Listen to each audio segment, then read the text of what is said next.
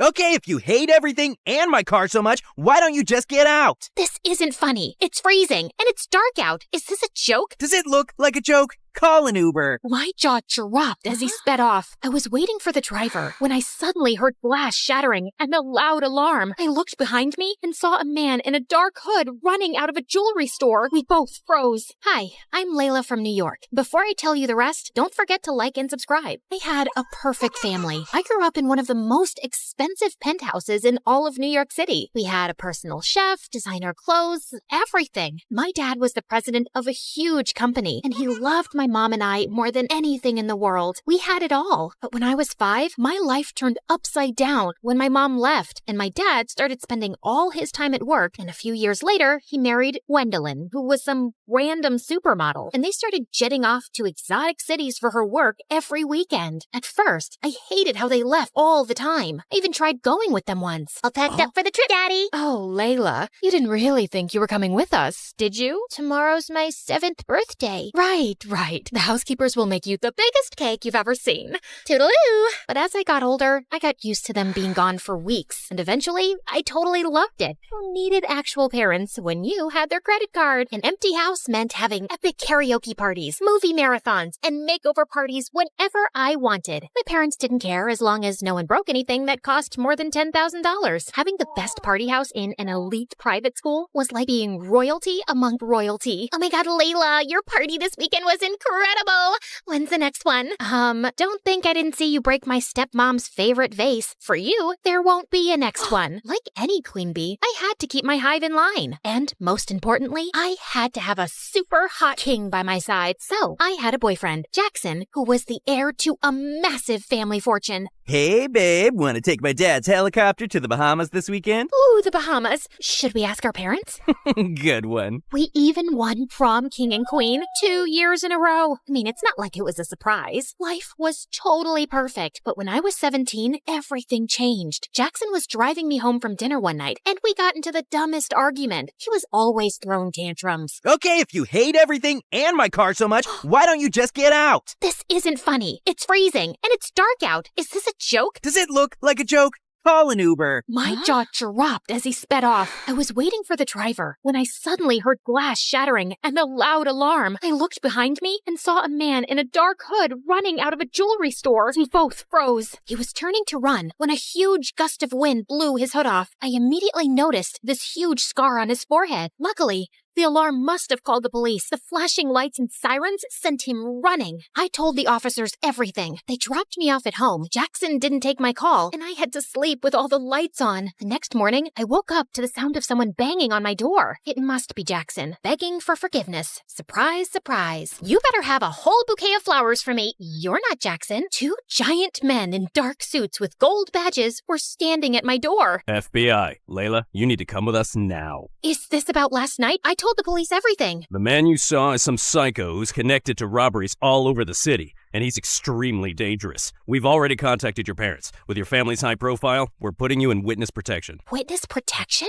Doesn't that only happen in movies? You'll be living with a new family in a discreet location until he's captured. He barely saw me. My dad will never allow this. Dad? Wait, what? Can't you just come home to protect me? Apparently, Gwendolyn signed all the paperwork and sent it to the FBI that morning without even asking me first. You can't do this to me. I wasn't even allowed to say goodbye to my friends or take my phone. And I dozed off in the car until we pulled up to a small house in the desert. A woman and a little girl stood at the door waving and holding up a handmade sign. Eunice? Who is Eunice? Welcome home. Miss Celia will tell you everything you need to know from here. Good luck. Walking into the house felt like the beginning of a nightmare. Everything was so old. Even the floorboards were creaking under my feet. I know this is probably a lot for you, Eunice, but we're here to make you feel like home. Okay, but where's the rest of your house? I can't believe I have a pretty big sister. Don't mind Amy. She's only 5 and she is excited to meet you. I'm sure you're exhausted, but I was instructed to change your hair tonight. You need to be unrecognizable, Eunice. Are you kidding? I just got highlights. And please stop calling me Eunice. My name is Layla. Sorry, sweetheart. But according to your new identity, your name is Eunice. You're my niece who just moved here from a farm, and you have short, green hair. Cool. I love green hair. I'm gonna be sick. Hopefully not too sick. You have to start school tomorrow. After hours of sobbing, I had no choice but to let Celia destroy my hair. Before school the next morning, Celia printed out a schedule and told me about my new identity. Whoa. AP Trigonometry Chess Club? You'll do great. Oh, and I packed you a sandwich for lunch. It's probably nothing as fancy as you're used to, but I think I make a mean PB&J. The best sandwich. Oh, and here's your phone. Don't try to sneak any texting to friends. It's only programmed to call me. A flip phone? Have a great first day. As if that wasn't enough, the students all looked so weird. Not a single person was wearing designer clothes. I guess I wasn't either. I shut the locker and jumped when I saw a tall guy with glasses and a plaid sweater standing right in front of me. Who are you? Hi, I'm Edward. Eunice, right?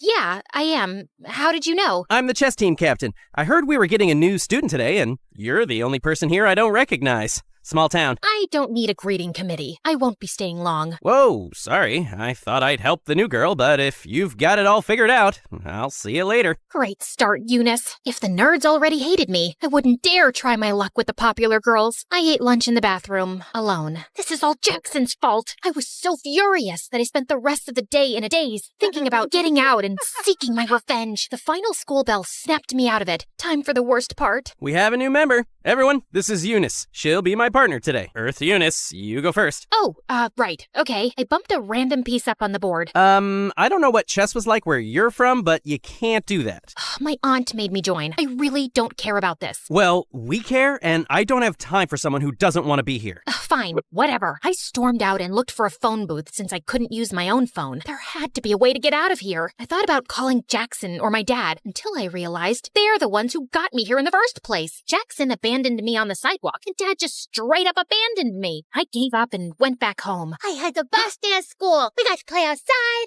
and I saw a rock that was bigger than my head. Okay, what about you? Did you make any new friends? Nope, but maybe a couple of enemies. I told Celia that I didn't want to go to chess anymore. Although, seeing them all play did remind me how fun it was to play with my dad. Did I just call chess fun? One day, I was walking to the bathroom for another sad PB&J, but someone was blocking the door. Edward, you know this is the girls' bathroom, right? I just wanted to make sure you knew that it wasn't the cafeteria, since you eat lunch here every day. Small school, people talk. Well, that was humiliating. What do you want? Surprisingly, he apologized for being so harsh on the first day. He even offered me to join him for lunch, where they play chess as well. I never thought I'd say it, but it was way better than eating alone in a bathroom. Edward even walked me home after school, and I saw Celia spying at us through the window before he dropped me off. Someone's making friends. Does he want to have a play date with me? I'll ask him. Edward and I started spending more time together, and it was fun. And I started to look forward to school, and I had to admit, it was nice not having friends who only looked for status and where I had to dress up like I was going to a fashion show every day. And once, as I prepared to leave for school, I saw Celia braiding Amy's hair, and it reminded me of my mom. I gathered myself and took my bag to leave. Okay, bye, Mom. Bye, before I knew it, Celia was hugging me. I'm sorry.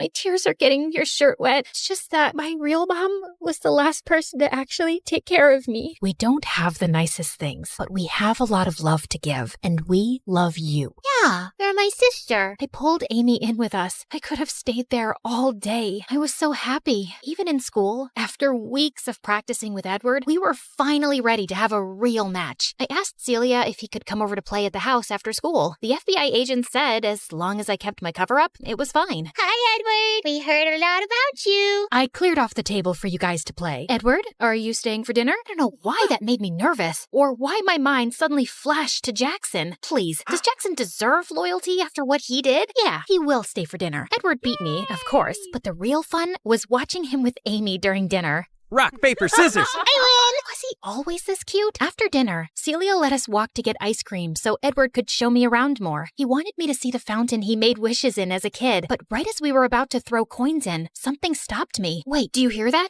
There's a rustling sound. Edward stepped in front of me, and that's when I saw a dark figure, and my heart raced with anticipation of the man with the scar to come out and... Jackson? What are you doing here? Layla, I felt terrible for what I did, so I came to rescue you. You're not safe here. You know this guy? Wait, why is he calling you Layla?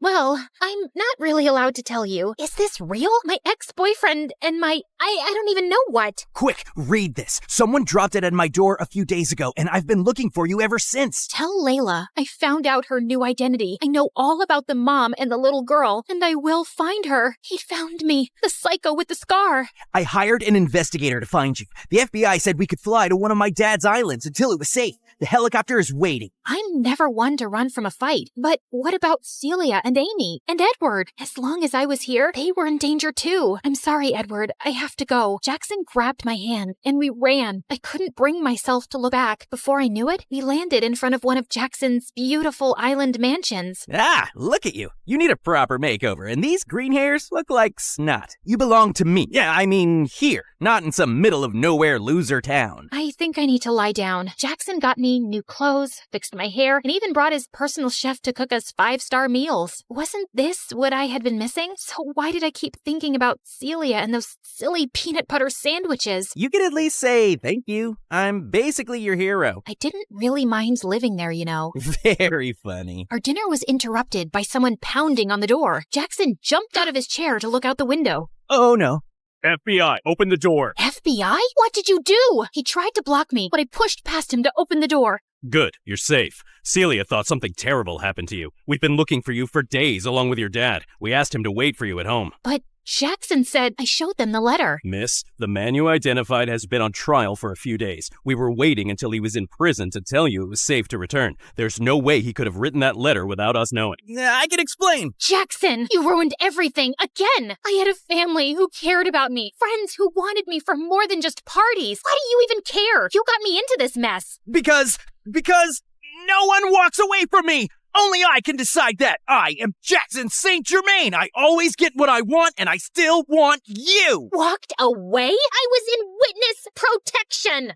I didn't even have a phone. You're insane! The agents had to put Jackson in handcuffs to put an end to one of his famous tantrums. Get him out of here. The FBI told everyone I was safe and took me back to my penthouse in New York. Walking through the empty rooms, I thought about Celia and Amy, and I suddenly understood the difference between a house and a home. My baby, Layla, I'm so sorry for not being here with you all this time. I can't go back to the time that has passed. I know I was so focused on work because I was trying not to miss your mom, and I didn't realize how much you had grown up. You look just like your beautiful mom, and when I got to know that you were in the witness protection program, I used all my connections to find the scumbag bandit as soon as possible. And when I found out you'd gone missing, I realized what a terrible father I am. Oh, Dad, you'll always be my dad, but I really want to go back to finish high school with Celia. My dad accepted as long as I had a bodyguard for protection. There was just one thing I had to do before going home. Driver, can you please make a stop at the local jail? You better tell them to let me out. Tell them it's a mistake. I cut him off with a well-deserved slap across the face. Clearly, he hadn't learned any lessons yet, but he was super rich. I knew he'd be bailed out in no time, but not by me. Bye, Jackson. It was time to reveal my big plan. Layla, it's beautiful. I took Celia and Amy's blindfolds off and revealed a brand new house by the fountain in the park. My dad wanted to make up for his absence, so he paid to build a big house with everything the three of us could need. And yeah, I did ask for a walk-in closet. A girl can only change so much. Do I have a playroom? You have two. Wow! I still can't believe your name is actually Layla, and you did all this just for some chess-playing nerds in a small town. Don't flatter yourself too much. It was for all you nerds in this beautiful small town. Let's head inside. I'm kind of craving a peanut butter and jelly sandwich.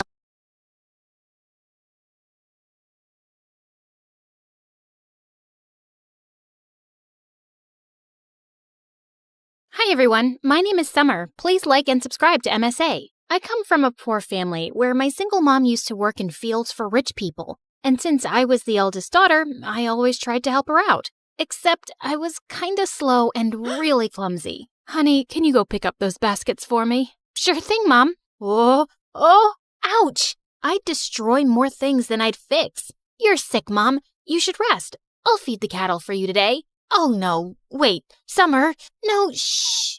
You can thank me later. But as soon as I went near the animals, I stepped on a cow's tail and sent them all running around in panic. Just then, my BFF Jackson showed up, laughing like crazy. I guess that adds to another of your achievements this week, Summer. Shut up and help me. Jackson's family had lived next to us for years, and we'd grown up really close. And since he was a freaking genius, he'd help me study while I just tried to sleep my way out of it. At school, all the girls drooled over him and came to me to put in a good word for them. Can you give these chocolates to Jackson and ask him to come to our party? Nah, I got a test. You can eat them all. Really? The girls would hate me for being his favorite. And likewise, I adored him too. He was really hardworking and had part-time jobs to support his mom, who was sick most of the time. One day, I went over to check on his mom, and he was surprised when he came home. Summer, what are you doing here? I knew you'd be working late shifts, so I thought I'd help out. I am so lucky to have you in my life. I love you. Suddenly, my eyes went all wide. What, you don't like me? Oh, no! I mean, yes, I like you a lot. But I thought you were too perfect and wouldn't like someone like me. You're the most beautiful person, both inside and out. Summer, I don't just like you, dummy. I love you. After that, Jackson and I started dating, and it was really fun. But over time, things started to get tough. Jackson's mom got sicker, and he became super stressed and started working more part-time jobs. He'd be so busy that I'd barely get to see him. So one day, I decided to stop by at the ranch where he worked. But when I got there, I saw Jackson's clothes were all muddy and a bunch of kids our age were messing with him. How dare you touch me, you filthy rat? I didn't touch you on purpose. I was just trying to save you from falling. But suddenly, the girl slapped Jackson hard across his face, and I just couldn't watch him being humiliated like that. You jerks, leave him alone. I jumped over the fence to save him, but I ended up landing in a puddle. Ugh. The other kids started laughing, and Jackson pulled me away quickly. But the next day, Jackson came to my place with the most extraordinary request. Summer, if I asked you, would you date the guy I work for? What? You want me to be someone else's girlfriend? No, I just want you to pretend. Why would you ask me to do that? And do you mean one of those jerks who was bullying you? Just hear me out. He asked me if I could get him a fake girlfriend in exchange for a lot of money. Summer, you know I'd never even think of such a thing if I didn't really need it. Mom needs that surgery soon. So, you'll put me up for sale? No, don't say it like that. It's just like any job. It doesn't mean anything more. Please, help me. I knew his need was genuine, but this was insane, and I refused. The next few days, Jackson kept texting me to apologize, but I didn't want to talk to him. Until one day I came home, and Mom told me that Jackson's mom had been admitted to the hospital. I went there as fast as I could, and it broke my heart to see how defeated Jackson looked. And I decided to go along with the fake dating plan. I was going to get him that money, and maybe even teach those jerk kids a lesson. When I told him I'd do it, Jackson was shocked. Are you sure, Summer? Yeah, I'm sure. I can't thank you enough. You're the best. The next day, I went to see that guy Aiden at his ranch. Interesting. Aren't you Jackson's girlfriend who tried to save him that day? That was brave of you, although you looked pretty stupid. Also, you don't find it weird that he has no problem with you dating another guy? What? No. Jackson and I are just friends. Wow, you're one amazing friend. So you're single then? Yeah, but don't get any ideas. I'm only here to be your fake girlfriend. And as far as you're concerned, I'm like, gay. I see you and I feel nothing. In fact, I look at you and I want to puke. Yuck. Oh, really? How are you going to be a convincing fake girlfriend for me then? 'Cause I'm a top-class actress and I've played major roles in school plays. I played Juliet once, and in the end, I laid so still, some people actually thought I'd died. Pretending to be your girlfriend will be a piece of cake. Why do you need one, though? Is it hard to find someone to actually like you? None of your business, girl. And I might regret this deeply, but you're hired. He told me he was going to enroll me into his school, and we had to make everyone believe that we were super in love. But I wasn't going to make this easy for him, especially after the way he and that girl had treated Jackson. I was going to be the most annoying girlfriend ever. On the first day, I put on a hideous outfit to embarrass him. God, who is that clown with you, Aiden? What is she even wearing? Ew, she smells like cattle. But my plan failed because Aiden shut everyone up and told them I was his girlfriend, with pride. Just then, the same girl who slapped Jackson at the ranch came catwalking towards us. You must be crazy, brother. I mean, just look at her. Our maids dress better. Turns out that witch was Aiden's stepsister, Meg. It is what it is, and you gotta deal with it, Meg. But later that day, as we were heading home, Aiden warned me. Look, take my credit card and get yourself some decent clothes. This is very important to me, so don't joke around. People have to believe you're my girlfriend, so you need to look and act the part. I nodded and smiled sweetly, but I wasn't going to stop so easily. The next day during lunch, all eyes were on us, so I filled my tray to the top with food. Seriously? What's wrong with you? A girl's gotta eat, man. I have a healthy appetite. I kissed him on the cheek and danced back to our table. I ate like a pig and let out the loudest burp. It was so funny to see Aiden act like this didn't bother him. But just then, a skinny guy with glasses walked up to our table and asked Aiden's friend for some money he owed him for doing his assignment. You want money? Here you go. And he threw some of his loose change at the poor guy's face. I suddenly lost my temper and flung my orange juice at him. What the heck?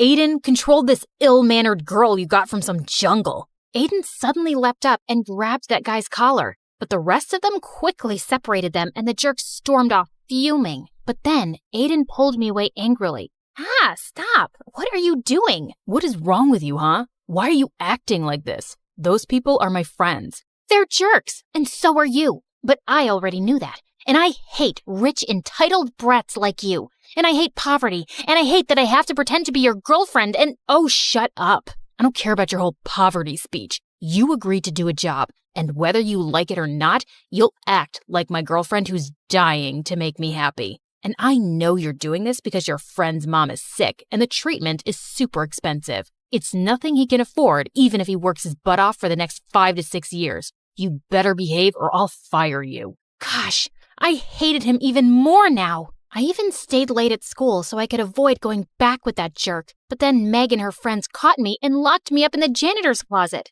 Hey, open up! I kept banging on the door for a while, but it was no use. I tried calling Jackson and left him some messages, but he wouldn't reply. And then suddenly, the door flew open, and I was so startled that I lost my balance and fell to the ground, hurting my ankle.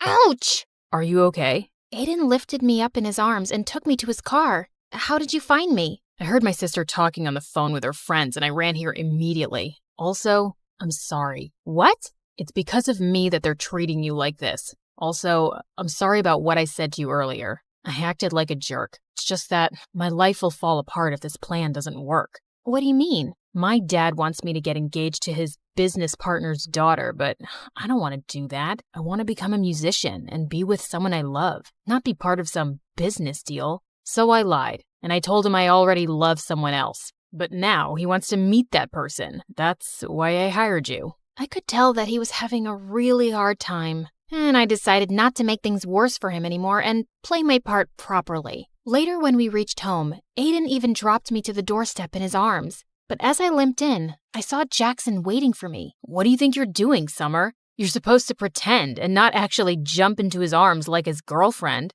Huh? I hurt my ankle and he just helped me. You could have just walked. What? I'm doing all of this because of you in the first place, and you're being so— Okay. Don't get mad at me, please. It's just that I love you and I got kind of jealous, and I'm sorry, okay? It felt kind of weird, but I could understand his jealousy. And now I just wanted to get this job done as soon as possible. My weird and clumsy habits would come in my way often, but Aiden didn't make me feel bad about it. And I discovered that he was actually a nice and kind person. Once when he was dropping me off at home, he suddenly dialed someone's number and wished them a happy birthday, warmly. That was my old nanny. I adored her when I was a kid, and we've stayed in touch. That was actually really sweet. I couldn't remember the last time I'd even called my favorite aunt on her birthday. And it was things like this that made me warm up to him. And we slowly became good friends. A few days later, it was my birthday, but Aiden told me he had a party at his place and wanted to introduce me to his parents. When he picked me up that evening, I saw him in a suit looking so handsome. Whoa, you look so pretty. You don't have to pretend. No one's watching us here, Aiden. Suddenly, I lost my balance, but thankfully, Aiden caught me in his arms. For seconds, he kept staring into my eyes, and my heart raced like crazy. It's a shame we aren't dating for real. Somehow I pulled myself back up and stomped on his feet. I would never have dated you for real. You're not my type. Later at the party, Aiden was about to introduce me to his parents, but on the way, Meg stepped on my dress and I ended up crashing into the party cake, which went flying into Aiden's parents' face. Holy freaking cake monsters! It was such a disaster and I just ran out of there. But on my way out, I crashed into Jackson. I hadn't seen him in days. Jack, what are you doing here? And where have you been lately? I came to work here for the night so I could make some extra cash. And I've been busy, but I'm surprised you even noticed or cared. Why wouldn't I? You're my boyfriend. And do you know what day it is today? Yeah, Saturday. Now if you'll excuse me, I got work to do. And you should go and be with Aiden. Saying that, he just left without even wishing me a happy birthday. I was sitting outside by myself when Aiden joined me. Are you okay? I'm sorry about what happened back there. No, don't be. It wasn't your fault. So, what now? Are your parents going to be mad at you? Did I ruin things for you? Hey, take it easy. Why are you always so worried about everyone but yourself? Here, let me get that. He had some napkins and wiped some cake off my shoes. As he was doing that, I couldn't help staring at him. Suddenly, he looked up and started leaning closer to kiss me. My heart was pounding wildly, but I pulled myself back just in time and ran out of there. What just happened? The entire night, I kept thinking about Aiden. I was definitely catching feelings for him, and I felt guilty. I decided I couldn't go on with this deal, and I had to talk to Jackson about it. But then early the next morning, I received a message from Aiden calling me at his place. When I got there, I didn't see Aiden, but his parents and Meg were there. And so was Jackson. Look who's here. The famous gold digger who's trying to rip my brother off. I have no idea what you're talking about. Your brother and I love each other. Oh, really? Then who is this? Meg told us she heard you calling him your boyfriend last night. So, you've just been playing with my son's heart because he's rich? That's why rich people like us can't trust you filthy lowlives. You're all liars and frauds. I looked at Jackson, but he just stood there. But Aiden suddenly appeared and stepped in front of me. Leave her alone. I told you, I love her, Meg, and if you hurt her again, it's not going to end well for you. Then it's not going to end well for you either, son. If you're going to be with this girl, you can just leave with her as well. I already felt so humiliated, and I didn't want Aiden to get in any more trouble. So I ran out of there, and Jackson followed me. I'm really sorry, Summer, but it would have messed up our plan if I'd jumped in to save Aiden's girlfriend.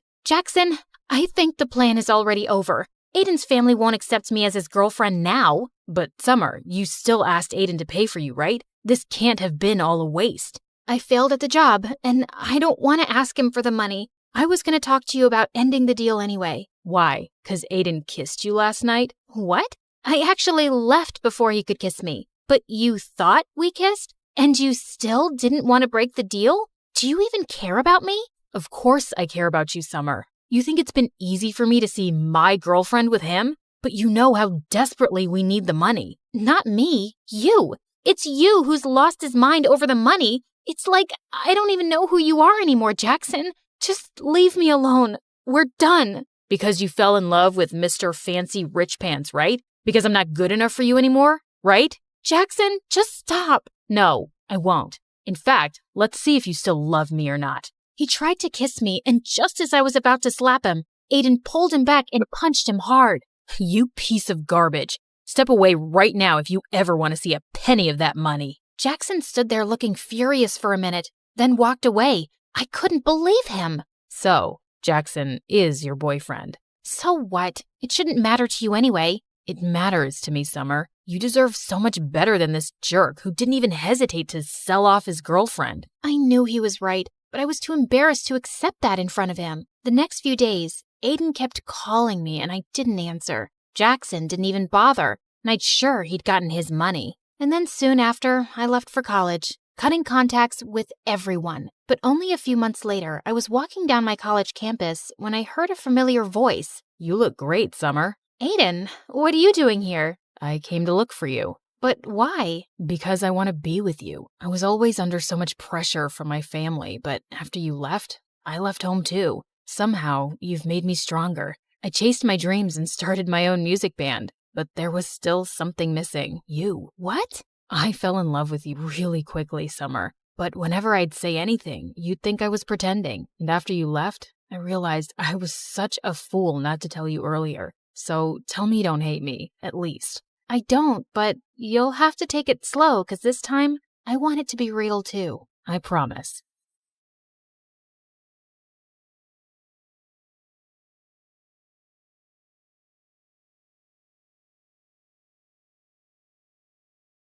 Hi, I'm Luna. I'm 16, and while most people see me as just another shy girl, my life is anything but ordinary. I keep to myself, lost in books and daydreams, trying to navigate a world that doesn't quite seem to fit me. But my life is a delicate balance of hiding and longing, and a secret I guard with everything I have. My family and I recently moved to a small town called Whispering Pines, nestled in a deep forest. My mom, Celine, said it was for a fresh start, but I knew better. She was always anxious, her eyes darting around as if expecting something to jump out at her. She constantly reminded me to stay hidden and keep your secret. Okay, back to my secret. Each night as the moon rose, I slipped into the woods and transformed into a unicorn. It's a magnificent form with a shimmering white coat and a horn that glowed like moonlight. In the forest, under the cover of night, I was free, a creature of magic, running wild and unbound. But by day, I was Luna, the girl who avoided mirrors and hid under a hood.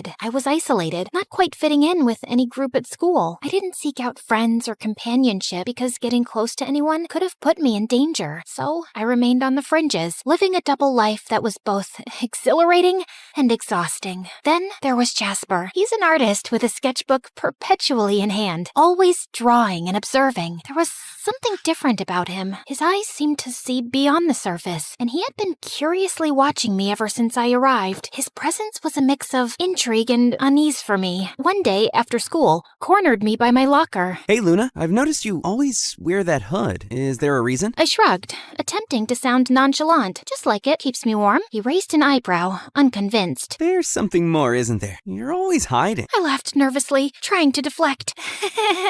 What about you? Always drawing? Jasper flipped open his sketchbook to reveal a detailed drawing of a unicorn. My heart skipped a beat. The other night, while I was walking through the woods, I found these strange tracks in the snow. So I did a little research, and maybe, just maybe, there are unicorns out there. I tried to maintain a casual demeanor, though anxiety bubbled beneath the surface. Unicorns aren't real, Jasper. He looked at me, his eyes sparkled with curiosity. What if they are? What if there's something magical out there that we don't know about? I forced a smile, feeling a sense of dread. Maybe, but I wouldn't worry about it. Despite my attempts to dissuade him, Jasper's curiosity didn't wane. He continued to question me, probing with a mix of genuine interest and persistence. His questions, though innocent, hit too close to the truth and made me uncomfortable. The next day, while I was walking to the local bookshop to get a new journal, I saw 3 men and 2 women exiting a large black SUV, all wearing the same black suit and tie. As I stayed hidden in the shadows, I got close enough to hear them speaking to Whispering Pines' local sheriff, Marty Luca. They told him they belonged to a government agency of environmental researchers, but their high-tech gadgets and probing questions suggested otherwise. It was clear that they were searching for something, and I couldn't shake a feeling that it might be me. Later that night, I told my mom about the mysterious group of strangers that had arrived. Immediately, my mom's anxiety reached new heights. I watched as she ran to the closet and pulled down an old photo album from behind a row of hat boxes. She flitted the pages until she stopped at an old newspaper clipping with a photo of the same people I saw earlier that day. Luna, we have to be extra careful now. The OSS is here, and they're not what they seem. I looked at her, confused. What do you mean? Who is the OSS? She gripped my shoulders, her voice trembling. Office of Supernatural Sightings. They're looking for magical creatures. If they find out what you are, they'll capture you and use you for their own purposes. You must stay hidden. But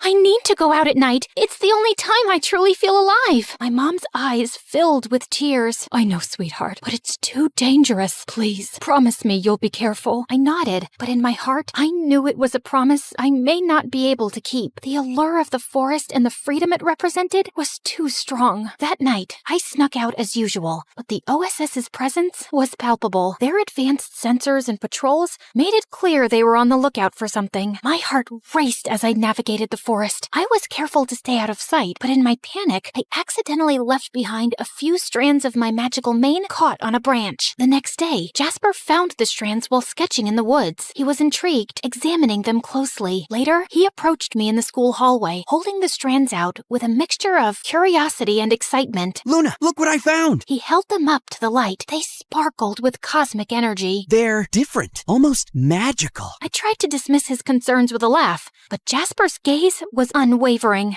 Magic? Are you sure? He nodded, his eyes serious. Then he looked deeply into my eyes, like he could see right through me. There's something about you, Luna, and you've been acting so strange lately. I felt a rush of anxiety. I don't know what you're talking about. Jasper's frustration was evident. Come on, Luna, I'm not trying to pry. I just want to understand. Is there something you're hiding? I hesitated, torn between fear and the desire to confide in someone who seemed to care. But the moment was interrupted as my mom approached and pulled me away from Jasper. What's wrong? The OSS is intensifying their search. They set up traps in the forest. They're using tracking technology, and they're questioning the townspeople. My mom's fear became even more apparent, urging us to leave town immediately. Luna, it's getting too dangerous. We need to leave before it's too late. I crossed my arms in defiance. I'm not leaving. I've been running all my life. I want to stay. Mom looked over my shoulder at Jasper. You can't risk everything over a boy. You don't understand how serious this is, Luna. I do understand. And Jasper is my friend. I trust him. My mom scoffed and walked away, clearly frustrated. I approached Jasper and took a deep breath, my heart pounding in my chest as I looked into his eyes. Jasper,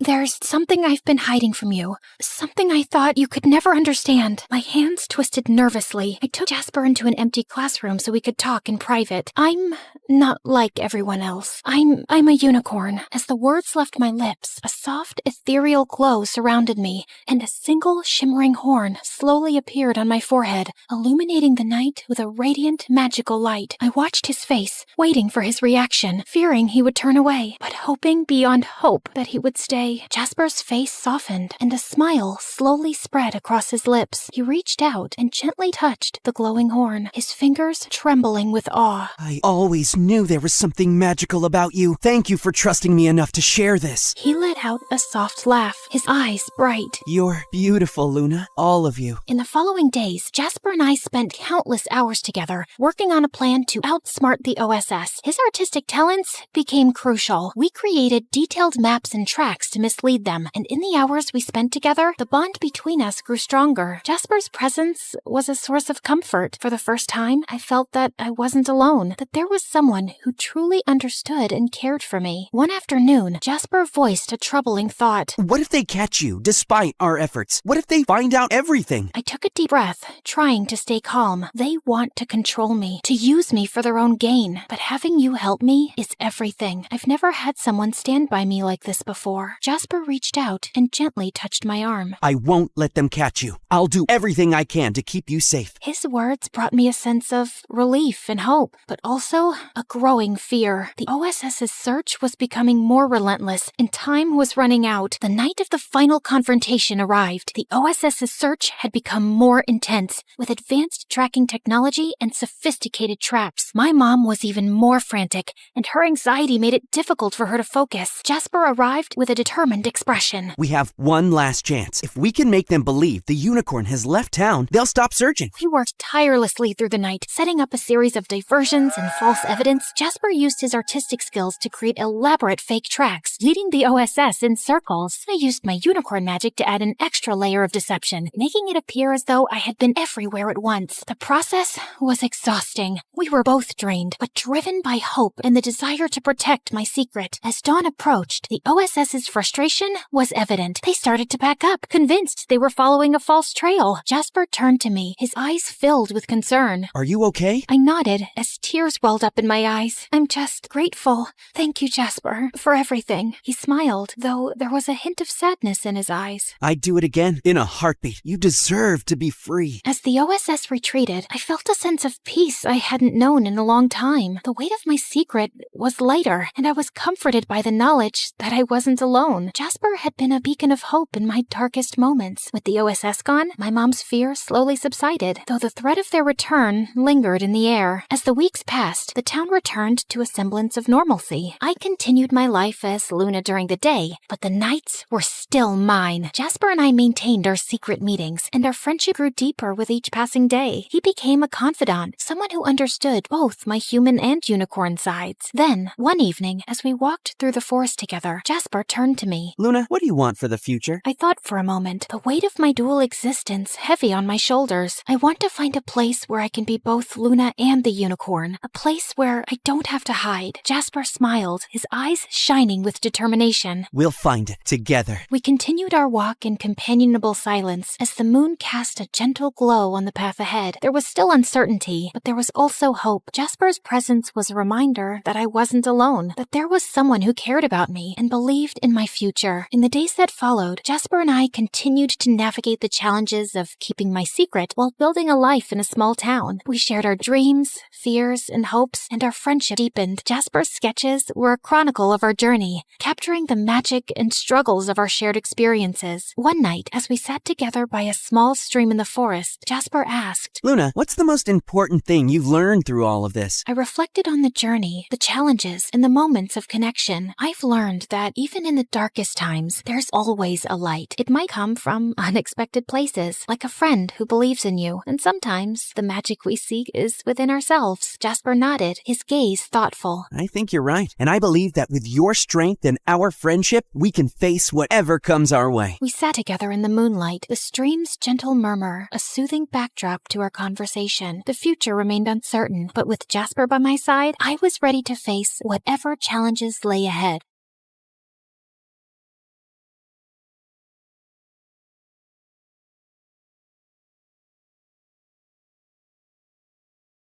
Hi there, I'm Ellie, and I've got a story that'll make you laugh, cry, maybe even question your own sanity. But hey, don't we all need that from time to time? So like and subscribe and strap in, because this roller coaster is about to take off. You see, I was born with a slight anger problem, the kind that made me want to karate chop a stuffed animal when I was just 5. Yep, I had anger issues. On a sunny day at the park, 5-year-old me just wanted to have fun on the swings and slides, but things took a different turn. I'm gonna slide like a penguin. Move it. I'm going first. Hey, no cutting. That's not nice. Do I look like I care? The bully pushed past me, smirking. Feeling furious, I climbed the ladder fast with my juice box in hand. You'll be sorry, mister. I squeezed the box hard, squirting juice straight into the bully's eyes. Then I slapped him and pushed him down the slide, and his nose started bleeding. He started crying like a baby, and his dad came running over. What is wrong with you? Behaving like a monster? You should be ashamed of yourself. I picked up a pebble and threw it at him, but it missed him by an inch.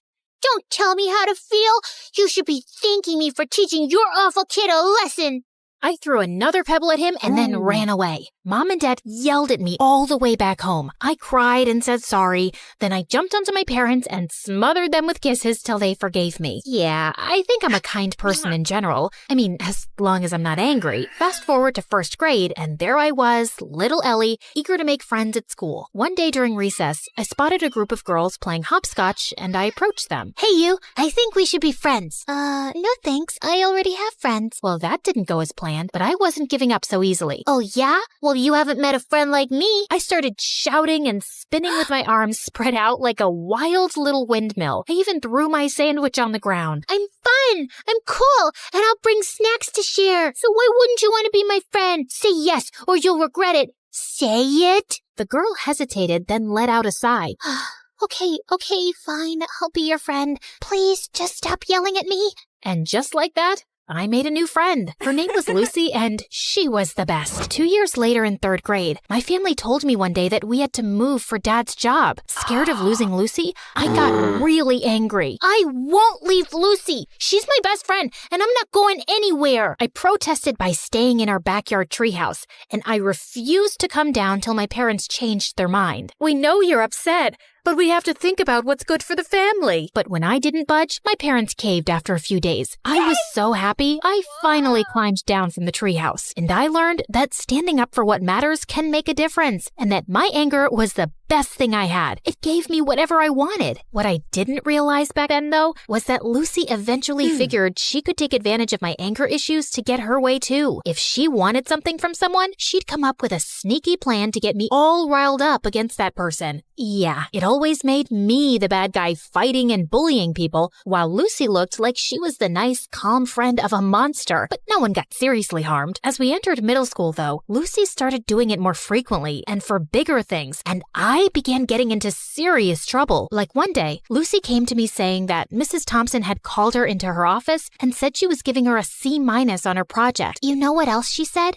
She told me that I should get myself a better friend because you're distracting me with all your fights and affecting my grades while you get good grades yourself. She even said that you hang out with me just so you can feel better than me. Can you imagine? What? That's not true. Of course I know that. Listen, in today's lesson, I'm gonna confront her about this psychological manipulation. And if she sneezes a lot, it means she's nervous that I've told you everything she said. You know all the teachers fear you, But Mrs. Thompson is always sneezing because of her allergies. Yes, but sneezing a lot means she's nervous and she's hiding something. She told us that once, but I guess you forgot. Lucky you have me to remind you. When it was Mrs. Thompson's class, Lucy gifted her a red nose, and seconds later, when she confronted her about the manipulation, Mrs. Thompson started sneezing like crazy, and I felt furious. How could you? I thought you were a nice teacher, but you're just like the rest. And with that, I pushed her hard. She fell down and screamed in pain. While everyone's attention was focused on me, Lucy sneaked into Mrs. Thompson's laptop and changed her own grade on the project. Mrs. Thompson broke her arm, and I got suspended for 3 weeks. My parents were furious with me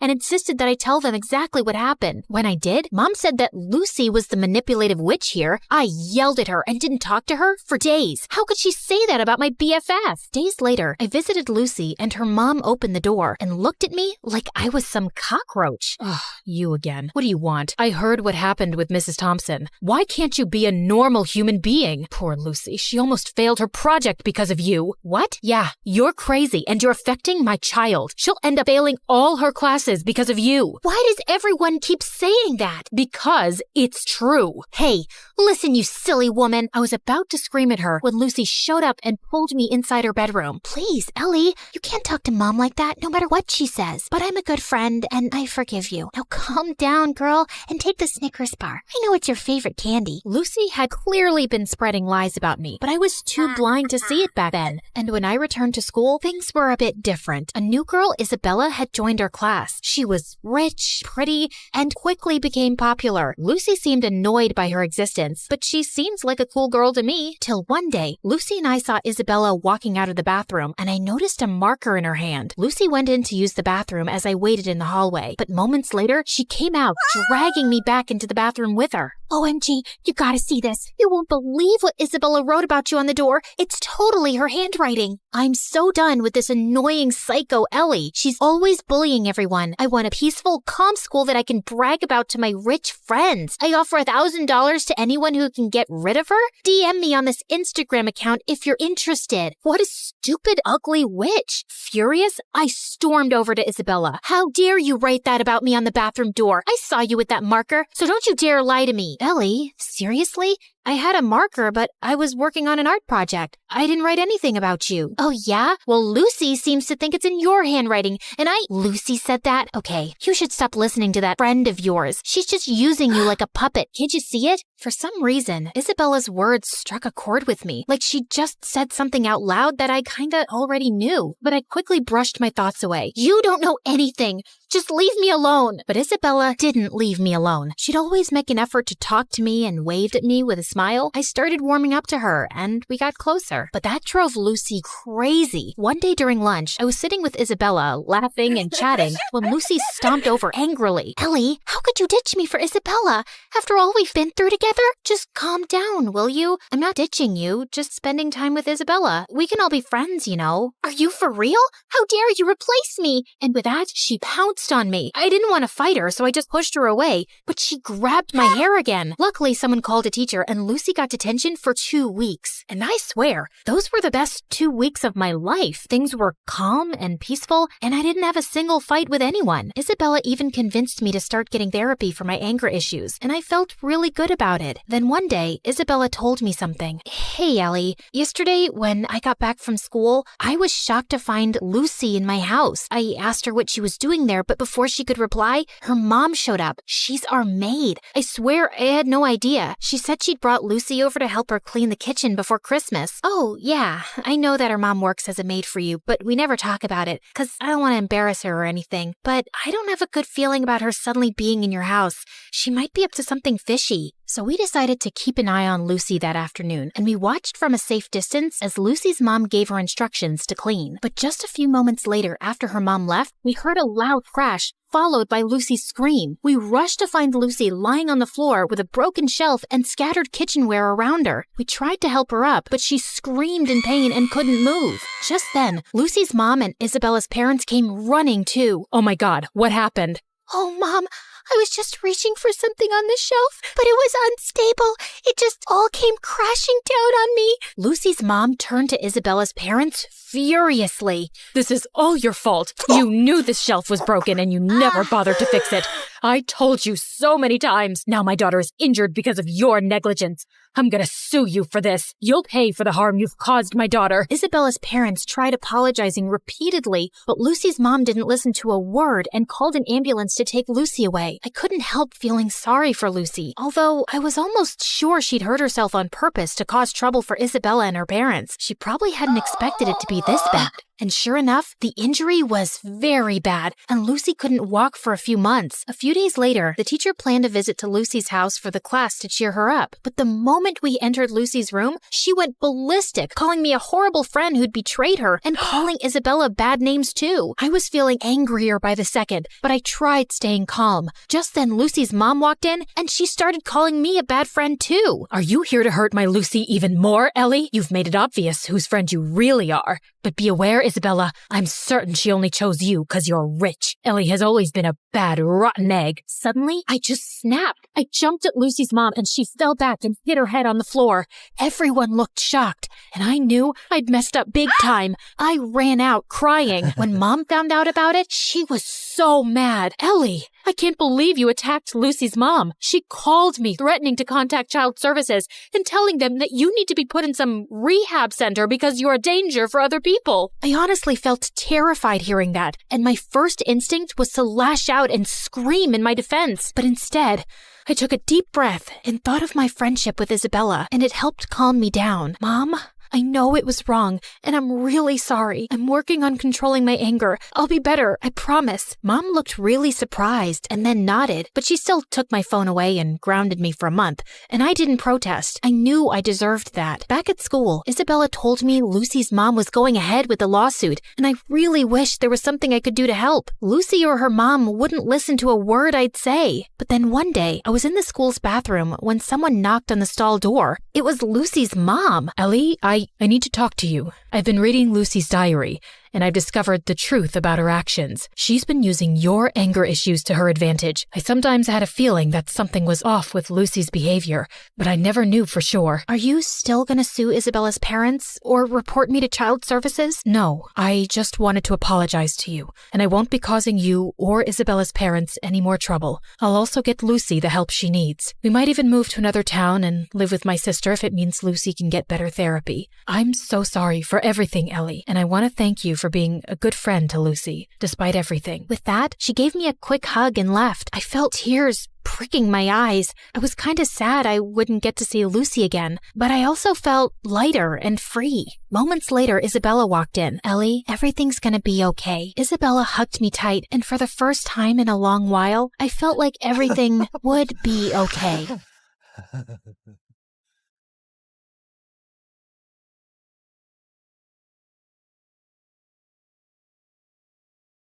Hi, I'm Nova, and my life sucks. I used to think I was just unlucky, but thank God I later discovered it was a full-blown family curse. No, seriously. I grew up with a twin brother, Dorian, who was 2 steps ahead in everything. For starters, everyone thought he was the much better-looking twin. He'd play video games all the time and ace his tests while I'd stay up all night studying and my grades were still average. He was good at sports, I was just clumsy. Even our parents favored Dorian, especially Dad, who dreamt of making him a football legend. In 8th grade, I tried out for the small school talent showcase, just a silly cheer routine I made up on my own. I asked everyone to come, but that same day, Dorian had his big football practice match, and guess where everyone went? Yep, including my parents. What's going on? Your brother scored the winning goal at his big match, so we called all his friends over to celebrate. So you missed my talent show for a dumb match? You participated in a talent show? Why? You're so uncoordinated. Just last week you tripped over a sock and hurt your head. Thanks, but I don't need your judgment. I'm just saying, maybe next time choose something you're good at. Oh wait, you can't. You're bad at everything. Shut up or I'll kick your face. Ugh, so annoying. I ran upstairs fighting tears when I heard a soft voice calling from a bedroom down the hall. Nova, is that you?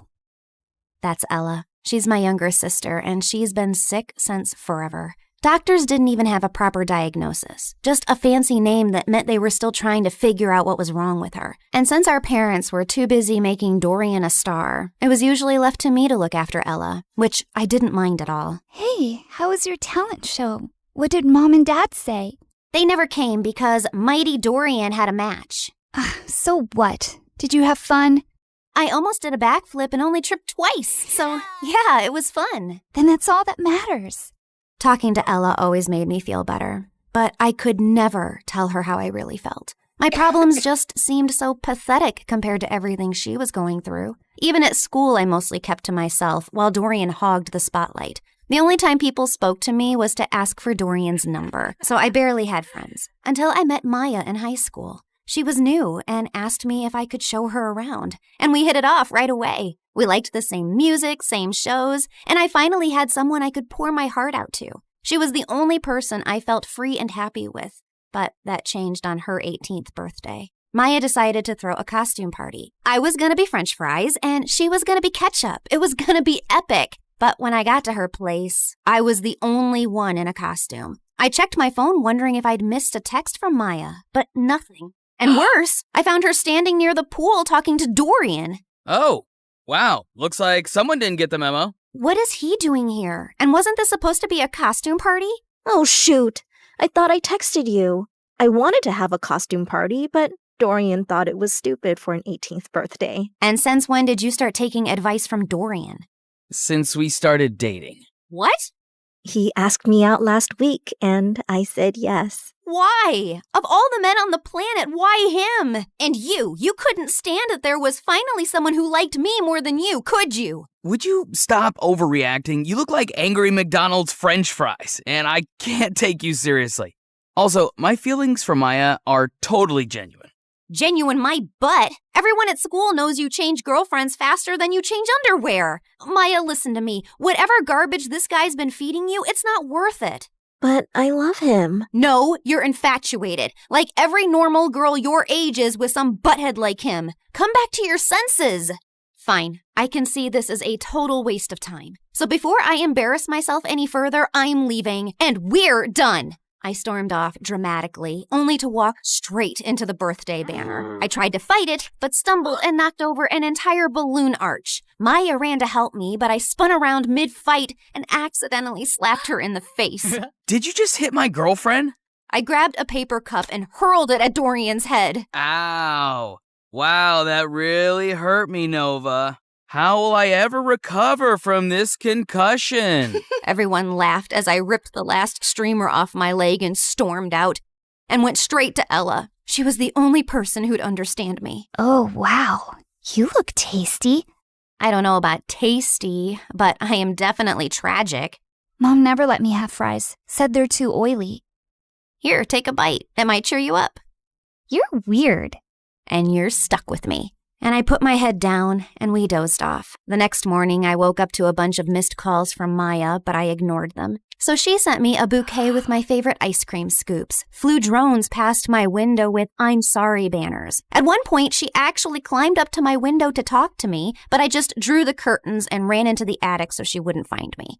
I was looking for some boxes to hide behind when I accidentally knocked one over and a diary fell out.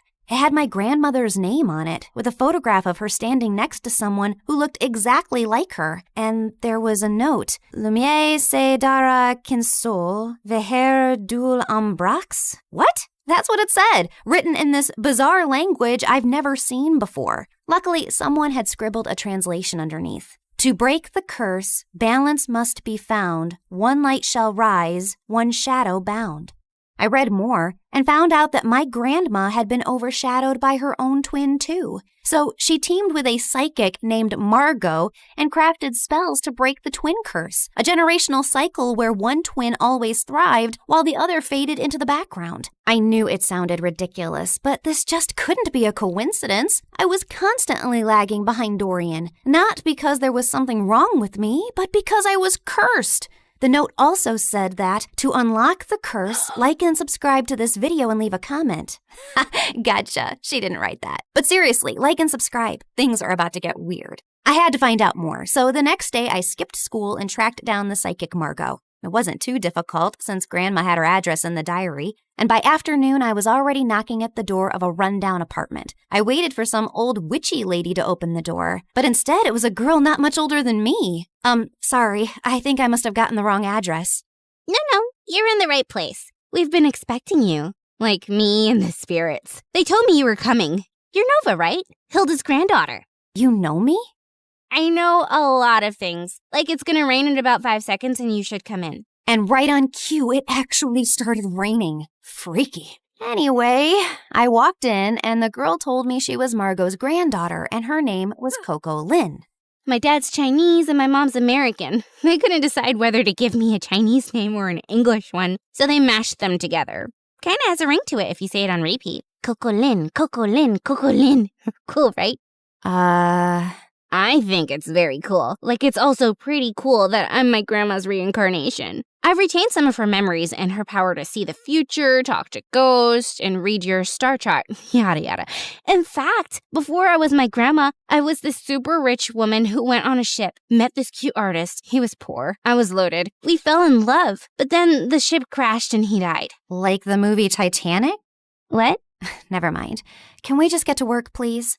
I gave her the diary, and she invited me into this small room. As I settled into a beanbag, Coco Lin took the diary in her hands. Then suddenly, she threw her head back dramatically. Before I could ask if she was okay, she snapped her head forward like a possessed owl, then started spinning in slow circles. Then she dropped to her knees, flapped forward, and after a full minute of silence, popped back up. All done. The curse is now reversed. Whatever once belonged to your brother is now yours. Wait, what do you mean by reversed? I wanted you to end the curse. Yeah, well, unfortunately for that, you'd have to find the original witch who cast the curse on your family. And she's probably dead. So unless you have a shovel and a time machine, this is the best I could do. Now remember, every spell has its repercussions, so just be aware of potential side effects. What kind of side effects? Mild nausea, headaches, nosebleeds, and in rare cases, hallucinations. It depends. On what? On how badly cursed you are. Just kidding. I fixed the curse, remember? You'll be fine. Would you like some tea? But I just thanked her, paid her fee, and got out of there as fast as I could. The whole way home, I kept thinking if what I'd done was wrong. But was it really that bad if Dorian suffered a little? Also, Coco Lin was kind of a weirdo, so I wasn't too sure if her chaotic head Roomba fixed anything. But boy, was I wrong. I looked around and I froze. This wasn't my room. It was bigger, with velvet curtains, a chandelier, and a full-length mirror. I jumped out of my bed and pulled the curtains, only to see a massive, perfectly manicured garden with fountains and a freaking swan. Why am I in this place? How did I get here? I checked my phone. It showed the same date as yesterday. Okay, this is clearly a dream. Ow! Ow! I pinched myself hard, and seconds later, Mom burst into the room. Oh my God, Nova! Why did you scream like that? I thought some stalker tried to jump into your room again. Again? When was the first time it happened? Oh, my poor baby. You've been so traumatized lately, you've probably blocked out everything. It's fine. We can talk about it later. For now, drink your kale. You're already late for gym, and Coach gets cranky when you're not warmed up before cheer practice. Mom, I don't do cheer practice. I barely passed PE. This isn't real. I rushed outside to find Ella's room. She might have answers. But the house was so huge, I had no idea which room was hers and accidentally entered Dorian's. What are you doing in my room? Shut up and tell me what's happening. Are you trying to pull some elaborate joke on me? Who even owns this house? One of your weird rich friends?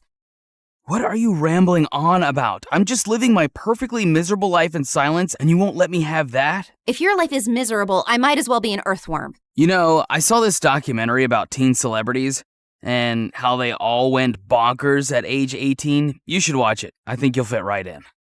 You think this is funny? God, just tell me where Ella is and I'll leave. Same place she's always been. Why? Suddenly remembered you have a sick sister who needs your attention? I've always cared about Ella. You don't care about anyone else but yourself, Nova. Now get out and go sign some stupid autographs.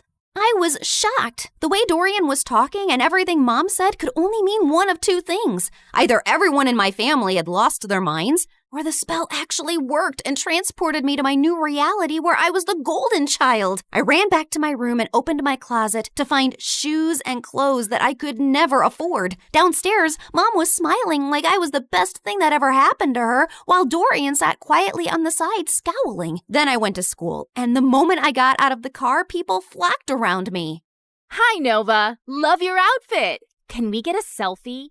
Are you coming to my birthday next week? You can cut the cake if you want to. It was like stepping into a dream where I finally mattered and wasn't invisible next to Dorian. I was still processing everything when Stacy walked over and linked her arm through mine.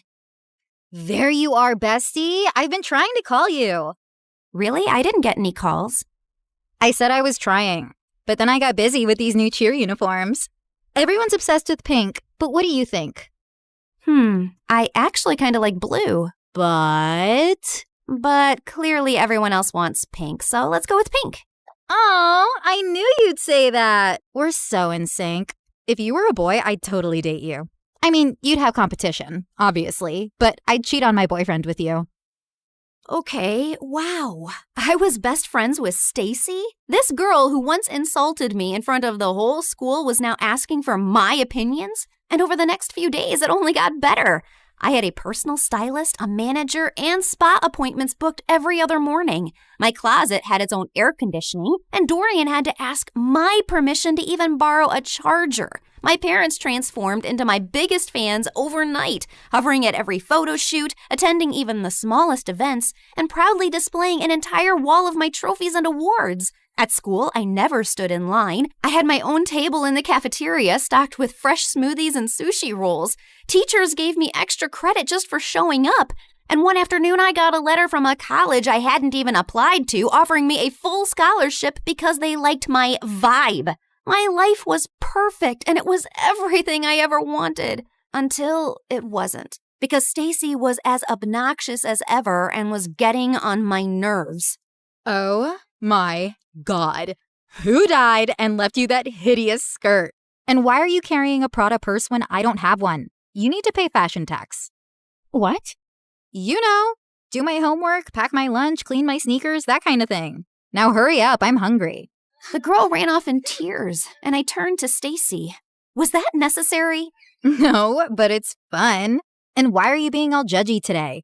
Did you forget the time you bullied that new girl, Maya? She was so terrified of you, she literally transferred schools. I bullied her? Every day. You made fun of how she dressed, the way she spoke, and then when your loser brothers started dating her, you totally snapped. My God, I'll never forget the tantrum Dorian threw when she left. I even have a video. Stacy shoved her phone in my face, and I watched in shock. Dorian was having a full-on meltdown while I stood there laughing like a maniac. Seriously? What? And that wasn't even the worst part. The girls on my cheer team laughed and joked until I walked in. Everyone on my modeling team walked on eggshells around me. I even overheard this girl say that I should get an exorcism because I had a devil living inside of me. This one time during a shoot, my makeup artist accidentally dropped a brush. I reached down to pick it up and she recoiled like I was gonna hit her. I'm so sorry. I'll get a new one immediately. Hey, it's just a brush. Don't worry about it. You're not mad? Why would I be mad about an accident? While the photographer was adjusting his camera, I overheard two assistants whispering. She seems different today. Last week she threw hot coffee at me because I got her the wrong brand. Remember when she made Tina cry because she accidentally walked into her photos?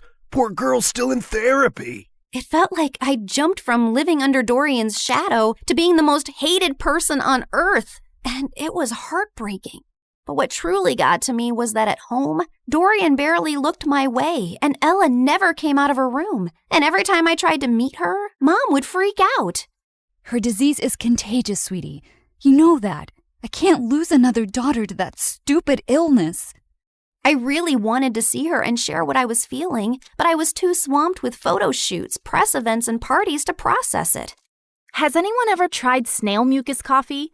Apparently, it's very good for your skin. I'm already having my vitamin C, D, E, G, H, Y, Z, Q to keep my nails shiny and healthy.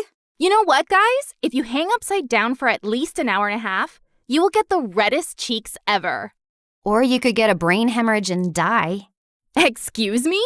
I'll just be right back. Jeez, how lame were these conversations? If these people were the cream of society, I'd rather be skimmed milk. The rest of the night was just as bad. The music was too loud, the people were fake, the food looked fancy but tasted like chalk. Then my date asked me to dance, and I accidentally stepped on his foot so hard he started limping. I rushed to grab him a first aid kit and came back to find him making out with a waitress. Ew. I just wanted to leave. I was walking to my car when I spotted someone across the road. Maya was standing at a stall selling t-shirts. I dropped everything and sprinted toward her. Maya! Oh my God, how are you? Leave or I swear I will call the police. Look, I know you're really angry at me and I deserve it, but I swear I didn't mean to. You didn't mean to ruin my life? Come on, Noah. You and I both know you bullied me because you're evil. But honestly, you did me a favor. That school wasn't for me anyway. The only good thing that happened there was meeting Dorian, and I'll always be grateful for that. But you, I never ever want to see again. Please, Maya, I said I'm sorry. I'll do anything to make up to you. I'll buy all your t-shirts. I don't need your charity, Nova. But if you really want to help me, then help me sell these. You're a professional model, right? She pulled out a pile of tees with the most chaotic slogans I'd ever seen. This too shall pass, like a kidney stone. The only X I want is extra money. Nice. Who came up with these? Of course I did. I've always been really creative. That's true. By the end of the night, Maya and I had sold every single t-shirt in her stall. We even clicked a bunch of pictures, and when I shared them on my Instagram, Maya's business exploded overnight. She called me the next morning telling me how people were begging for restocks. Someone even asked if she shipped internationally. I'd finally used my popularity for something good, and I was happy. But that changed the moment I entered school the next day. Why were you hanging out with peasant Maya yesterday? It's all over your Instagram feed. I was just trying to help her sell her stuff and apologized for being completely moronic. You did not. It's against every rule book ever written for mean girls. Once you bully someone, you never apologize to them, especially not if they're as ugly as peasant Maya. Stop calling her that. She's a brilliant and hardworking girl, and she's 10 times the person you'd ever be. 10 times fatter, sure. She's a real inspiration for stretchy t-shirts. Say one more word about her and I swear. Or what? You'll cry into your organic kale smoothie? I have a better idea. And I launched myself at Stacy, but she didn't even budge. Instead, she smiled and punched me. Then she jumped on me, pulled my hair, elbowed me in the stomach, and I almost threw up. I thought I was gonna die when a bunch of girls rescued me. Later, while I sat outside the nurse's office with an ice pack on my face, I overheard a group of girls whispering nearby. Wow, Nova really thought she could take down Stacy? That girl's made of iron. I heard her mom's Russian. She came here illegally, then married some rich guy, and that's how Stacy got all her money. My maid's cousin works at their house. She says Stacy lives like a trash gremlin. Her room smells like stale yogurt and wet socks. Ugh, gross. Imagine strutting around like a queen bee while your closet is a health hazard. If I were Nova, I'd wash my hands with bleach just to get the smell off. They kept going, but I tuned out. Not because I was offended. Honestly, it all made sense. Stacy didn't rule the school out of confidence. She did it to distract people from the disaster she actually was. Anyway, I was feeling better, so I decided to take the day off and go home, when suddenly Dorian came running down the hallway. Nova, It's Ella. They're moving her to a hospital. Her condition's getting worse. The world blurred for a second, and I pushed Stacy out of the way and ran through the gates. We reached the hospital and saw Mom and Dad were sitting in the waiting room. Where is she? What happened? She took a turn for the worse. The doctors are doing everything they can. I sat down slowly. Ella, my baby sister, my sunshine. She was the only person who ever believed in me, and she was suffering. I buried my face in my hands, and that's when Dorian snapped. Is this all your fault? Dorian, please. No, Mom, she needs to know. I've been trying for months to act normal, but no more. What are you talking about? You were supposed to babysit Ella, but instead, you chose to sneak out and go to your dumb party with her in the back seat. You'd barely gotten the car out of the driveway when you crashed into another car. You blacked out, and Ella took the hit. She's been in a coma ever since. But Mom told me her condition was contagious. That's why I couldn't see her. Well, she lied. Because you hurt your head too and forgot all about the accident. And Mom didn't tell you so you could live your perfect little life like the golden child you are. I swear, if something happens to her, I will never forgive you. And he stormed away, leaving me totally shaken. I bullied my best friend. My brother couldn't even look at me. And my little sister was in a coma because of me. This wasn't the life I wanted. I stood up quietly while everyone was still talking to the doctor, slipped out of the hospital, and ran straight home. I stormed into the attic, flung open every box until I finally found the diary. The next morning, before going to the psychic's house, I went to the hospital. I just had to make sure Ella was okay. And thankfully, when I got there, she was sitting on her bed smiling. I stopped a doctor walking by. Is she okay? Yeah, she had a seizure, but it shocked her system so hard, it jump-started her like an old car battery. Guess sometimes being on your deathbed has its perks. I took one look at Ella's face and walked in. As soon as she saw me, her face lit up. I ran over and hugged her tight. Hey there, you slept for a really long time. Yeah, well, I needed my beauty sleep. Why do you look so old and wrinkly? Probably because I'm sad and sorry for everything. I messed up your life. It wasn't entirely your fault. I was jumping around like a monkey in the back seat, remember? You couldn't even see the car behind us. I basically launched us into it. So I guess I'm sorry too. Well, I'm sorry too, Nova. I shouldn't have snapped like that yesterday. I haven't always been the best brother because I've often let jealousy get in the way. I wasn't exactly the best sister either. What I did with Maya and how I treated people around me was horrible. Yeah, but you're changing. I saw what you did for Maya. That's growth. I nodded slowly. I'd spent so long being angry about everything I wasn't. I forgot to appreciate what I had, my adorably flawed family. And all I really wanted to do was to go back and mend things now. Namaste, fellow seeker. What brings you here today? Oh, it's you. Welcome back. You recognize me? Why do you always ask the same question? Of course I do. I can see through dimensions too. Like, in one of my parallel lives, I was this really hot girl who lived on the streets doing odd jobs, until one day this handsome rich guy asked me to be his date. He bought me clothes, took me to parties, and eventually fell in love with me. Like Pretty Woman? Yes, I was a very pretty woman. But enough about me. Tell me what you need. I told her I wanted to reverse the curse, and Coco Lynn stared at me blankly. Are you sure? Once I reverse the curse again, the spell will seal itself. No more rewinds. So make up your mind. You can't keep jumping between realities. I already have. I want to go home. And this time I won't hide behind Dorian's shadow or bad grades. I spent so much time being angry and dejected that I never really focused on myself. And that's why I never got anywhere in life. I can't control how people treat me, but I can control how I take their opinions. So now I'll live for me, with kindness and purpose. Spoken like someone who's truly ready. She stood, cracked her knuckles, and started chanting. The candles flickered, the walls shimmered, and then everything went blank. I woke up to the smell of burnt toast and the sound of birds. I sat up slowly and looked around. My old room. My old posters, my old creaky fan spinning above me. I rushed to Ella's room and found her sleeping peacefully. Then I went downstairs and saw Dorian kicking the ball like a dork. I ran and tackled him in a giant hug. Oh my God, I missed you. Get off me. You broke my streak. Now I have to start all over again. Well, so do I. That morning, I got dressed and walked into school. And for the first time, people noticed. Not because I was a model or because I had 1 million followers, but because I held the door open. Because I helped a kid who dropped books. Because I smiled at people. For real. And that's when I realized that life isn't about being the favorite. It's about being someone you can be proud of, even when no one's clapping.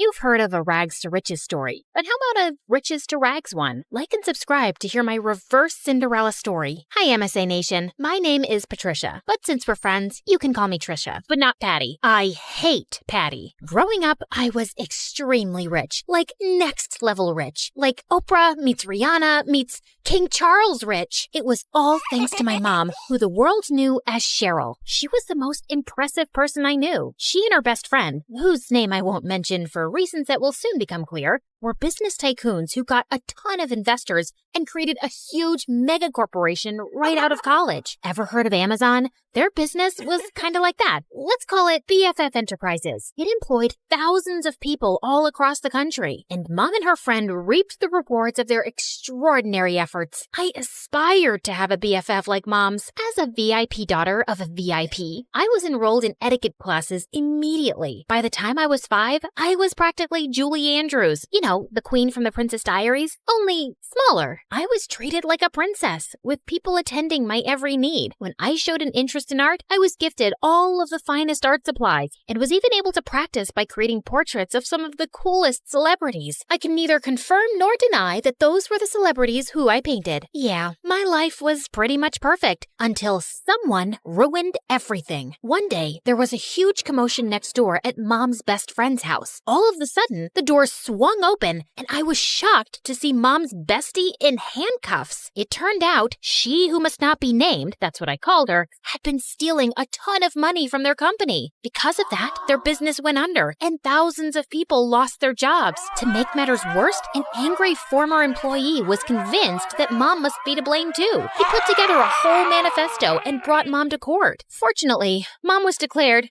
innocent. I knew she always would be, of course. She who must not be named was proven guilty and sent to jail. The employee who had lodged a case against Mom ended up behind bars for defamation too. Mom's name was cleared, and she and I lived happily ever after. That's the end of my story. Thanks for tuning in. Just kidding. It got a whole lot worse from there. Even though she was innocent, the public knew Mom as the face of the company, and they were mad. Mom and I weren't exactly well-equipped to fight off an angry mob, so the government intervened for our safety, and we were forced to join the Witness Protection Program and completely change our identities. We were given cover stories and everything. So, remember before when I said my name was Patricia? Well, that was sort of the half-truth. I had a different name before all of this mess. A gorgeous name, but that and everything else were taken from me when she who must not be named ruined my life. I was pulled from my life of glamour and ease and relocated to here. Yeah, the house was a serious downgrade from what I was used to. See what I mean about an opposite Cinderella story? I know this is different from what we're used to. At least we still have each other. One day, we'll live in a big mansion again. I hoped she was right. In the meantime, Mom set up security cameras everywhere. She was afraid someone would somehow find out who we were and try to break in and steal whatever valuables we had left. That fall, I started up at my new school. I thought it would be a breeze. I'd never had any problems making friends before in my fancy school, back when I had money. But here, everyone was staring at me as I walked in. I felt like a total fish out of water. What, are you like from Gossip Girl or something? It got worse in the classroom. May I use the washroom? Mayhaps the princess would like a peasant to escort her. And even worse than that in the cafeteria. Look, Gossip Girl thinks she's at a royal banquet. Here, have some slop like the rest of us, princess. I was about ready to blow my cover and demand Mom let us move back to her old life when... Hey, leave her alone. Your mama sure would be mad if I told her that this is how you minded your manners. Wow, thank you for that. Don't mention it. Someone has to show you some proper small-town hospitality. I'm Sally. Patricia. Where are you from, Patricia? I grew up in the big city with a ton of money. My paternal grandparents invented trail mix, but my dad walked out on me and my mom and took all of our riches with him. Oh my goodness. I'm so sorry to hear that. We used to have more money too, but, well, it's complicated. It's hard, what with being one of 6 kids. Hey, if you'll let me, I would love to help you learn the ropes of a small town life on a budget. Under Sally's wing, I started to really get the hang of my new life. She taught me all the tips and tricks to finding the best deals while thrift shopping. $5, final offer. The art of sandwich making. The more cold cuts, the better. Even how to use a lawnmower. She was a hoot. While all the other neighborhood kids were riding bikes, Sally would show up places driving her dad's lawnmower. And you don't need a license for this? Nope. Weirdly, though, I never actually saw Sally's dad, but more on that later. Sally encouraged my painting, even if it meant using unconventional canvases. She was the most thoughtful friend I ever had. In turn, I taught Sally all about how to host a proper high tea and even how to ballroom dance. Sally was a total girly girl at heart, and I could tell she appreciated feeling like a princess for once. Over time, Sally and I became inseparable, and we especially loved taking her lawnmower out for joyrides. Hey, instead of zooming around town, why don't you put that machine to good use and mow my lawn? I'll throw you $20. $30, final offer. The haggling skills Sally taught me were really coming in handy, and that's how Sally and I started earning some extra cash. In the beginning, we had a handful of customers, mostly our friends' parents, who paid us to mow their lawns and rake their leaves. But then, Sally had a fabulous idea. Trisha, you're such an excellent artist. We should offer painting services too. You can even do customized designs. Oh my gosh, Sally, you're a genius. We showed up to the hardware store, excited to get all the materials we'd need to expand our business, but were shocked when we saw the prices. We were in over our heads. I went home, defeated. But then I thought of someone who just might have some good advice. Janessa, the apple certainly doesn't fall far from the tree. I'd be happy to jumpstart this business for you too. We'll finally have a new way to make money. But first, I want to see your business plan. With Mom's guidance and funding, S&T's Landscaping was born, and with her savvy advertising, our client base expanded quickly. Plus, I was having a blast customizing people's houses with my art. With Sally by my side, I was starting to finally feel at home in this small town. There was just one weird thing. Sally never invited me to her house. She always made excuses why we should meet at my place instead. Oh shoot, I totally forgot. My crazy Uncle Louie's at my house this week. He always brings all 17 of his pet chickens. We should probably just hang out at your house. I fell for it when she told me about Aunt Linda and her 6 boa constrictors, but 17 pet chickens? Yeah, right. One day, curiosity got the better of me. When Sally told me she was heading home after school, I pretended I was going to my place, but I followed her instead. What could she possibly be hiding? I followed Sally to the outskirts of town, the bad neighborhood. Whoa, Sally lives here? The trailer barely looked big enough to hold a twin bed. How could Sally and her 5 siblings and her parents even fit in there? Just then, I lost my balance and fell to the ground with a huge thud. Trisha? Sally, I can explain. I thought Sally was gonna start screaming at me, but instead, she started crying. I'm sorry I never showed you my home. It's just, well, I was embarrassed of this ugly trailer. My dad used to have an excellent job, and we had a big house and a big yard, but Dad lost his job a few years ago and ended up in jail. Ugh!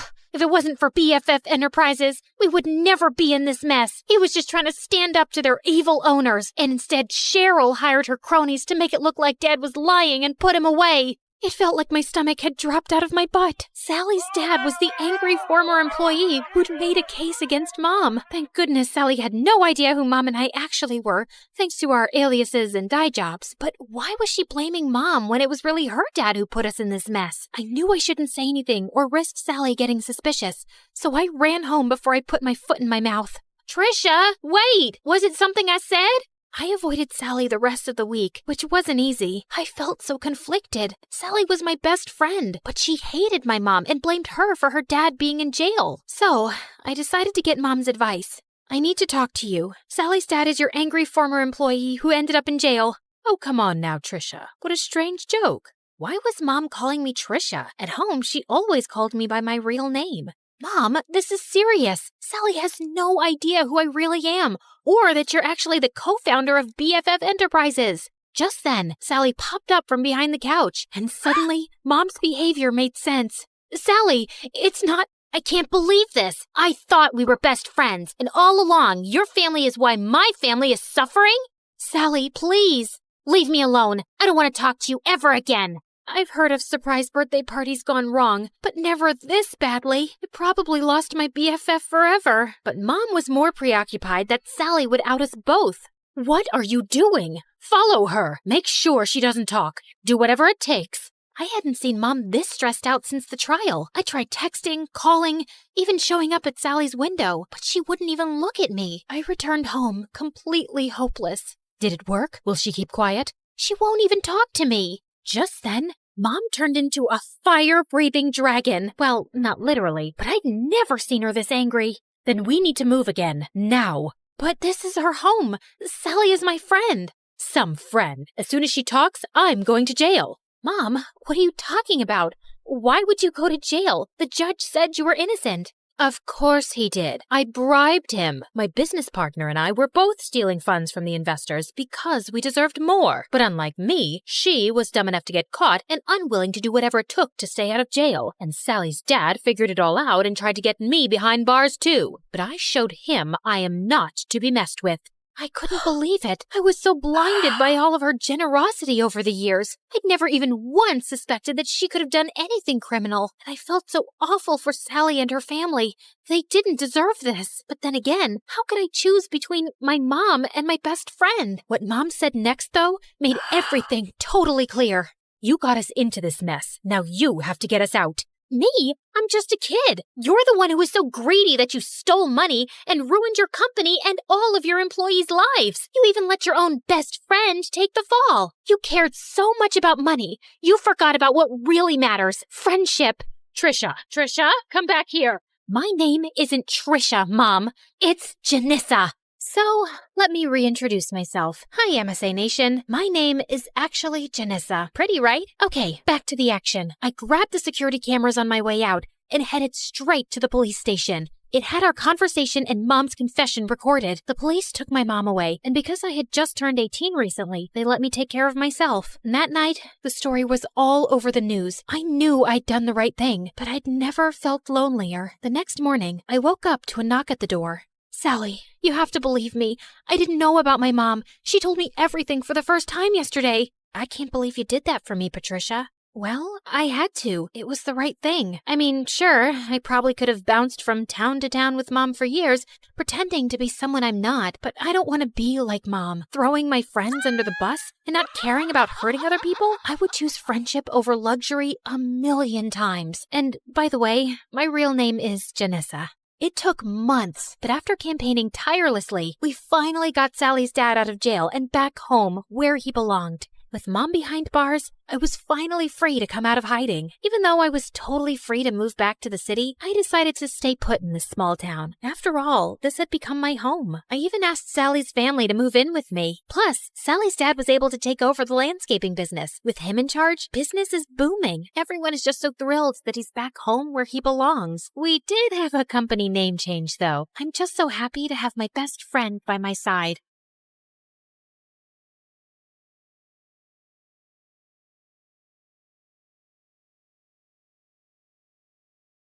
I can see the clouds of danger swirling around her. She has a curse, and to protect her, you must follow these rules. She must never open a closed door, and always eat in the eastern room of the house. She must wear mismatched shoes, and never address a stranger first. But fear not, I also predict happiness for her. On her 16th birthday, the first boy she sees will be her one true love.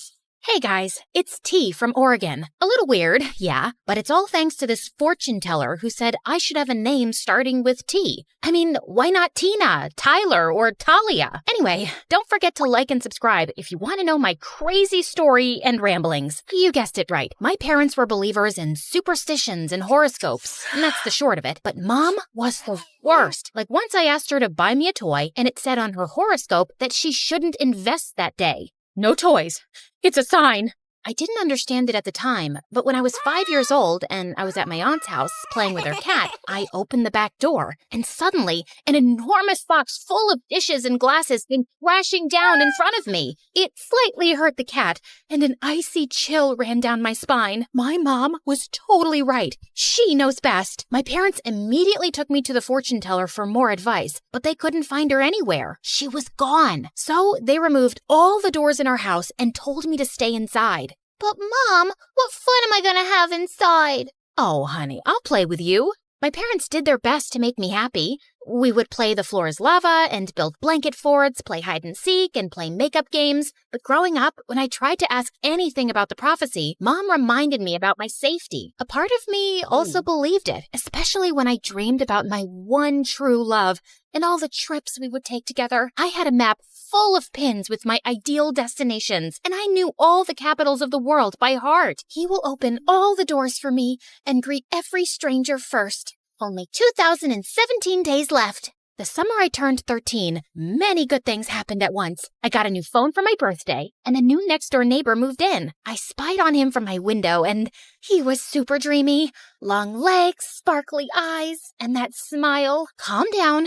Maybe he's just cute from a distance. Since his room was just across from mine, I used to zoom in with the camera of my phone, but all I could see was the spider crawling down the wall and a poster for a video game he liked. Bingo! I downloaded the game on my phone, and only 2 players in my area. That must be him. Yeah, we girls make the best detectives, right? I went from fighting imaginary potatoes to defeating trolls and orcs online, and it was so much fun, and he noticed me. Hey, you're pretty great at this. Want to team up? Sure, you're pretty good too. Thank you. I saw from your profile that you're local. There's a gathering of players this weekend. Want to come? All those new people? What if I slipped and talked to someone by mistake? Sorry, I can't. You see, Can I tell him the truth? What if he thinks I'm a weirdo or a liar? But I was a weirdo. I asked him for his number and started texting him. Shh, I hit up his Insta and Facebook, but we all do that, right? And soon, I poured my heart out and told him everything. Wow, that must be tough. Are you sure the fortune teller was right? I never met her, but my parents are absolutely convinced she was, and I want to trust that they know what's best for me. I don't know if there's a fate worse than staying locked in all the time. When I went to bed that night, Sebastian's words kept ringing in my ears. I dreamed that I was going to school and traveling everywhere. So when I woke up, the disappointment was too much. I think you're right, but now I need to convince my parents too. And so, my campaign for free tea began. I stuck my forehead closer to the radiator to fake a high fever, but I just got a red forehead for my trouble. Then, I turned on the water tap in the kitchen to flood the floors and send my parents outside. But my mom just got out the mop, and I ended up having to help her clean. I wrote letters pretending to be a long-lost cousin needing help, and even snuck out at night. But I was caught by the traps my dad had set up. Nothing worked. Oh dear, she's gotten to the rebellious age, right? Nothing I do seems to work. And just then, there was a tap-tap sound. Someone was knocking at my window? Could it be burglars? Should I scream now? I got my hair straightener and my perfume spray. Hi, it's Sebastian. Hi, I'm T. Yeah, I know. My teammate and my friend. I can hear you cheering from my room. You talk to yourself a lot, you know. How embarrassing. Was I that obvious? And I'm about to slip. I opened the window and he climbed in. I was too nervous. I had a boy in my room, and he smelled so good. I thought boys were all smelly, but he smelled like rainbow cake with sprinkles. My brain short-circuited, and I could only look at him like a fish. I apologize for scaring you. I've tried to visit you before, but your parents always sent me away. RT is very frail. She can't have visitors. I'm here to help you. Is there something your parents believe in more than a curse? No, they're obsessed with it. And just to make extra sure, my mom checks the horoscopes too. The horoscope. That was the answer. Sebastian printed a free daily horoscope and put it every morning under our front door. Then we set out to make its predictions true. On the first day, I had him hide out of the window with the water hose. Look, this horoscope says it'll rain with a clear sky. And look outside. It's raining, but the sun is also shining. The next day, he put a super smelly fish under the hood of our car. And the day after, he threw a ball at our window, which landed in my mom's soup. All of it was predicted by the horoscope. This went on for a few months, and Sebastian even asked some of his friends to set up predictions for my mom. She believed in it so much, she wouldn't leave the house without checking it. It's time to make our move. Look, Mom, it says that girls named after a drink will have good fortune all year. I'm sure this counteracts the fortune teller's warning. This horoscope is never wrong. I really want to go to school. I'm not sure. But T's all grown up now. She knows she must not open any doors, right? Yes, of course, Dad. I finally enrolled in school. The evening before my first day, I was super nervous. Am I doing the right thing? What if the fortune teller was right? What if something terrible happens? I tried a million outfits, and Sebastian stood at his window giving the outfits votes with a pedal like in a fashion competition. It doesn't count if you give me all 10s. My first day was fantastic. I asked Sebastian not to tell anyone about my curse because I knew no one would believe me. He agreed and didn't laugh when I opened my backpack, and instead of books, all of the good luck charms my mom had stashed in it fell out. Here, you can read mine. I still had to eat alone in the supply closet because it was the room to the east, and I became a pro at never opening doors. If one was about to close, I'd just throw my books at it to stop it. At once, I couldn't get out of the bathroom because no one was there to open the door for me, and fortunately, Sebastian came to my rescue. Oh, thank you. I was about to climb into the cubicle. You can't really believe this rule about the door, T. There's no such thing as a curse. What if there is? I'm not so sure I can risk it. Or, I don't want to put anyone else at risk. As my 16th birthday approached, I eagerly anticipated meeting my one true love. But I like Sebastian. He's kind and funny, and he wants to travel too. I just needed to make sure I gave fate a little help. Again. So the morning of my birthday, I stared at Sebastian's window, waiting for him to appear, but the blinds never came up. Maybe they're broken. I waited outside his house for him to step out. Come on, T. You'll be late for school. I hoped that he just got out super early and I had missed him, but when I got to school, the first person I saw was the janitor. No, the fortune teller said boy, and he's a man. I still have a chance, so I kept my eyes closed and started inching toward my class. Hey, watch out. OMG, it's Francis. He was the hottest guy in school. He was tall, had the best hair, and was in a band. All the girls in school wanted to date him, but he'd never gone out with anyone. Aren't you the girl who always eats alone in the supply room? Yeah, I know it's weird, but... No, I dig it. Make your own rules, you know? What's your name? T. Wow, that's a cool name. Unique. See you around. He smiled at me, and suddenly, everything was really warm. Oh no, maybe I'm sick. Wait, no, that's what happens when you blush. Does it mean he is my one true love? What about Sebastian? I called Sebastian. Why aren't you at school? I got food poisoning, and I'm sick at home. Sorry, I didn't get to wish you a happy birthday in person. I was super disappointed, but the fortune teller was very clear. The first boy I saw on my 16th birthday was Francis, not Sebastian. It's not like he ever confessed. Maybe he doesn't even like me. Suddenly, Francis was everywhere. Wow, you decorated this supply closet like a restaurant. I'm participating in a door opening competition. Let me help you. Oh, this is your house? Wow, what a coincidence. I was cursed, but I wasn't stupid. Are you following me? I guess I kinda am. Sorry, but you're different, and I like that. Would you like to go out with me? Crash! I turned around and saw Sebastian looking at me from his garden. He seemed super angry, but before I could say anything, he stormed back inside. Remember, T, he's not your one true love. You don't have to feel bad. He's my friend, and he'll understand. I started going out with Francis, and I became super popular. Everyone wanted to be like me, and the supply closet became so crowded that there was a line outside to eat. The only one who avoided me was Sebastian. He even stopped playing our video game. Now he was always angry, and one day he snapped at the teacher and he was told to sit in her office. This is my chance. If I also get detention, we'll be sitting together and he'll have to talk to me. So I stepped on my desk and danced as if I was at a party. Why aren't you talking to me? I thought we were friends. I thought we were more than friends. Can you imagine how crushing it felt to see you going out with Francis? Can't you see he's using you to make himself look better? Like he's a lion tamer at a zoo and you're a weird animal. Wow, you're calling me a weird animal? I'm saying he treats you like one. I think you're great and cute, but I can't stand that you've let the word of a stranger rule your life. But the fortune teller, she's a fraud. Here, look. He showed me his phone and there was a video of a woman in prison. It's not my fault if people are so gullible. I told parents their child was cursed, and to get rid of the curse, I gave them two options. Either follow some impossible made-up rule, or buy one of my magic charms. And yeah, most parents went for the charm. But there was this one couple who decided to do both. They named their kid something like soda or latte or cappuccino. I mean, come on, guys, you're just asking for trouble with a name like that.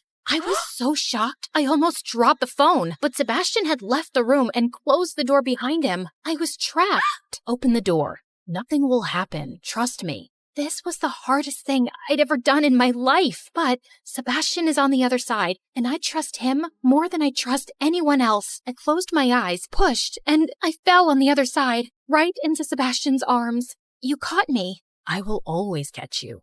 Everything was good so far, and I looked into Sebastian's eyes, but Francis appeared, ruining the moment. Hey, I made a My Girlfriend is Cursed t-shirt. Wait, what's going on here? What are you doing with him? I finally see reason. I'm not cursed. What? So you're like normal now? As normal and boring as it gets. Let's break up, okay? Not even a teeny tiny curse? Bye, Francis. I had done the right thing with Francis, but I still had to talk with my parents. I ran straight home and showed them the video, but they wouldn't believe it was her, especially my mom. I love you guys, and you can believe what you want, but I can no longer follow your rules. I want to be free, and I don't want to believe in some silly superstition. I tried to convince them, but I knew it wasn't easy for them to change. But at least they understood that they wouldn't control me anymore. I went to school, I ate in the cafeteria, and I opened every closed door there was. Now, I have 18 ways to open doors. And yes, my parents get mad when I do it with my foot. And of course, I took Sebastian's face and kissed him in front of everyone. Because you should always follow what your heart tells you. The heart is always right.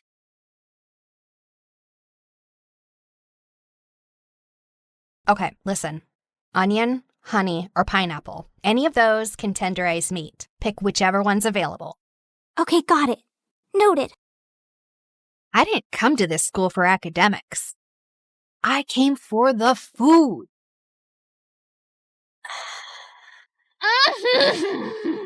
The texture. Oh, the crunch. The glaze. The magic. Ah! There she freaking goes again. Her freaking scream makes me want to freaking lose my freaking appetite. Freaking! And that's exactly why you don't have friends. You treat food like it's your boyfriend. So what? I've got you. They're reopening the Culinary Society for freshmen, and they're choosing 10 new members. The announcement's tomorrow at the auditorium. I'm joining that club. You in a cooking club? Babe, you're way too lazy for that. But I have a golden tongue. What was he doing here? Don't tell me. He also cooks? Broody boy has kitchen skills? The world doesn't revolve around you and your stupid food cravings, you annoying brat. We only passed because of you. We almost failed. Because of me! You wasted all of this? For what? For your stupid little practice? Goodbye, Wi-Fi. Goodbye, sanity. Welcome to the life at MSU, where the story's changing and the lead is you. So carve your name in the wind, let the legacy breathe. There's a world in the pages that we're starting to weave. Not just a school, but the soul of the story. Turning our scars into stars and our grit into glory. Salty. Sweet. Cheesy. Ooh, spicy. You're clearly riding a flavor high. Did you fall in love?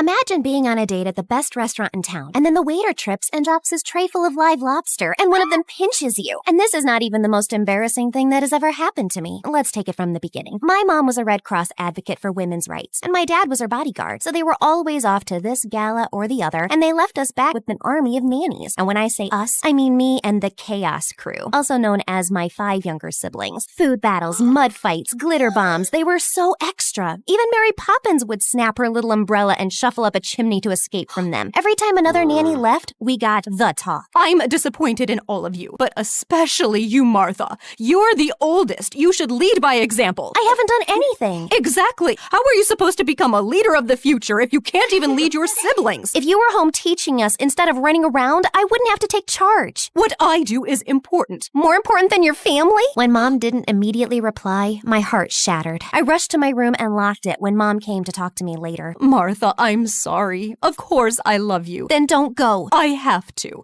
But we'll talk when we come back. I promise. Maybe it's better if you never come back. It was like fate really had a twisted sense of humor and heard me. Mom and Dad did not return from their last trip to the Amazon. I felt like it was my fault that they didn't return. My punishment. The police sent out search parties and even used drones to look at their plane that disappeared, but they couldn't find anything. It's a lot, right? But stay with me. You've already liked and subscribed, haven't you? Don't cry. Mom and Dad will come back. Dad's a tough bodyguard and Mom's faster than a tiger. I'll take care of you in the meantime. I'll be a leader, Mom, just like you wanted. Please come back. But I was only 15 and I knew nothing about adulting. I was suddenly surrounded by lawyers asking me questions and making me sign things. Just pretend you know what you're doing and you'll be fine. Yeah, it wasn't fine. One of my mom's lawyers turned out to be a total snake. He conned his way into getting guardianship over everything, and then he kicked us out and took control of all the assets. You can't do this! Oh, what? I'm sorry. I couldn't hear you over the sound of all the money you just signed off to me. Wait until Mom and Dad are back. They'll send you to jail. You mean when they come back from the jungle? Well, I've got a fortune to spend. Goodbye. I was super angry, but I didn't have time for it. The Chaos Crew had turned into a miserable bunch, and I needed to take care of them first. Right. First step, let's find a place to live. We all put our birthday cash together, and it was enough for a couple of months' rent. Finding someone willing to rent to a group of teenagers was quite a challenge. So I had this crazy idea to dress up like an old lady and somehow managed to get us a lease. Luckily, it was still the summer holidays, so I had time to take up all the gigs I could find, like a plant manager, where I literally had to water plants, cornfield pollinator, and even party entertainer. These children are wilder than my siblings. Let it go! Let it go! Ah! Here, let me help you up. At least my colleagues are all kind. My siblings pitched in as well. They baked tons of cookies and sold them, pretending to be Girl Scouts. And they muddied everyone's cars at night so they could offer a wash-up service in the morning. At a premium, of course. Who knew that being little devils would come in handy? By the time school started, I had turned 16, and we had all transferred to public school. I was so nervous on the first day. And then I got to class, and all the desks were already taken. Well, now I'll have to stand in the corner like a potted plant. But then a girl sitting in the last row waved at me. She was dressed in this bright orange shirt with space buns, and her desk was hidden under a pile of comics. Come here, we can share. There's a desk under all that? Where can I get a chair? We'll share mine. By the way, I'm Bree. You can call me Brilliant. Bree was a weirdo, but she was also pretty awesome. She gave me all her notes and knew all the juicy gossip. That girl there, her mom works in marketing, so she always knows the latest discount codes. And that one there, don't talk about her nose. We became best friends, and eventually I told her about my story. I want to save up enough cash so I can find my parents. You're so strong. I want to be like you. You're perfect the way you are. I'm not. I'm almost 17, and I've never had a boyfriend. Everyone I confess to just rejects me, and Darius doesn't even know I exist. Darius was Bree's crush and the captain of the school's chess team. Are you sure he's the right guy for you? He's the one. I can feel it. And this time, I'm going to get my confession right. Bree's plan was as crazy as she was. She got dressed up as a chess piece and painted the whole club room as a giant chessboard with a banner that said, "Will you be my checkmate?" But when Darius walked into the door, he freaked out. Where is it? What? My chessboard! There was a game I've been playing since I was a freshman!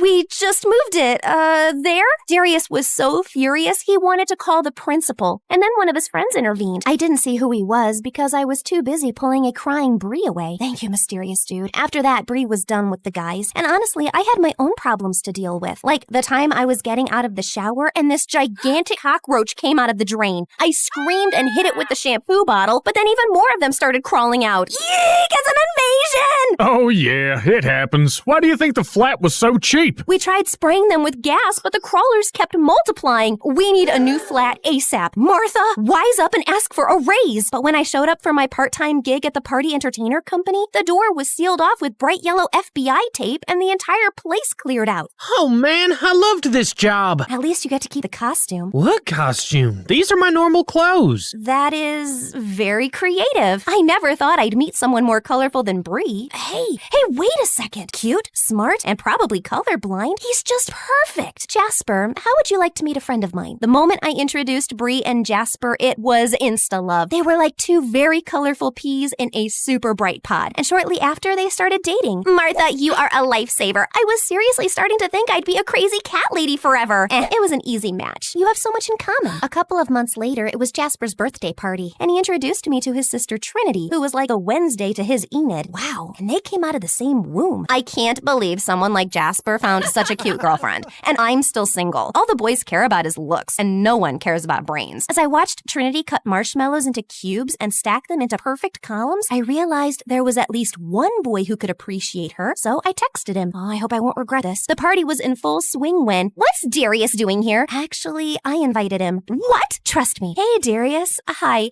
this is Trinity, and she likes cube-shaped marshmallows. Round marshmallows make no sense. Finally, someone who gets it. And just like that, Darius the ice cube started melting. See, I told you he wasn't the right one for you. She is. OMG, you're right. You're like the matchmaking queen. I realized how happy Bree's words made me. Helping other people is so cool. But fate was once again ready to kick me down because I got a call from the hospital. What happened? They're saying my brother picked up a sandwich from the bin, but it had some glass in it and now he needs stitches. This is all my fault. If we had more money, he'd never pick food from the bin. And now how am I going to pay for the operation? We don't have insurance. I even tried to call the snake lawyer, but... Oh, I love that you think I should care. Bye. Luckily, the operation was a success, and my brother was okay. When I got to the hospital and asked for the bill, the receptionist told me it had already been paid. It was a young guy. There, he's just walking into the elevator. I tried to catch up with him, but the elevator doors shut in my face. Gosh, I swear his back looks so familiar. Who is he? Thanks to my mysterious angel, the accident had resolved well, but it had shown me how much I needed a new job. After Darius and Trinity became a thing, the whole school was buzzing with the rumor that I was the one who set them up. People were begging me to find them their perfect match. Every time I opened my locker, I was buried in a pile of profiles and love letters. How do I fix this? I'm happy to help, but I can't keep doing this for everyone. I gotta focus on finding a new part-time job. Well, why don't you open a matchmaking agency? But I feel bad to ask people to pay for love. Then only ask for a donation from the successful ones. And who knows, maybe you'll find the right match for yourself as well. Right, like I have time for that. But Bree is right. This is something I'm good at. I should at least try. So the next day, I got Bree and Jasper to help me throw my first matchmaker party. By the end of the night, the donation box was bursting with cash, and everyone was coupled up. Almost everyone. As I stepped into the bathroom, a girl ran up to me, and she was dripping wet. How could you match me up with that dimwit? I told him, pass me the water, and he poured it on me. Him as in, I checked my notes. Kuro? Kuro was one of my top candidates. 1 year older than me, and a looker. Plus, he aced all his classes. Oh, and he loved hamsters, and gaming, and, to be honest, I might have stalked his online profile a bit. Can't help that he's so cute. And then he called my mom your grandma. It has to be on purpose. I'm sorry. I'll find you a new match. How about Timothy? Thankfully, Timothy was a total catch, so the girl was happy, and my reputation was saved. My agency was killing it, and my siblings and I finally moved out of Cockroachville. But to track down Mom and Dad, I needed some serious cash, and that meant tackling my biggest issue. Kuro, what's up with him? On paper, he's a catch, but every girl I set him up with comes back with a nightmare story. He took me on a boat trip, and we almost sank. We went ice skating, but he didn't know how to stop, and we crashed. We tried a cooking class, and he somehow managed to burn the spaghetti, set off the fire alarm, and evacuate the entire restaurant. He's ruining my perfect score. How can someone be really that clumsy? Maybe you need to find out by yourself. Bree was right. So I bought a wig and contact lenses and set up myself for a date with Kuro. As soon as he entered the restaurant, he tripped on his own feet and crashed into the waiter, and everyone was looking at us. But instead of being angry, I just smiled. So Kuro, tell me about yourself. Well, I'm kinda clumsy. I'm sorry. It's not so easy to scare me. I mean, I survived a cockroach invasion. A what? So I told Kuro everything about my horrible flat and crazy summer jobs. He laughed and then got back from the toilet with a whole roll stuck under his shoe, which then led to the lobster accident, which I told you about already. And gosh, he really is a menace. You're giving up? Never. The second date was better. We only got a batch full of super salty popcorn. The third date was almost normal. And by the fourth, I realized he'd done nothing clumsy. Wow, I guess he was just nervous. I started to get so comfortable around him that I even told him about my mom and dad's disappearance. Don't lose hope. I bet they're still out there somewhere. I know they are. If it hadn't been for that awful lawyer. What lawyer? After I explained how we got conned, Kuro was super mad. I can't believe he can get away with something like that. He's a lawyer. Who is the police gonna believe? There must be some evidence. The more I listened to Kuro, the more I realized he was right. I didn't have time or money before to go after him, but now it's time for the Chaos Crew's return and get our revenge. That night, we went to our old house and stuffed some old rotted beans in all the air vents. Less than half an hour later, the people inside were opening all the windows. Stage 2, go! Dressed up as a cleaning crew, my siblings rang at the door while I sneaked through a window. It was dark, but I grew up in this house. I know it like the back of my hand. I waited until the Chaos Crew started to fill all the vents with flour, making everyone cough, and then I went into the study. Okay, focus. He won't leave around a folder with evil plan written on it, but as I looked into a drawer, that's exactly what I found. As I scanned through the pages, everything became clear. My parents! I can't believe they— Drop that! I looked around to see if there was anything I could throw at him, but he had me backed into a corner. I thought I smelled a rat. Now be a good girl and— Conk! The lawyer dropped, and behind him was Kuro holding a big law book. The power of knowledge, eh? OMG, thank you. But how did you find me? I might have followed you? Sorry, I was worried. While Kiro tied him up and called the police, I whipped out the phone and called the number I had found in the evil plan folder. Sugar Leader's Bakery? Yes, I have to place an order for 27 cinnamon rolls. Thank you. Please work. Please work. Attack! Mistaking Kiro for a bad guy, my siblings jumped him. And by the time I pried them away, the police had arrived. Arrest them! They're trespassing! It's not your house. My parents are missing, not dead. So by law, my signatures are invalid. But the evidence was clear, and the police dragged him away. It turns out we weren't the only family he had conned. He's going to be in prison for a very long time. A few days later, my siblings and I returned to our parents' home. I invited Kiro, Bree, and my friends to celebrate, but I couldn't sit still. Finally, the doorbell rang, and when I opened the door, my parents were there, alive and well. My babies! We're so sorry. We were working with Native communities to stop illegal activities, but we were forced to go underground to save the project. We left our lawyer a number and a safe message so that you could reach us in case of an emergency. That's the call you made? Yes, that arrogant man had written everything down. He was supposed to explain everything and take care of us.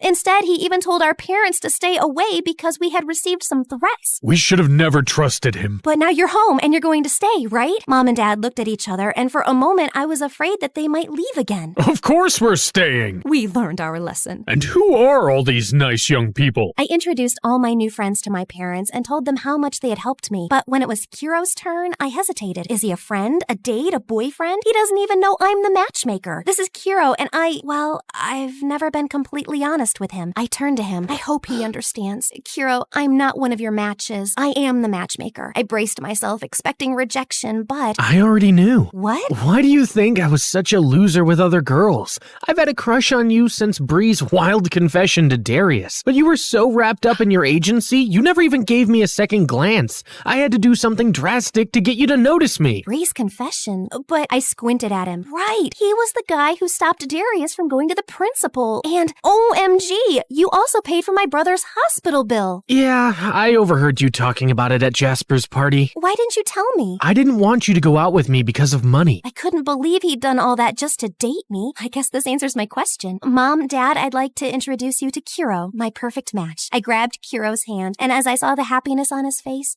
I knew I had made the perfect choice. Welcome to the family, Kuro.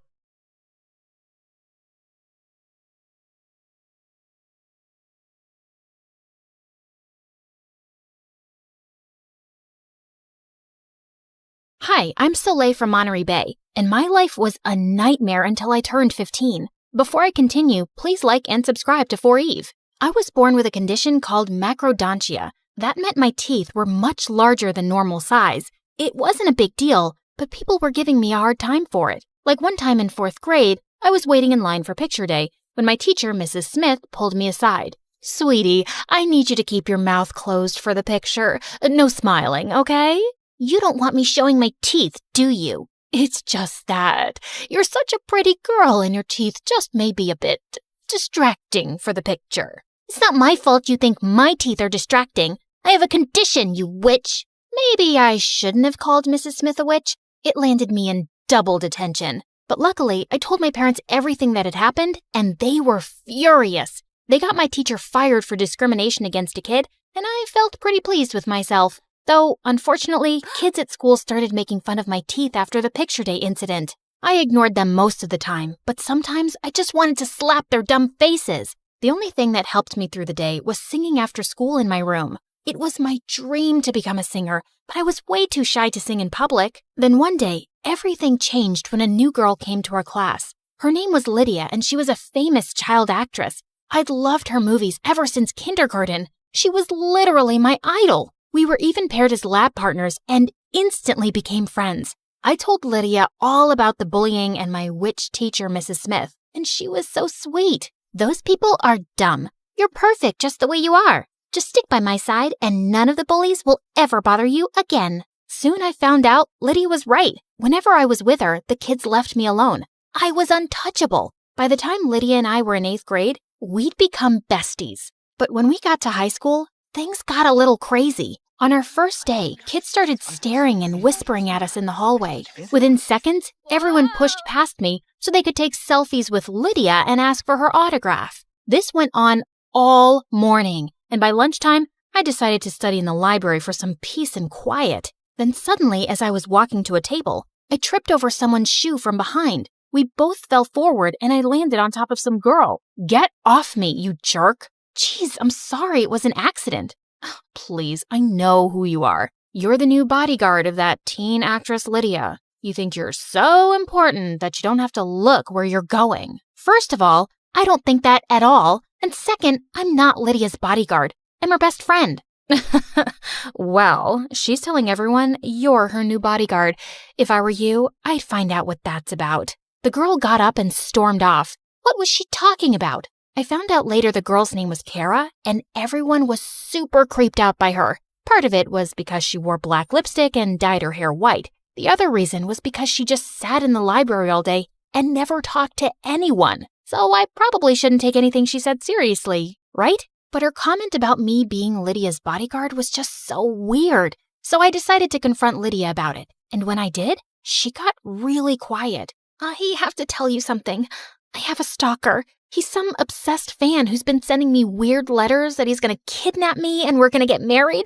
I don't even want to talk about it. I just really need a bodyguard. Whoa, I had no idea. But wouldn't it be better if you hired some big, tough adult? I mean, I can't fight a weirdo stalker. Soleil, you're my best friend. You're the only person I trust. I don't want some stranger following me around 24/7. Please, I need you to do this for me. Okay, don't worry. I want you to be safe, so I'll be your bodyguard. Lydia was really relieved and I was glad I could protect her. But soon I discovered being her bodyguard was a living hell. Not only did I have to follow Lydia everywhere, I had to shoo away everyone who tried to talk to her. Lydia just didn't trust anyone, but her fans blamed me for it. I just wanted to know where Lydia bought her bracelet.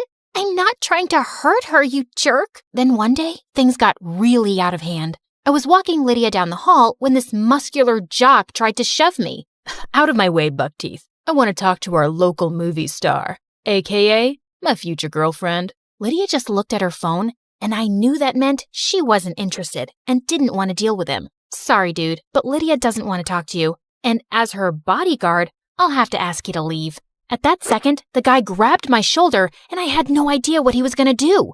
I turned to Lydia for help, but I didn't see her anywhere. Instead, some girl pinned the guy's arms behind his back. It was Kara. Leave her alone, psycho. My mom's a cop and can have you locked up, so you never see the light of day again. Kara let the guy go and he ran off. I was amazed that she, of all people, had defended me. Wow, Kara. I can't thank you enough for protecting me.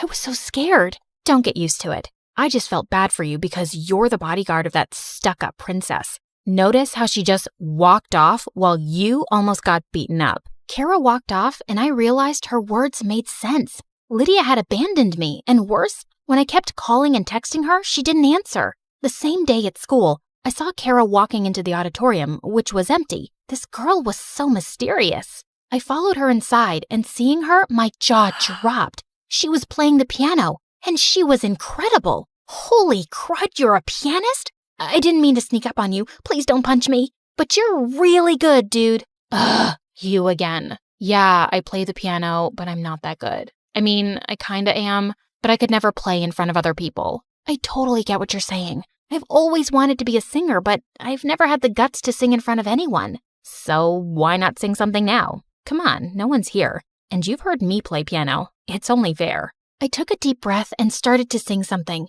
And for the first time, I saw Kara smile. You're not bad at all, Soleil.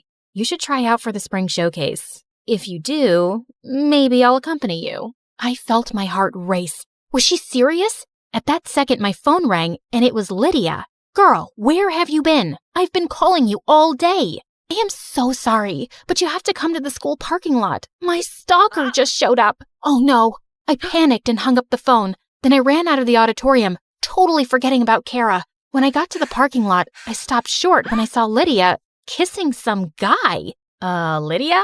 What's going on? Where's the stalker? Oh, this is him. I decided in the end I like him, and he's cute. What? Why would you like someone who stalked you and made you feel unsafe? He didn't stalk me. He's just some guy who hit on me at the mall and I wasn't interested, so I thought he might stalk me, but I took his number anyway in case I wanted to give him a chance. And I did. Are you kidding me? Do you know how exhausted I've been being your bodyguard? Some guy even grabbed me and you left me to make out with some stranger? Well, I thought if I told you the full truth, you wouldn't be my bodyguard. You have no idea what it's like to be me. Having to talk to fans all the time and being a celebrity. You've never even had a real friend before me. It's fine, it's just you have no idea what I've gone through. What the heck? I was too angry to even answer her, so I just stormed off. I couldn't believe Lydia. Maybe it was tough being a celebrity, but did she have any idea what I had gone through?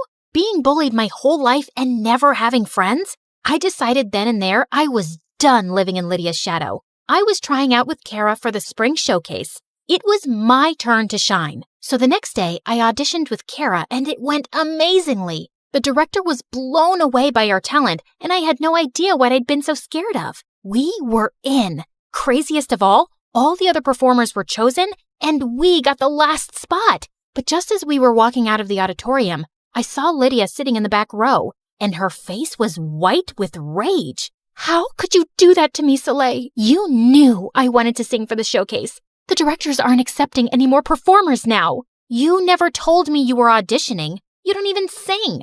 Of course I sing. And no offense, but you're not meant to be a performer. You need a certain look, and you don't have it. I love you, but someone needs to break it to you. I felt myself boil with rage. Who was she to say I couldn't be a performer? Because of my teeth? Then suddenly, Kara whipped out her phone and held it in front of Lydia's face. A video started playing of a girl screeching. Remember at Grandpa's birthday party when we did karaoke and you sang like a dying cat? Well, I filmed the video, and if you try to get in our way of performing, I'll post it online. You are so mean, Kara. And for your information, I sing way better now. And I'm not gonna let my bestie embarrass herself in front of everyone. With that, Lydia stomped off, and I was so confused. How did she and Kara know each other? And why did Kara say Grandpa? In case you're wondering, Lydia and I are cousins. You guys may be friends, but I'm the only one who knows she's a two-faced witch. What? You guys are cousins? No, wait. Look, I know Lydia can be a little selfish, but she's not a bad person.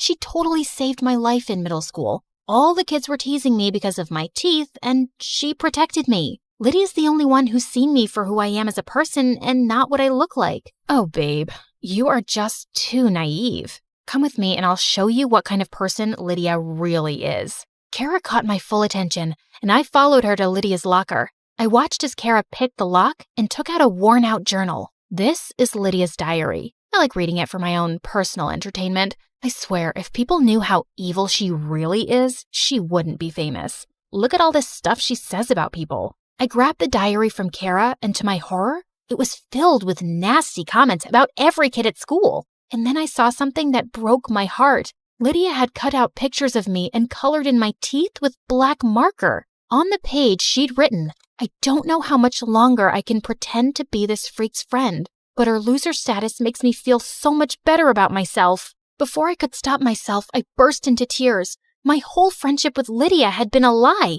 Kara put her arm around me. I know it sucks, but at least you know the kind of person she is now. I'll help you get revenge. We'll crush her at the showcase. Thanks, Kara, but I think I just need to be alone right now. I went home and ditched the rest of my classes. I didn't come out of my bedroom for 2 days and refused to go to school. I was just so depressed and I felt like such an idiot. And then my mom came to my room with some news. Soleil, I know you're suffering right now, but I wanted to tell you something that for sure will cheer you up. What is it? Your dad and I finally saved up the money to get braces. We can finally fix your teeth. Why? Because I'm too ugly for you to look at? Of course not, sweetie. This has nothing to do with looks. It's just better for your jaw if we get this fixed. It'll be easier to brush your teeth and eat and take care of dental hygiene. Mom made a pretty good point, so that week, I let her take me to the orthodontist and I got braces. They were super uncomfortable, but I felt better knowing I was finally going to take care of my teeth. Then finally, when I was back at school, I spotted Lydia. I hadn't seen her since I'd read her diary, and when she saw me with braces, she freaked. OMG, are you crazy? I thought you were proud of how you looked. Yet you got braces, which means you obviously hate yourself. No, I love myself. That's why I got braces for my health. Also, congratulations. You don't have to pretend to be my friend anymore. I made new friends. Way better friends. With that, I walked away before she could answer. Kara was waiting for me by my locker. I couldn't believe I'd misjudged her. Maybe she was a freak like me, but she was amazing. That evening, Kara and I had our show and I was super nervous. We had to go back to school at 7 p.m. to get ready. When we got there, crowds of kids were already outside the building. That's when we saw a mob of kids in the courtyard gathered around Lydia yelling at her. They were holding their phones in her face and saying things like two-faced and sicko. What was going on? That's when I saw Kara laughing in the corner. I posted the pages of Lydia's diary all over Instagram. Now everyone knows all the awful things she wrote about them. Whoa, Kara, I know she's a jerk, but isn't that kind of low? Not as low as faking being your best friend for years. And everyone deserves to know the truth about her. Trust me, Soleil. I still felt a little weird about it, but I knew deep down, Kara was right. As we walked on the stage later together, the audience cheered and whistled. Don't be afraid of the decisions you make, because life is all about making choices and learning from them.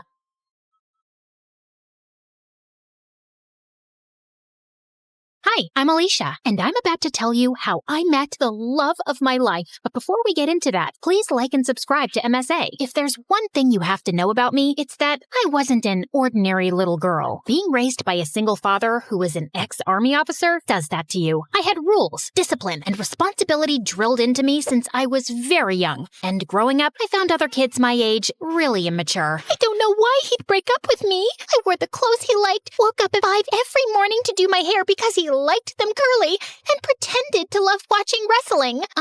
Excuse me, but I need to get that muffin. Can't you see that I'm crying? My boyfriend just broke up with me. Aw, I'm so sorry. You know, it reminds me of the time my dad took me for this obstacle course, and I twisted my ankle so badly, the doctors told me I'd never be able to walk again. But I didn't lose hope, and here I am. How is that the same thing? It's not, because that was an actual problem. But yours is just a bunch of high school nonsense. Now move your butt, please. Needless to say, I didn't have a lot of friends, and I didn't care either. My life was all sorted out. Graduate school, get into a good college, work, and retire. But then I turned 18 and met Arthur. He was a transfer student from Greece, and boy, was he dreamy. The first time I met him was in gym class. We were playing catch, and I was so lost in looking at him. I totally missed the ball, and it hit me right in the face. I fell on my butt, and Arthur came running. Are you okay? You're bleeding. It's nothing. I'm used to much worse. On second thoughts, I might need a doctor. Arthur smiled and carried me to the nurse's office. The entire time I was there, he sat next to me, and later he dropped me home. We became friends after that, and slowly I fell for him. He was smart, mature, and sweet. If there was one guy I wanted to date, it was him. So I decided to ask him out, except I didn't know how. So I turned to MSA for help, and it did not disappoint. Rule number 1, never let your crush know you're interested in him. Avoid eye contact and do not speak at all. The next day, when Arthur waved at me in the hallway, I wrinkled my nose and turned away. He sat next to me in class, but I didn't pay any attention. But then in the cafeteria, he caught up with me. Are you avoiding me? Me? Avoiding you?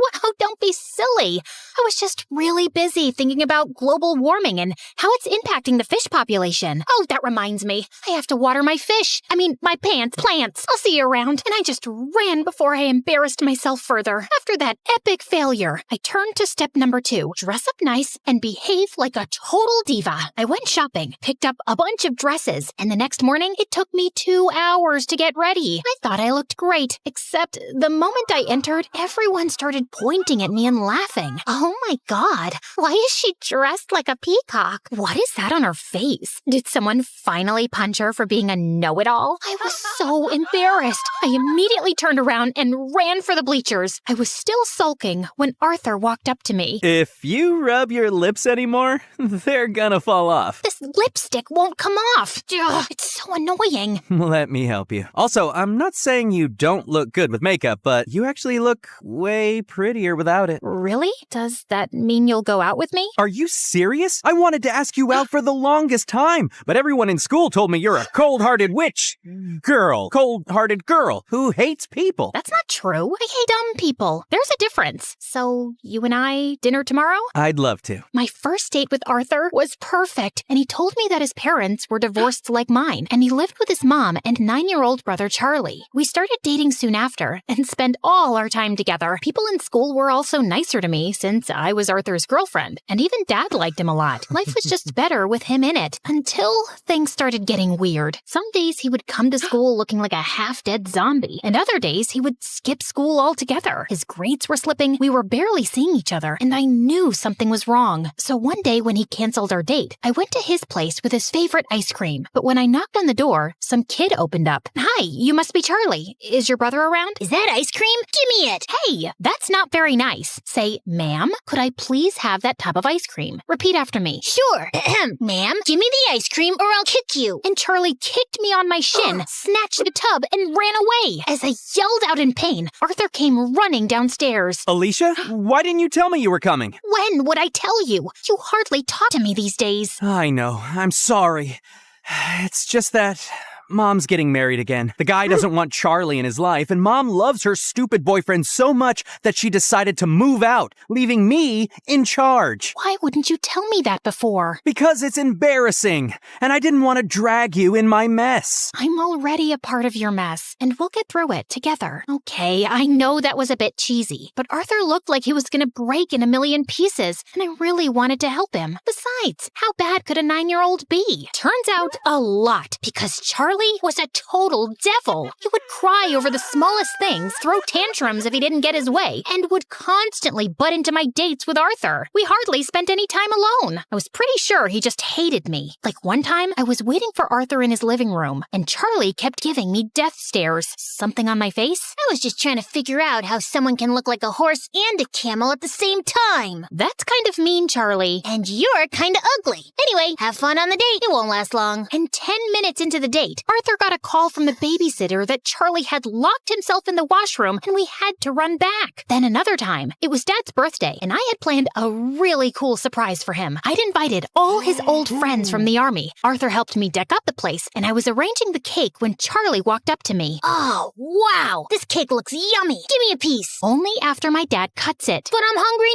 now. Then eat something else. There's a whole pizza on the counter. Are you stupid? I said I want the cake. Charlie tried to get the cake, but I got in his way. He shoved me away, and I accidentally knocked into the cake, which crashed to the floor. Whoopsie. Guess no one gets to eat it. What happened? I heard some noise. Your brother ruined my surprise. I just asked her to give me some cake. And I asked you to wait. Relax, Alicia. We'll get a new cake. I'm sure your dad won't know. That's not the point, Arthur. Your brother is a spoiled brat. He needs some discipline. You put that kid on a leash, or I swear I will. He's my brother, not some dog I can put a leash on. I know he made a mistake, but he's just a kid. You know what? We'll just leave. We wouldn't want to ruin your evening any more than we have. Perfect. Arthur took Charlie's hand and they left. I wanted to stop them, but I was too mad. Later that night, when I calmed down, I realized I might have been too rude and called Arthur up, but he didn't answer. He didn't even show up to school the next day, and neither did Charlie. So I went to his place to talk to him and saw Charlie crying on the porch. What's wrong? Arthur wasn't here when I woke up this morning,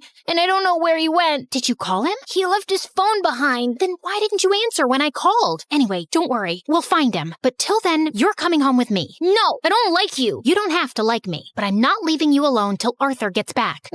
So annoying. We waited the whole day for Arthur to show up or get in touch, but he didn't. By nightfall, I decided to sleep in the lounge and offered Charlie my room. If you need anything. The next morning, Arthur was still a no-show. I couldn't reach his mom either. And then remembered he'd told me she was out of the country on her honeymoon. Next, I asked his friends and colleagues, but none of them knew where he was. Eventually, I contacted the police. But even a week later, they had no news of him, and I was worried sick. What could have possibly happened to him? Meanwhile, Charlie refused to go to school or shower. He mostly kept himself locked in my room and reacted rudely to any nice gesture I made. I was losing my mind. So I turned to Dad for help, and he promised he'd get a word out to his colleagues in the army to track Arthur down. I still don't know what to do with Charlie. He shuts me down every time I try to talk to him. He's been through a lot, Alicia. What he needs is some distraction to keep his mind off things.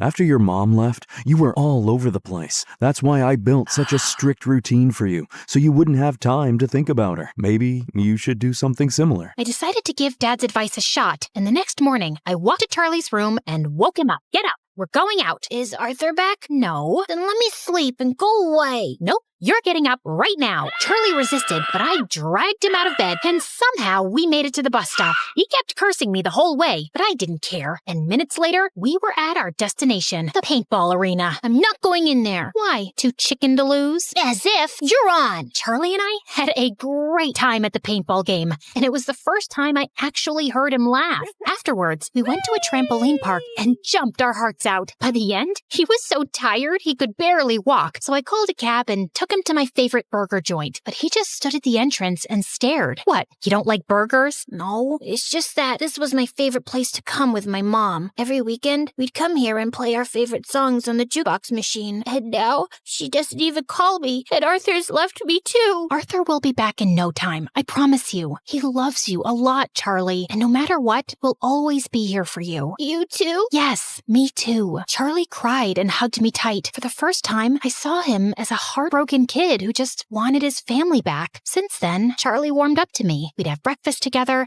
and he would always make my bed when I got home from school. He was a lot calmer and hardly threw a tantrum. I couldn't wait for Arthur to come back and see how much progress Charlie had made, but we still had no leads on him. I wanted to be strong, but with each passing day, my hopes of ever seeing him again were getting dimmer, and it broke my heart. Finally, one night, I broke down in front of Dad. I don't think Arthur's coming back, Dad. It's been weeks, and no one knows where he is. If he was in town, we would have found him by now. And Charlie, he's lost his mom and might lose his brother too. What can I even say to him? What? I turned around and saw Charlie standing at the door. You've been telling me all along the police will find him. You said you were sure. No, I'm sure he's fine, Charlie. I was just... Stop lying. Why do all grown-ups lie so much? I hate you. All of you. And Charlie just ran out of the house. Dad said he'd go after him. And as I was sitting in the kitchen in despair, the phone suddenly rang. It was the police, saying they'd found Arthur in a hospital close to town. I rushed to the location and texted Dad on the way. The doctors at the hospital told me that Arthur was brought in a few days back by the forest rangers. Apparently, he went on a hike and got injured, and since then, he'd been in a coma. I was sitting next to him when Charlie walked in with Dad. How is he? He hit his head, but he's out of danger. Doctors say there's a very good chance he'll be just fine. Charlie, promise me, no matter what happens, you and I will never fight again. I promise. I will never scream again, and I will always be a good brother. He will wake up, right? What do you think?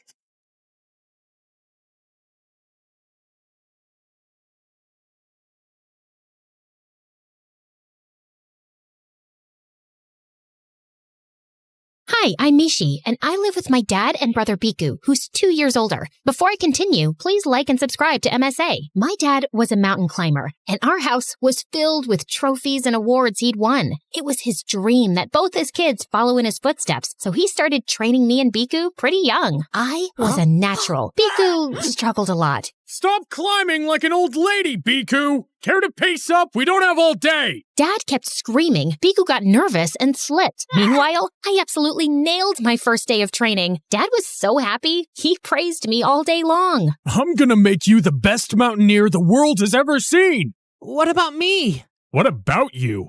A snail can climb faster than you, Biku. Being a mountaineer is not in your blood. But it was my first time climbing, and the guy in front of me kept farting in my face. I got distracted. Don't be a sour loser, big bro. Just accept it. I'm better than you. Or maybe it was just dumb luck. Relax, Snappy. I was just kidding. Don't worry. When I become a famous mountaineer, I will definitely train you to be my assistant. I was joking, but Biku took it seriously and flung his shoe at my head. I ducked, and it hit Dad's trophy shelf, and everything fell to the ground. Have you gone completely crazy, Biku? It's bad enough that you're an absolute embarrassment, and now you're disrespecting my achievements? You're grounded for a week! Biku ran to his room crying, and since then, he just hated me for being Dad's favorite. Every time Dad would praise me, Biku would get angry and do crazy things. This one time, he filled my bed with sand, and another time, I opened my bag and saw a huge spider on my books. I was so scared I almost passed out.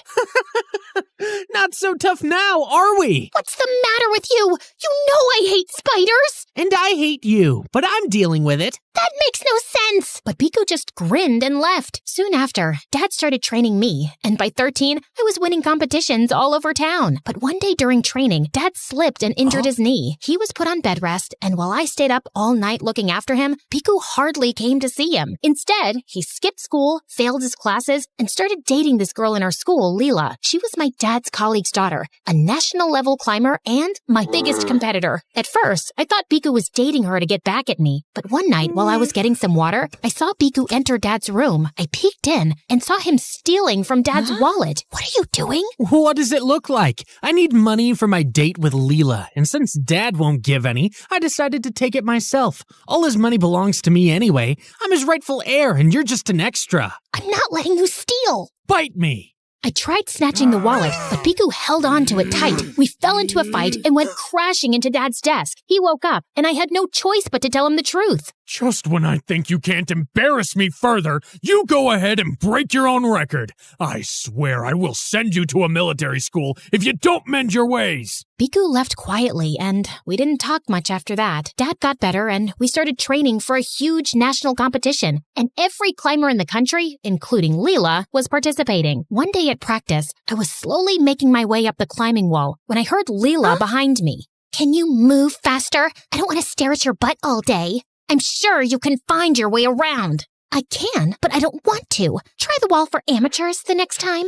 You're clearly too slow for this one. What's your problem? It's simple. I hate slowpokes. Leela nudged at me, and I lost my balance. I would have fallen to the ground, but my harness saved me. I was so mad at her, but I decided to get even at the competition and worked twice as hard. On the day of the competition, I felt confident, but just as I started climbing, I slipped and landed on my butt. I lost the competition, and Leela ended up winning the first prize. But that wasn't the worst part, because the next day, I was in the girls' changing room and heard Leela talking to her friends. Why are you dating that loser Piku? He looks like a frog. Well, that frog pays for all my shopping, and he's so charmed by me. In fact, he is so blind in love that he sabotaged his own sister. Totally worked in my favor. Leela went on to say that Piku was the one who scratched the sole of my boots so I would slip and lose the competition. I quickly took out my phone, recorded the conversation, and went outside. Leela looked startled to see me. What are you doing here, loser? It's bad manners to hear other people's conversations. You're one to talk about manners, you lying witch. You've got to come clean to the authorities about the competition Or what? You're gonna hurt me, chicken legs? You're definitely asking for it. I wasn't. But I am now. Leela tugged at my hair and pushed me hard. I tried to push her away, but I slipped on something, and my head hit the lockers, and the next thing I knew, I was in the hospital with a cast around my hand and Piku standing in a corner. Hot tears filled my eyes as I got up and slapped Piku across his face. I know you ruined my boots to help your sick girlfriend, and don't you dare deny it. I have her confession on my phone. You know, Piku, I always thought that even though we fought a lot, one day you would turn around and tell me how much you love me or that you're proud of me, but all you've ever done is hate me. Why? Because you spoiled everything. I'm the boy. I'm supposed to get all the love and affection, but I just feel invisible in my own house. That's not my fault. If you try to be better, Dad would love you too, but you keep messing everything up. That Leela doesn't even like you. She says you look like a frog, and she used you to get even with me. You're just saying that to hurt me. Leela loves me. No, she doesn't. She's a lying witch, but you're so dumb and blind that you fell for her tricks and ended up hurting your own sister. I hate you, Piku. Just get out. Piku tried talking to me, but I was too mad to respond. I told Dad everything, and he gave the recording to the authorities. Leela ended up getting expelled, and I never saw her again. The next morning, Dad spoke to his friends at the military school, and a week later, Piku was gone. I missed him, but I guess it was for the best. It took me some time to recover, but eventually, I got better and started climbing again. When I turned 18, I was chosen to represent my school at the International Camp for Young Mountaineers. On my first day, I was pretty excited until I went to my room and saw Leela. You've got to be kidding me. No way I'm sharing a room with you. Wait, Mishi, I'm sorry for what happened. I never meant to hurt you. But you did. I can never forgive you. At least give me a chance to make it up to you. It's too late. I thought I was clear with Leela, but she just got clingier. She left flowers by my bedside, brought me coffee, and left chocolates under my pillow. It was creepy, but I could see she was trying. Then one day during training, the camp instructor announced a challenge where we had to climb a huge wall. As soon as the buzzer went off, I sprang into action, and everything was going great until I saw Leela slip and hurt her ankle. She howled in pain as I rushed to help her up and sat her down on a bench. Why'd you help me? Because you were in pain. Don't think that I've forgiven you. Look, I know what I did was wrong, but I never asked Biku to ruin your boots. He did that all on his own. That's supposed to make me feel better? Biku was stealing from Dad to take you out on dates and shopping. Did you know that? No, I never asked him to do that either. Look, Mishi, what's done is done, and I'm sorry for it. We can either stay in the past and be bitter, or move on and be happier. I guess, but it can't happen overnight. I'll wait. Leela and I slowly became friends. After the camp ended, we went to training together and joined our dads on expeditions. Leela was still competitive, but it was fun having her around. But then, Leela found a boyfriend and she was always distracted. She was bunking training sessions and hardly showed up for work. This one time, we were leading a team to one of the toughest treks, and while I explained the procedure, Leela was busy texting. Okay, so we need to use the hack hammer a lot since it's a steep climb. Leela, are you listening? Yes, totally. Really? Then repeat what I said. Okay, fine, I wasn't paying attention. But we've already been through this so many times. I know what to do. No, you don't. Last week, you turned up late for an expedition. And then the week before, you almost cost us a rescue mission because you were texting in the middle of the climb. It's called multitasking. We are leading a team this time. It's a huge deal. So get your head back in the game or I can go on my own. Fine, count me out then. Leela didn't show up for the trek the next day, and I was too busy to care. After hours of climbing, my team and I stopped at a small cafe. I was waiting for my coffee when the most gorgeous boy walked up to me. Care for some hot chocolate? It's my specialty. I love chocolate boys. I love boys who make chocolate. I love chocolate. Whatever you say. I'm Danish, by the way. Mishi, Danish and I ended up talking all evening. He was a few years older and had migrated with his family from India. He was running a cafe, but mountaineering was his real passion. And eventually, he joined us on the trek. After the trek ended, Danish and I asked me out for dinner, and we were sitting by the mountains when he leaned in for a kiss. But when we pulled away, he looked worried. Was that not good? It's everything I imagined, but Mishi, my parents are really orthodox and would only like me to date someone they choose. So until I talk to them first, you can't tell anyone that we're together. Promise me. I found it a little weird, but Danish was already looking stressed, so I agreed. We started dating officially, and things were going smoothly, but it killed me that I couldn't share this amazing news with Leela, who was still mad at me. So I decided to be the bigger person and get her dessert from Danish's cafe, where I found Leela making out with Danish. What the heck? Get away from my boyfriend. Did you hit your head somewhere? Danish is with me. No, he's not. We both turned to Danish, who looked like a deer in headlights, and then ran for his life. I don't believe this, Mishi. How could you stab me in the back after everything we've been through? I stabbed you in the back? You're the one who never told me about your secret boyfriend, and it's not the first time I've caught you lying anyways. Seriously? In that case, Danish asked me out first, so if anyone's at fault here, it's you. He wouldn't have had to come to me if he liked you enough. Okay, that was harsh. I take that back. Don't bother. Lena flung her bag and walked away. I followed her, apologizing, but she simply ignored me and left. I even tried calling her 1,000,000 times, but she didn't answer. I felt so lost. My best friend thought I'd betrayed her, and the first boy I kissed turned out to be a snake. Just when I thought I'd hit rock bottom, I came home to Biku waiting for me in the living room. What are you doing here? It's Dad! Biku told me that a few hours back, he received a phone call that Dad and his team had gone on a rescue mission to Everest, and they were missing. It's been more than 12 hours since they last got in touch with the base team. Aren't they sending another search team? It's a very dangerous climb. No one wants to attempt it. If no one will go, then I will. Did you not hear the part about the climb being dangerous? You're not going anywhere. Stop acting like you have any control over me. You lost that right a long time back. Saying that, I grabbed my gear and left. I took a bus to the mountain rescue headquarters. I was packing up a few things when Leela walked in with Biku behind her. What is this? Some kind of lover's reunion? I heard about your dad and went home to see you when Biku told me you've already left for the headquarters, and now I'm coming with you. So am I. You don't know jack about climbing, Biku. I'm coming from a military school. Trust me, I can do this. It's too dangerous. Then we'll face it together. That's what friends are for. Well, that and dating the same guy, but who's counting?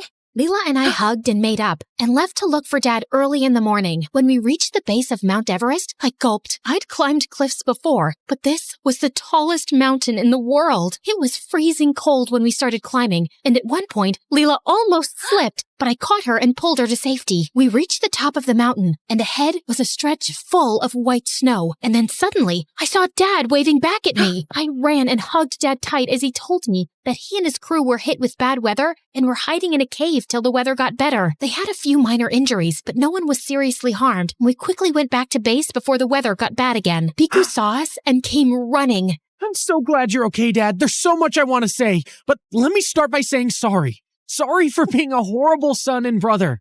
I guess I felt so invisible. I just wanted to get your attention somehow. And that's partially my fault. I was so focused on Mishi, I couldn't pay you the attention you deserve, and that pushed you away further.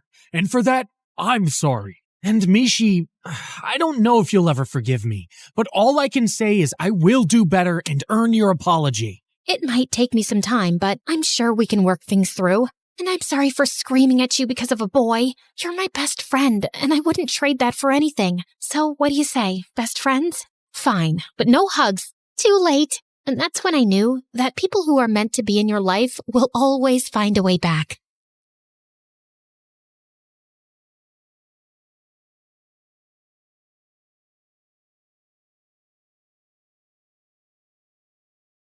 So, have any cute guys caught your eye yet? Well, there's this one guy. Girl, we need to hunt him down. It's just a harmless little crush. And who knows, he might be taken already. Just please, don't do anything stupid. Oh, don't worry about it. I got you. I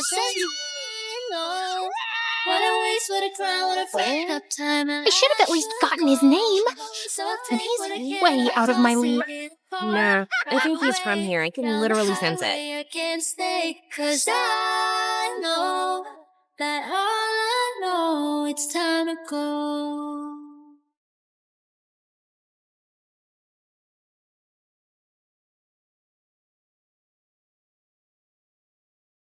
Hey guys, how's it going? Okay, you're probably wondering why I only have one half of an eyebrow. It's just that I was waxing my eyebrows and I had a little accident. But no biggie, your girl's gonna pencil them in just as soon as I find my brow pencil. Ruby, you're gonna be late for school. Again. What am I supposed to use? Lipstick? Ugh! Oh, magic marker. Guys, please don't give me that judgy look. I can't go to school without eyebrows. Oh, wait, sorry. I meant to introduce myself. I'm Ruby, and I live in Montana with my parents as an only child. Oh, before I continue, would y'all mind hitting that like and subscribe button? Sorry, my director will fire me if I don't tell you guys that. Anyway, I live with my parents, but I'm not really close to them, and I don't relate to them either. It's not that Mom and Dad are bad parents, it's just that they're possibly the most boring people on the planet. Oh, let's face it, you won't ever be a normal, responsible adult, you silly thing. You probably wouldn't even notice if your own head fell off. Whoa, rude! Also, I'm only 13, Mom. I don't want to think about marriage. But Mom disagreed. In fact, she wanted to get me engaged right now. Okay, maybe I'm exaggerating. She just wanted me to meet my potential fiancé, hoping he'd fall in love with me and propose after high school. So in 8th grade, she introduced me to her friend's son Grayson, who was a couple of years older than me, and a triple package. Handsome, smart, and planning on starting his own company one day. So, Gremlin. Grayson. Totally. So, your biceps, they're huge. I've never seen biceps that big before. And not that they look bad. They look very, very fine. Sorry, did that sound creepy? I swear, I'm not a creep. Please kill me. Oh, I can't kill you. Sorry, I really can't go to jail for murder right now. At least not until the new Wednesday series gets canceled. Anyway, this has been a lovely meeting, Mr. Healthy-looking Biceps. Keep up the good work. Boy, that was awkward. I guess Grayson won't be my future husband after all. But secretly, I did really want a boyfriend, so That summer before 9th grade, I decided to give myself a makeover. A new skincare routine, a healthier diet, and a better wardrobe. Though, when I was shopping at the mall for my wardrobe, things got a little crazy. While I was picking out dresses, I also decided to get some new bras. But just as I was walking into the changing room, I ran into my crush. His name was Colin, and I hadn't seen him all summer. He looked a million times more handsome. Hey, dude. Fancy seeing you here. These aren't mine. They're for my mom. Your mom likes bras with unicorns on them? No. I mean, what's wrong with unicorns? Do you have a problem with them? Because that's just racist. I ran off before Colin could answer. That didn't exactly go well. And when I got home, things just got worse. I found out Mom's friend's son Grayson was gonna start volunteering for her company. Remember that handsome snob with the enormous biceps? He wasn't exactly thrilled that we'd be seeing each other all the time at the house and at social gatherings. As if I was excited about it. Ignore stupid handsome Grayson. Back to my glow-up makeover. Not to brag, but I looked like a knockout the first week of 9th grade, and everyone showered me with compliments, including Mom and Dad. Finally, you cleaned yourself up a little. Look, sweetie, our ugly duckling has turned into a swan. Mom! She looked beautiful before, and she looks beautiful now. I don't get what the big deal is. She just caked on 10 layers of makeup to make herself look like a Barbie doll and put on flashy clothes. I just rolled my eyes hearing that. Of course the jerk had nothing nice to say about me. Well, his opinion didn't matter, because the following week at school, guess who finally noticed me? My longtime crush, Colin. Even after our embarrassing unicorn bra encounter, he asked me out to a movie, and a couple weeks later, we started dating. Talk about the perfect start to a girl's teenagehood and high school career. Colin writes me good morning texts and takes Instagram selfies with me. I remember the olden days when I was a sad, lonely girl, but now my life is perfect. On the night before winter break, Colin took me to an exclusive cool kids party. But just as I was getting ready to leave, I saw Grayson waiting for me outside. What the frick was he doing here? And how did he even know where I was? Your parents asked me to come check on you and then drive you home. You're at a midnight party with your boyfriend, Ruby. Someone needs to supervise you. Who do you think you are? My dad? You can do whatever you want, but I don't need any supervision. I meant to do that. Anyway, I'm gonna go kiss my boyfriend now. So bye! I just hope he's available to kiss you. I saw him looking pretty happy talking to some other girl a few minutes ago. Yeah, because it's a crime to talk to other girls when you have a girlfriend. Grayson, get a life. He was really starting to get on my nerves. So to stick it to him, I took the bus home, and he had to drive all the way back to his house for nothing. It served him right for being such a control freak. Unfortunately, though, I couldn't see Colin after the party because he was going on vacation. I knew he'd be busy, but a week went by, and he didn't call or text at all. Okay,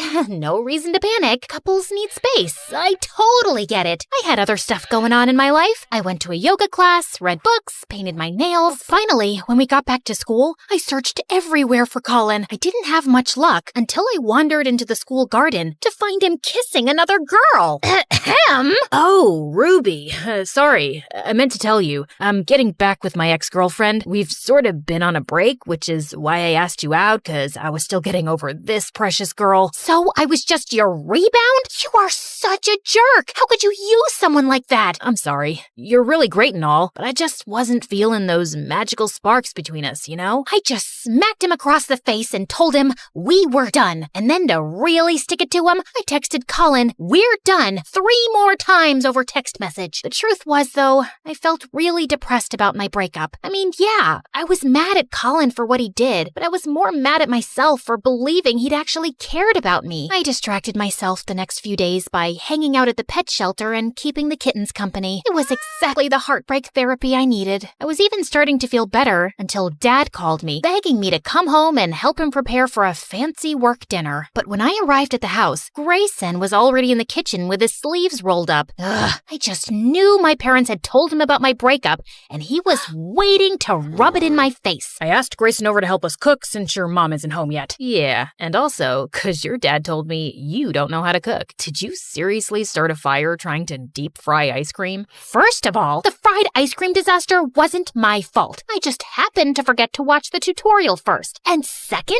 I've had a really hard couple of days, and I don't have the energy to handle you right now. So just go away and don't talk to me for the rest of the night. But you can hang out in my room if you want and use my computer if you're bored. May I recommend MSA videos? Watch them on YouTube though, not TikTok, because TikTok's bad for your attention span. But anyway, see ya. Unfortunately, Dad didn't let me get rid of the idiot that easily. And as expected, Grayson took full advantage of getting to boss me around and talk to me like I was an idiot. Go salt the water. Don't put sugar, put salt. You're not allowed to touch the knife. I don't trust you around a knife. I felt just about ready to punch him until Grayson came up behind me and guided my hands in rolling the dough with his big, strong arms. It even made my heart rate go fast. I guess it was a good form of cardio exercise. Nice job. You know, you actually don't suck at this. Mom was quite late, but when she finally came, she was with her boss, and his arm was around her. What was that about? Then at the dinner table, Mom and Dad's boss made an announcement. Excuse me, may I have everyone's attention? I would like to introduce my new co-owner of the company. Audrey, darling, congratulations. That also brings me to my other news. The two of us have decided to restart our business in Australia, and we'll be moving there in a month. What do you mean? We're gonna be moving in a month? No, I'll be moving. Actually, I'm divorcing you. I'm just not happy with our life here, and I need a change. I hope you'll understand. My heart stopped as I saw Dad's stunned face and all the guests staring at us. Many of them were strangers I barely knew. The whole thing was just this surreal, unexpected mess. And fast forward 2 months later, Mom was gone, Dad was a wreck, and I was still numb with shock. I didn't exactly have time to cry and grieve though, cause I had to take over the house since Dad wouldn't leave his bedroom. 3 guesses how that went. Yeah, I broke our dishwasher, also our oven, and killed all our houseplants cause I forgot to water them. Not that I was surprised. It was like Mom said, I was just too dumb to ever be able to take care of myself, let alone Dad too. One day, I just couldn't take the stress anymore and literally fell asleep on the kitchen floor. When I opened my eyes, Grayson was staring down at me, and for some reason, it made me feel relieved. Ruby, are you okay?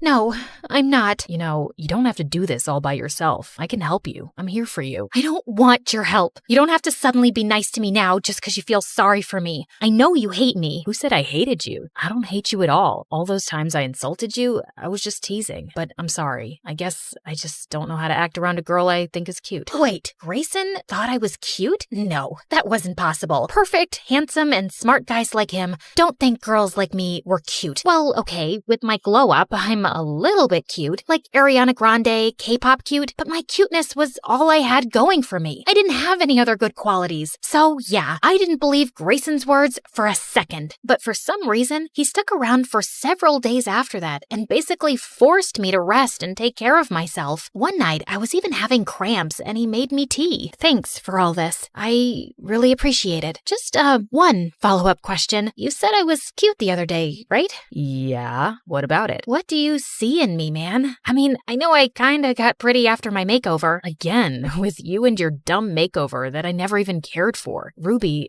you're funny, you're charming, you're interesting, and hands down, the kindest person I've ever met. Why isn't that enough for you? How come you don't believe in yourself? Grayson's words really caught me off guard. I didn't really have an answer for him. Well, actually, I kinda did. The truth is, it's hard to have confidence in yourself when you're always bumping into walls, losing your stuff, and eating soap. Okay, calm down. I've only eaten soap once, and it was an accident. Basically, I was in some fancy hotel, and they had some tiny soap bars in the bathroom that looked like candy, so I ate one. I don't actually eat soap on a daily basis, but you get my point, right? Animator, show the reference scene of 14-year-old me making myself over that summer. Remember when I felt super confident after my major glow-up? Yeah, that wasn't real confidence. Real confidence isn't based on stuff like outside beauty and high IQ. Real confidence comes from loving yourself no matter what. So I guess now it's time for makeover number 2, feeling good on the inside. And a few months later, I did start to feel a lot better. And apparently, confidence is a lot more attractive than looks anyway, because one morning, freaking Colin showed up at my doorstep begging me to take him back. Which do you want? A bouquet of roses or lilies? Or would you prefer chocolates? A life-size teddy bear? What do you want from me? I'd like for you to get off my porch. Also, I don't like either of these bouquets. I'm just not feeling a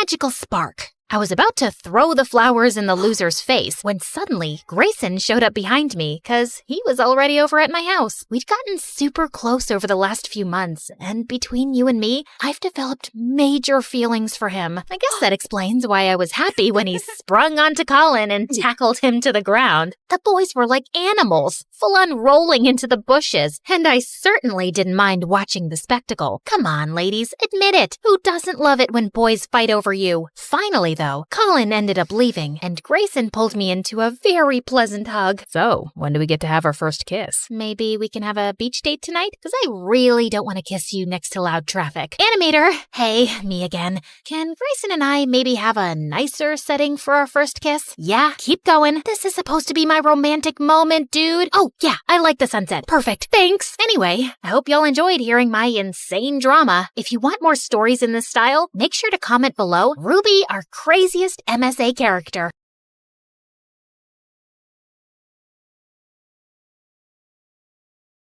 Hi, I'm Alvita from Jamaica. Please like and subscribe. My parents were the most successful members of their family. Dad was a lawyer and Mom was a doctor, and they always worked really hard and bought their dream mansion in a posh neighborhood. And then they were blessed with me. Whenever their family and friends met me, they were dazzled by my shiny dark hair and big green eyes. Wow, you guys are so lucky to be blessed with this beauty. Alvita will definitely be a model one day. As I got older, modeling never interested me much, but I did love talking. Whenever my cousin Maya came over to visit, we loved playing newscasters. In today's news, it looks like there's going to be a heavy thunderstorm. Don't forget to take your umbrellas, people. And thank you for watching Maya and Alvita News Time. Maya was the same age as me, and we were pretty close. But in the 4th grade, my parents hired a casting agent for me. And soon, I got a presenter's role for a kids' TV show. Things changed in my life after that, and I didn't have much time for Maya when she came by. You want to go roller skating today? Oh, Maya, I have to go through my script for tomorrow's show, plus homework. I know, you're very busy. Soon after, I became more famous and her family grew richer, which was great. But I couldn't help noticing that people around us started acting so fake. Once in 8th grade, Maya's mom threw her a party, and when I got there, she made a huge fuss over me. Oh, Alvita, darling, thank you for coming. I know how busy you celebrities are. By the way, you looked gorgeous in this week's show. Thank you, Auntie. This is for Maya. Oh, you brought a present. You didn't have to. Your presence is a gift for us. Maya! Alvita got you a present. Come thank her. Oh, Alvita, thank you so much. Whenever Maya hugged me now, I always had this feeling like she was rolling her eyes. Aunt insisted that Maya open my present right away, and they both looked disappointed at the watch inside. It's very nice. Thanks. I don't know why I was expecting a gold bracelet. You know, like the one your mother gave you on your birthday. But the watch is nice, too. Could I have the receipt, darling, in case I need to exchange it? Why would you need to do that? Oh, just in case it doesn't fit Maya. We went to the same school and we were in the same class. Once in 9th grade, we had a fun fair in school and we bought raffle tickets. And I won a prize. It was a huge package with really fancy chocolates from Switzerland. How come you're always so lucky, Alvy? I don't know. It just happens. We'll share the chocolate at recess, okay?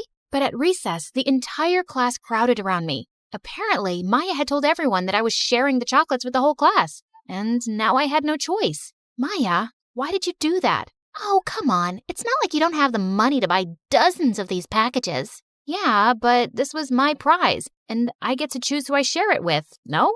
But Maya tried every way to sponge off of me and make other kids do it too. Sometimes I wished we weren't related so I could just ignore her. I felt more comfortable when I was in the studio with people like me. I loved performing, and I loved Chris, my boyfriend. He took care of all the sound and background music for the show. Every day after shooting, we'd hang out together, and he always found a way to make my day with some thoughtful gift. He was the sweetest. Then one day in 11th grade, the show decided to add another presenter to join me on the show. It was a guy named Mason, and he was gorgeous. I had to show him how everything worked around here, which was a bit difficult because Chris kept popping up. So normally, when we face the camera, we stand like this. Hey, I brought you some coffee. Oh, I just had some a minute ago. Sorry, babe.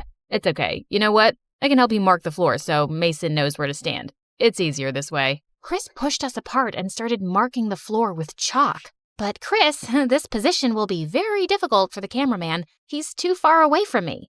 Don't worry about that. They'll manage. I'm Mason. And you are? Oh, I'm Chris. I work here too. I'm Alvida's boyfriend. We love each other a lot. Chris just turned into an insecure maniac after Mason joined us, even though Mason showed no signs of liking me. But we had to spend a lot of time rehearsing lines together, which seemed to really bother Chris. One time we were about to go on air when suddenly Chris walked onto the set wearing a ridiculous heart costume and playing the violin. He then bent down on one knee and proposed. Marry me, Alvida. Chris, I'm still a teenager. You can't be serious. Yes, I am. You just have to say yes now. We can get married later. No, can you please stop this? You're really embarrassing me. Chris stormed off and he didn't speak to me for 2 days. But soon after, I decided to talk to him. And when I went to his office, he was trying on a blonde wig. Chris, what are you doing? Just checking if blonde hair will suit me. Is it because Mason is blonde?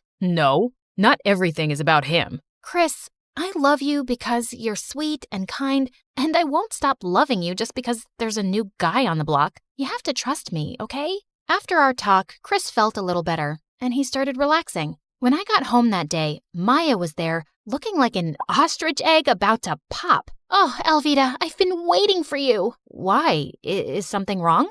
Yes, I'm in trouble, girl. I watched your show, and I immediately fell in love with your co-host. Please introduce me, please, please, please. I can't do that. It's against studio policy for me to introduce desperate fans to our cast. But I'm your cousin, not some weirdo stalker. Come on, Alvida, please. Can't you do this little thing for me? Alvida wouldn't stop begging, so the next day after school, I took her to the studio. And she was so embarrassing. She was flirting with everyone, even the director. Everyone in school says I'm so beautiful and that I belong in front of a camera. What do you think? Maya, can I speak to you, please? Not now, Alvida. But I grabbed her arm and pulled her aside. Can you please behave? The people here are very busy and you're just making a fool out of yourself. Your director was about to give me a role in the show, but I guess you just want all the fame to yourself. She walked off and sat down on the director's chair, and during the live show, she screamed, "Cut!" Everyone in the room panicked, and bodyguards took Maya out. I managed to improvise so the audience wouldn't notice anything was wrong. After the show, Mason caught up with me. Your cousin played a real number on us today. Yeah, I'm so sorry about that. Don't be. You did really well to cover up. You're actually quite good. As we walked outside together, Maya suddenly came running towards us. Seriously? Your bosses are jerks, Alvida. I've been freezing outside. Hi, Mason. I'm Maya. I'm Alvida's cousin, but everyone says we look like twins. Maya couldn't stop talking, and just then Chris came out. What are you guys up to? Oh, Chris. Mason just asked me out on a date. Wait, I did? Really? That's amazing. Why don't we all get dinner now? We can make it a double date. I don't think that's a good idea. Why, babe? Come on, it'll be so much fun. I felt bad for Mason, who was too polite to turn down Maya. We went to a nearby pizza joint I visited all the time, and Maya excused herself for the bathroom. But she came back just in time for our food, and moments after I took my first bite, I started choking. Alvida, what's wrong? Something in the pizza. My face was blowing up like a balloon, and Chris quickly called the ambulance. There was red pepper in the pizza, and everyone in that pizza joint knew I was allergic to it. My parents threatened to sue the chefs, but they insisted that they hadn't used any pepper. Meanwhile, the doctor advised me to take 2 weeks off from work while my swelling went down. So Mason took care of the show on his own. I felt really upset, and when Maya came to see me, I lashed out at her. You know what, Maya? Just drop the act already. I'm tired of you pretending to care about me when you actually hate me. What are you talking about? Why did you take so long in the bathroom during dinner? How do I know you didn't leave the table to put pepper on the pizza? You really think I'd do something like that? Yes, you've been jealous of me ever since I got the presenter role. But I would never hurt you. Maya left my room crying, but I was too mad to care. I was convinced she'd tried to harm me. While I was at home recovering, Chris visited me every day. This one time he came with candles and Chinese food and set up the table, and it was so romantic. Aw, Chris, you didn't have to do all this. You mean the world to me, and I would do anything for you. He turned on the music, and as we slow danced, Maya came barging in. Elvita, I have to tell you something. I don't want to see you or talk to you ever again, Maya. Please, hear me out. Hey, we're having a romantic moment here, so please, get out. But Maya glared at Chris and just switched off the music. Elvita, you have to see this. There aren't any security cameras in the kitchen, but there is one in the restaurant's back alley. I tracked this video down from the city police's office. The video on Maya's phone showed a customer entering the kitchen from the back. Chris, why does this person have the same jacket as you? I don't know. And what are you saying? I was with you the whole time. Yeah, but I also remember you had a phone call and you went outside. Chris's expression changed, and suddenly he knocked over our table and the candles, and food landed on the floor. A rug caught on fire, and Maya rushed to throw a blanket over it. Chris, it was you! Oh my gosh! You were getting so close to Mason, so I had to do something. Aren't things so much better between us since you've been away from the show? You just needed to see how much I love you, Elvita. No! You made me so sick you could have killed me. That's not love. Well, if I can't have you, then no one can. But before Chris could do more damage, we heard police sirens. Too late. I already called the police. Chris tried to run out, but the police caught him and he was taken away. Maya, I owe you an apology. Maybe you were right, Elvita. Sometimes I have been jealous of you, but I swear I'd never hurt you. I know, and you have every reason to hate me. I don't hate you, but do you really have something going on with Mason? No, and there never will be. I know you like him. A few days after, I went back to school and my job, but a lot of things had changed in such a short period. Mason was now showing me what to do. The director really likes all my ideas. We've decided that now you only need to come in to introduce the next program. But that's just 10 seconds on the screen. Yeah, but that's what the show wants. I was so disappointed, but I went with the flow. One day after the show, I was leaving when Mason caught up with me and took my hand. Mason, what are you doing? I see the way you look at me, and I think I like you too. What? Are you... Elvita? What are you doing? I turned around to see Maya behind us, and Mason was still holding my hand. Maya, this is not what you think. But Maya ran off angrily, and I stomped hard on Mason's foot and went after her. Maya, there's nothing going on between us. Yeah, right. So you were just holding his hand because it's part of the show?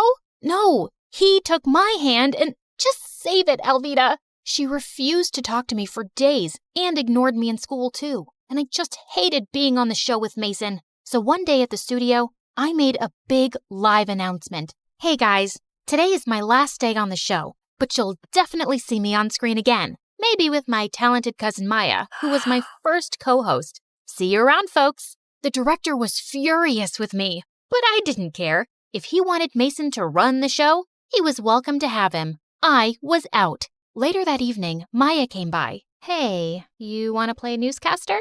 We're too old to play it now, but we'll be doing it for real. Did you really mean that? I just got a call from my producer who wants to help me with my own show. She says my ratings are much higher than Mason's. And yeah, you'll be my partner. It'll be the Maya and Elvita show. Wow, this is a dream come true. Thank you, Elvita. And I'm sorry I jumped to conclusions about you and Mason. It's okay. I forgive you. I did the same thing too once before. And if you really want to see Mason, you can ask him out. Although, I think he's a jerk. I think I trust you on that one. I learned that you must never let jealousy and misunderstandings get in the way of your most important relationships. It's better to get the whole story before jumping to conclusions.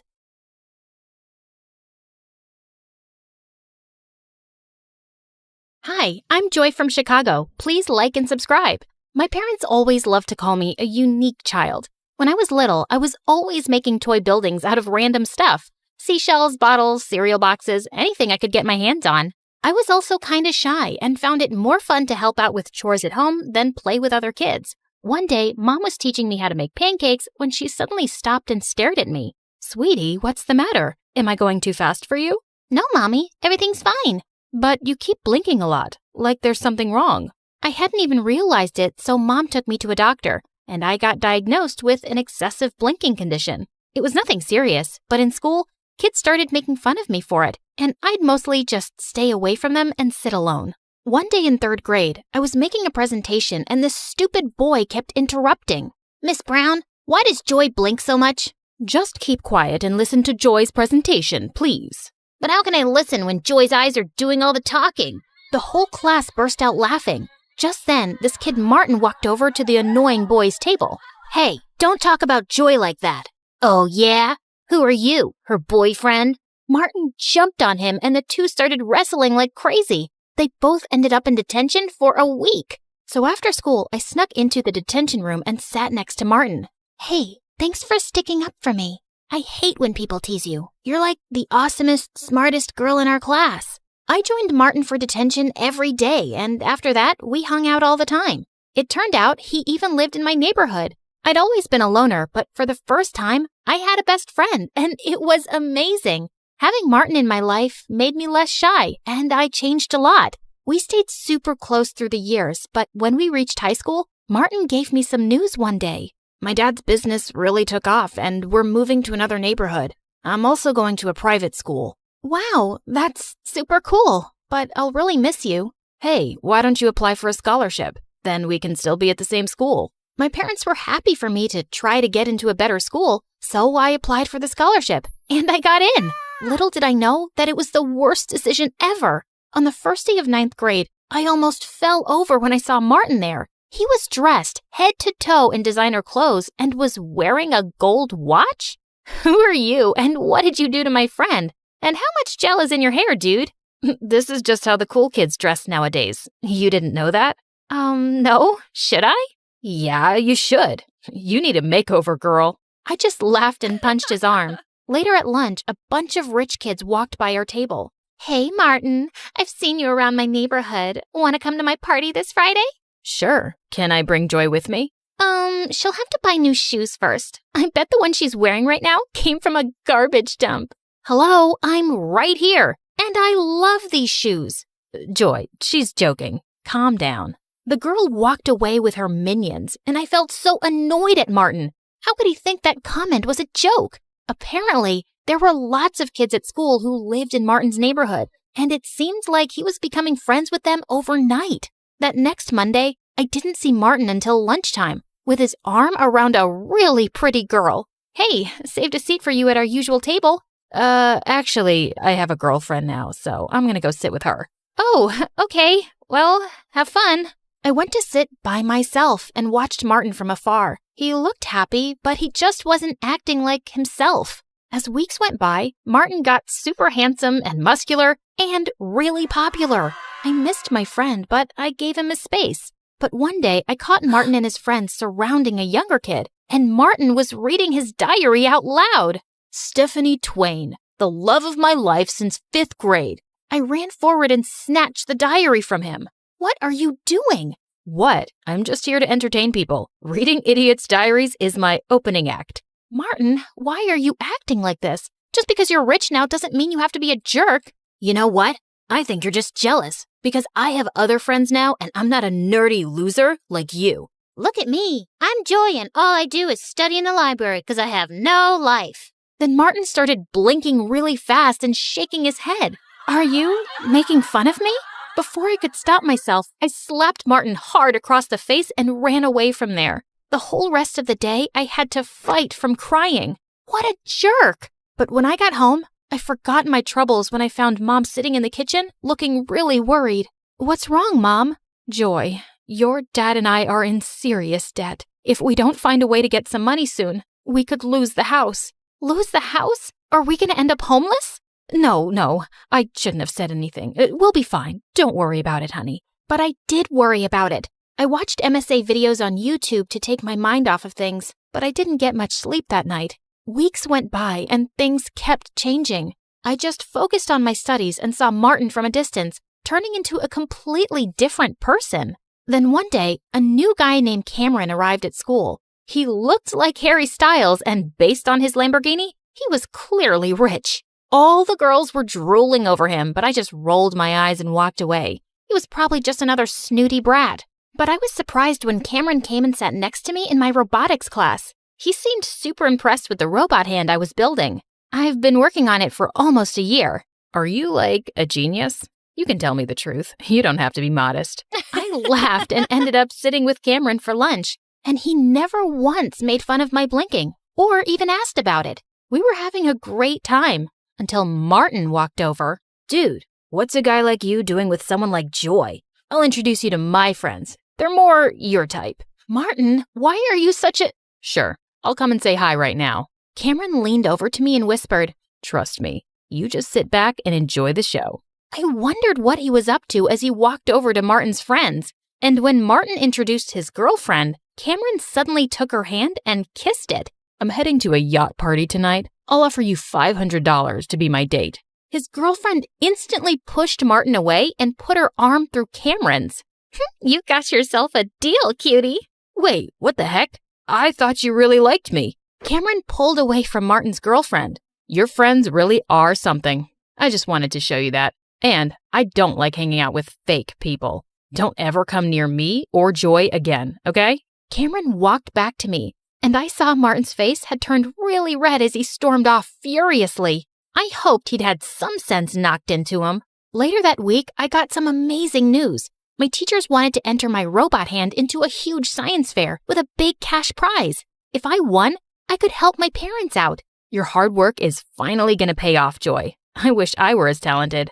Wait, what if you enter the science fair with me? You can help me with the finishing touches. Are you serious? You're the coolest girl ever. Cameron and I worked hard on it all month.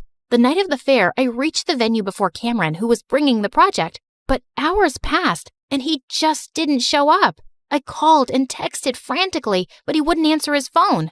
I was called to the stage empty-handed. The judges couldn't wait any longer. I was disqualified. But just as I was leaving the venue, Cameron showed up. Oh my God, where were you? How could you let me down like that? Joy, I'm so sorry. When I left the school with the project, all my tires were flat 10 minutes later. I couldn't even call you because my phone wasn't in my bag. I don't know who stole it or slashed my tires, but I can make a guess. Martin? I was burning with rage. The next day when I saw Martin in school, I walked up to him and grabbed his collar. You heartless jerk! You did that to Cameron, didn't you? Hey, back off. And yeah, I did. But why are you so worked up? So your lover boy had to wait on the road for a while. Big deal. It's not just about him. Martin, I missed the science fair because of what you did. You know I've been working on that project for a year. Doesn't that mean anything to you? For a second, he looked taken aback, but then he just shrugged. How was I supposed to know all that? Anyway, I did you a favor. You've been a nerdy loser since I met you. It's time you found a new hobby, Blinky. I sprung forward and pushed Martin to the ground. I'm just through with you. I used to think you'd be the last person to ever hurt me, but I don't even recognize you now. You're just a big jerk bully. I turned around and fled from there. At that moment, I hated him so much. A few days later, I was studying at the library for exams and realized it was really late. As I walked out of the building, I heard laughter coming from the back alley. I went over to see what was going on and nearly fell backwards. Martin and his friends were spray painting the principal's brand new car. Are you crazy? What are you doing? Ugh, what are you doing here, Joy? Martin, just please stop this. You could get in so much trouble. As if you care. Just keep walking and pretend you never saw this. I had no choice but to leave, but seeing him this way was so frustrating. The next day when I went to school, all everyone was talking about was how the principal's car was wrecked, and he was raging mad. But in the third period, I was shocked when I was called to the principal's office. I saw on the CCTV footage that you were on the premises last night when my car was destroyed. But sir, I had nothing to do with it, I swear. Oh, I know that, but I think you saw who did it. I just stared back at him and then spoke. It was really dark. I wouldn't be able to tell you who it was for sure. Joy, you're here at this school on a scholarship. If I don't have a name by Monday, you'll lose it for next year. I suggest you be smart and think about your future. I walked out of the principal's office in shock. Just then, Cameron caught up with me. Joy, what's going on? Why were you called to the principal's office? I told him everything that had happened. You can't just throw away your scholarship like that. You have to turn Martin in. How can you even suggest that? He used to be my best friend, and I'm not a snitch. He's not your best friend anymore. He's a jerk, and he deserves this. If he was a nice guy once, he's changed, Joy. But I didn't change. I just can't do this, Cameron. I won't do this. I'll go to another school. It won't be as great as this one, but I'll be okay. Tears stung my eyes. I thought about the colleges and opportunities I'd never have now, but I was doing the right thing. That Monday, I went to the principal's office with a heavy heart, ready to lose my scholarship, but he told me the most shocking news. Martin had come to his office and confessed to destroying his car. So what's going to happen to him now? He's already expelled, of course. I couldn't believe it. Why did he suddenly confess? And he even took the fall for his friends. I found the other 2 brats who were with him that night snickering in the hallway, and I asked them, "We don't know why that loser did it. We'd all gotten away with it. It wasn't his idea. He just does whatever we tell him to, always trying so hard to be one of us." I've known Martin for years, and trust me, he's 10 times better than all of you. I shoved them aside and left. I was totally off the hook, but Martin was gone for good. My head was spinning, but when I got home that day, I found my parents in the living room with huge smiles. "Joy, we have the most wonderful news. We're not in debt anymore." Are you kidding? That's amazing. But how? Some anonymous donor paid off all the money we owe for the house. We have no idea who did it. It was probably Cameron. He's an amazing friend. I just know it was him. I rushed to my phone to call Cameron and thank him. But suddenly, I realized Cameron didn't know my landlord or anything about my house. There was only one person outside my family who did. The next morning, I took a bus to Martin's new place and knocked on his door. Hey, I have a weird question. Did you pay off our mortgage? Yeah, I did. But hey, don't worry about it. Our moms ran into each other, and your mom told my mom everything. I told my parents I'd help them out at work every weekend if they paid your loan. Martin, I don't understand. I thought you hated me now. Why would I hate you? Cameron told me what you did for me. After how horrible I've been, you were going to give up your scholarship and ruin your future for me. I guess I'm not really surprised, because that's just who you are. The best friend one could ask for. I couldn't let you do that, though. I got expelled because I deserved it. And I'm really sorry about everything. I was so touched to see Martin's teary eyes. Hey, don't make me cry, bro. It's okay, and thank you for apologizing. I'm just glad to see my old friend back. Me too. And for the record, Cameron's a really good guy. You have my blessing to be with him. Yeah, I didn't ask for your blessing, but thanks anyway.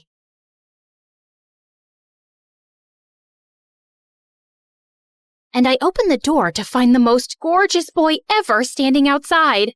Hello, I'm Eric. We got some of your mail. I came to return it. I just stared at him, dumbstruck, feeling acutely aware of how terrible I looked. Just then, Meredith pushed me out of the way. Hey, thanks. You're such a lifesaver. Haven't seen you around before. I just moved into the house across the street. The big white one with the quadruplets? Yeah, they're my brothers. What? No, they can't be related to you. They're very unattractive. Meredith, can't you ever sugarcoat anything? I am sugarcoating. Did I call them ugly ogres? I am so sorry. It's okay. People have this reaction often. I'll see you girls around. He flashed his beautiful smile at us and then left. Wow, Eric stole his brother's luck, the schoolboy's luck, the neighborhood boy's luck, and his mother's and his father's luck, and the whole town's. I agree. He's beautiful. I hope he's smart and funny and kind too. I'm sure he is. I never believed in love at first sight till I met Eric. Okay, maybe love is an exaggeration, but I was crushing on him hard. Freddie, how does this purple dress look on me? Claire, what the? You can't just come in without knocking? What if I wasn't wearing a towel? Well, you are. So unclench your butt. Now, what do you think about the dress? Hey, Freddie, I want your opinion on this red dress. Oh, hi, Claire. I didn't know you were here. Have some respect for my privacy. What are you talking about? Actually, I don't care. Now tell me, I look hot, right? Of course I look hot. I could wear a potato sack and I'd look hot. I can do hot in my sleep. What's the dress for? The party at Eric's place? What, did you think you're the only one who got invited? The red's a bit much for a casual housewarming party, no? Yeah, you're right. It's more of a second date dress. Thanks, I'll look for something else. And your dress looks lovely. I am not your sister, and you can't treat me like this. I am a man. Okay, thanks for the news flash. Come on, Claire, let's go before Freddie has a heart attack. The party was coming up soon, but I knew there would be many guests and I wouldn't really get a chance to talk to Eric then. So I decided to drop by to borrow some sugar one evening. But my heart sank when I spotted Meredith and Eric in the kitchen and they were kissing. I couldn't believe that witch. It was so obvious I was crushing on Eric, wasn't it? Can you give me some mashed potatoes, Claire? I lifted a spoonful and threw it straight at her face. Claire! What the heck? Oh, I'm sorry. You didn't want them on your face? You should have been clearer then. You got a problem with me?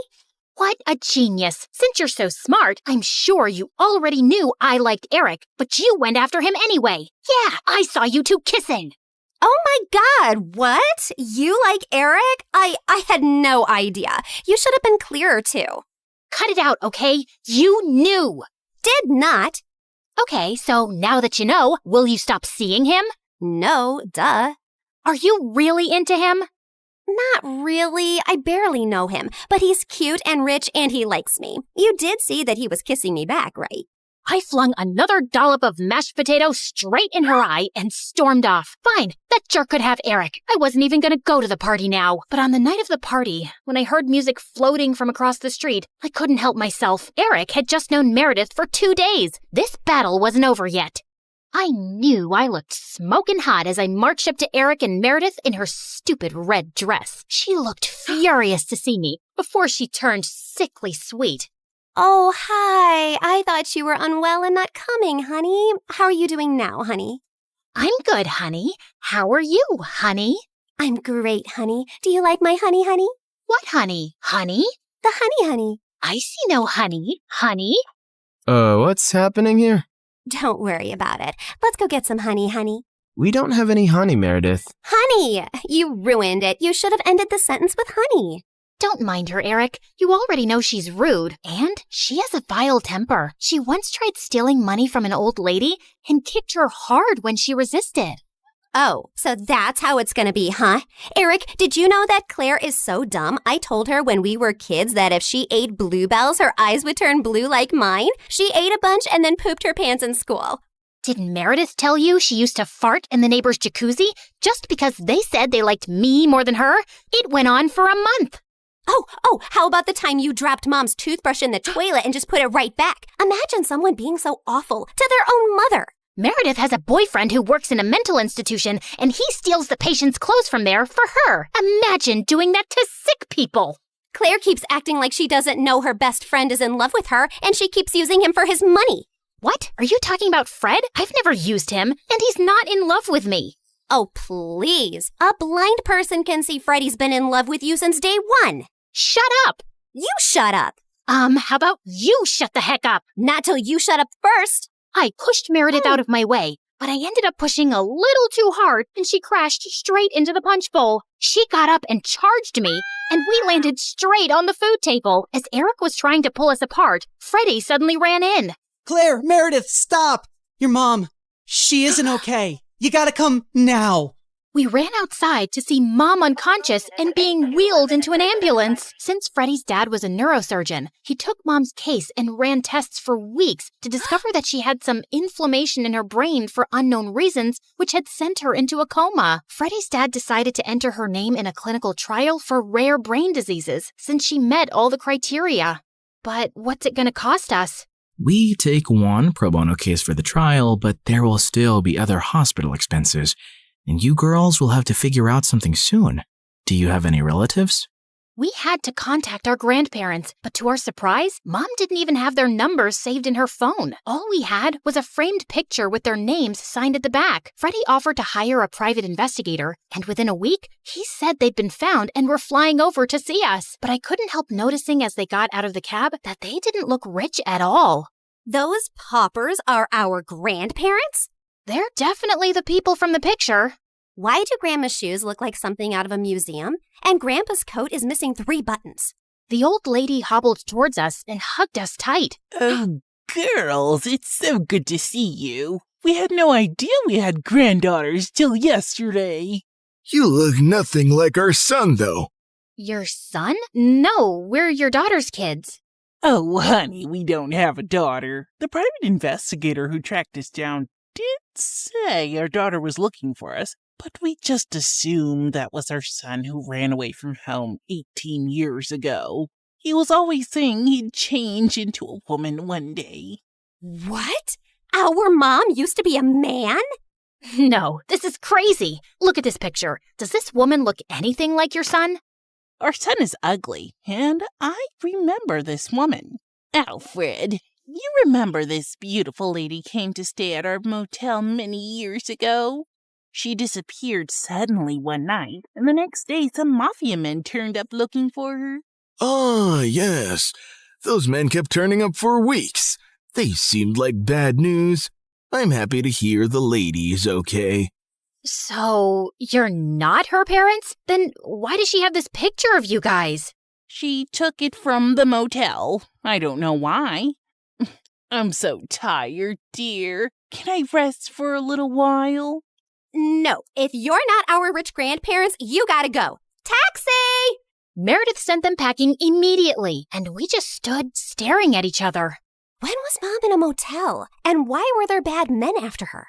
She told us all our lives these random people are our grandparents. What else has she been lying about?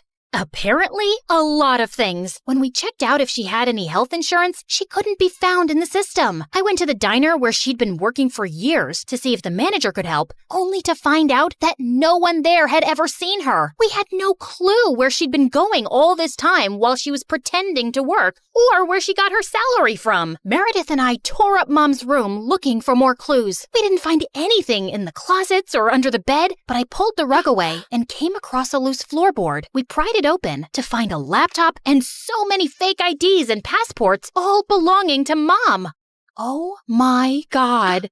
Mom? As a French redhead? Her hair is black here, and she's Swedish. We opened the laptop, but we couldn't get past the security code. We asked Freddie to come over and told him everything. And when he went over the laptop, he let out a low whistle. Whoa, this is heavy encryption and insane firewalls. Is your mom from the CIA or something? Have you ever seen her using this laptop? Yeah, I have once, but she told me she borrowed it from a friend to watch Keeping Up with the Kardashians. Who is this woman? We really had no idea, except that her hair dye started fading soon, and we discovered she was a natural blonde. We still desperately needed the money and contemplated selling the house, but we couldn't even find any documents for it. For the first time in my life, I felt overwhelmed and completely out of ideas. Then one night, as Meredith and I were sitting on the porch, Freddie joined us, looking grim. I need to tell you guys something about the clinical trial. There's only a 50% chance that your mom will get the drug that could make her well. What do you mean? Doesn't everyone get the drug? No, half the patients get a placebo drug. Oh God, I did something really wrong. I checked the files of everyone on the clinical trial, and your mom has been assigned the placebo drug. She's not gonna get the treatment. So that's it? We're just gonna sit back and watch, knowing there's no chance of her getting better? Make your dad give her the drug! I can't. Dad would lose his medical license if anyone thought he interfered with the trial. Then why did you even tell us, Freddie? Freddie looked at me silently. He told us because he and his dad can't do anything, but we can. Whatever you plan, I can't be part of it, but you have to do it soon. The trial starts next week. Thank you, Freddie. You don't know what this means to us. Of course. I'd do anything for you, Claire. For the first time, I saw what had maybe been so obvious all along. Freddie was in love with me, and I was about to use it to my advantage.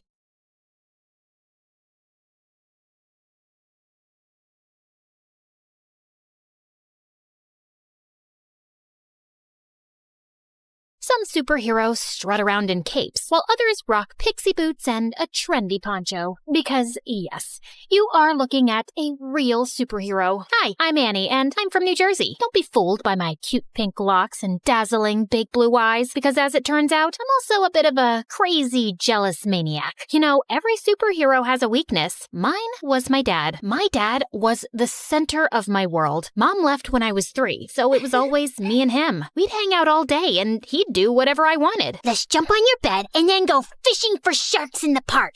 I've just made the bed and it's raining outside, but whatever makes you happy, my angel. My dad was the best. He was my superhero. We did everything together and made a big effort to share each other's interests. For example, he learned the names of all the dogs from Paw Patrol. You're such a Sky. In return, I learned to play chess, which was Dad's favorite game. Kapow! That's a chick and a mate. One time, when I had a high fever, I asked him not to leave my side for 1 minute. I promise, Annie, I never will. And I totally believed him. He even made a pulley system to get the Uber food delivery to my bedroom window without leaving my room. But then, the worst thing happened. A couple of days later, instead of making me breakfast, he grabbed his car keys and let a babysitter in. I must go to work today, Angel Annie. Teresa will look after you. No, Daddy, I'll go with you. I'm sorry, sweetie. I have to go alone. It's for the best. Why? Because we need the money to live. Fine. If you want to leave, you'll have to step over me, and everyone knows that's bad luck. And to my surprise, he actually stepped over me to leave. I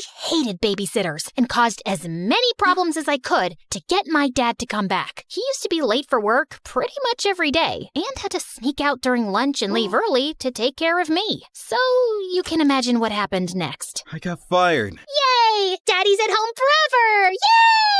I was ecstatic, thinking things would go back to normal when I got the biggest shock of my life, kindergarten. I cried all the way and threw a total hissy fit at the front gates. Why? To learn and get a good job when you're older. Jobs suck! You'll make lots of friends. Friends suck! I hated it and let everybody know that I did. I hate it. Stop! Dad got more calls from the kindergarten than the principal's secretary. I know what you're thinking. I was a little monster. And yes, I was. I just couldn't help it. I wanted to be with my dad so bad. Soon, kindergarten turned to school, but things didn't improve. I felt so alone and sad without my dad, and I was always getting into trouble. But then one day, I got the best news ever. I know how unhappy you are at school, so I talked with the principal and I'll take a job at your school as a janitor. This way, we can spend all the time you want together, and I can have a job. God knows we need the money. I know it's not glamorous, but would it be too embarrassing for you? What? Just you and me again? This is the best job ever! But there is one condition. You must behave, because if not, I'll get fired. You promise? Oh, I promise. Pinky promise! And for some years, things were amazing. We drove to school and worked together, sat together at lunch, and whenever he'd go past my classroom mopping the floor, he'd give me a goofy wave. For the first time, I focused on my schoolwork because I didn't want to mess up our arrangement. Other kids were even inviting me to parties. You should go. Make some friends. Maybe you could come with me? Annie, you must learn to do things without me. Rely on other people. Really? Maybe you're right. I guess I can go for like half an hour. Nah, let's just hang out here and watch TV. But then it all changed. I was supposed to be meeting some peeps at the movies, but then remembered Dad's favorite TV show was on. So I decided to go back home and watch it with him. But when I opened the door, I found that Dad was having dinner with a woman with candles and flowers on the table. Annie, Angel, I wasn't expecting you. This is Fern, my new friend. Hello, Annie. I've heard so much about you. It's great to meet you at last. Funny, I've heard absolutely nothing about you. I was hoping we'd spend some time with Fern, Annie.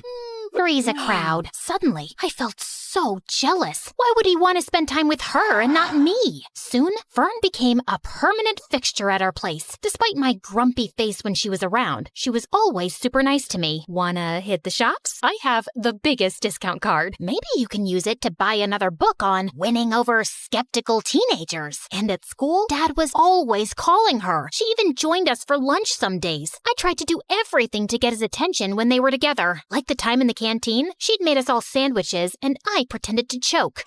Poison! But they were too busy staring into each other's eyes to notice. Soon, Fern moved into the house, and even though I kept moving her things around, she was always calm and supportive. You can always talk to me about anything, you know. I'm fine. You and your dad have such a special relationship. I wouldn't want to come between you two. Well, cheers for that. You can rely on me too. I'll always have your best interests at heart. Yikes, is that the time? Gotta run. It felt like Dad was slipping away from me, but But at the same time, I was also starting to become independent. During that time, I joined the chess club and quickly showed talent, no doubt thanks to all those games with my dad. I even won the school tournament and got invited to represent the school in an international tournament in Belgium. I knew it was a life-changing trip, but I also knew that my dad's job as a janitor didn't pay much. He would not be able to afford the expenses of such a trip, so I had to decline the offer. I was pretty sad about it, and soon things got even worse. That same afternoon, I got to class, and one of the more popular girls was sitting in my seat, slurping on a milkshake and making fun of me. Look at me. I'm Annie, and I'm so lame because my dad's my BFF. Great, that's really mature. Now move your butt from my seat. Oh, no. You better call your personal janitor to clean up this mess. What mess? I shouldn't have asked, as she threw her milkshake on the floor on purpose. This mess. What are you waiting for? You better call Daddy. I jumped on her and tipped the rest of the milkshake over her, and that's when the teacher intervened. I got after-school detention. I was really scared that Dad would find out, but thankfully, he went home after finishing his shift. I was super relieved. But then, on my way out from detention, I heard a weird rustling noise from one of the classrooms. That's odd. Everybody went home already. I thought it was best to get out of there, but suddenly, a man in a ski mask rushed out of a classroom, holding a bag full of the school laptops. Oh no, a thief! I froze in my spot as he spotted me and stopped for a few seconds, then started running down the hallway. As he ran past me, he accidentally hit me with the bag of laptops, and I yelled in pain as I stumbled to the floor. Oh my god, are you okay? I looked up in shock as I recognized that voice. Dad? Suddenly, he dropped the bag and ran down the hallway and out of the school. I tried to follow him, but he was too fast. So I sprinted home, and there he was, Dad, completely out of breath and with the ski mask in his hand. The first thing he told me was to keep my voice down so Fern wouldn't hear. Dad, seriously? Stealing from the school? Are you crazy? Annie, you've got it all wrong. Oh, really? Ski mask? Swag bag? Come on! Keep it down, will you? We can't let Fern hear this. Start talking. I did it for you, Annie. Professor Parker told me about the chess tournament and the trip to Belgium. He told me that you turned him down without even telling me. I want the best for you. I don't want you to lose out on something like this because of me. But the moment I saw you, I knew I couldn't go through with it. Now, we can't let the police know. They'll lock me up. If you think about it, no harm was done. Nothing was stolen, so everything's great. Of course, everything wasn't great. While his intentions were sweet, he made a huge mess in school. The principal had reported the attempted robbery to the authorities, and I had to testify in front of the police as the only witness. I couldn't turn in Dad, so I had to lie. I told them that the thief was super short and had green hair. I hoped to keep a low profile about the whole thing, but the next day at school, I was treated like a hero. The girl who saved the school. My hair would have just frizzed out in fear. You're like a real superhero now. Yep, I guess that's me. Want to hang out with us and tell us all about it? And oh, let's snap a selfie. I need to boost my feed with some genuine hero vibes. But the worst thing was, since I caught Dad red-handed, he'd become increasingly clingy and hardly left my side. I guess he was scared I'd confess the truth, but it was really annoying. Like when this really cute boy Warren, who I liked but I didn't think had ever noticed me, talked to me. Hey, Annie, I'd love to take you out for a burger. Sorry, she's busy. Dad? Come on, hun. It's lunchtime. The first one to our seat wins the pudding. Sorry, Warren. I'll just have to go now. A burger soon, though. Sure. But soon, I started hanging out with Warren and his new friends all the time, while Dad's excuses to drop by became increasingly awkward and downright embarrassing. I came by to check if you seen my lost, mop. Thought I might have wandered into your classroom. And he'd always pick the worst times to barge in. I think I'm falling for you in a big way. I think we need to clear the air here. Dad! I'd had enough, and on the way home, I thought of ways to let him down gently. But I ended up screaming the truth at him in the driveway. Dad, it's time for a reality check. You can't shadow me forever. How about picking up a hobby that doesn't involve stalking me? You're suffocating me. Then he looked down and rolled his puppy dog eyes. I began to feel very guilty. But then big news popped up on my phone. A very short man with green hair had been arrested for the school robbery. And it was all all because of me. Annie, we must go on the run. No, Dad, you need to confess. Confess to what? And suddenly, we both turned around, and Fern was standing there with the groceries. To not cleaning the bathroom properly. You have never cleaned it properly, Annie. Oh, I think my sock drawer needs some reorganizing. Annie, you can tell me anything. I'll always take your side. You can trust me. I didn't tell Fern. I thought she wouldn't understand. I tried to forget the whole thing, but I felt so guilty. That innocent guy was in jail because of me and my dad, and we needed to set the record straight. But I just couldn't turn my father over to the police. That night, I didn't sleep at all. I was so angry at my dad that the next morning, I skipped breakfast and took the bus to school. But when I got there, I saw him getting into a cop car. Dad! Loads of people were standing around, watching and filming, and I was mortified. I tried to make my way through, but when I reached the police car, it drove away from the school. Then the principal came over and pointed at me. Warren and my friends were shocked. It seems Annie isn't a superhero after all. She was an accomplice to her dad. I've never felt such deep shame. If I had superpowers, I'd have vanished right there or zapped myself to the North Pole. I covered my face, crying, and was ready to run away from there, but a cop caught my arm. Time to face the music and confess. But when I finally told the truth, I felt like a weight had been lifted from my shoulders. They let me off with just a warning since I was a minor, and my dad took full responsibility. Fern came to pick me up, and I was enraged with her. I knew she couldn't be trusted. How could you betray us like that? I must confess that I heard you guys whispering around. I quickly understood what was happening, and I knew I had to step in. You didn't deserve to live with that huge secret and with the guilt. I knew it was the right thing to call the police, and I was about to do it, but then I just couldn't. Not to save your dad, but because I know how close you guys are and how devastating it would be for you. I just didn't want to hurt you. I started crying. Thank you, Fern, for everything, and I'm sorry for being a brat with you. Fern hugged me firmly, and I hugged her back. During those hard times, we became really close. She took me home and stood firmly by my side through it all. But if you didn't turn him in, then who did? Some weeks later, they allowed me to visit Dad. I confess everything myself. It was unfair that someone else was arrested, and it felt even worse that you lied for me. I was afraid you'd start hating me for dragging you into my mess, so I gave myself up. I'm so sorry for being such a terrible dad. Dad started crying, and I soon joined in. No, Dad, you've been the best. I'm sorry I've been so difficult, and you don't need to feel like I'm missing out on anything. Promise, you won't ever do anything like this again. Pinky promise. And now, a few months later, Dad has been released, and we're moving with Fern to a new city for a fresh start, and I'm looking forward to making new friends.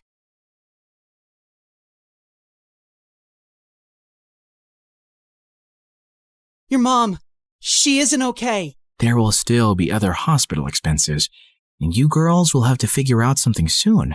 Do you have any relatives? Of course. I'd do anything for you, Claire. Can you tell me where the trial patient files are? When we visited Mom next at the hospital, I was able to slip away and retrieve Mom's file and another patient's who was receiving the drug. That night, Meredith and I used every Photoshop skill we had to make duplicate copies, complete with the hospital seal and everyone's signatures to ensure that Mom was the patient chosen for the treatment. And the next day, I slipped the files back in. I knew what I'd done was wrong, and I'd broken at least 5 different laws.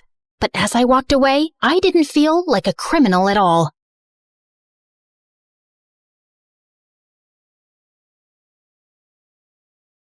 I was walking down the hospital corridor with Freddie when Meredith came running towards us. Where have you been? Mom's awake. She's finally awake. Oh my God, seriously? This better not be a joke, Meredith. I swear on my beautiful face, it's the truth. The doctors are just checking her vitals. Can you girls stop making so much noise? It's a hospital. Oh, shut it, nurse. We're in the coma ward. Who are we disturbing here? Don't you want these people to wake up? How dare you talk to me like that? This is preposterous. That's not even a real word. Remind me to buy you a dictionary. How did you become a nurse? Jeez. We ran down to Mom's room to find her fighting off the doctors. She jumped onto her bed like an animal and started screaming at them. Where am I? Are you doing science experiments on me? You will not touch the Dr. Vladimir. I learned how to catch fish with my bare hands when I was 3 and tackled a bear when I was 5. You think you are any match for me? Ma'am, we mean no harm. We're your doctors. How are you old enough to be a doctor? You have pimples like a teenager. I'm fully qualified. Shut up, little boy. Tell me where I am before I take your eyeballs out and play bubbles with them. Mom? Mom turned and stared at me with wild eyes. Let's get out of here before she attacks us.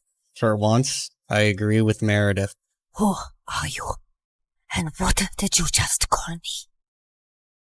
Hey guys, the last time you saw me, I was walking down a hospital corridor after switching the clinical trial files. That was 2 years ago, so let me get you up to speed on everything that's happened since then. Mom entered the clinical trial, and her tests started showing signs of progress, but she didn't come out of her coma anytime soon. Freddie tried to help us, but Meredith and I had to learn to manage on our own, and it turns out there's a lot you can steal from a hospital. We never had to buy toilet paper or cleaning supplies again, and we always had endless cups of pudding and Jell-O. Meredith, is that diaper cream you're putting on your face? A girl's gotta moisturize. It's very hydrating. My face is as soft as a baby's butt. What did you score today? More useful things like new bed sheets, pads, towels, and batteries for our TV remote. Time for our show and more Jell-O. Woohoo! But we still needed money, and after high school, we went back to our conning ways. I always pushed away the guilt and justified it to myself with things like, we needed the money, we had no other choice. But I have to admit, I also felt a thrill every time we outwitted someone and got away with it. It started out small, like hitting venues of concerts and games in different cities and selling fake tickets to desperate fans, hoping to get in at the last minute for twice the regular price. By the time they figured the tickets were bogus, we were gone. Or going to the American Idol audition venues and convincing hopeful contestants that we were part of the TV show crew, and we'd get them through to the next round if they paid us a little money. Then, we set up an Instagram matchmaking business account with tons of fake success stories. We were getting booked for our services by loads of women. We'd always meet at the client's house in disguise. What is this exquisite dessert? It's like a cloud melting in my mouth. It's a Japanese cheesecake, delivered fresh every day from Japan. You are just the kind of people I like. Ow! Let's get down to business, shall we? Wow, I mean, this cake. Yes, business. This is your daughter? Oof. We know she's a bit plain. And she's 6 feet tall? With that face? Is her case hopeless? Oh no, we've dealt with a lot of uggos before. Believe me. Ow! What my partner means is there's someone for everyone out there, and we're experts at making those two people meet. We'll need a small advance, and we'll bring you a portfolio of suitable bachelors in a week. You'll be the mother of the bride soon, watching your little giraffe walk down the aisle. Sounds good, right? Make that check to cash, please. Can you also pack the rest of this cake? We'd take the advance, keep in touch for a few weeks saying we were gathering options, and then disappear. Of course, people soon started commenting on our page, calling us frauds and reporting our account, but we made a good amount while it lasted. We tried out a wedding planner service next. That's a gorgeous cake, but it's so expensive. But it goes so perfectly with your pink and white theme. Also, we're planning to order 2,000 pink and white roses. And an ice sculpture for the reception area. How much will all this cost? You can't put a price tag on happiness.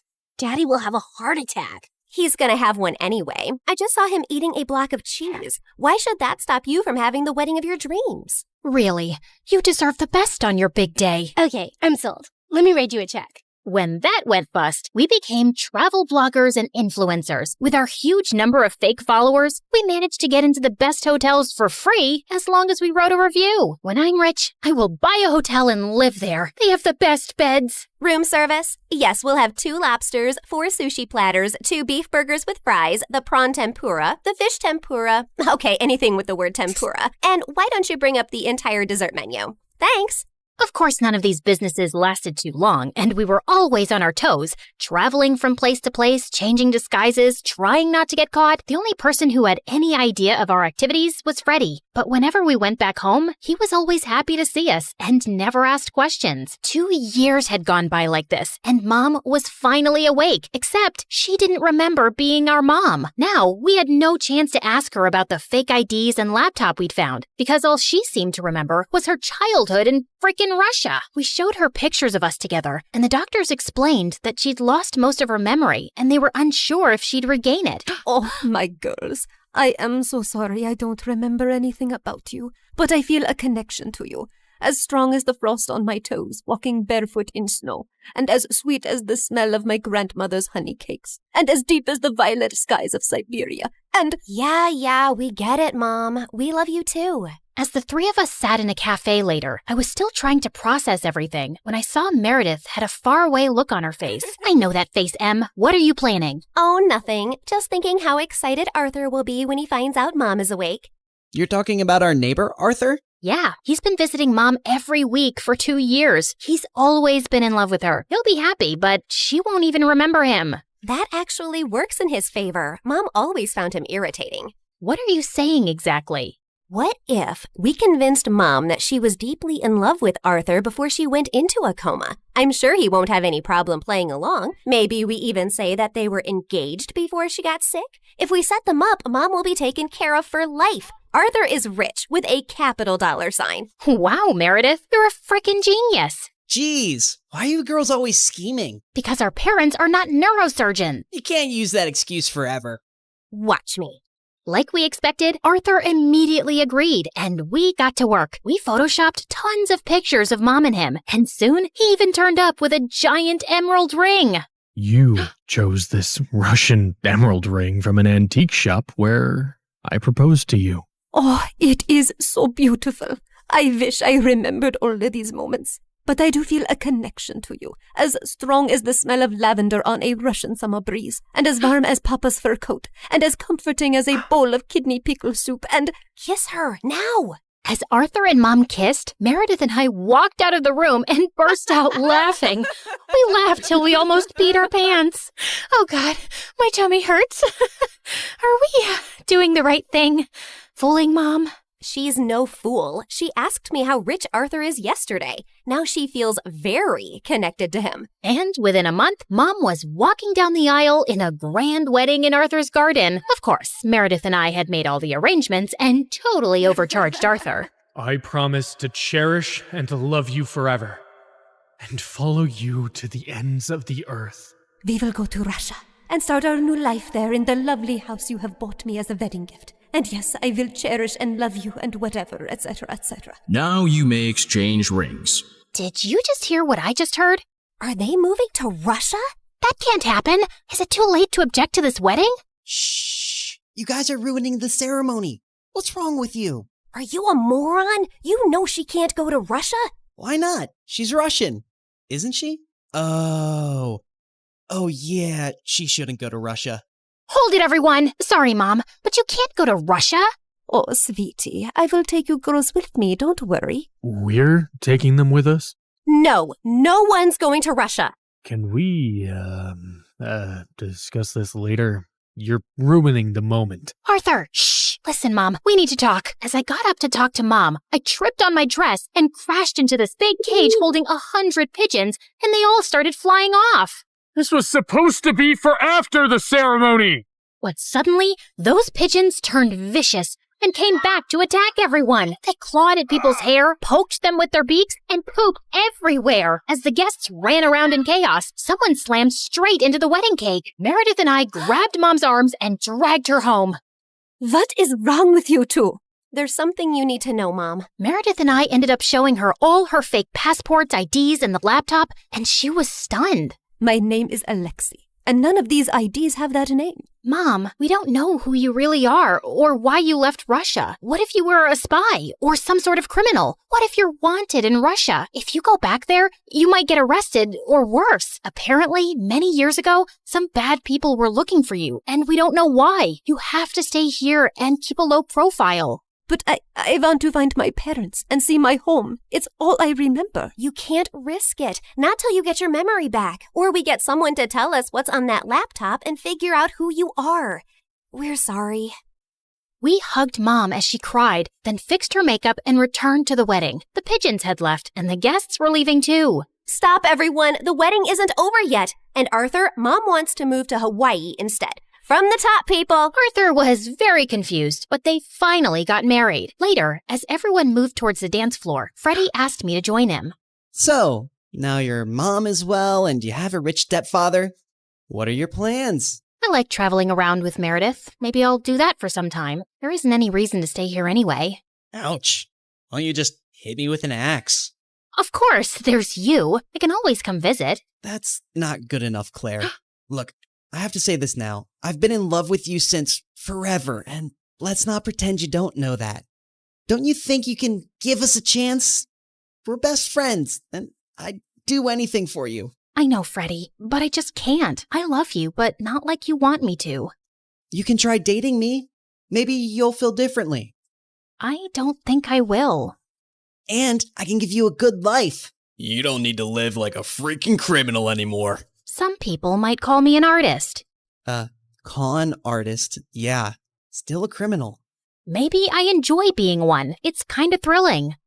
I don't really believe that. You don't want to believe that. We're too different, Freddie. You're going to be a neurosurgeon like your parents, and she'll find a nice girlfriend and then marry her and live in a nice neighborhood, and you'll be content. I'm not sure that's the life I want. It sounds boring. I wish I'd said something else when I saw Freddie's hurt face, but there was no easy way to let him down. He kissed me gently on the cheek and walked away, and I felt a lump in my throat. Mom moved to Hawaii with Arthur, and Meredith and I went down a crazy path over the next few years. There wasn't a scam, fraud, or con we didn't attempt. We never stuck to the same thing for too long, in case the police picked up a pattern, but word got around in underground circles about 2 female con artists, and we actually started getting hired for our services. People were always less likely to suspect 2 pretty, innocent-looking girls than someone who looks like a thug. And working with these thugs, we learned how to forge signatures, create counterfeit money, make fake checks, and steal credit card information. I'd always been bad with computers, but Meredith even showed a great knack for hacking. We made good money, partied with rich people, traveled first class, and stayed in amazing hotels. But for me, the glitz and glamour gradually started to fade. I was getting tired living out of suitcases, always wearing disguises and looking over my shoulder. I had no real friends, and even if I met someone I thought I could like, I knew I couldn't be in a real relationship. I was almost thinking of talking to Meredith about quitting the con artist life when one day she burst into our New York hotel room looking beyond excited. You won't believe the job we just got. It's gonna pay us $250,000. Who would pay that kind of money? And for what? Turns out, the kind of people who take you to their headquarters blindfolded. As Meredith and I walked into an underground room,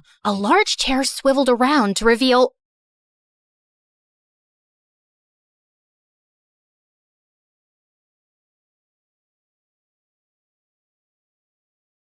People call me the Queen of Entertainment, a famous pop icon, a musical superstar. You can take your pick. As for me, I like to be called the Queen of Hearts. Hi, I'm Ariana Grande. I was born in 1993 in Florida to overachiever parents who were super successful in their careers. Right since I was a toddler, I loved to sing. Mom would sing me lullabies and I'd sing along with her. You have a beautiful voice, my baby. Just like an angel. I'm not so sure.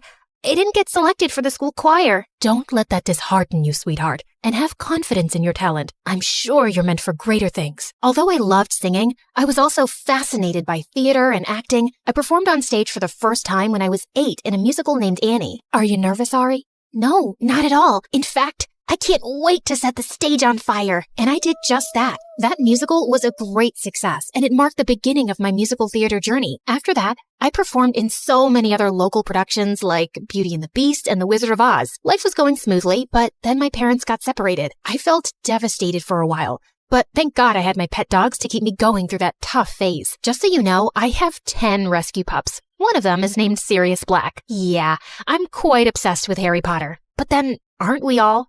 So by the time I turned 14, I decided I'd acted enough and now wanted to make a career in singing. I packed my bags and moved to Los Angeles to meet my managers. Guys, I think I want to make an R&B album. That's a hell of a goal, but who do you think's gonna buy a 14-year-old's R&B album? Well, that kind of made sense. So I went back to Florida and decided to focus on theater for the time being. Then when I was 15, I got chosen from among thousands of girls to play one of the main characters in a Broadway musical called 13, for which I later bagged a prestigious award. By this time, I had moved to New York, so I was missing school a lot. Mom, I want to continue performing, but what about studies? I want to finish high school at least. Don't worry, sweetheart. Your school has agreed to send study materials so you don't miss out on your studies. That was pretty cool. I was studying and focusing on my career, even though I was miles away from home. Then in 2009, I bagged the role of an adorable goofball named Kat Valentine in the famous Nickelodeon TV show named Victorious. Since the show was set in a performing arts school, it gave me an opportunity to showcase my acting as well as my singing abilities on a national platform. Thanks to the show, I was suddenly a teen idol. So, Ariana, what's next? Are you looking at a career in Hollywood? To be honest, acting is fun, but music has always been first and foremost with me. I was determined to give singing a shot, so I kept uploading my videos on YouTube where I sang covers of songs by Adele, Mariah Carey, and Whitney Houston. Meanwhile, the second season of Victorious premiered in 2011 to 6.2 million viewers, becoming the highest-rated episode of the show. Victorious ran for 3 seasons until it was finally wrapped up in 2013. Then one day, I got the most unexpected call. Hello, Ariana. I'm Monte Lipman, CEO of Republic Records.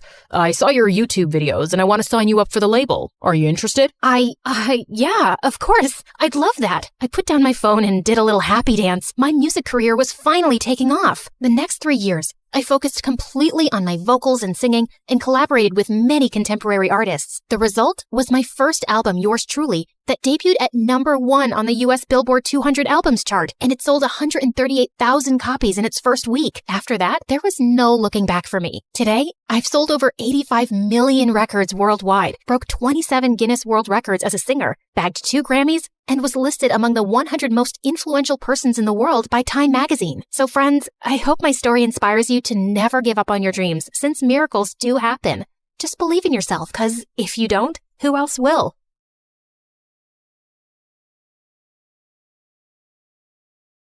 Hello, my name is Charlie. I'm a famous filmmaker and director. But you know me already, don't you? Oh, well, it hasn't always been like this anyway. So sit down, grab some popcorn, and let me tell you my story. But before we start, please hit the like button and subscribe. This is me, Charlie, and this is my best friend, Rose. Me and Rose grew up together since we were only babies. We played together, we went to school together, we did everything together. We were like autumn and colds, unavoidable, like rain and thunder, indivisible. Rose was the sister I never had. I was to her the brother she never... well, you got the point. She was blonde while I was black. She was shy while I was sunny. She had a big brain while I had a big butt. We fit perfectly together. Most of all, we had one dream in common. One day, we would become filmmakers and make movies about witches. Yes, that was our dream at the time, our common goal in life.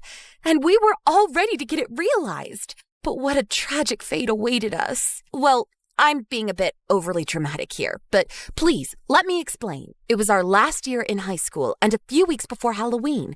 I was reaching my classroom like every morning when Rose came running toward me. Charlie! Charlie! Rose, what? Charlie! Rose! Charlie! Rose! Charlie! Barely breathing, Rose managed to announce to me that the school had opened a cinematographic contest where the winners would be enrolled in the best movie school in the country.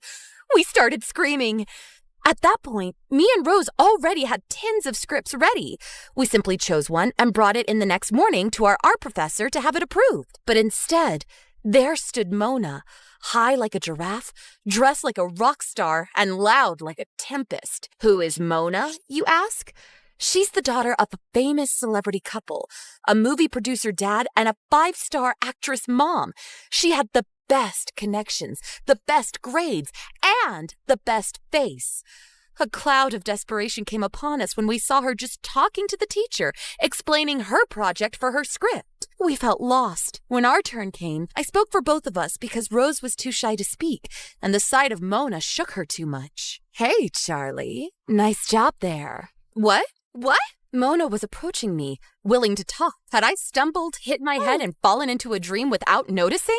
Sorry, I couldn't help but listen to your script while you were explaining. It seems like some hot stuff there. Did you come up with it all by yourself? Well, me and Rose, yes. It seems you have a promising future in the business, baby. Would you mind joining me tonight at my party? There will be producers, movie stars, and many important people. I couldn't believe it was happening. It was too much for me, and all at once. Of course, me and Rose will be there for sure. Rose? I'm sorry. I don't want someone who is barely able to speak in public to be associated with me. You are invited. See you later, baby. She left like the tornado she was, leaving both me and Rose speechless. I tried to console my best friend, convincing her this was a once-in-a-lifetime opportunity that could help us both. Rose nodded her head, but her look told me something else. I pretended not to see it and went straight to the party. This was an occasion I just simply couldn't afford to lose. Mona's house was not exactly a house. It was a castle, a gigantic manor with a park, 4 towers, and 2 pools. All over the place, men in elegant suits and shiny-looking women talked to each other cheerfully. Oh dear, you've arrived. Sir, lady, nice to meet you. I'm so glad you invited me. That man and woman were Mona's parents. They look amazing together. A perfect couple in a perfect house. Everything was perfect in Mona's life. Shiny and bright, like herself. Please, enough with the pleasantries. You're part of the family now. Mona told us all about the project you're working on together. The project? Of course. I told Mom and Dad we are working on an amazing movie. We will win the contest for sure. I didn't know what to say. I was totally caught unprepared. So I just smiled and said nothing. Mona's parents left us soon, and I immediately reached after her. Mona, what did you tell them? Well, that we work together. Isn't that true? But I already work with Rose. Didn't you know that? She's my best friend. I can't just leave her like this. Mona just smiled and washed the problem away with a swing of her hand. You create too many problems, baby. Can't you just work with us both? Come on, let's have fun. I'm ashamed to admit, but the truth is that I forgot Rose for some time, and quite easily.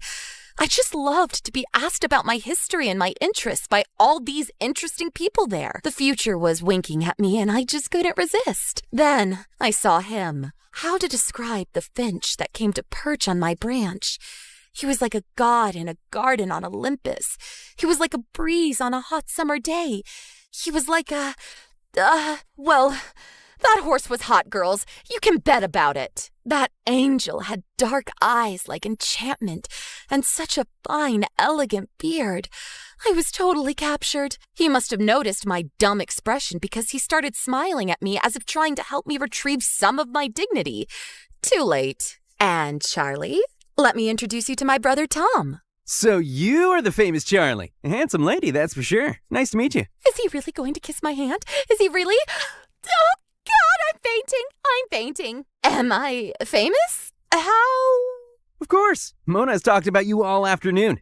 Mona, can I steal this lady from you for some time? Do as you please, brother, but be a good boy. I always am.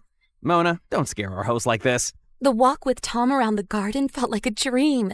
He was not only handsome in sight, but also elegant, charming, and kind. His fierce appearance was balanced by such a quiet temper that it made him look like the perfect man in every single way imaginable. Hours passed in a flash, like seconds. Come back soon, baby. We're here for you anytime you want. Couldn't wait to be invited again. The image of Tom was still in my eyes when I woke up, and even if I don't remember it with certainty, I can bet I dreamed about him. How did it go? Rose's soft voice reached me as if coming from far, far away when she met me in the corridors at school. I felt happy to see her, but not so happy as I should have been. I think she noticed, but I kept it a secret. I explained to her all that happened the night before and promised to meet her within a few days in order to complete our script. The plot was there, but so much work had yet to be done. Fine then. See you soon. See ya. Those were busy times for me. In the daytime, I met Mona to work on our script for the contest. At night, I often saw Tom. Mona's script was completely different from mine. Her subject was Barbie. Barbie! Can you believe it? What's wrong with that? Barbie was a paradigm of freedom for girls, don't you know? Mona's fantasy was wild. She had a lot of ideas, but none of them were connected to each other. Her thoughts were as chaotic and impulsive as she was. Without me, she would have been lost. But what about Rose? Without me, she would have been lost too. She was smart and nerdy, but she didn't have the creativity I had.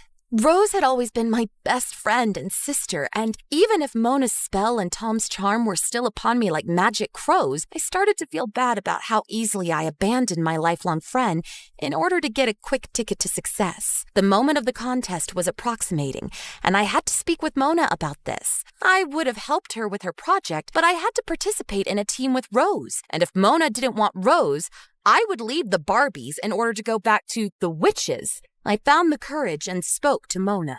Roar!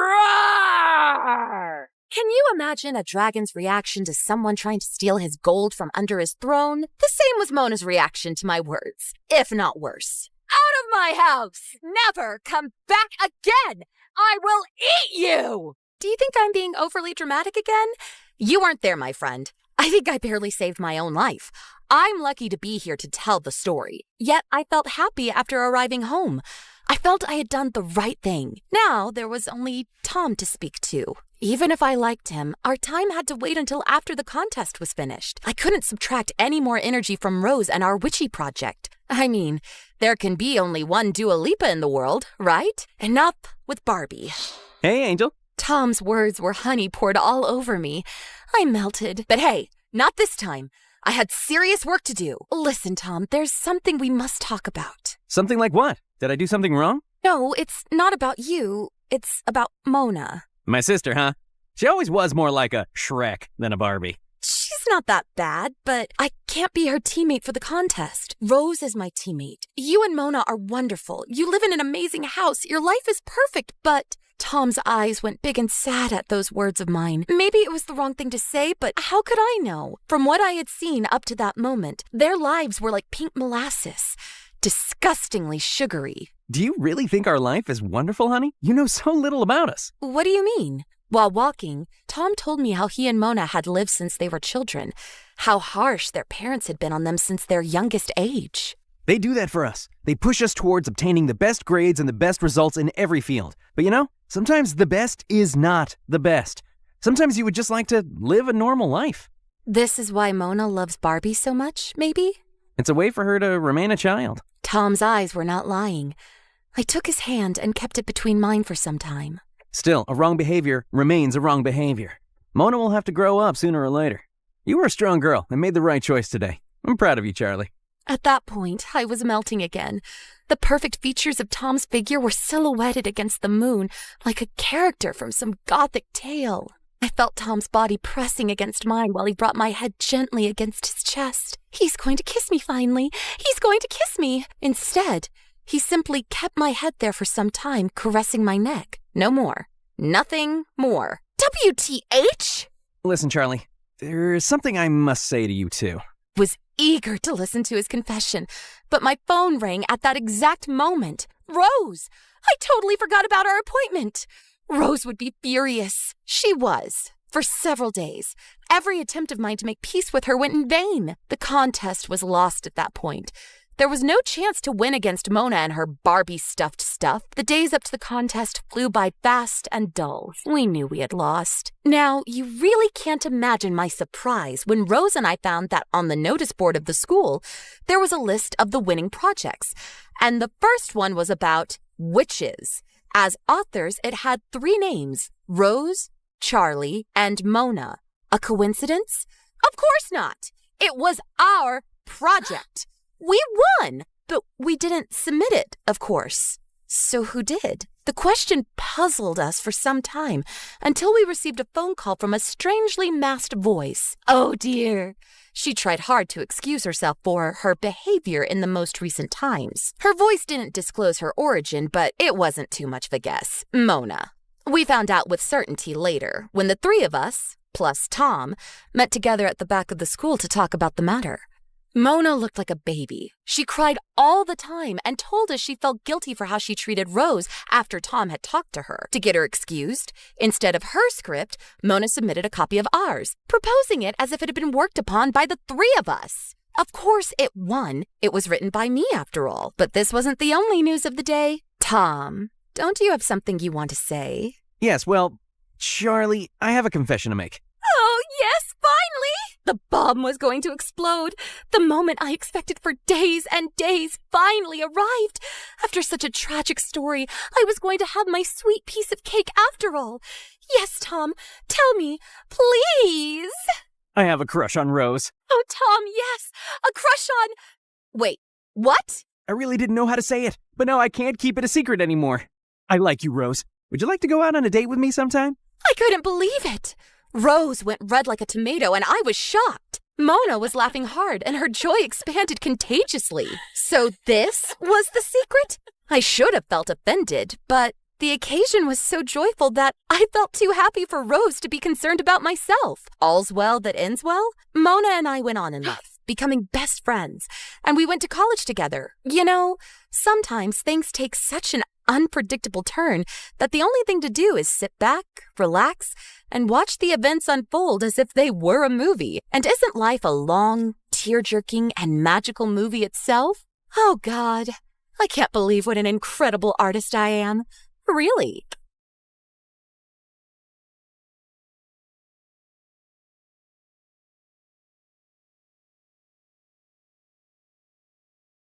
Hi, I'm Mona. I'm one of the smartest girls you'll ever meet. Please like and subscribe. I was 5 years old when I was playing hide and seek with the neighbor's kids, and I got stung by some bees. My skin immediately started to swell, and moments later, I fainted. When I woke up, I found myself in the hospital. Your daughter has anaphylaxis, which is an extreme allergic reaction to bee stings, but that may not be all she's allergic to. You'll have to monitor her closely. After that, Mom was terrified and she wouldn't let me play outside. She also decided to homeschool me. During our lessons together, she always told me I was a genius. I still felt sad about not going to a real school, till she told me the big secret. School's gonna take away your genius and make you dumb like the other kids. Because that's what the government wants. I wasn't sure why the government wanted that, but I didn't want it happening to me. While Mom was away working, I started making videos on YouTube to stay busy, and soon had some subscribers. Hello, guys. It's your stay-at-home genius. Today, let's talk about the amazing periodic table. Who knew there were so many elements? Sometimes the comments on my video were quite mean. Literally, every 11-year-old knows about the periodic table. Do us a favor and go to school. When I told Mom about the comments, she always said those kids were just jealous. Once when I was 14, I saw a really pretty bird on my window frame and I tried to touch it, but I ended up falling out the window into a bush. Oh my God, I was outside. Just as I was about to run back in, my arms and face started to itch like crazy. I called out to Mom, who rushed me to the hospital. After the medicine, I was half asleep when I heard the doctor and Mom talking. Your daughter's reaction happened because she's been indoors so much. Her immune system didn't develop properly. You have to let her join a school. But what about her condition? I've told you before, that's not how this works. What? The doctor told you to put me in school before, Mom? Honey, I did it to protect you. All these doctors, what do they really know?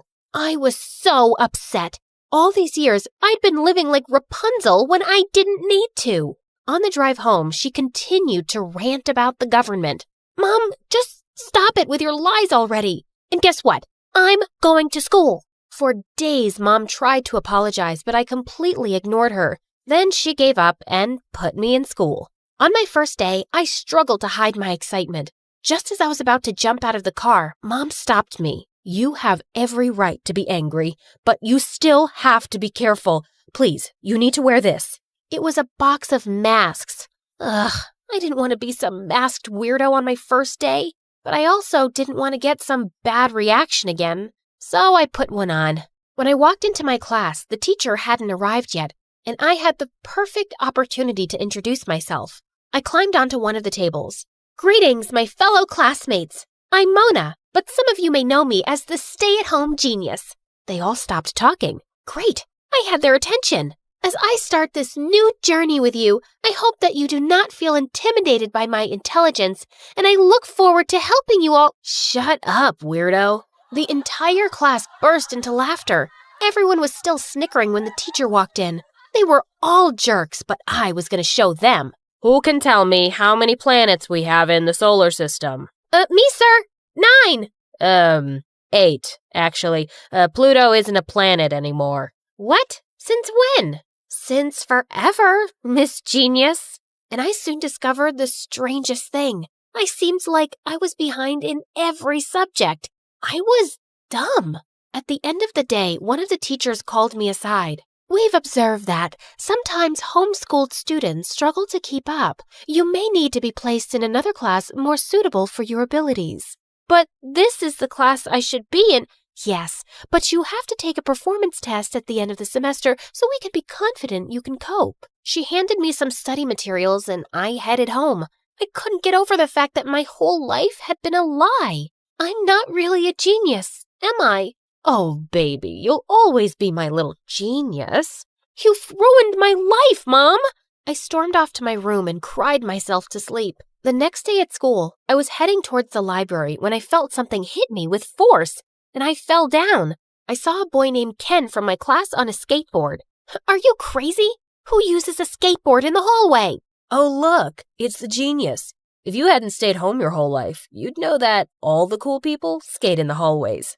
I just ignored him, but from that day on, Ken started joining me at lunch without an invitation. He was a mess who spent half his time in detention, but he was kind of funny, and I didn't mind not eating alone. The next few days, I spent every spare moment in the library preparing for the test, but I just felt lost. One day, I got so frustrated over some math equations that I started to cry.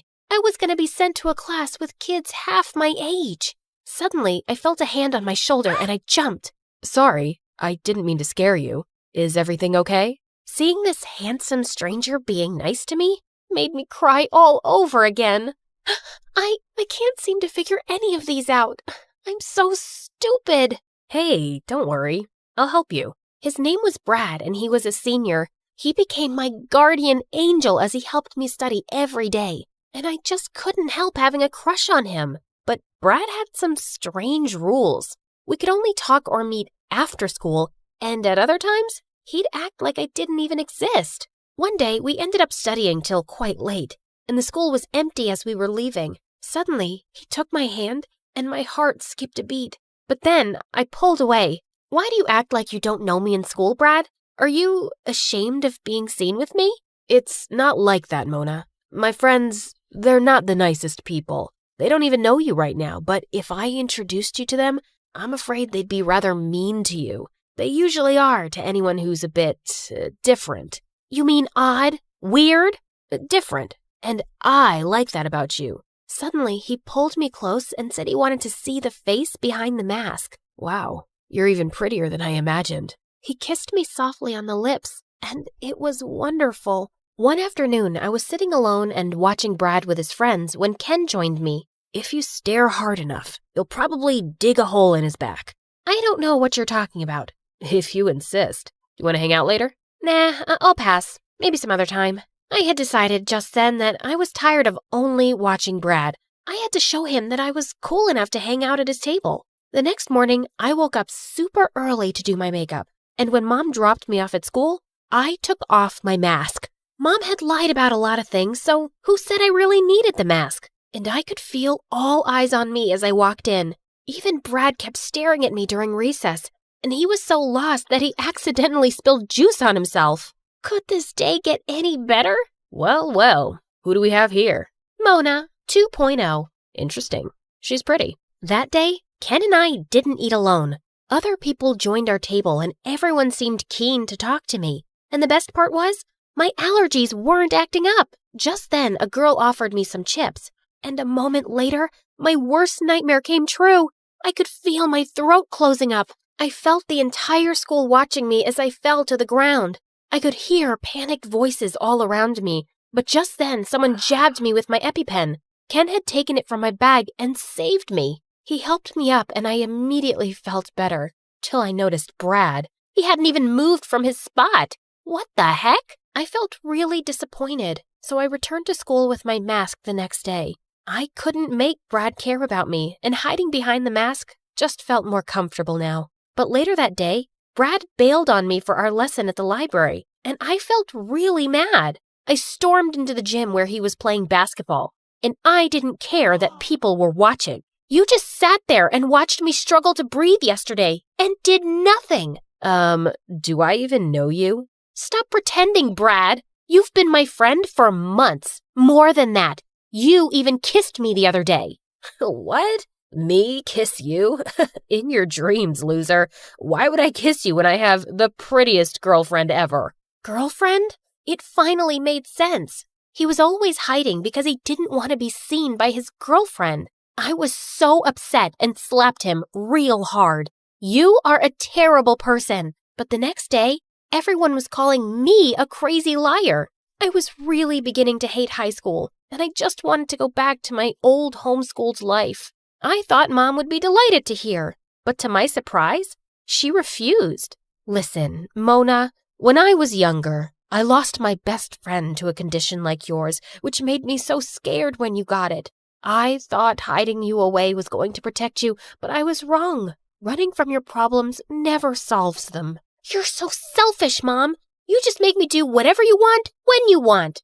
Sometimes I think I hate you. I took the picture of us on the fireplace and flung it at the wall. Mom yelled at me after that, but I just stormed off to my room. And I refused to go to school the next day. But later, as I was watching MSA videos in bed, someone tapped on my window. It was Ken. Get off your butt, princess. I'm here to quiz you. What do you mean? You're not going to hide out here. You're going to take that test. And you're going to stay in my class. Because I find it really hard to make friends. You got that? Ken really was an amazing friend. And I thought about what Mom said too. Why should I quit school? I was going to show everyone I deserved to be there. At school, I didn't really care about the stares and whispers anymore, but I still couldn't stop feeling stupid about Brad. Why did he do that to me? One day I walked into the science lab and found him there, and I just couldn't stop myself from confronting him. And he laughed. Look, I was just bored. None of the girls pay attention to me because I've been with the same girlfriend forever. But you didn't know, and I thought I'd have some fun with that. We still can, you know. I wouldn't mind kissing you again. Just then, his girlfriend entered and gave him a tight slap. Soon the entire school knew his girlfriend had dumped his butt for being a jerk. I was totally focused on my tests now, and studying with Ken became a routine. One day when he was over, I asked him, "What would you do if you had the chance to be anything?" "Join the Rikers skateboard competition. I don't care if I win. I just want to be there. It's so cool." "Then go for it." My dad won't let me. He says it's a pathetic waste of time. The day of the test finally came, and after completing it, I nervously watched as the teacher graded it. "Wow, this is impressive, Mona. Congratulations. You passed." I gave the teacher a big hug and ran to find Ken. I had a special thank you gift for him, but when I found him, the principal was yelling at him in the hallway. "Your continued disregard for the rules has brought nothing but disgrace to me." "Yeah, no kidding, Dad." "Dad?" I followed him outside and found him sitting under a tree. "So, the principal is your dad?" "Yep, and you just saw for yourself what a disappointment I am to him." "Listen, I gotta tell you something. Don't be mad, but I applied to the Rikers competition on your behalf. I sent them that crazy stunt video you have on Facebook, and they want you to participate. You've been watching out for me since I got here, Ken. Let me help you talk to your dad.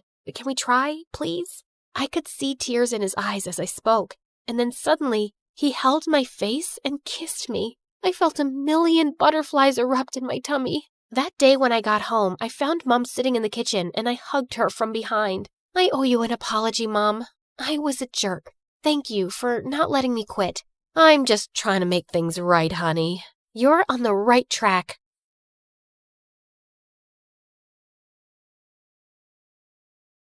Hi, I'm Hope from Honolulu. Please like and subscribe to 4Eve. My parents always said I was born beautiful. I received so many compliments and modeling offers for baby products that they launched my modeling career when I was just 3.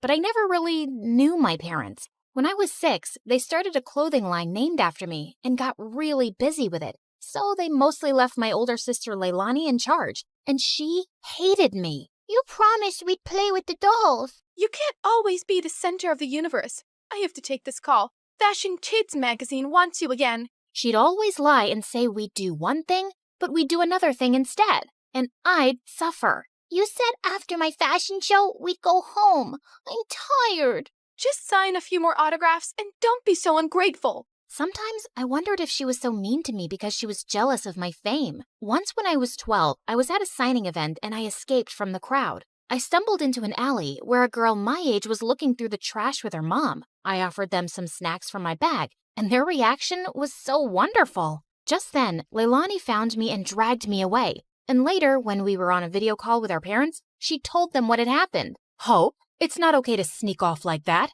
And that poor family could have robbed you."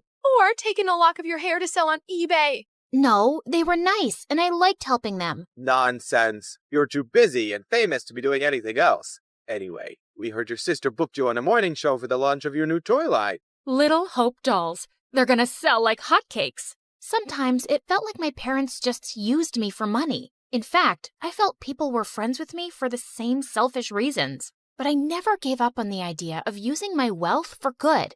When I turned 14, I held my first fundraising event for homeless people, and it was a big success. But my second fundraiser turned into a complete nightmare, because the day after it, my face was all over the news with the words, "Teen Thief." Hope, they're saying you kept all the funds for your business. What? Why would they think I took all that money? The news is saying they got an anonymous tip. This can't be good for your career. It's all over social media. They're calling it the biggest scandal of the year. You need to stop all this charity nonsense. We need to work on saving your reputation so you won't lose out on any modeling contracts. I didn't care if I never modeled again. I didn't understand how anyone could think I'd steal charity money. I was too embarrassed to even leave the mansion. Soon after, I was about to join a new high school, and I went to Leilani with an odd request. Help me make a disguise for high school. You're my makeup artist. If anyone can do it, it's you. Look, it's hard for me to trust people. They'll probably use me for my money and fame or spread more lies. I'd rather just go as a regular kid so I can be active in the school's charity clubs. You don't think you could just go as yourself? Doubtful. I always become the center of attention without meaning to. And because of that scandal, the charity clubs might not trust me. I just want to fade into the background and do the things I care about. Please. To my shock, she agreed to the makeover. She gave me cute short hair as part of my disguise. I decided to keep my disguise a secret from my parents. They were not happy about my short hair, but my agent had advised me to take a break from modeling and stay out of the public eye anyway till the scandal died down. At home, I was Hope, the supermodel on a break. But at school, I was Minnie, the humanitarian. I joined the charity club, and the volunteer work I was doing felt amazing. And I was making friends pretty easily. But one day at school, I was lifting a heavy box of canned food donations when I suddenly threw out my back. Whoa, are you okay? I suddenly noticed there were two really cute guys watching me struggle to stand up straight. Guess I'm an old lady who's not used to heavy lifting. Ouch. Let's take you to the school nurse, Granny. I'm Kai. And I'm Crane. Here, let me take your bag. What was in that box? Canned stuff for a food drive. Crane immediately dropped my bag to the floor. You're part of a food drive? Not gonna help you. What? Come on, Nan. Let's just take her to the nurse. She's hurt. Whatever. Not my problem. And then he just left. What was that about? Are you seriously doing a stupid food drive, Granny? My name is Minnie, and what's wrong with food drives? Minnie? Minnie. Everything about them is wrong, Minnie. If the poor just got off their butts and worked, they wouldn't be poor. Why should we treat them like babies and take money from people who do work? Wow. Sometimes it's hard for people to find work or earn enough, and they need help. Maybe lame losers do. Well, Minnie, here you are. Kai winked at me as he left. What a jerk. But I wasn't going to let his arrogant opinion stop me. I organized a school dance to raise funds for the food drive, and it was a hit. But just as I was dancing with some friends, Kai and Crane busted through the gym doors with crowns on their heads. To the rich, stand with the rich. What are you doing, Kai? We're here to tell everyone the poor are pathetic and charities are scams. Don't be fooled. Just then, Crane started kicking down the display of food donations like a maniac. Luckily, the teachers there kicked both out before they could do more damage. What planet were these jerks from? But I forgot all about them when I got home that afternoon and saw Dad running out to me. Didn't you check your phone, Hope?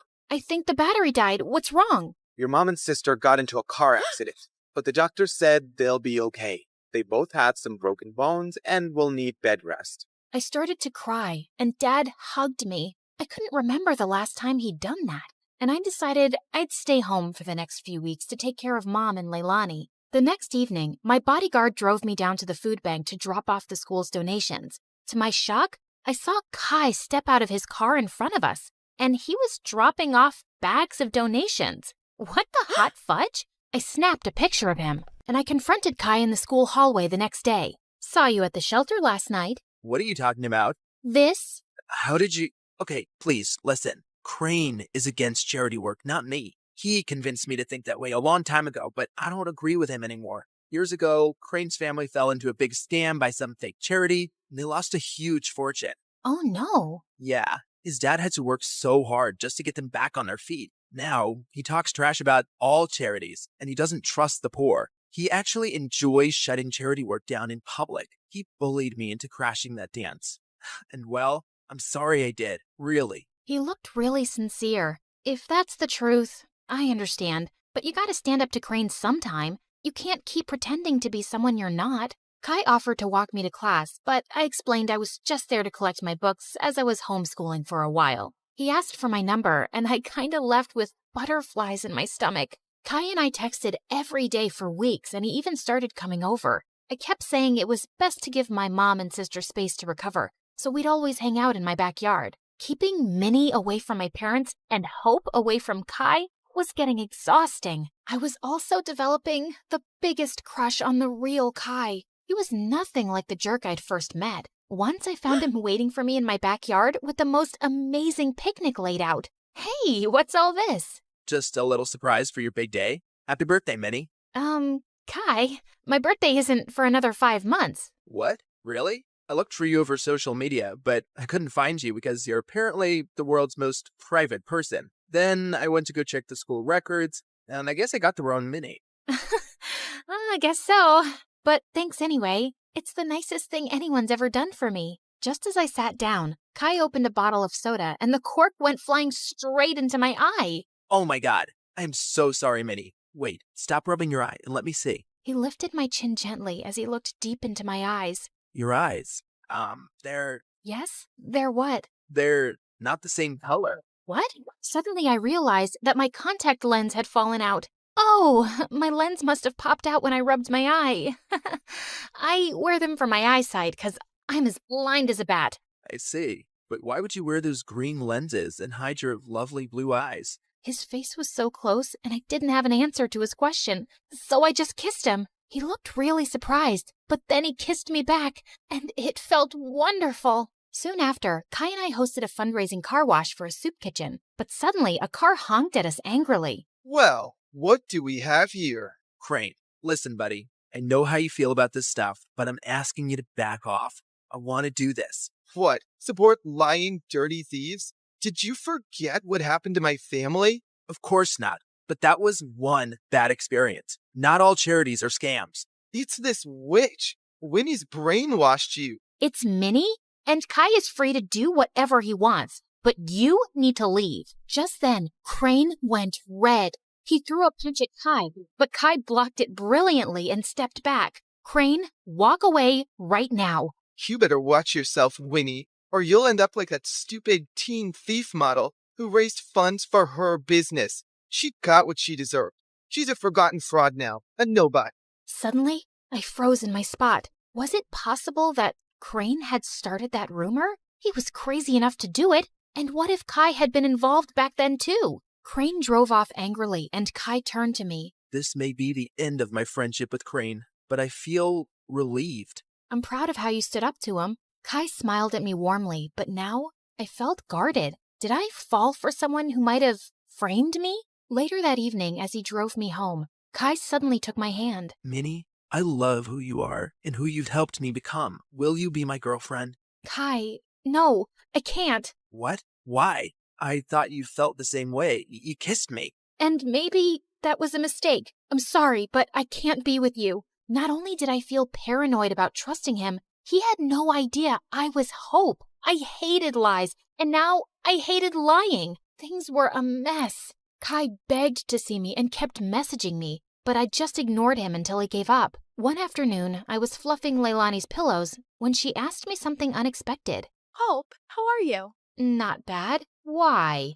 Nothing. I just noticed that you looked a bit sad these days. I kinda lost someone I cared about. Wait, Leilani, why are you crying? Oh, Hope, I just need to tell you something. I can't keep it in any longer, especially after you've taken such good care of me. And to my shock, she confessed how she was the one who had started the rumor that I'd stolen the charity funds. I know it was really wrong, and I'm sorry, but I just got so resentful. I was left in charge of you, and you always came first. And you were always in the limelight, while I never even got thanks for anything I did.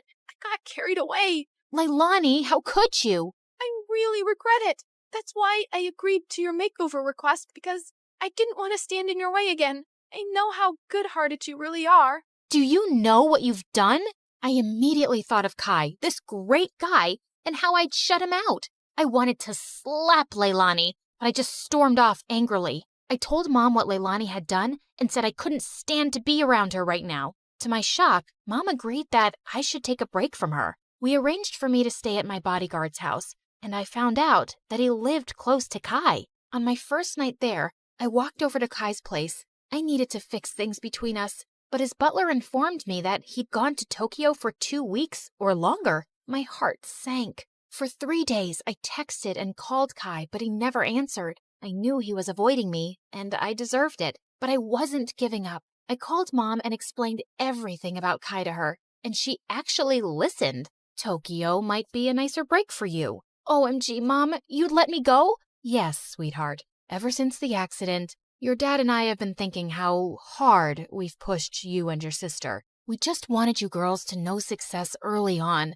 but we've realized there are more important things than success and money, like happiness and family. You've been amazing during our recovery, honey, and you really deserve to go. Thanks, Mom. I love you. And the next day, I was on a flight to Tokyo with my bodyguard and checked into the same hotel as Kai. Just as I stepped onto the elevator, I was shocked to see Kai inside. He looked awkwardly at me. Hi, can I help you with something? I suddenly realized he couldn't recognize me without my disguise. Kai, you're the reason I'm here. I came to tell you the truth. I'm Minnie. Minnie? Minnie from Honolulu? Yes, except my real name is Hope. What? I told him everything. My trust issues and my disguise and what my sister did, how awful I felt for abandoning him, and how I tried calling him. I'm using a different phone here, and I understand why you wanted to hide yourself, Hope.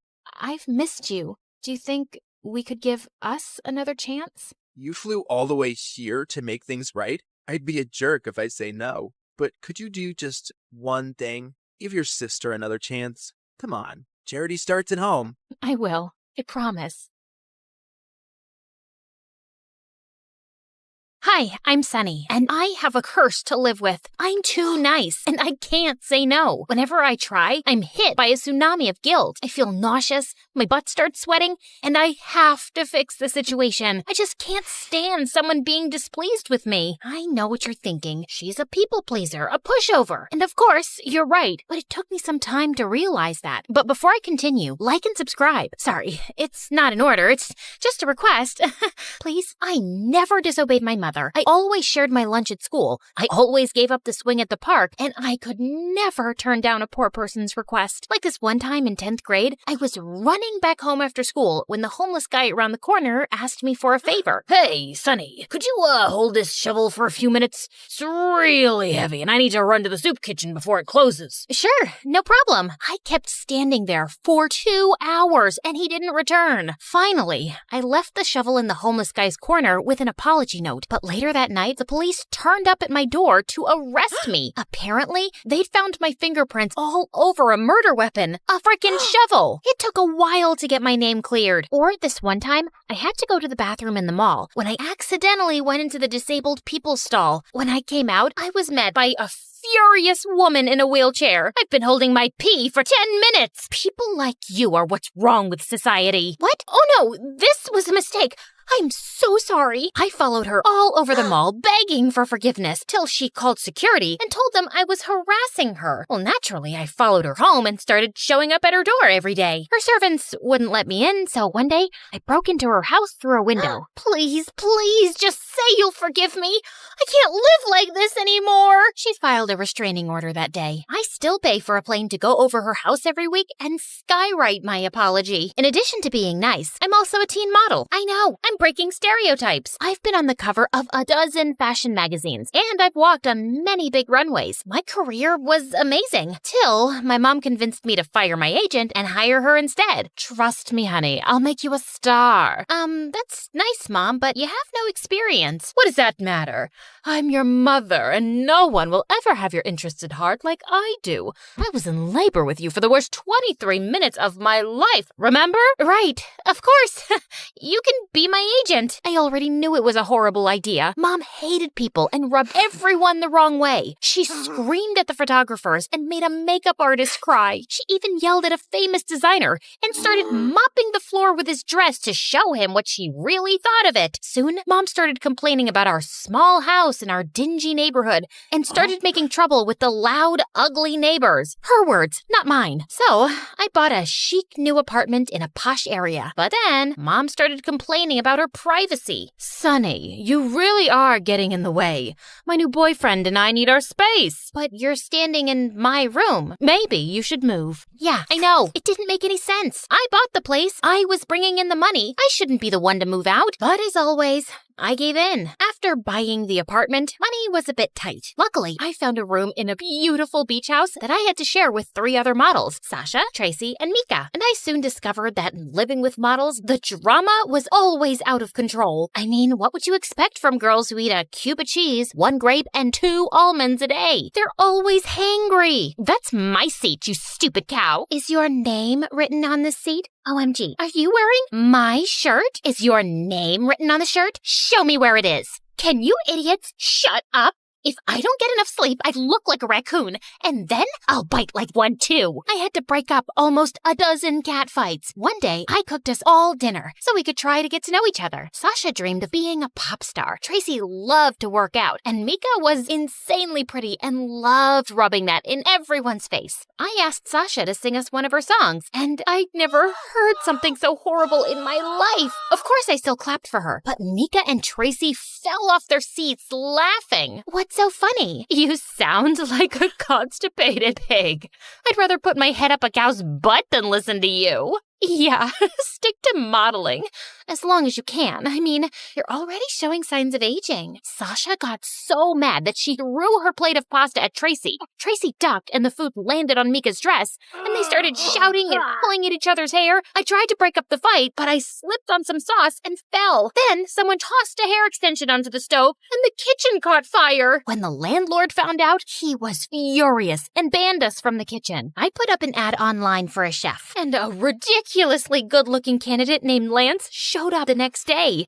So Lance, you can cook, huh? Yeah, that's why I applied for the job. Lance, your cologne is to die for. I'm not wearing any cologne. Lance, did you just fix our sink? You're such a genius. It wasn't broken, you just left the faucet on. Your biceps look like boulders. Can I touch them? I'd prefer it if you didn't. Lance was an amazing chef, a handyman, and even a gardener. One day, all of us were drooling at his abs as he pulled out weeds, when suddenly, some crazy paparazzi climbed over our garden wall. Lance ran towards them like Tom Cruise, broke their cameras, kicked their butts, and sent them running. Oh my God. I can't take it anymore. I have to ask him out. No, he's mine. What? I saw him first. I don't think he's interested in dating any of us. Shut up. Who asked you? The girls cornered Lance in the hallway to get his attention. Sasha sang Lance an awful love song. Tracy did a cheerleading routine. Then Mika walked up in a bathing suit. Hey, Lance, you want to go for a swim? No thanks. I gotta get back to work. But the girls' constant flirting and fawning over Lance got so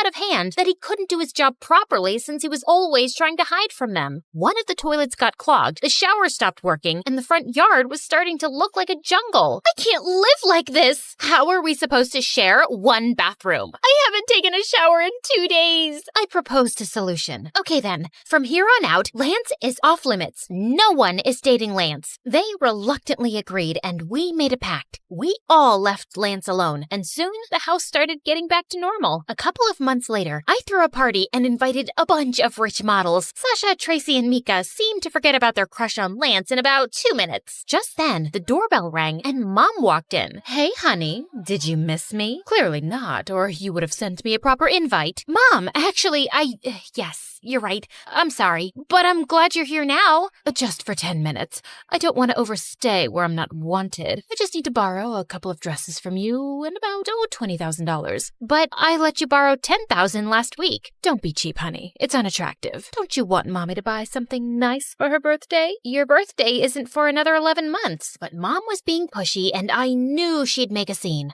So So I gave her my credit card and told her to return it in 2 weeks. Just then, I noticed Lance shaking his head at me, and then he walked away. After the party, the house was a mess, so I asked the girls to help me clean up. Sorry, I have plans with my new boyfriend. I'm allergic to dirt. I twisted my ankle. I'm gonna rest. Okay, no problem. Sleep tight. I was up well into the night still cleaning when Lance joined me and started to help. Why are you still here? You don't need to do this. I stayed back in case you girls needed me. I don't mind. As we were cleaning, I kept catching him looking at me strangely. Okay, I can't take it any longer. Why are you staring at me like I have 2 heads? You're not like the others. You're a misfit. Well, that's rude. No, it's a good thing. You're beautiful, but not self-absorbed. You're smart, and you seem like a really kind person. You think I'm beautiful? That's all you got from what I said? Lance gave me that strange look and went back to work. You're doing that thing with your face again. Did I do something to make you mad?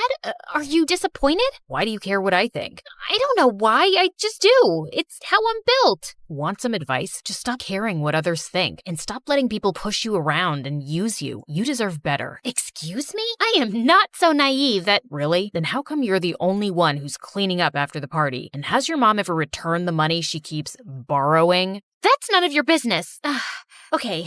That was kinda rude. I'm sorry. Why are you always sorry? Also, would you like to go out with me sometime? What? After you just insulted me? No. I mean, I'm sorry to crush your feelings, and it feels nice to be asked out by someone like you, but no, sorry. I spent the rest of the night replaying my conversation with Lance, feeling angry. But as I cooled off, I couldn't help thinking that maybe he was right. I did a lot for Mom and the girls, and I couldn't remember the last time they did anything nice for me. The next day, I was watching my favorite MSA videos on the TV when the girls walked in, and Tracy just snatched the remote from me and changed the channel. I want to watch a movie. Sunny, please sit on the other sofa. No, Sunny, don't sit anywhere. You've got to drive me to the nail salon. Sunny, all my clothes are wrinkled. Iron them when you're back. Lance was right. I was a pushover, and I didn't like it. No! What do you mean, no? I won't take you to the beauty salon. I won't iron your clothes, and I was watching TV. All you do is use me, and you don't respect me, and that's not cool. Oh, also, I'm gonna go out with Lance, and you all have boyfriends, so I don't care if you're mad. I am breaking the pact. They were shocked, and so was I. I'd never yelled at anyone in my life, and it felt good. Later that day, the girls apologized for treating me badly and promised not to take advantage of me anymore. They even gave me their blessing to date Lance. And of course, I forgave them. Lance and I started dating soon, and we had such a good time together. He helped me stand up for myself more often and gain confidence. I even booked some modeling gigs without involving Mom, and I was doing great. One evening, Mom invited me to dinner at a fancy restaurant, and I decided to introduce Lance to her there. Break up with him, honey. That boy's a waste of time. I'm sitting right here. Mom, Lance is a nice guy, and he makes me happy. He's a loser. By the way, Lance, are you gonna finish that cheesecake? Before I forget, Sonny, I need to borrow your credit card again to book a flight to Hawaii. So just give it to me after you've paid for this meal, okay? I felt a wave of rage sweep through me. No!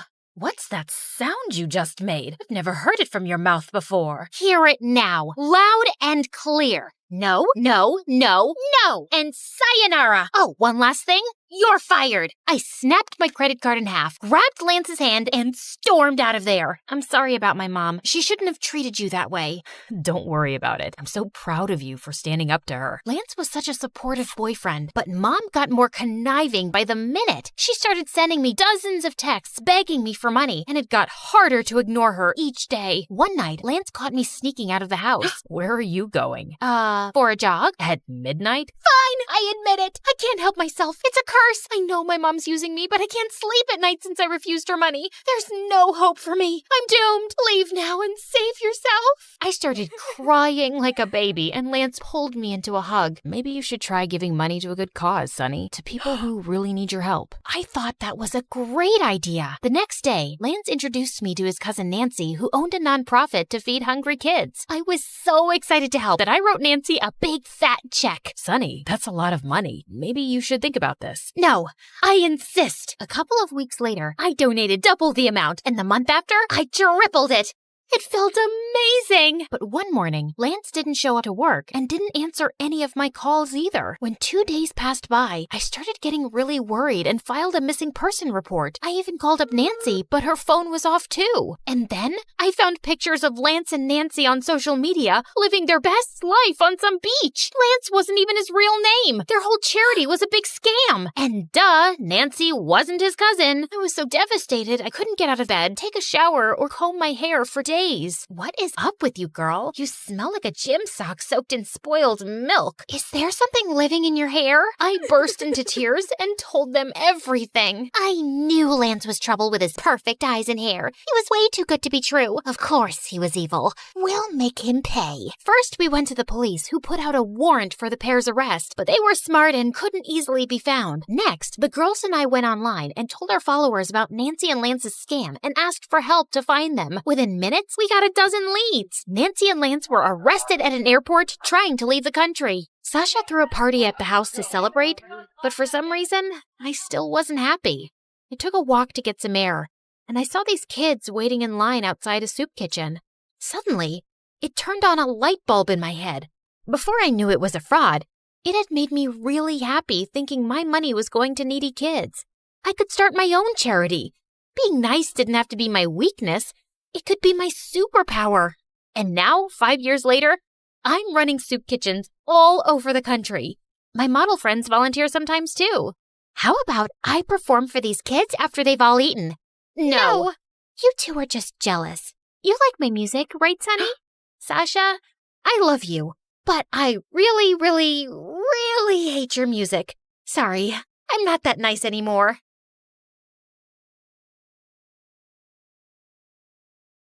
Hi, my name is Alice, and I'm from Rochester, New York. Please like and subscribe. You know how people say that when you meet the love of your life, time stands still and your heart skips a beat? Well, my dad had his own version of it. Love feels like a bunch of fireworks exploding inside your heart. That sounds dangerous. Oh, honey, it's the most beautiful feeling in the world. Dad always tells me about when he met Mom. He was playing on the subway, and when she stepped in, he felt fireworks go off inside of him. And that was it. My life changed forever. Our life changed forever. My mom was a big shot lawyer, and my dad worked as a music teacher at my own school. I inherited my dad's love for music, but wasn't into singing, so I used Mom's lawyer skills on them and convinced them to buy me a drum kit. My life was simply wonderful, but everything changed when I was 12. Mom got stuck on one big case and was working crazy hours, so there was no time for anything else. Not even for me. For months, I kept bugging her to notice me, but the answer was always the same. Not now. I can't, Alice. Of course, this also led to fights between my parents. They used to argue in the kitchen at night when they thought I was asleep. Finally, one night, she just left. There were no explanations, no clues, no goodbye letter, nothing. It was a rough time, but my dad and I always stayed together. As time went by, we both started feeling a little bit better. Despite everything, I never stopped believing in true love, and I eagerly awaited the sensation my father had described so many times. When I turned 16, I witnessed the fireworks of love up close. I was at home cooking an egg when these bratty kids kept ringing our doorbell and running away. My blood was boiling, so I decided to teach them a lesson at the next bell. I flung open the door and spattered the egg right onto them. To my surprise, it was Luke, one of my dad's guitar students. He was one of the most popular, truly dreamy, funny, and kind guy in our school. Oh no. This egg. Lucky you. You just won a tuition discount from Dad. I quickly made this up, but he kept staring at me in complete awe. Then it happened. It struck him like lightning, just like my dad described. The whole fireworks and electricity package. Hi, Alice. I love you. But here's the twist. I didn't feel the same way. However, from that moment on, Luke embarked on a mission to win my heart, while I tried to refuse his advances without hurting him. Flowers for you, beaut. Bees. It has bees. I baked brownies for you. Thanks, but I prefer vegetables. He invited me to the amusement park, but I pretended to be dizzy when he was going to kiss me on the Ferris wheel. And then he also asked my father for my hand. So, what do you think? Tell him that he has to provide 4 sheep, 5 cows, and 1 unicorn in exchange. Yet Luke never gave up. And finally, he went all in. He performed for me on my balcony, singing the very same song my dad used to woo my mom back in the day. And I swear I could see Dad helping him the whole time. Then he asked the big question. Do you want to be my girlfriend? Luke, I like you, but I'll take that. It's a love story, baby. Just say yes. I know what you might be thinking. How could you not love Luke back? He sounds like the perfect guy. And you'd be right. He was everything I could have wished for, and more. He even quoted Taylor Swift for me. I decided I should give him a chance. Maybe the fireworks would appear slowly for me. Okay, let's do it. After a few months, things were going great. He was a great boyfriend, and I cared for him. One day, as we hiked up a hill, my foot clumsily met a cluster of rocks. I was about to fall when Luke grabbed my hand and held me. Are you all right? I nodded. The sunlight hit him just right, and he looked just beautiful. He leaned in, and he rewarded my safety with a kiss. It was a scene right out of a movie. Come on, guys. You see? I tried, but I just couldn't help feeling nothing. By the time we reached the top of the hill, I decided to end things. Luke deserved someone who could truly love him. After a brief pause, I managed to muster the strength to share my feelings. However, as I looked at him, tears were welling up in his eyes. Alice, there's something I have to tell you. Yes, Luke? I'm thrilled that we're together. I've been looking for the perfect partner for what feels like forever. Tears began to fall down his cheeks, and I hugged Luke tightly. How could I break his heart after that? I just couldn't. I needed a new plan, a way to end things without hurting him. Just then, I got an idea. I needed to find my boyfriend a new girlfriend. Yet, it was easier said than done. Finding the perfect girl for Luke was certainly a tough mission. I introduced him to Sarah in a bowling alley, but it turned out she was only interested in using Luke to make her ex-boyfriend jealous. On trivia night, Claire and Luke had a heated argument about the best pizza toppings. They didn't get along after that. Lastly, how can I forget about Julie? When I introduced her to Luke at a party, it was pretty clear that she was more interested in me than in him, much to Luke's amusement. Of course, he knew nothing of my plan. I introduced so many girls to him, pretending they were my friends, but none of them sparked even the slightest explosion. Luke only seemed to have eyes for me. Darn him! After a few weeks of failures, I was about to give up hope. But then, right in my dad's class, the solution seemed to fall from the sky, almost literally. Boys and girls, we have a new exchange student from South Korea. This is Moon. That new girl seemed quiet, but she was a total stunner. We have a little welcome tradition here. You've got to sing us your favorite song while standing upside down. What? You could actually see Moon's soul leaving her body. Kidding. But come on, it'll be a blast. So, which song are we going with? For a brief moment, Moon seemed to be torn between making a mad dash for the exit, pretending to faint, or fighting my dad to ignore his request. Love Story by Taylor Swift. Bingo! That was the girl who was gonna sweep my boyfriend off his feet. I couldn't have been more thrilled. Above all, she had a beautiful voice. She was perfect for Luke. As soon as the class ended, I walked up to Moon. Hi, I'm Alice. That was amazing. Thank you. I just hope I don't have to do that to introduce myself in math class. Don't worry about it. The gym teacher might make you do some push-ups in front of the whole school, but apart from that, well, that's it. I'm going back to South Korea. She even had a great sense of humor. By the way, the music teacher who just made you sing in front of everyone is my dad.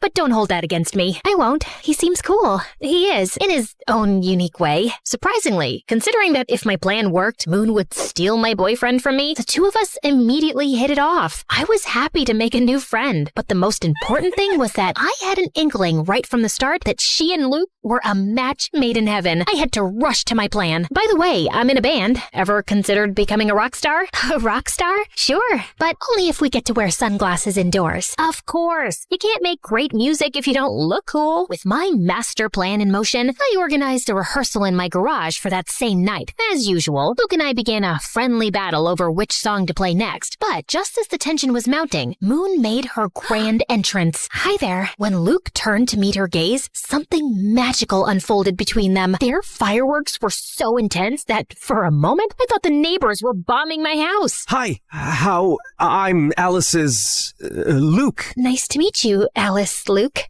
I'm Moon. That's a beautiful name. Moon turned red as a tomato. I mean, it's cute. I mean, it's not, horrible name. They were so awkward and cute that they looked like two penguins trying to dance. The first part of my plan was complete. Over the next few weeks, I did everything to bring my new friend and boyfriend even closer. I planned this adorable picnic for the three of us, but then I faked a stomach pain, so they both got time together. Alice, are you okay? Oh no, not again. What's wrong, Alice? It's my, pigmatitis. Okay, let's go see the doctor. Clearly, my plan failed. Next time, I took them to the movies to watch an old sappy romantic film. Where's Alice? She told me she wasn't coming because she hates Sandra Bullock. She hates Sandy B? Is that even possible? Right? I said exactly the same thing. They watched the movie together. All the while, I was lurking secretly in the background. In a particularly romantic scene, their shoulders leaned against each other. They locked eyes, and their lips came closer. It seemed that it was the moment, but... Want some more popcorn? Yeah, sure. So close. By the way, I, of course, don't hate Sandra Bullock. Slowly, I was running out of ideas and excuses. I even signed us up for a romantic bread baking class, only to remember right beforehand that I was gluten intolerant. Silly me. Since when? It's very recent. I don't want to talk about it. We can make gluten-free bread. It's not the same. Go on without me.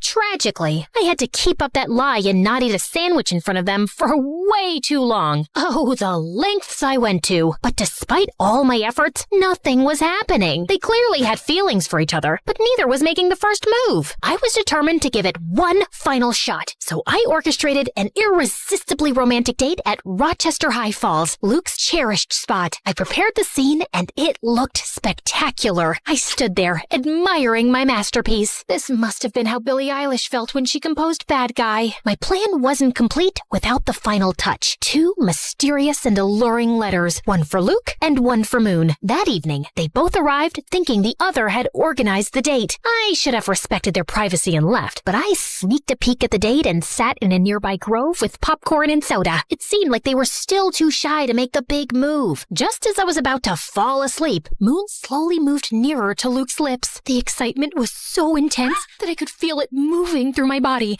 particularly in my ankle. In my ankle? I looked at my leg and saw a raccoon clinging to my ankle. Freaked out, I totally lost it.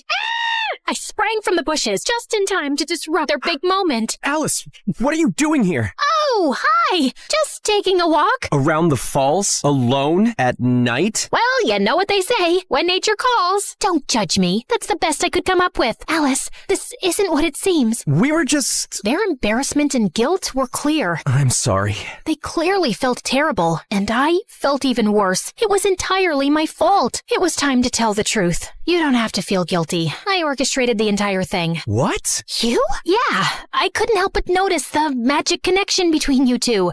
This is my strange way of giving you my wholehearted blessing. Well, at least I told them part of the truth. For a brief moment, Luke and Moon exchanged puzzled glances, and Luke turned to give me an earful. However, after what felt like an eternity, they both enveloped me in a hug simultaneously. Alice, I can't believe you'd do something like this. You could have just spoken to me. And I'm sorry. I tried to fight these feelings.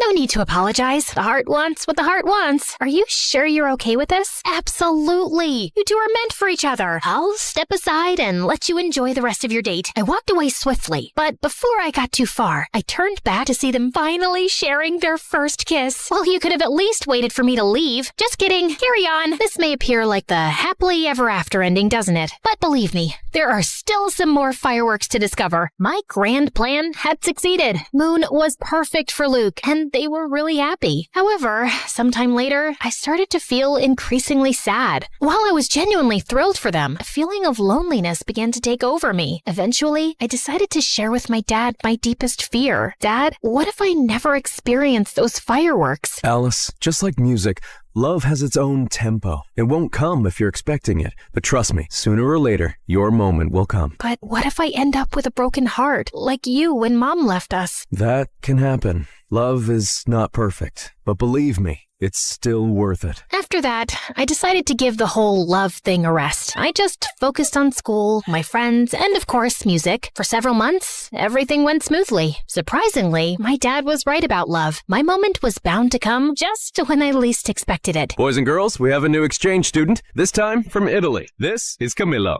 And that was it. Boom, boom, boom. Just like my dad had predicted, my moment to feel the fireworks had arrived, and it came on strong when Camilo strolled into the classroom. I couldn't take my eyes off of him.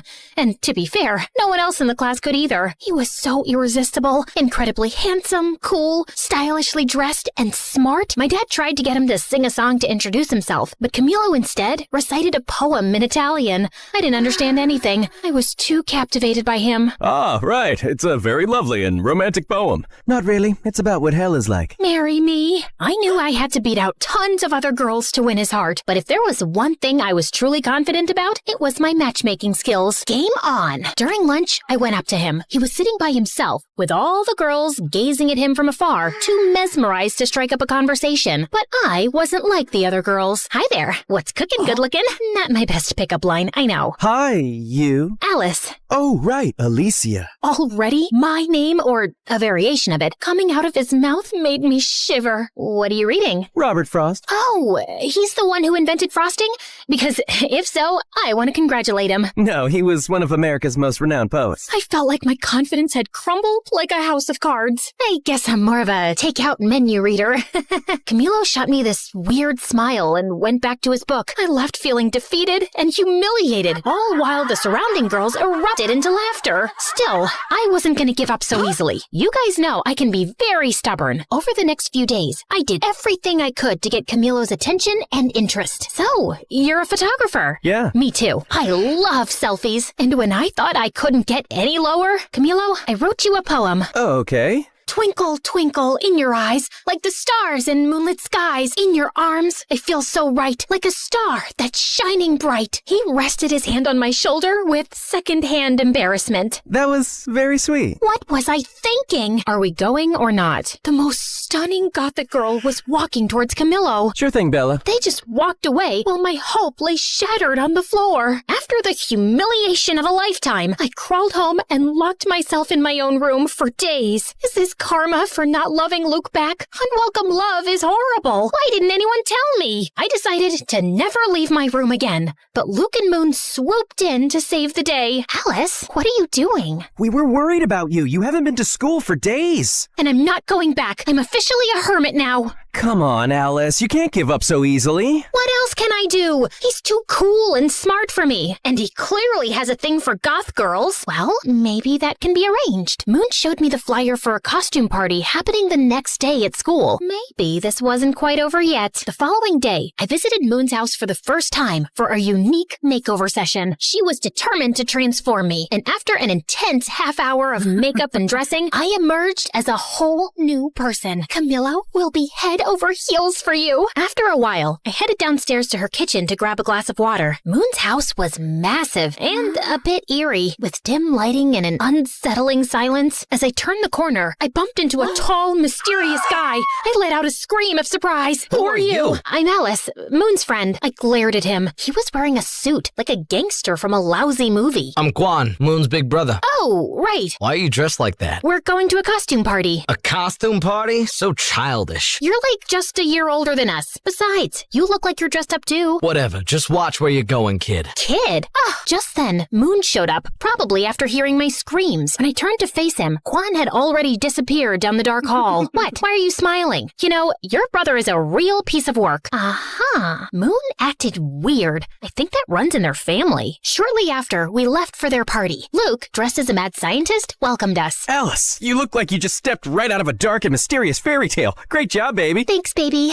Alice, Camilo's there. Go do your thing, girl. Thank you, guys. I took a deep breath and walked towards Camilo, who was dancing with his friend. Of course, he was too cool to wear a costume. With a boost of confidence from my outfit, I saluted them. Hello, my fellow creatures of the night. Alice, what are you wearing? Tonight, I embrace the shadows. I'm a goth. Being a goth is not a costume, you phony. It's a lifestyle. I'm sorry, I didn't mean, of course you didn't. You are just a little suburban princess who gets whatever she wants, playing dress up. And the way Camilo looked at me, that hurt more than any malicious comment. Once again, I was humiliated. For the rest of the party, I hid in the halls of the school. How could I be so stupid? Should I respond? I looked up and saw Quan. What are you even doing here? I thought you were too fierce for a costume party. I am. I'm just here to pick up Moon. I just got her text. She already left with Luke. Oh, okay. Quan leaned his back against the lockers. Rough night? That's an understatement. So, do you want me to take you home, or would you rather stay here crying? What? These are not tears. Don't try to tell me you got something in your eye. Come on, let's go. I was shocked. He was rude, definitely, but not that bad. Quan held out his hand for me to stand up. As I was getting up, our eyes met. Time stood still. Electricity. And yeah, it happened again. Boom, boom, boom. What, did you hit your head or something? No, it's just that, I don't know. Forget about it. I'm fine. If you say so. As Quan drove me home, I kept looking at him out of the corner of my eye the whole trip. I was spellbound. I tried to strike up a conversation with Quan, but he didn't pay much attention to me. So, tell me about yourself. Pass. Come on. What do you like? Silence. Clearly, Quan was not very interested in getting to know me. Soon after, he dropped me home. I couldn't believe it. After years of dreaming about those fireworks feelings, I finally got them. Twice in 1 week. Plot twist, both guys are just not that into me. This was obviously karma. It was Cupid's way of getting back at me. Destiny laughing in my face. Or maybe it was just my teenage hormones. I hate my life. But what I didn't know was that Moon hadn't left the party when Quan arrived. In fact, she was in the bathroom and saw and heard my entire conversation with her brother. Although Quan didn't notice my fireworks explosion, Moon did, and decided it was her turn to play Cupid. Moon started finding excuses and forcing situations for Quan and me to spend time together. She would invite me to her house, but when I arrived, she wasn't there. Is Moon home? For the 4th time this week, she's not. Despite how Quan acted like he didn't care, Moon was determined to make it happen. She even locked us in an escape room. I guess we're gonna have to solve this to get out. This could take a while. The key is under that armchair. Oh, right. Then, Moon planned a movie date with Quan and me, and then left us. Yeah, she used my own little scheme against me. We got into the wrong screening room and ended up watching a children's movie. This is so boring. Wait, are you crying? No, I'm not. You're crying. OMG, you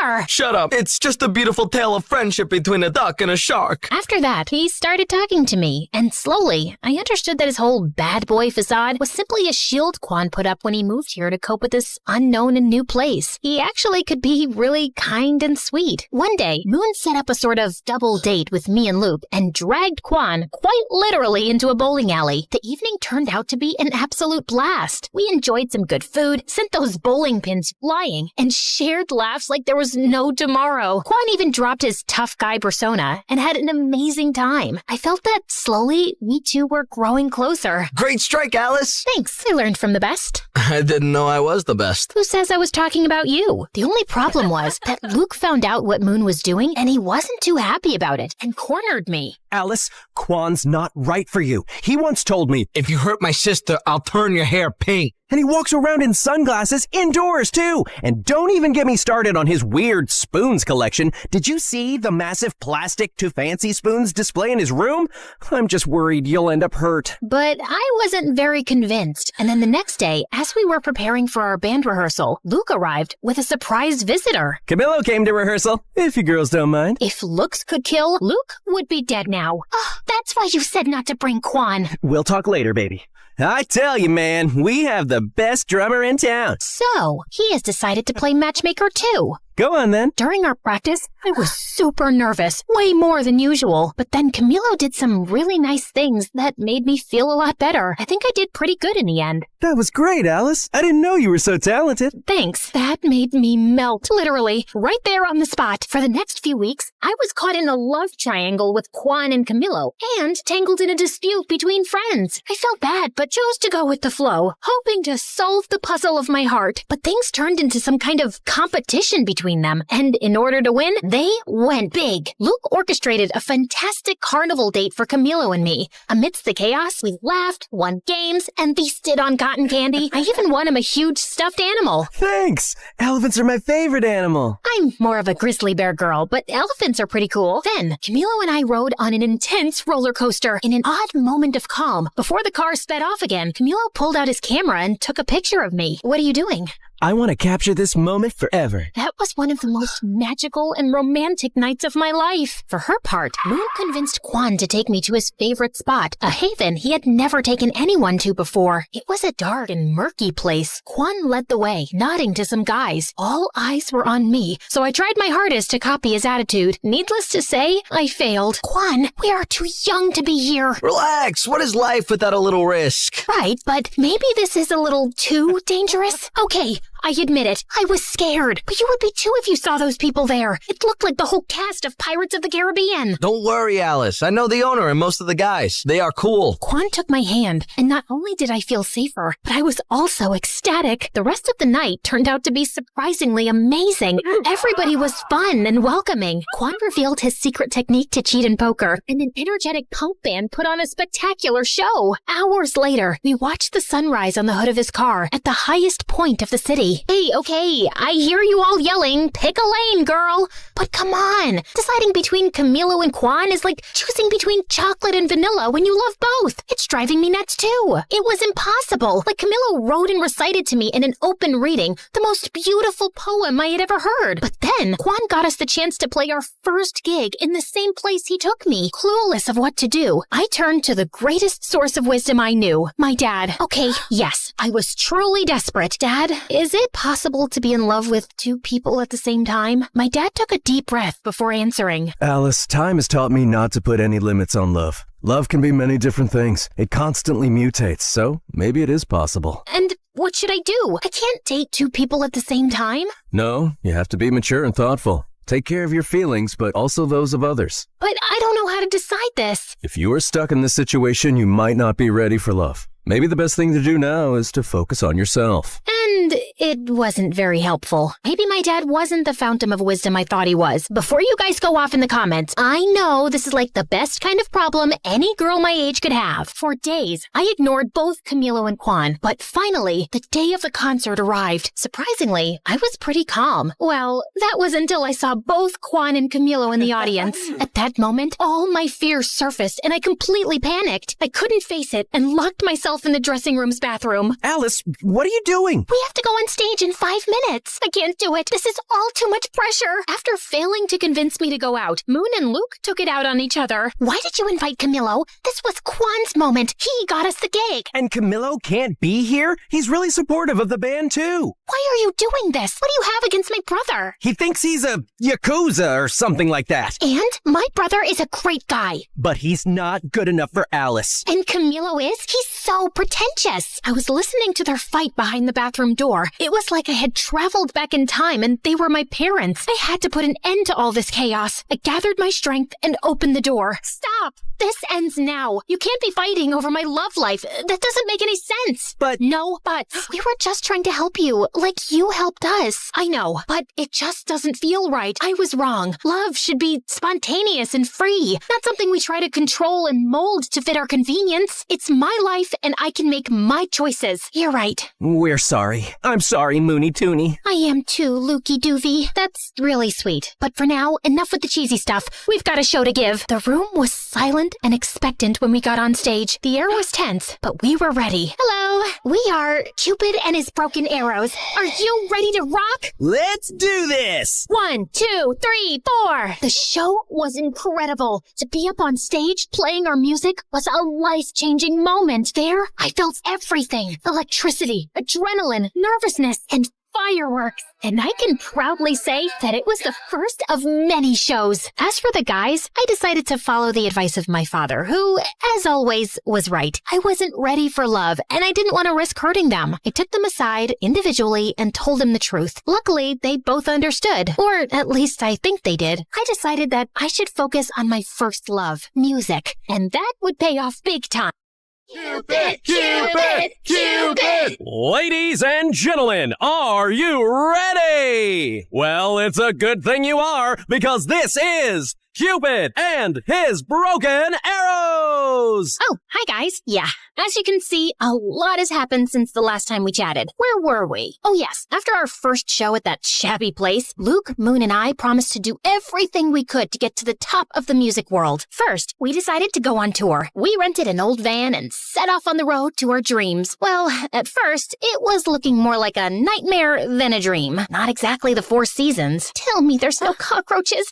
I can't sleep here if there are cockroaches. Of course not, Moon. Maybe just some 8-legged roommates. But but I'm sure they're very friendly. The top bed's mine. Those first few weeks were challenging and scary, but Luke, Moon, and I stuck closer than ever. Sometimes literally. Relax, guys. Nothing bad ever happens to teenagers in horror movies, right? Initially, our gigs were confined to really small and quiet venues. Good night. We are Cupid and his broken arrows. Yeah, there were literally more crickets than people, but slowly, people caught wind of our shows. Our songs started popping up everywhere, and we gathered a group of loyal fans. It wasn't an overnight thing, but somehow we became kind of famous. However, the sudden fame had its downsides. The biggest downside of them all was him. That's Trevor, our manager. He discovered us when we were playing in a tiny, sleazy venue in Los Angeles. Hello, kids. I'm gonna make you stars. Talking about terror? Trevor? See? It's like his name was meant for a crooked manager role. I'm just spitting straight facts here, guys. Where do you dream of playing? Just name it. In the forum? That's a little too ambitious. I'll make it happen. Sky's the limit for us. Despite Moon and Luke's excitement, something didn't smell right to me, so I decided to keep an eye on Trevor. Follow that car! I always wanted to say that. I tailed him to the forum offices. Oh, tailed is what spies say when they follow someone. Too many spy novels, I guess. So, Trevor got out of his car, but returned as if he'd forgotten something. What could it be, you might ask? His briefcase? His parking permit? Maybe his wallet? Well, not exactly. A gun? Who brings a gun to a business meeting? It's like bringing a gun to a business meeting. I figured he was a little shady, but he was actually dangerous. After a while, he walked out of the meeting with a big smile and put his gun back in his suit. Oh my God! That night, after Trevor gave us the news that he got us a slot at the forum, I revealed what my fierce investigation had unmasked. It's over, Trevor. I saw your gun and how you used it to get us this concert. We can't be involved in something as dark as that. Oh, you mean this? Trevor pulled out his gun and pointed it directly at me. My life flashed before my eyes. Moon, Luke, and I screamed in terror as he pulled the trigger. To find out what happened next, join part 4 of the story. Now relax. I'm just kidding. Trevor fired, but all that came out of the gun was water. Phew, that was a close call. Well, maybe not really. Are you crazy? Why are you carrying this with you? For protection, in case, a small cat attacks me. And why did you use it in the meeting? Oh, that. Those guys never water their plants. They were so dry, poor things. Maybe I had misjudged him. Still, if you don't want to be involved in something as dark as me, I understand. Maybe it's for the best. No, Trevor, please don't take this personally. Alice is just like that. Excuse me? Yes, we really want to work with you. Great then. Are you in, Alice? Outvoted, I had no choice but to accept Trevor. His impact was soon felt. He devised everything for us, from trying on silly, smelly costumes, which I'm sure he had stolen from the thrift store to keep the extra money for himself, to making us do some bizarre and really embarrassing publicity stunts. Yet, while I hated to admit it, he did take us to the next level. He even got us a record deal. Maybe he isn't all that bad. He certainly wasn't the worst thing that came with fame. Paparazzi were a real headache. Hey, Alice, aren't you dating someone? People want to know about your love life. Oh, it's a full-blown love triangle. Me, my couch, and my Apple. iPhone. Seriously? Can it get any cringier? Well, I know what you must be thinking. What about Quan and Camillo? You guys are so predictable. Okay, after I told him I was not ready for love, our paths simply parted. Camillo moved to the big city to try his luck as a poet, and Quan went back to South Korea. I had accepted that love wasn't my thing, and I was fine with that. Really, I was. But it seems that not everybody was. Alice, people are interested in you and your love life. We must give them something. And before I could say anything, Trevor launched his enormous Find Alice a Boyfriend operation. When he was choosing from the pictures, from his looks, you'd think he was attempting to assemble an atomic bomb. I wish you people would stop meddling in my love life. You're one to talk. Fair point. Must I suffer all my life for that one time I played Cupid? Besides, you two are practically soulmates. I only intervened in the name of true love. Maybe Trevor will find you your soulmate. If he does, he deserves a Nobel Prize in matchmaking. Haha, very funny. Bingo! We found our man. Get ready, Alice. Trevor orchestrated a date with one of the buzziest actors in town. Naturally, he gave the paparazzi a heads up, turning the dinner into a spectacle that rivaled the Super Bowl coverage. I won't deny that he was good looking. The man could make any Greek god jealous, but he seemed to be already in a committed and very toxic relationship with his phone. It was like they were stuck in a never-ending staring contest. If a UFO landed on the table, he'd probably just assume it was dessert. So, tell me something about yourself. I have 5 million followers. Wow, I'd be concerned if that many people were following me. That's next level stalking. Huh? Alice, when's the wedding? This was beyond ridiculous. I needed a bulletproof escape plan. Something as sophisticated and brilliant as my mastermind can scheme. Hey, isn't that one of the Kardashians? A Kardashian? Where? I took advantage of the commotion to sneak out, but just as I was about to fulfill my genius escape, I bumped into a waiter sending his tray flying in the air. It landed on the head of my date. Oh my god, I'm so... Camillo? Is that you? Alicia, hi. What are you doing here? I was super surprised to see Camillo, but I had to move fast. I'm actually in the midst of an escape. Care to help me? Absolutely. Camillo wheeled over a waiter's cart covered with a tablecloth. Your chariot awaits, Your Majesty. I hopped in the cart, and Camillo carried me unnoticed out of the restaurant. After we were in the clear, we two went for a walk. By the way, I must confess, I'm a massive fan. Oh, thank you so much. People don't believe me when I tell them we used to date. Do you tell people that? Well, I know we didn't exactly date, but I don't know. Maybe I'm just expressing my wishes out loud. Are you flirting with me right now? I am. Who knows when I'll cross paths again with another star,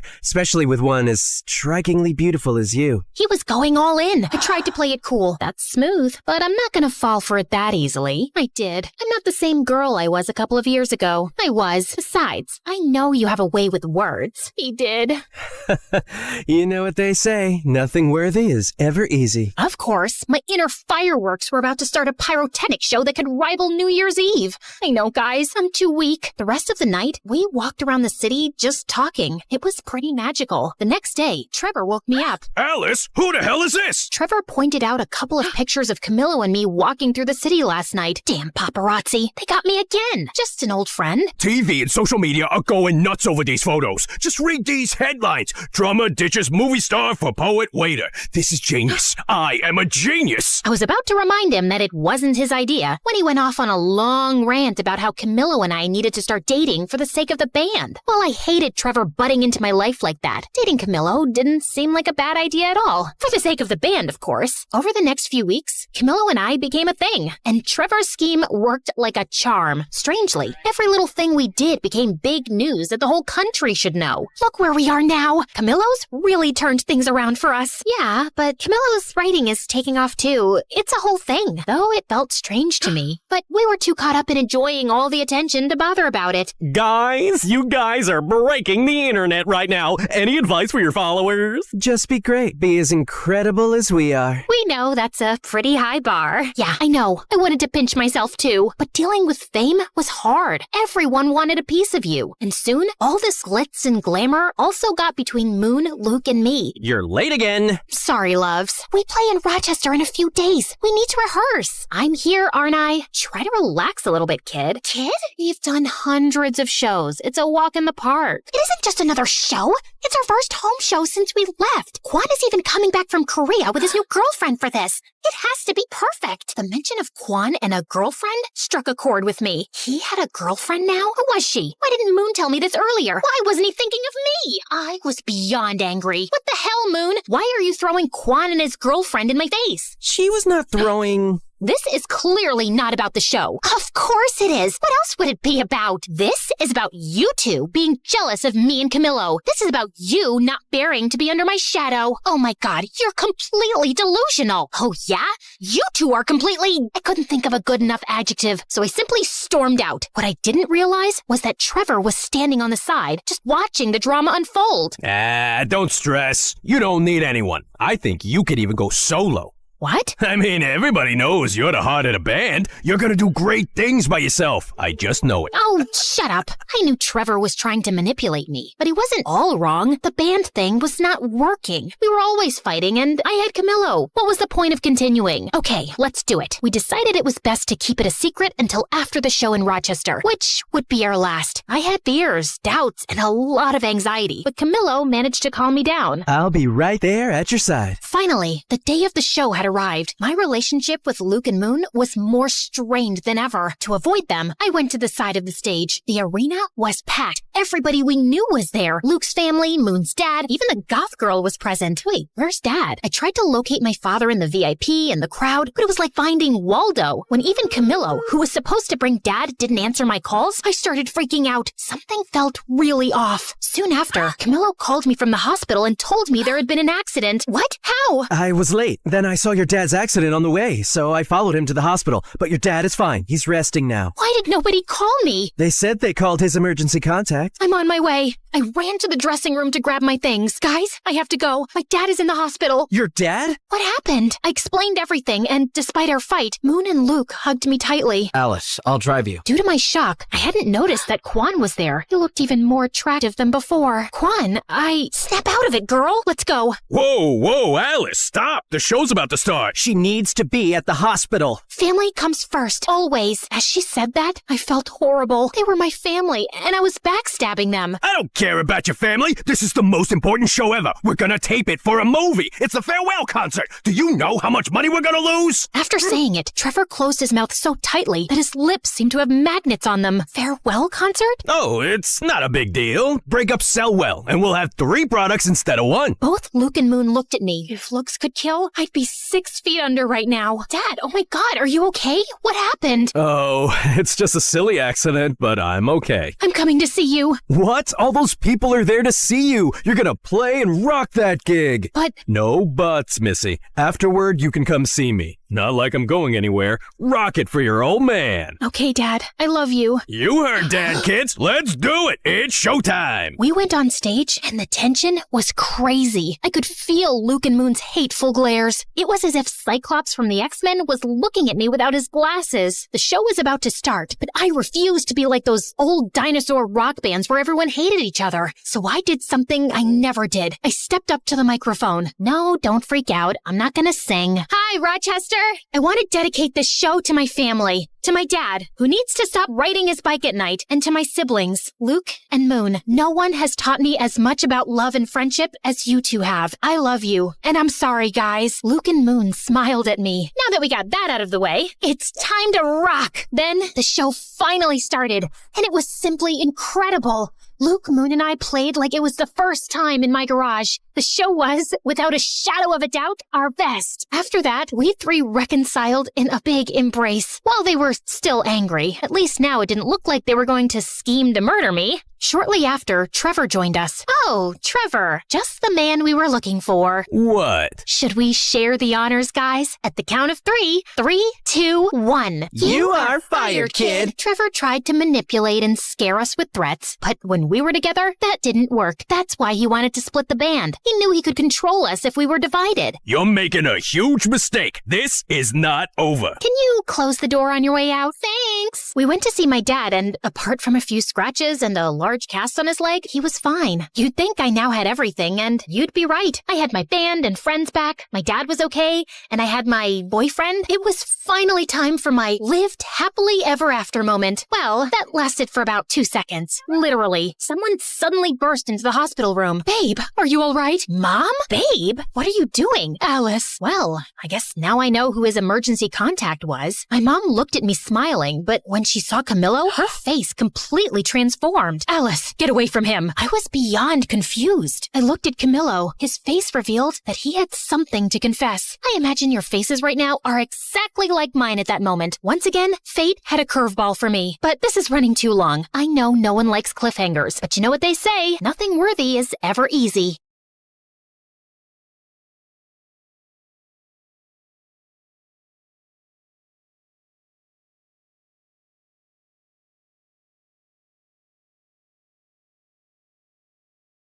The student stares at a blank white screen while an artist paints the things unseen. The scholar's lamp burns through the night.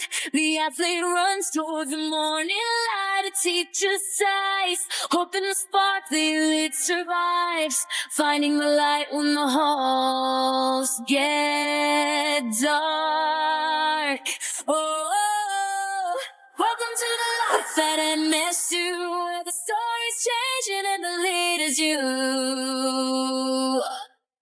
Yeah, the story's changing and the leader's you. Welcome to the life at MSU.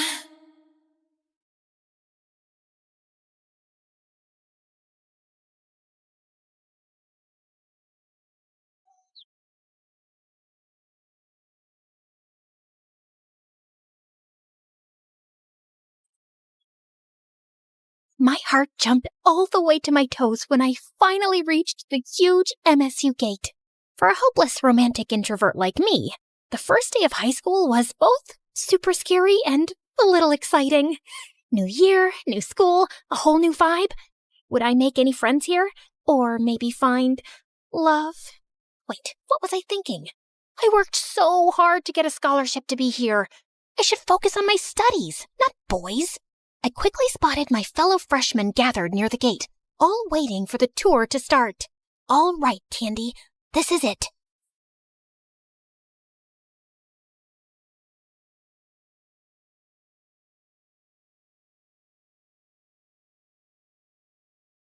We walked through the school hallway, and I was amazed by the surroundings. Everything was clean and neat, and I could even smell the natural scent of bamboo and flowers. The ambiance was peaceful. Despite the usual school noise, I could still hear the leaves rustling and the soft stream of water from the river. It would help a lot with studying. Suddenly, something caught my attention. Was that a squirrel wearing a freaking hoodie? Where did it even find those tiny clothes? I got distracted for 2 seconds, and when I blinked again, my tour group was gone. Oh my God, where did they go? I was about to break down in the middle of the way when a smooth voice sounded behind me. Need some help? You look a little lost. I spun around, and time completely froze when I found myself face to face with the most gorgeous guy I'd ever seen. He looked like he'd stepped out of a dream. Perfect hair, perfect smile, practically glowing like an angel. I swear, I felt like I was floating.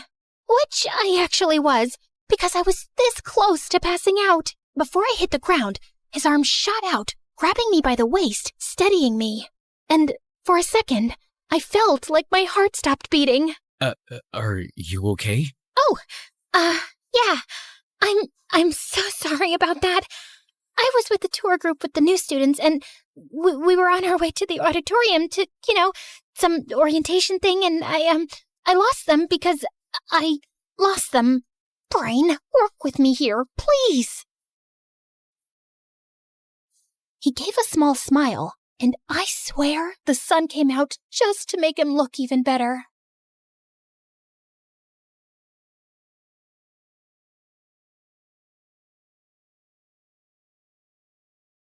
Well, you're not far off. The auditorium's this way. I can walk you there if you'd like. Oh my God, oh my God, you really don't have to. I don't want to waste your time and... I insist. But... Please. Okay. He started walking, and I followed him like a lost and completely mesmerized kitten, sneaking glances at him every few steps. Is this really happening? A cute guy is helping me? How did I get this lucky on my first day? Is this fate? Are we gonna date later on? Is he gonna be my first love? My first boyfriend? My future husband? Here you go. Huh? We're here. The auditorium.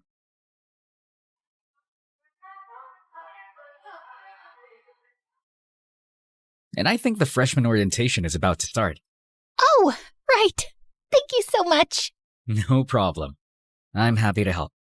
Anytime.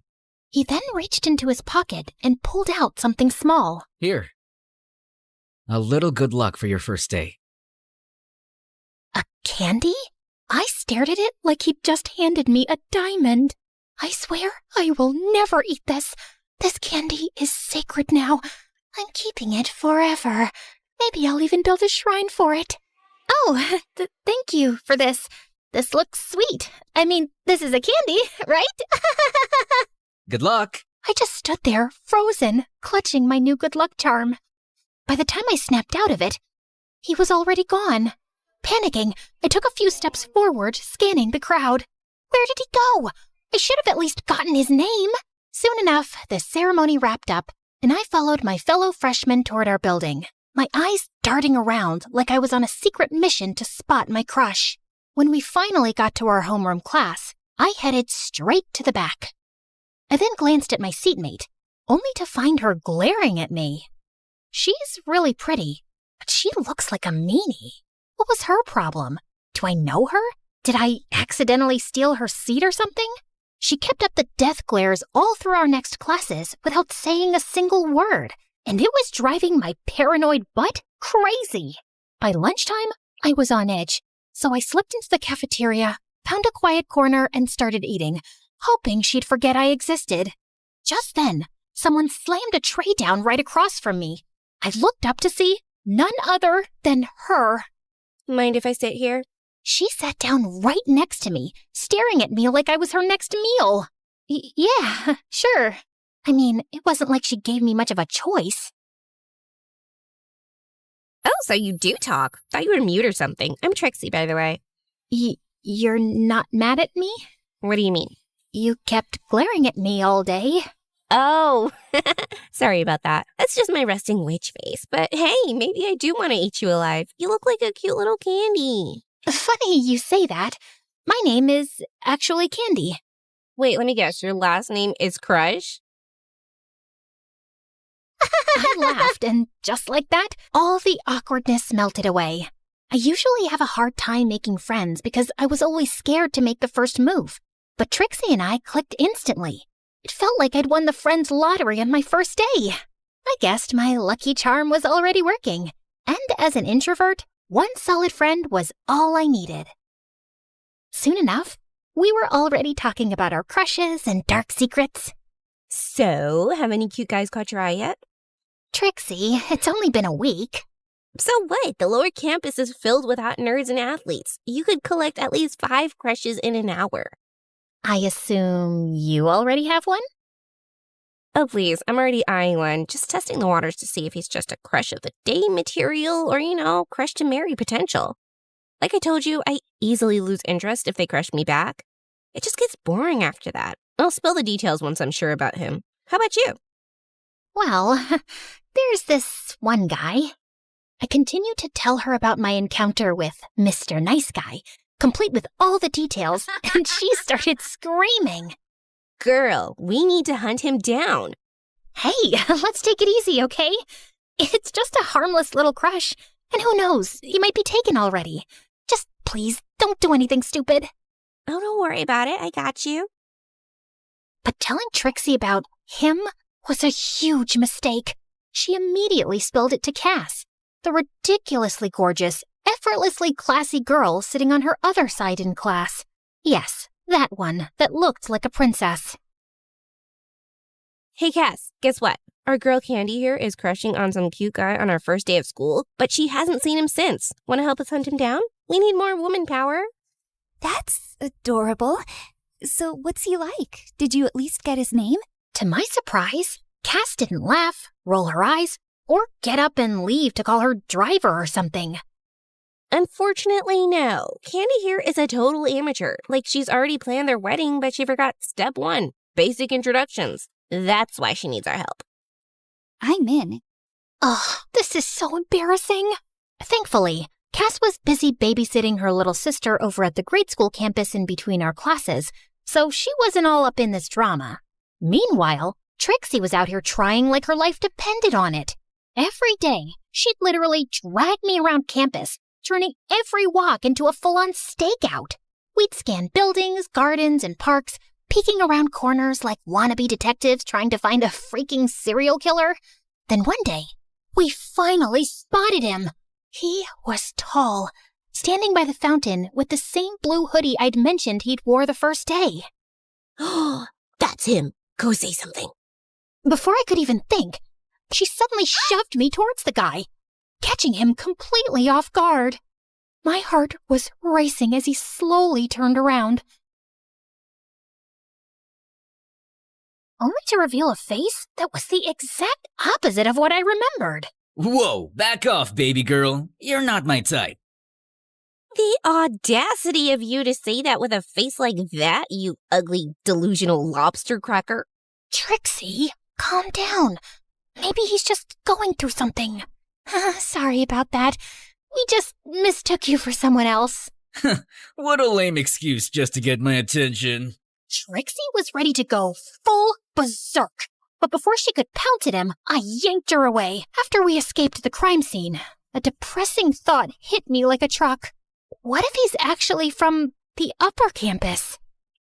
Just thinking he might be someone super rich makes my heart sink. If that's true, then he's way out of my league. Nah, I think he's from here. I can literally sense it. Trixie was so determined to find him without even knowing his name or what he looked like. One time, she even collected cute guys and made them line up in front of me. Jesus, Trixie, what are you doing? Is this him? No. Okay, move. How about this cutie?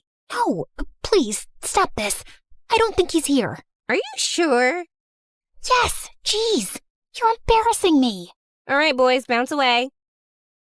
Later that day, during history class, she was still onto it. I swear, if I have to keep staring at Mr. Olden's prehistoric dentures, I'm gonna pass out.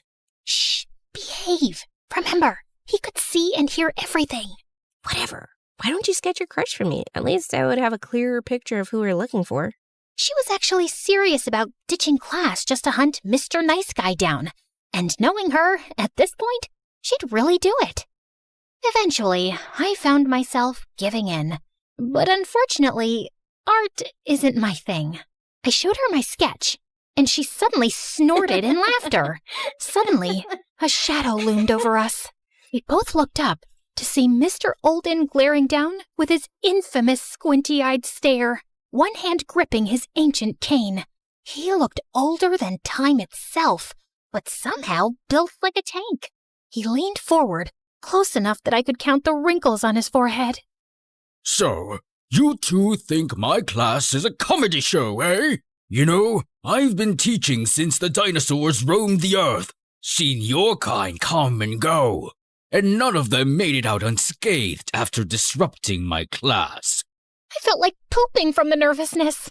The whole class had gone dead silent as he suddenly straightened up with a loud crack of his spine, then effortlessly hoisted the nearest desk into the air with one hand.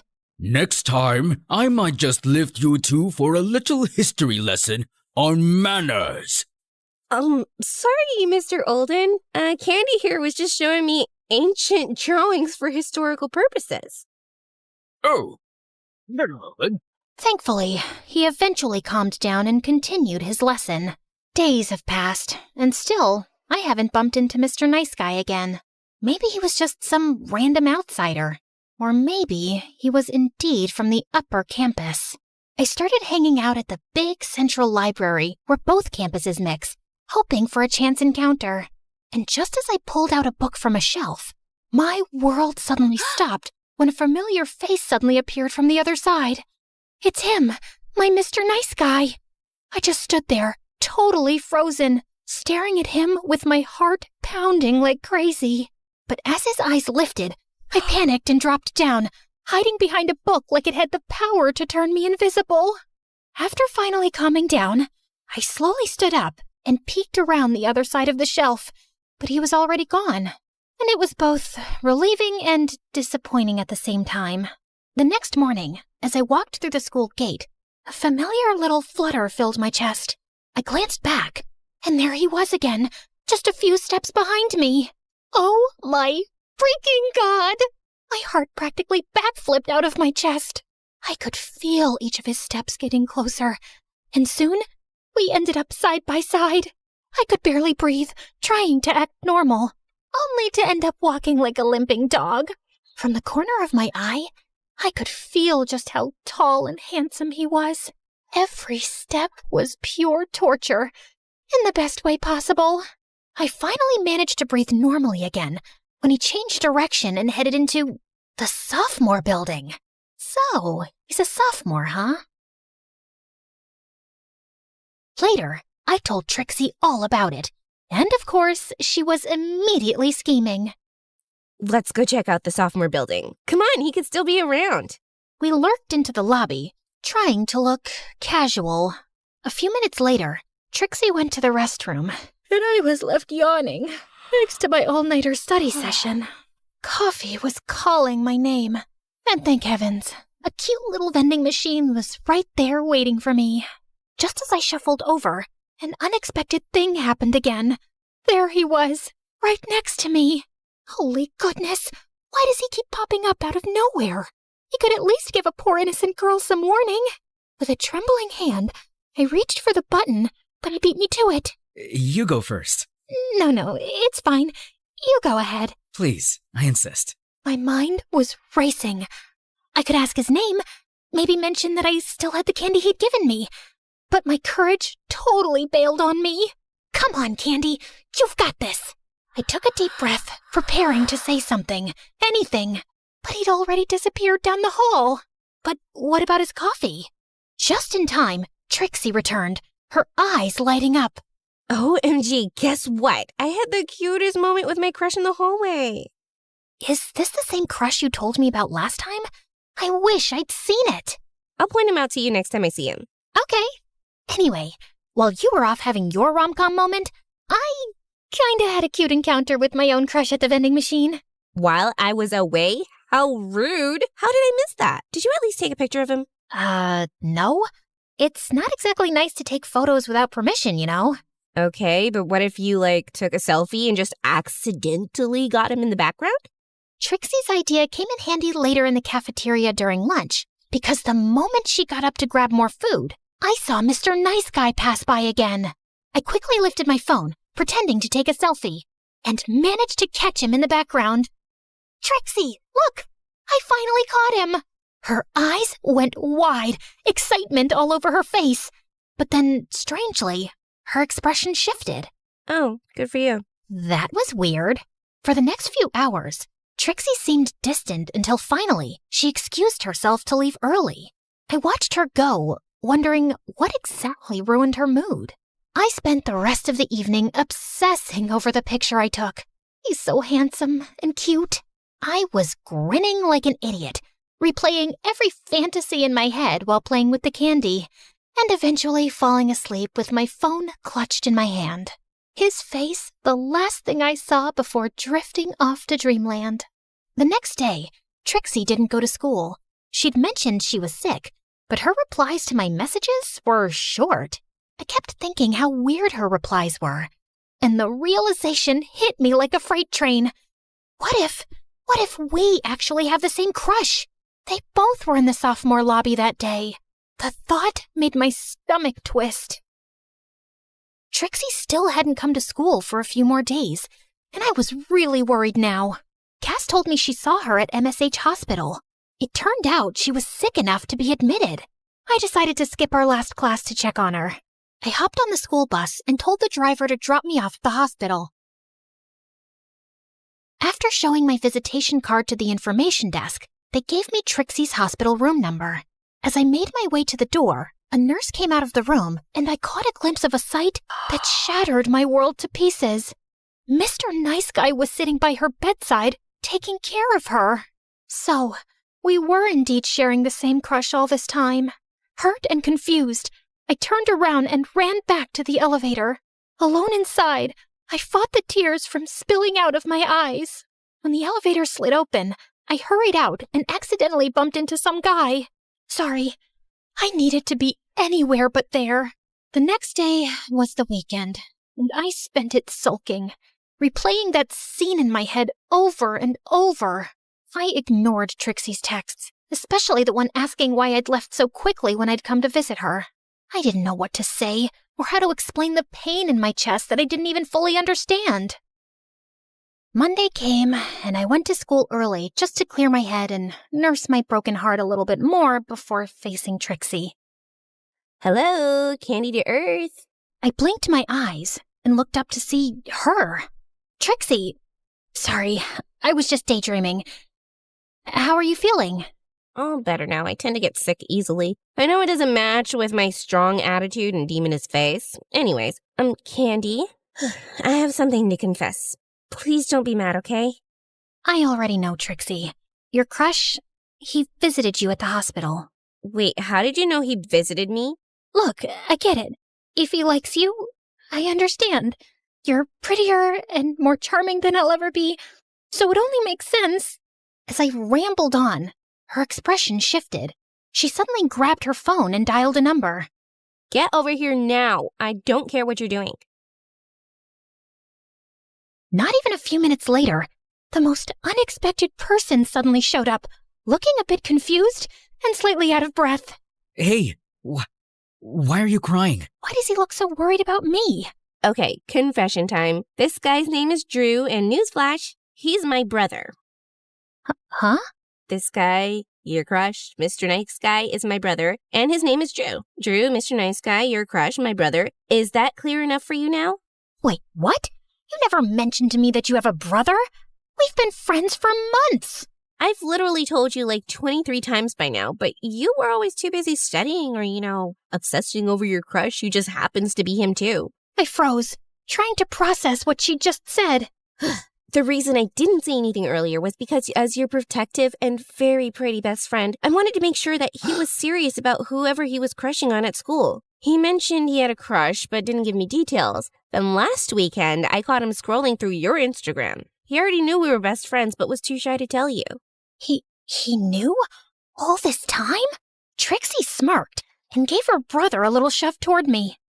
He just got a little too shy, but trust me, I've been pushing him to confess since he's the guy here. Wait, so who was your crush that visited you? That's a story for another time. Right now, you better do this right, bro. With that, she walked off, leaving me alone with Drew.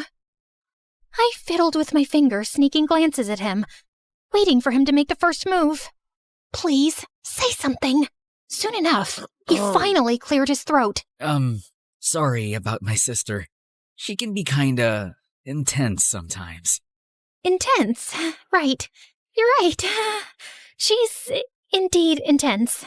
Another stretch of silence fell over us, and I found myself awkwardly staring at the river.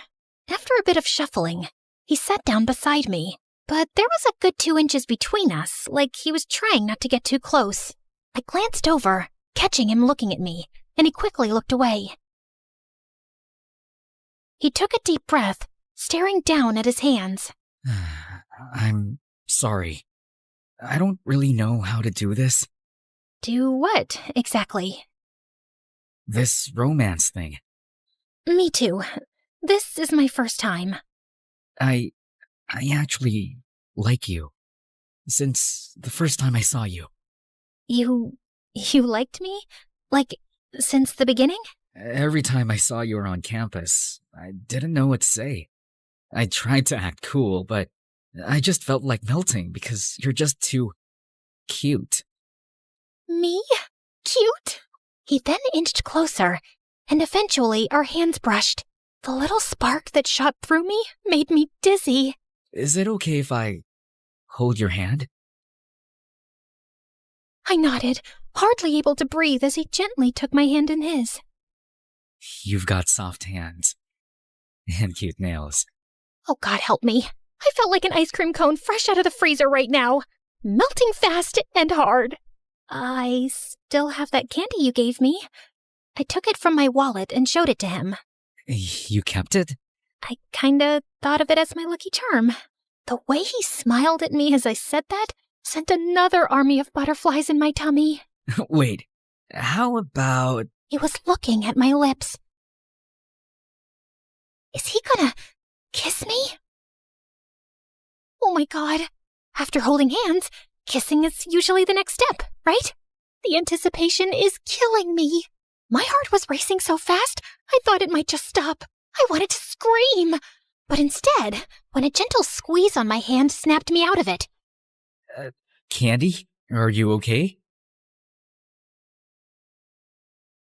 Huh? Here, you can have the other half.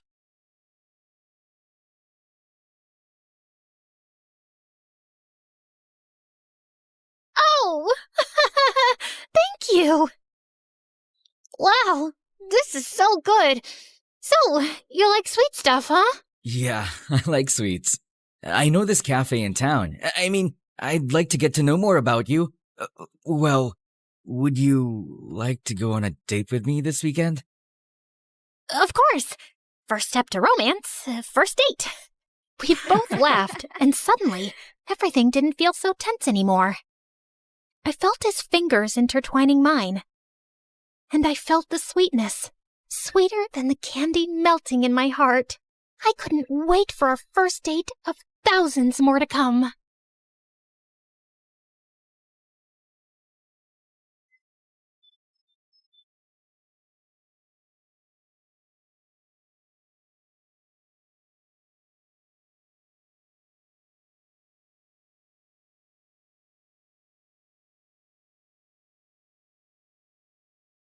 Hi, everyone. My name is Hazel, and this is my story.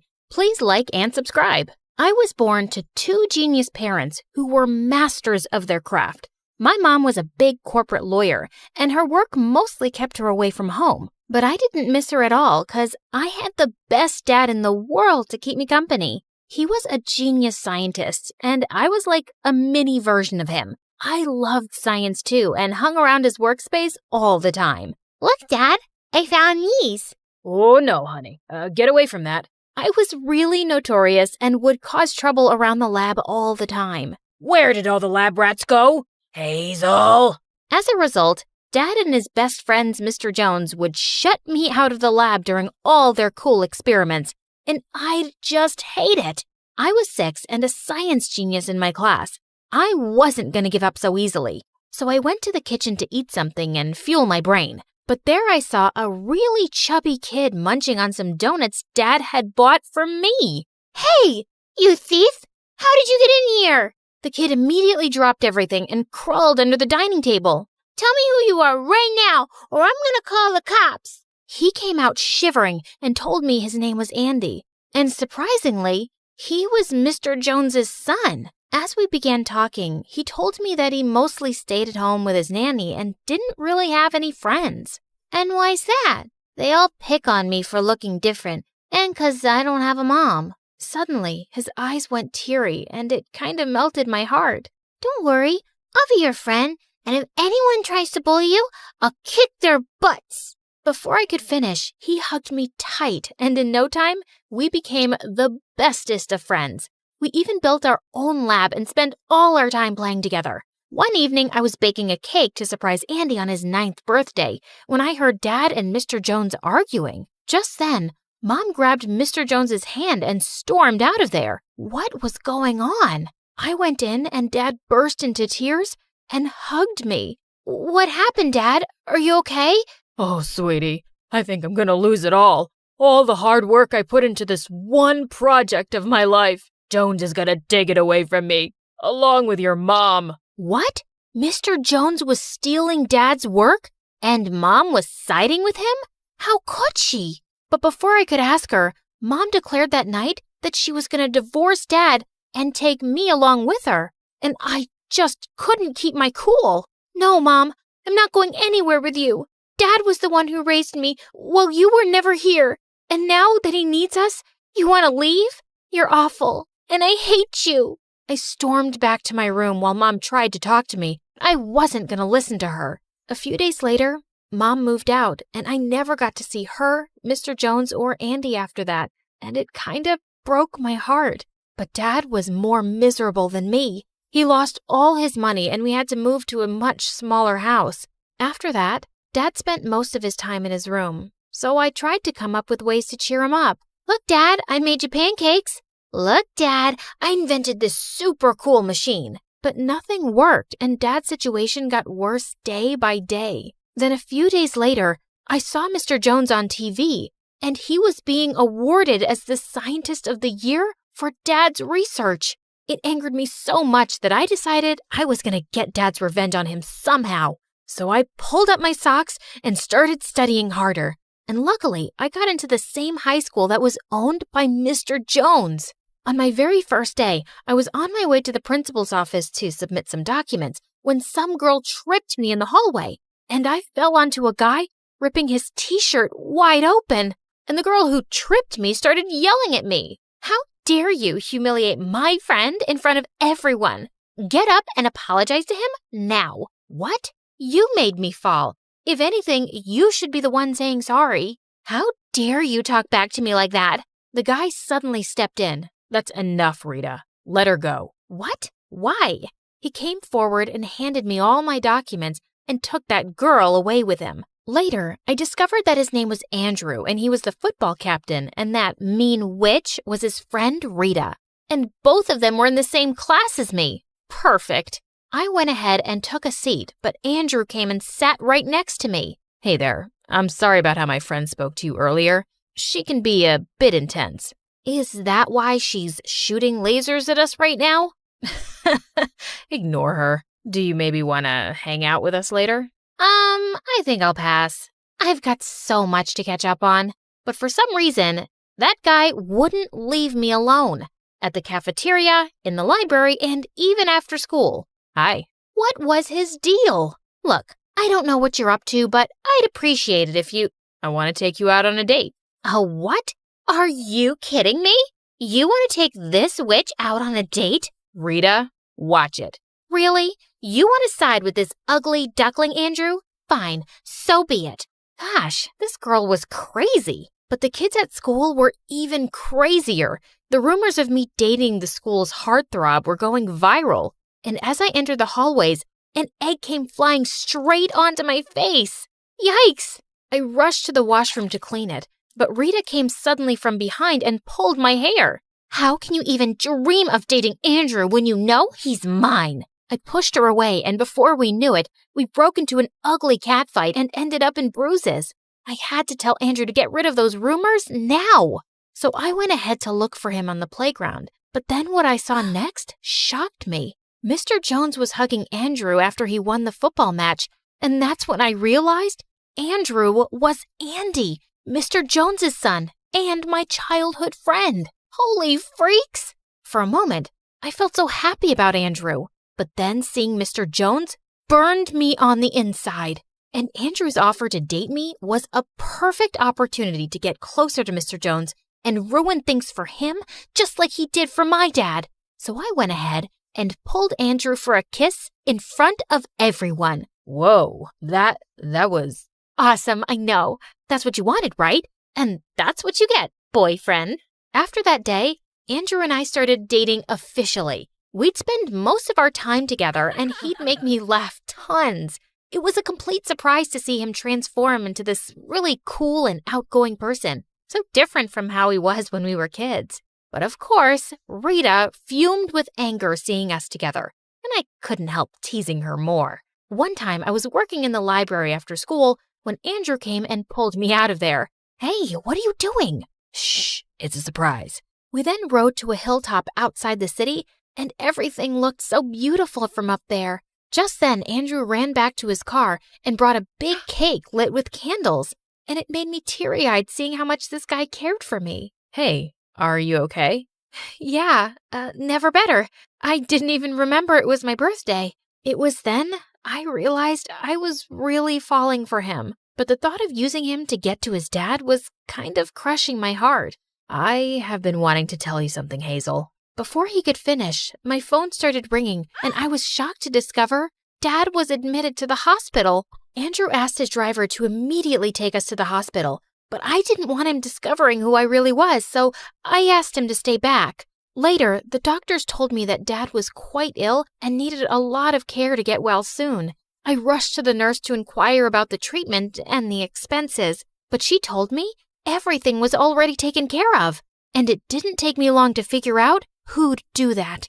I left the hospital and saw Andrew waiting outside for me. Why'd you do that? Why won't I? It's your dad, Hazel, and if you were in my place, you would have done the same. No, I wouldn't. His dad was the reason my dad was so sick in the first place, and there was no way I was forgiving that man, even after what Andrew did for my dad.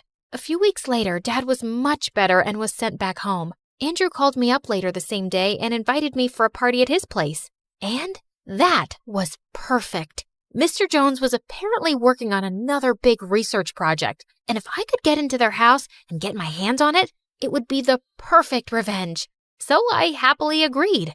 But when I got there, I was shocked to see Mom laughing and celebrating with Mr. Jones. I couldn't help hating her even more. After a while, when Andrew went away to get me a drink, I sneaked further into the house and found Mr. Jones's study. Bingo! I was going through some papers and documents there when suddenly the door flew open and I was shocked to see Mom standing there. Hazel, it's you, right? Oh, my daughter, what are you doing here? She ran to me and hugged me tight, but I pushed her away. Don't you touch me. You're not my mom. What are you saying?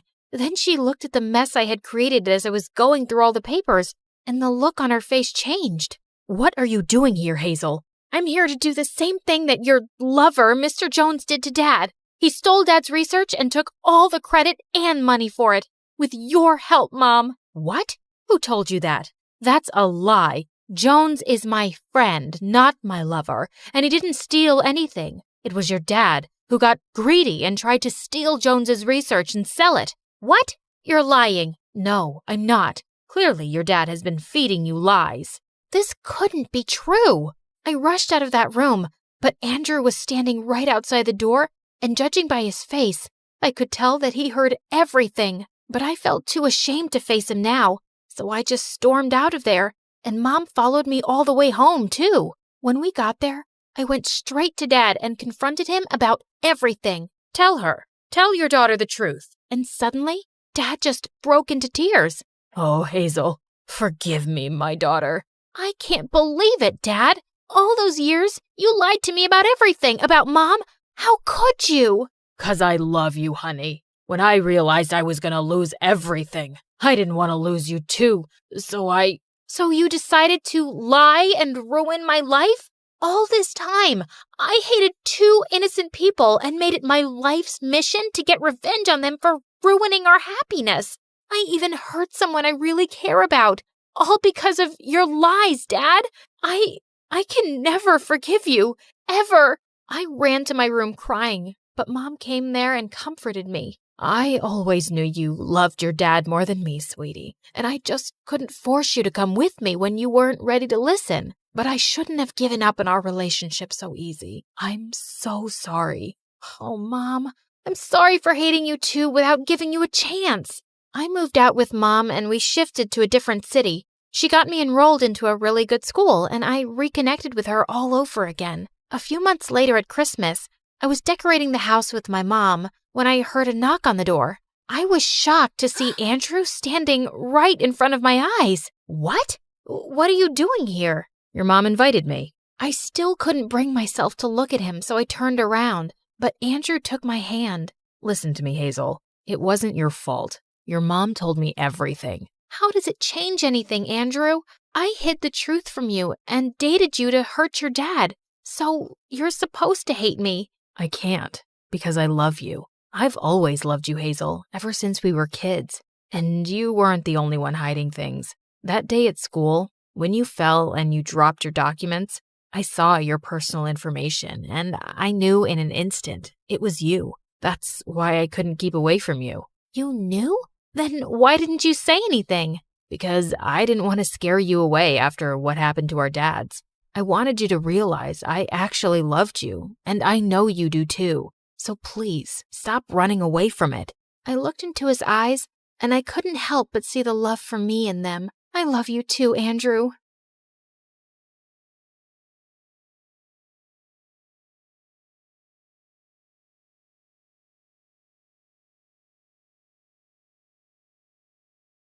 I felt a firm push on my back, and before I knew it, I was being dragged into the back of a waiting van. Let me go, please! I pleaded as tears streamed down my face, but my cries fell on deaf ears, and the van roared to life, carrying me away to a fate unknown. Little did I know, social media would save my life. Hey, my name is Carly, and I live in Washington. Don't forget to like and subscribe to MSA. Growing up with a politician as a dad was like living in a reality TV show on steroids. We jetted off to fancy places like nobody's business. Forget Disneyland. Our family vacations were on a whole different level. It was so glamorous. Red carpets? Check. Paparazzi? Double check. Speaking of paparazzi, I remembered the day when a photographer jumped out at me after school and asked me how much I loved my parents. I love them both, but when Mommy comes in for a kiss, it's like I'm being attacked by an octopus. It was a joke, but I was only 4 years old.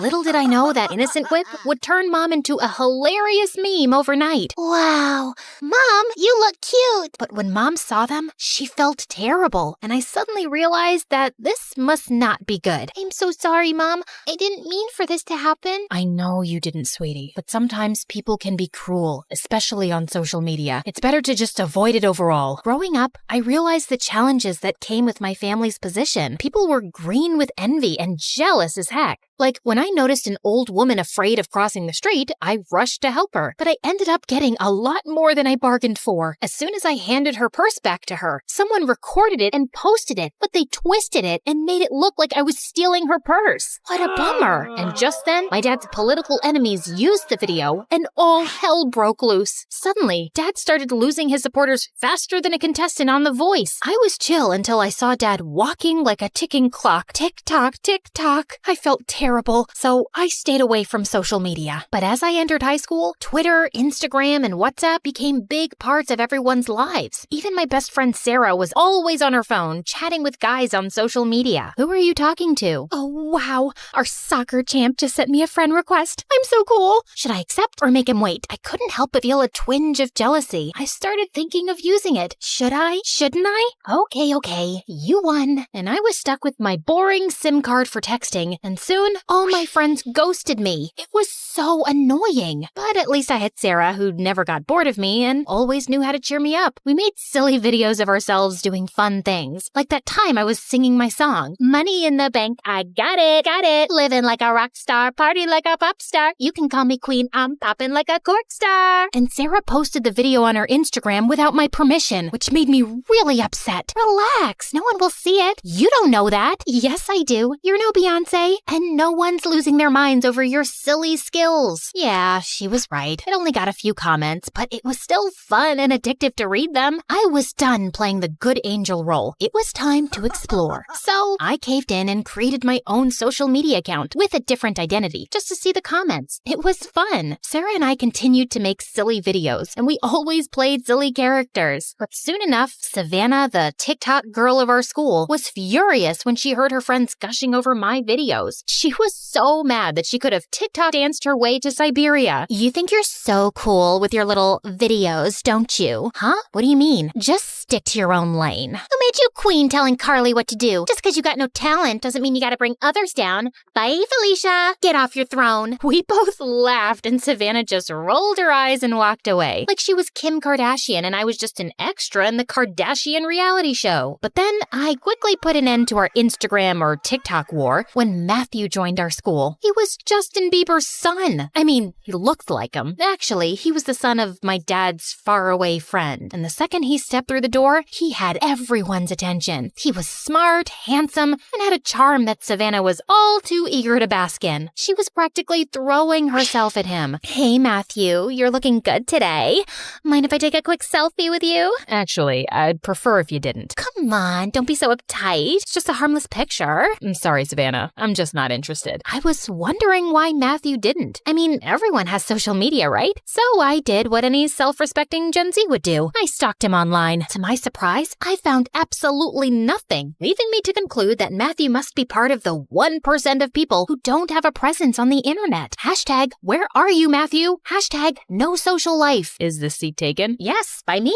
Just kidding. It's all yours, thanks. Hey, I noticed you haven't been very active on Insta lately, or, oops, why am I always in a rush? Someone's stalking me? Well, I like my privacy. I can't stand social media. What about you? Ugh, I hate it too. I recently deleted my account. I turned red. Why did I just lie? Same. I mean, what's the point of having thousands of followers if you don't even know them in real life? Yeah, totally. I'm sure all my followers were robots anyway. As we chatted, I felt myself opening up to Matthew like a book. Pretty soon, I realized that I was falling for him faster than a ton of bricks. Why are we waiting? Let's go for a class. I'm just waiting for the montage of us running through a meadow hand in hand. You're different from all those other girls. You don't need to seek validation from others. Matthew seemed to feel the same way, and we started spending more time together. And next, I was expecting a romantic dinner, but instead, I got a hiking invitation. At first, I felt let down a little, but it turned out amazing as we spent the entire day there. And when we were making our way down, my foot slipped, and that's when I got my chance. So I pretended to be in real trouble. I stretched out my arms and closed my eyes, expecting Matthew to scoop me up like in the movies. But instead, he ruined the moment by calling the rescue team to help me out. Talk about a buzzkill. And for the next few days, I was tossing and turning until one morning when I finally mustered up the courage to tell him how I felt. As we sat on a hilltop watching the sunset, I looked into his perfect eyes. I need to tell you something. Me too.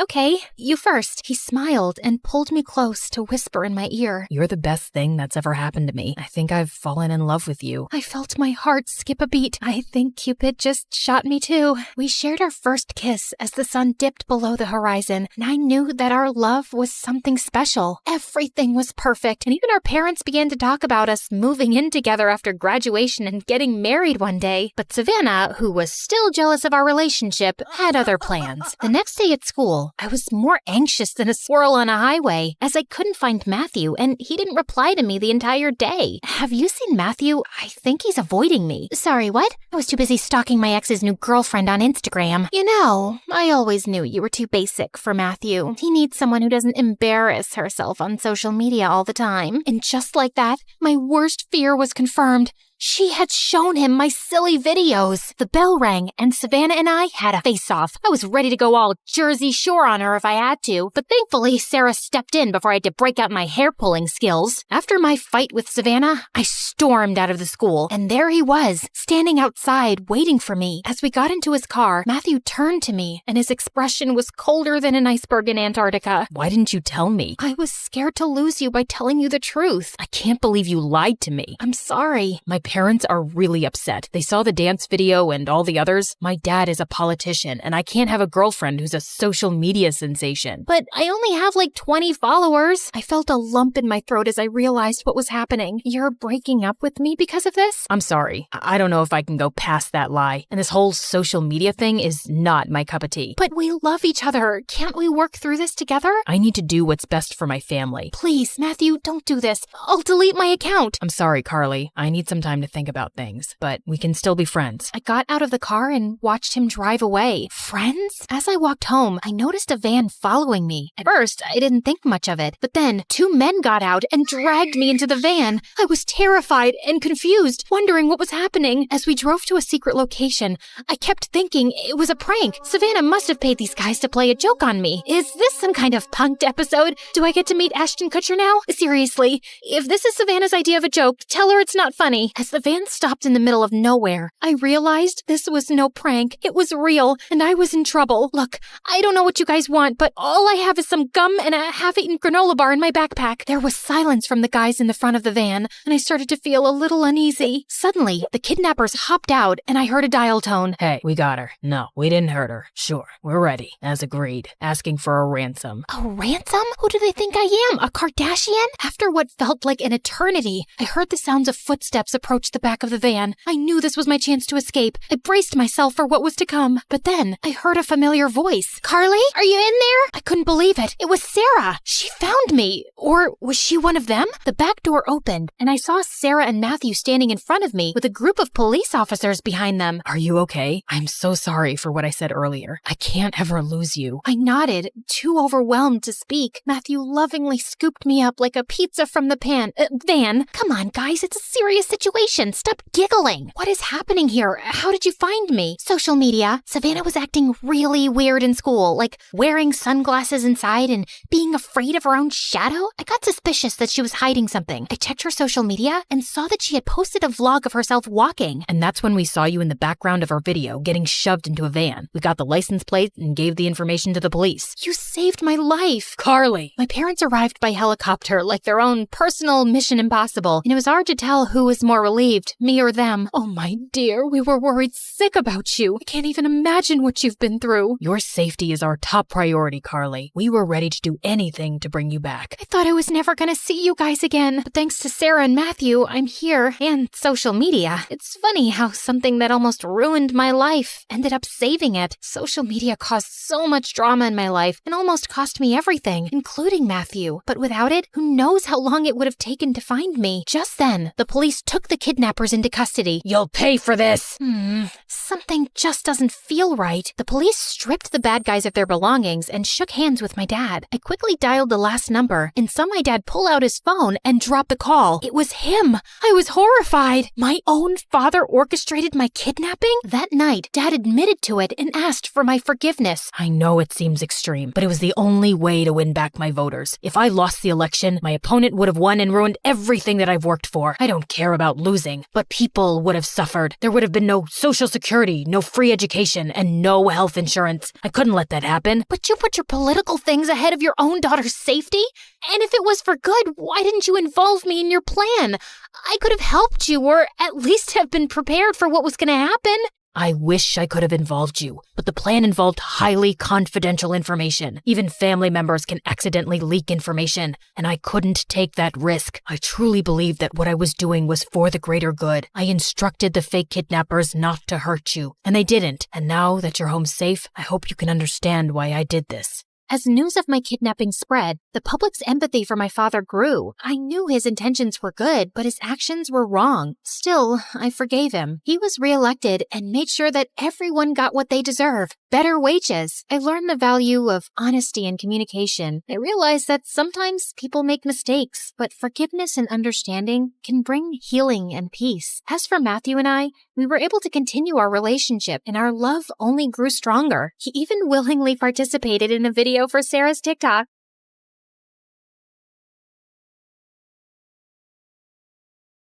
Little Natalie's tummy couldn't stop growling. She had been hungry the whole afternoon, but it was evening now and her mom wasn't home yet. Those rich people should stop making my mom work so much. I wish we'd never moved from France. Mom didn't have to work so hard there like she does here. As she walked outside, she heard loud music coming from the biggest mansion in the whole countryside from afar. Her tummy told her to go there, and she found out there was a large party happening in the garden. Natalie started drooling when she saw the huge feast. She tried to sneak in, but a group of women blocked her. Where do you think you're going, little girl? I'm hungry. Can I have some meat, please? And a glass of juice, too? Just look at her dirty clothes and hands. Disgusting. You're not welcome here, child. Be off with you. Natalie was so mad at their meanness. Just as she turned to leave, she noticed a young boy around her age hiding in the bushes, and he looked furious. He was staring at a maid who was being scolded by the lady of the mansion, Mrs. Harrison. How can you serve these fruits in a stupid basket? We have an expensive tray for this. Another mistake, and you're fired. Mr. Harrison was trying to calm his wife down when their daughter Harper, who was the same age as Natalie, was making things worse. I don't have the mood to eat those fruits anymore, Mom. That woman ruined my night. Natalie felt so bad for the humiliated maid. She joined the boy in the bushes. I hate these people. Me too. And that's my mom they're yelling at. They don't deserve all this delicious food. I have to teach them a lesson. Wait, are you going to do something bad? Mom said you shouldn't do bad things no matter what. But he just ignored her and dragged a bag of manure lying close by. Then he started climbing a tree that overlooked the garden. But moments later, the branch under him cracked, and he went tumbling down straight onto the food table, spreading cow poop everywhere. Everyone screamed, and Mrs. Harrison looked ready to explode. She yelled for security, and Natalie thought she had to do something to save her friend. And with that, she ran towards the nearest barn, rode on a young horse, and made it run around the garden, completely ruining the party. You little rascals! Natalie grabbed the boy's hand, and they fled the scene. I can't believe you just did that! You're so cool! Natalie's tummy suddenly let out another growl. He chuckled and took out an apple from his pocket. For you! Make it 2, 'cause I saved your butt. I'll get you another one soon, promise. What's your name? Natalie. And you? Caleb. Nice to meet you, Natalie. Can we be friends? Okay. And since then, Caleb and Natalie became best friends. Growing up, they shared their love for food and their hate for rich and mean people, especially for people like the Harrisons. Caleb was 11 years old when his mom met a guy, Mr. Cross, a gardener for the Harrisons. His mom said that from now on, Mr. Cross would be taking care of them. Hello, Caleb. Your mom told me you like apples. And reading?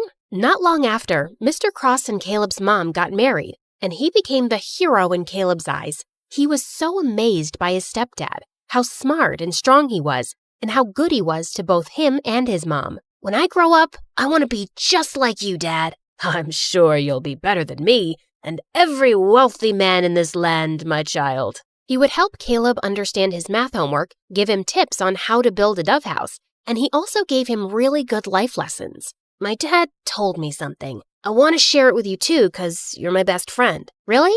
Tell me. He said, sometimes we need to stand up for ourselves and fight back, whatever it takes. Yes, we fight back the right way. Mom said we shouldn't do bad things no matter what. I know, you told me. But is it bad to defend ourselves? Do we just let other people do bad things to us and say nothing? You always speak about how unfair the system is in this town for poor people. Yeah, I do think that. Like, if someone hurts you, I'll hurt them too. Natalie was surprised by how firmly Caleb said it. Suddenly, as she changed her position, she lost her balance and fell. Caleb laughed and helped her up.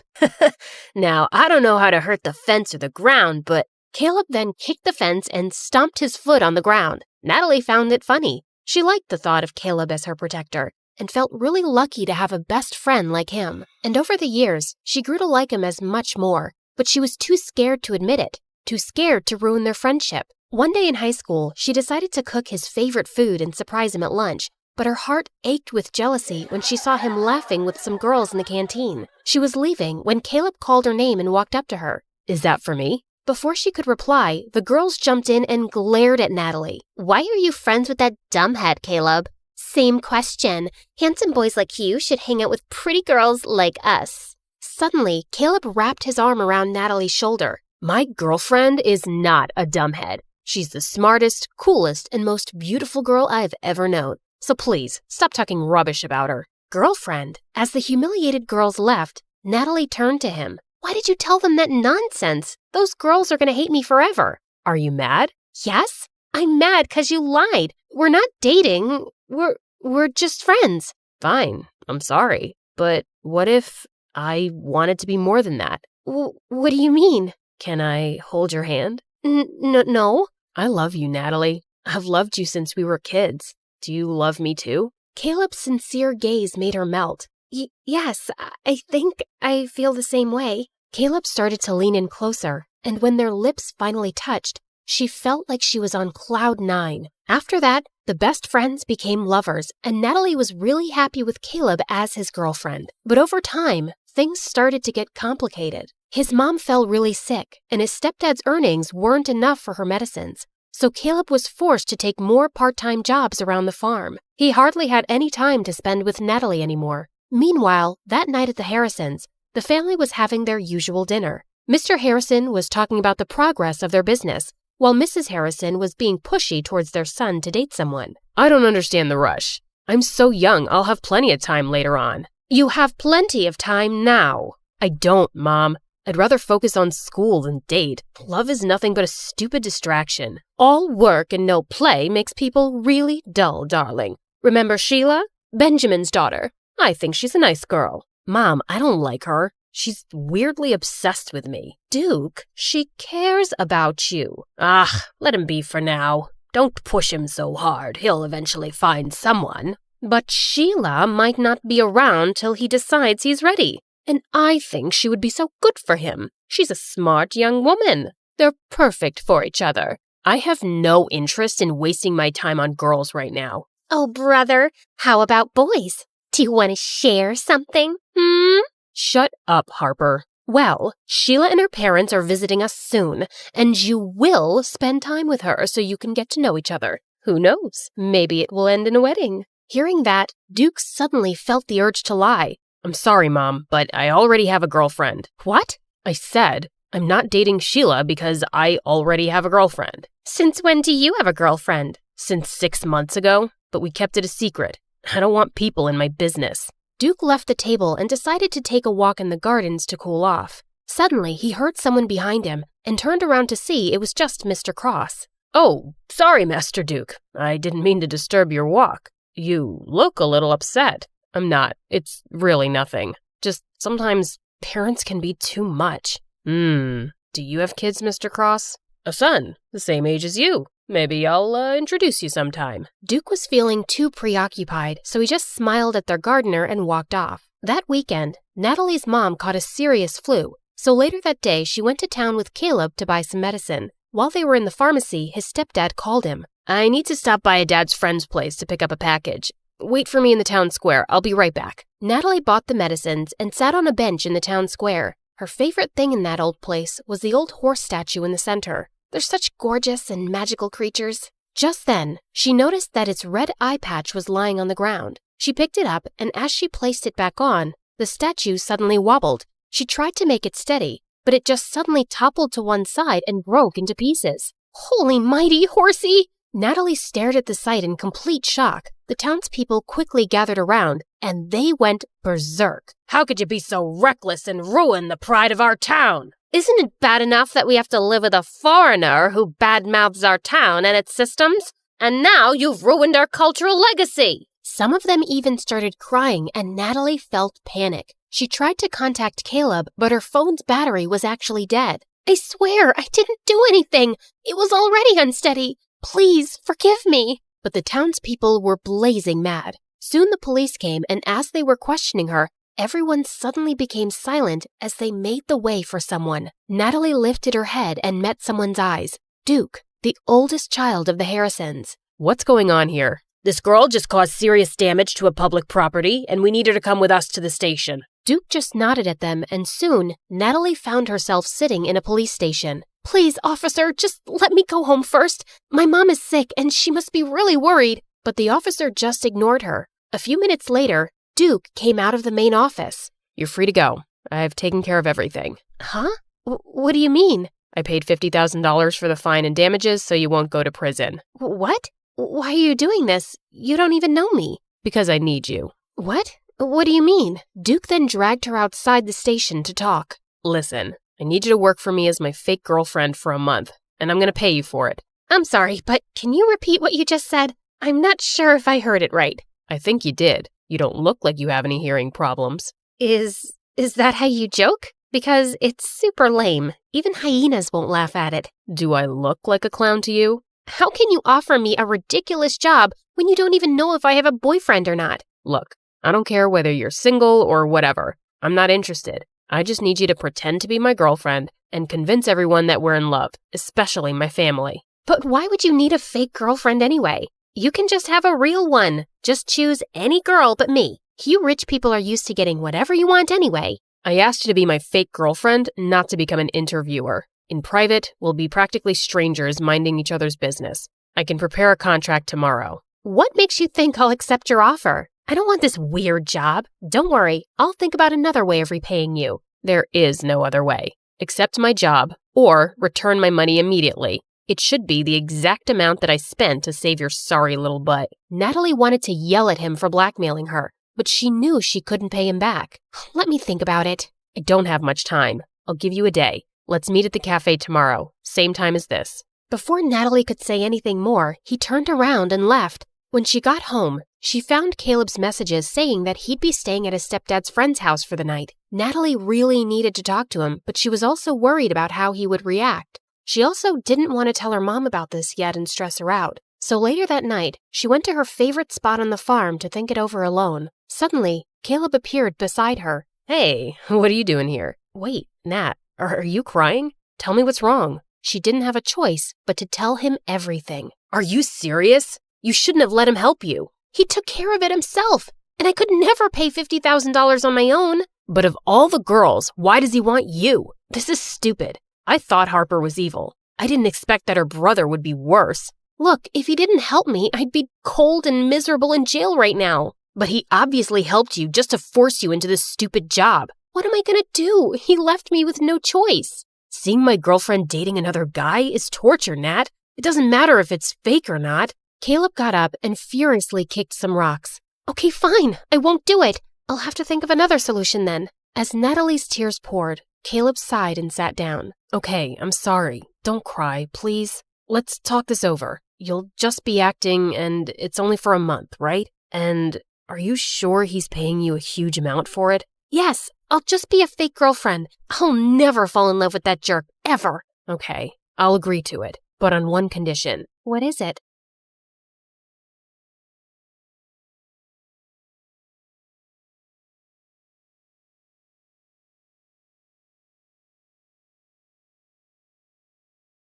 Hi, I'm Carly. This is my crazy story. Before I continue, please like and subscribe. I was born to a single mom who worked very hard to raise me and my twin sister Blake. Blake was born with a rare condition that impacted her kidneys, and she was always sick. Since Mom was busy juggling things at home and work, it was my duty to look after Blake.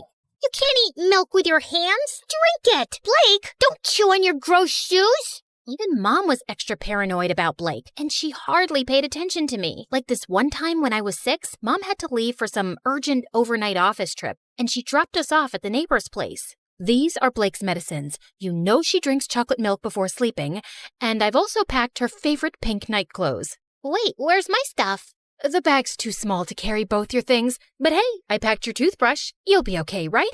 I wanted to say no, but Mom already looked tense, so I nodded and she left. Everything was going great, but right before bedtime, I went to get milk for Blake, and I heard a huge thud. I rushed to see Blake crying on the floor with a bleeding nose. Apparently, Blake was jumping on the bed with the neighbor's son, and he thought it would be fun to push her off of it. Thankfully, the injury wasn't big, but when Mom found out, she went ballistic on me. Carly, I trusted you to look after her. And I did. I was just getting her milk, like you asked me to. And she's okay, Mom. Everyone falls sometimes. Your sister isn't like everyone else. After that day, Mom banned both me and Blake from participating in any extracurriculars at school or playing in the park afterwards like other kids. I was always stuck at home with Blake, so I never really got a chance to make new friends. And those at school joined clubs and got busier. I missed having a normal life, but Blake needed me more. Mom got more paranoid with time and took special care preparing food for Blake. I knew how tired she was, so I'd get by with frozen meals. And over time, I started taking comfort in junk food, eating candy bars from the hospital vending machines while I sat in waiting rooms for hours. By 13, I was much bigger than most girls my age. One time, our aunt was visiting us, and she hadn't seen me and Blake in a while. Look, I bought you girls matching outfits. Go on, try it. I'll just wear it later. What are you saying? Come here. Aunt pulled me to her and tried her best to fit me into the dress, but it barely got past my neck. I was so embarrassed, I went to my room and didn't come out till Aunt left. Don't be so sad now. So what if you're a little bigger? Easy for you to say. You don't have to wear clothes 3 times your age.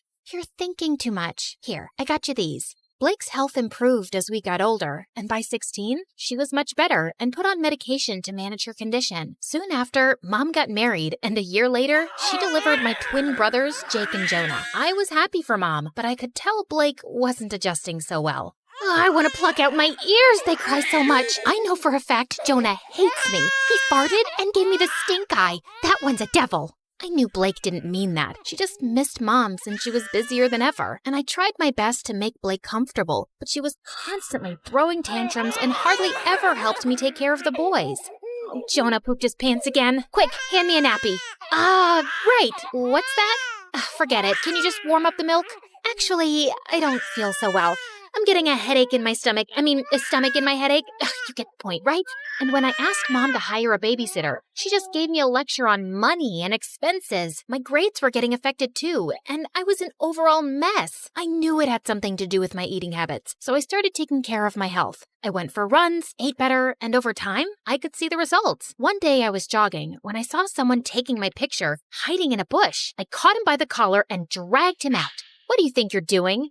I just thought you were pretty. I'm good at taking pictures. Here, have a look. Wow, that's me?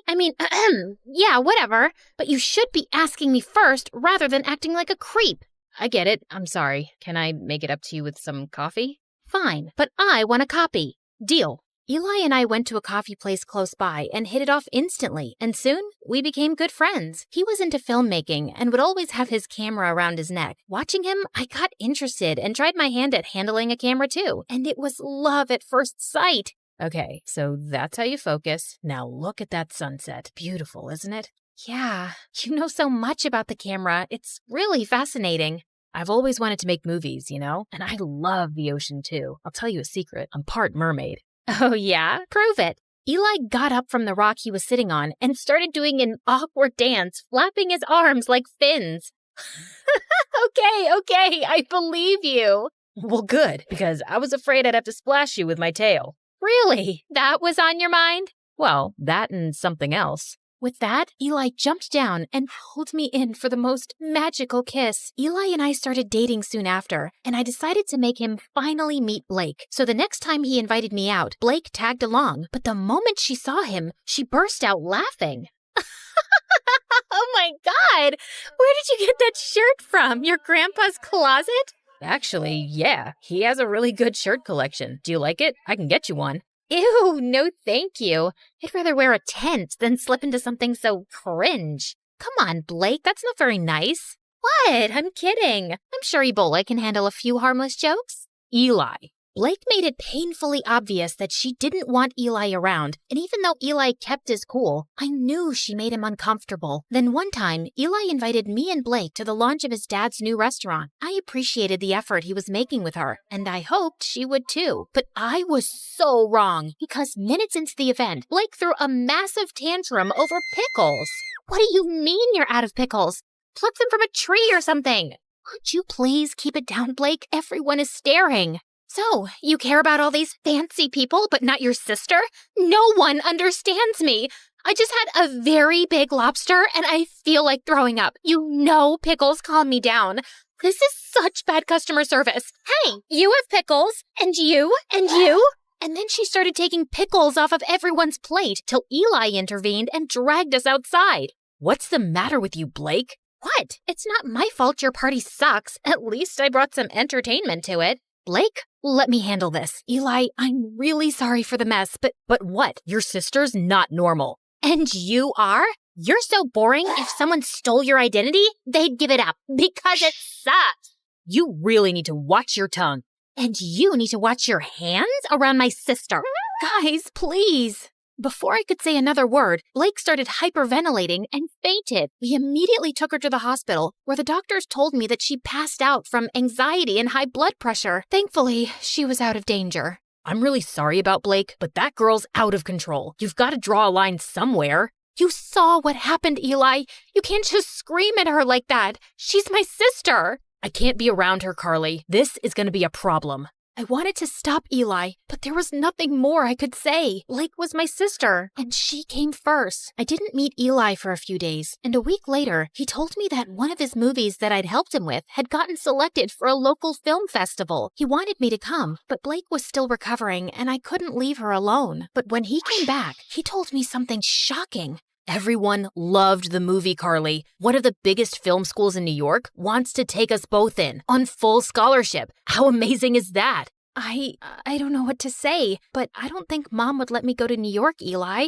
You're a great filmmaker, Carly, and you should give it a fair shot. And think about it. You could finally live your life on your terms. God knows you need it. I was numb for a second, and then I felt like someone gave me new wings. It did sound like an amazing opportunity. All I had to do was convince Mom, but when I told her, she looked at me like I'd asked her for her kidneys. Have you gone crazy? You can't move to New York. Your life is here with me and Blake. I applied to this marine biology course on behalf of both of you, and you guys got in on scholarship. This was always the plan, and it's the right one. But that's not what I want to do. I want to make movies. I'm really good at this. Everyone says that. Everyone or Eli?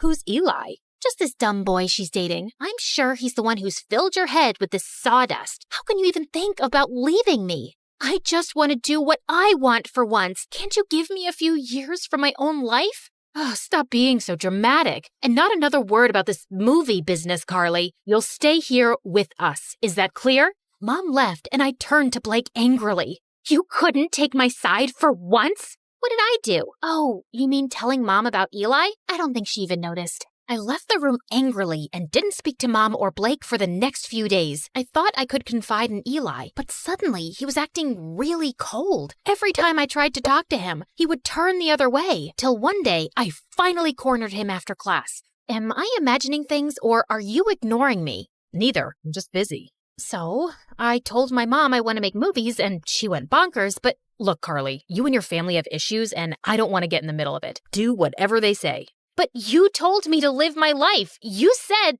Yeah, I did. And now I'm saying I don't care. You'd choose your clown sister over everything. I've seen that. So good luck, but I don't think I can be with you anymore. Eli, wait. Tell your sister she won. I felt frozen in my place as Eli walked away, and a week later, he left for New York. I couldn't believe he'd just dumped me like that. I felt so bummed out that I didn't come out of my room for days, and Blake was the biggest pain in the butt. Come on, we need to go shopping. It's painful to watch you in those pajamas. I'm not in the mood, but I am. Also, we'll have a nice lunch, watch a movie, just like old times. I said I'm not in the mood. Back off. Jeez, why are you so snappy? Because of that stupid boy? He wasn't stupid. I loved him, Blake, and now he's gone. Because I chose you over him, like always. And you don't care about my feelings, like always. Carly, just leave me alone. Blake left with a small face, and I felt kind of bad, but I was too mad to go after her. The next day, I calmed down a bit and was about to call Blake when her phone started buzzing like crazy. I picked it up, and I was shocked to see it was Eli. Before I could answer, the call got disconnected, and a text message appeared. I did what you wanted. Leave me alone. My mind went blank, and I opened the call logs on Blake's phone to see multiple calls to Eli. Suddenly, it all started making sense. Of course Blake must have driven Eli away. No one hated him more than her. What's this? You don't understand. Oh, I understand everything perfectly. You asked Eli to dump me so you and Mom could use me as your servant all my life, right? Before Blake could even say more, I pushed her out and slammed the door in her face. I started packing my bags and stormed downstairs, only to run into Mom. What's wrong? Is Blake okay? Yes, she's fine, but I'm not, and I haven't been fine for a while now. But you don't care, do you? Of course I do, sweetie. Why would you say that? Because you never have, not since we were kids. Carly, I knew you could take care of yourself, and you were the healthy one, and Blake... No, Mom, I was eating my feelings, and you didn't even see that. I got back to being healthy on my own, and you've stunted both my growth and Blake's. Hers by over-coddling her, and mine by always holding me back to be her guardian. And now, I'm done. I will go to New York, because I want to get away from you and Blake, and you can't stop me. I left home and booked a flight to New York. On my way, I called Eli and explained everything to him. He told me that he was proud of me for taking a stand for myself and welcomed me with open arms. We moved in together, and I was doing really well in my classes. Mom and Blake tried getting in touch with me multiple times, and even though I missed them, I needed my space. Eventually, they stopped calling. After graduation, Eli proposed to me, and I said yes. Life was going great, till one day I heard a knock on the door and opened it to see Blake and Mom. What are you guys doing here? Eli called us and told us about the engagement. Carly, I have a confession. It was me who convinced Eli to break up with you, not Blake. Wait, what? Eli never told me that it was Mom behind everything. I didn't want to stress you out more. I could see you missed your family, and this would have made you sad. But I saw the call logs and the messages on Blake's phone. I'd actually been calling him to apologize, but I guess he thought both me and Mom wanted him to dump you. And I don't blame him. I was always awful to Eli. I guess I was just terrified of being on my own without you, but I drove you further away. I'm sorry too, my baby. I'd just become used to having you around, always taking care of everything. And the thought of you going away for college crushed me. I was selfish and always burdened you with too much. I hope you can find a way to forgive me. Thank you for finally acknowledging that. It might take me a while to really forgive you, but I'll get there. I won't lie. I have missed you guys. Then let's start with a hug.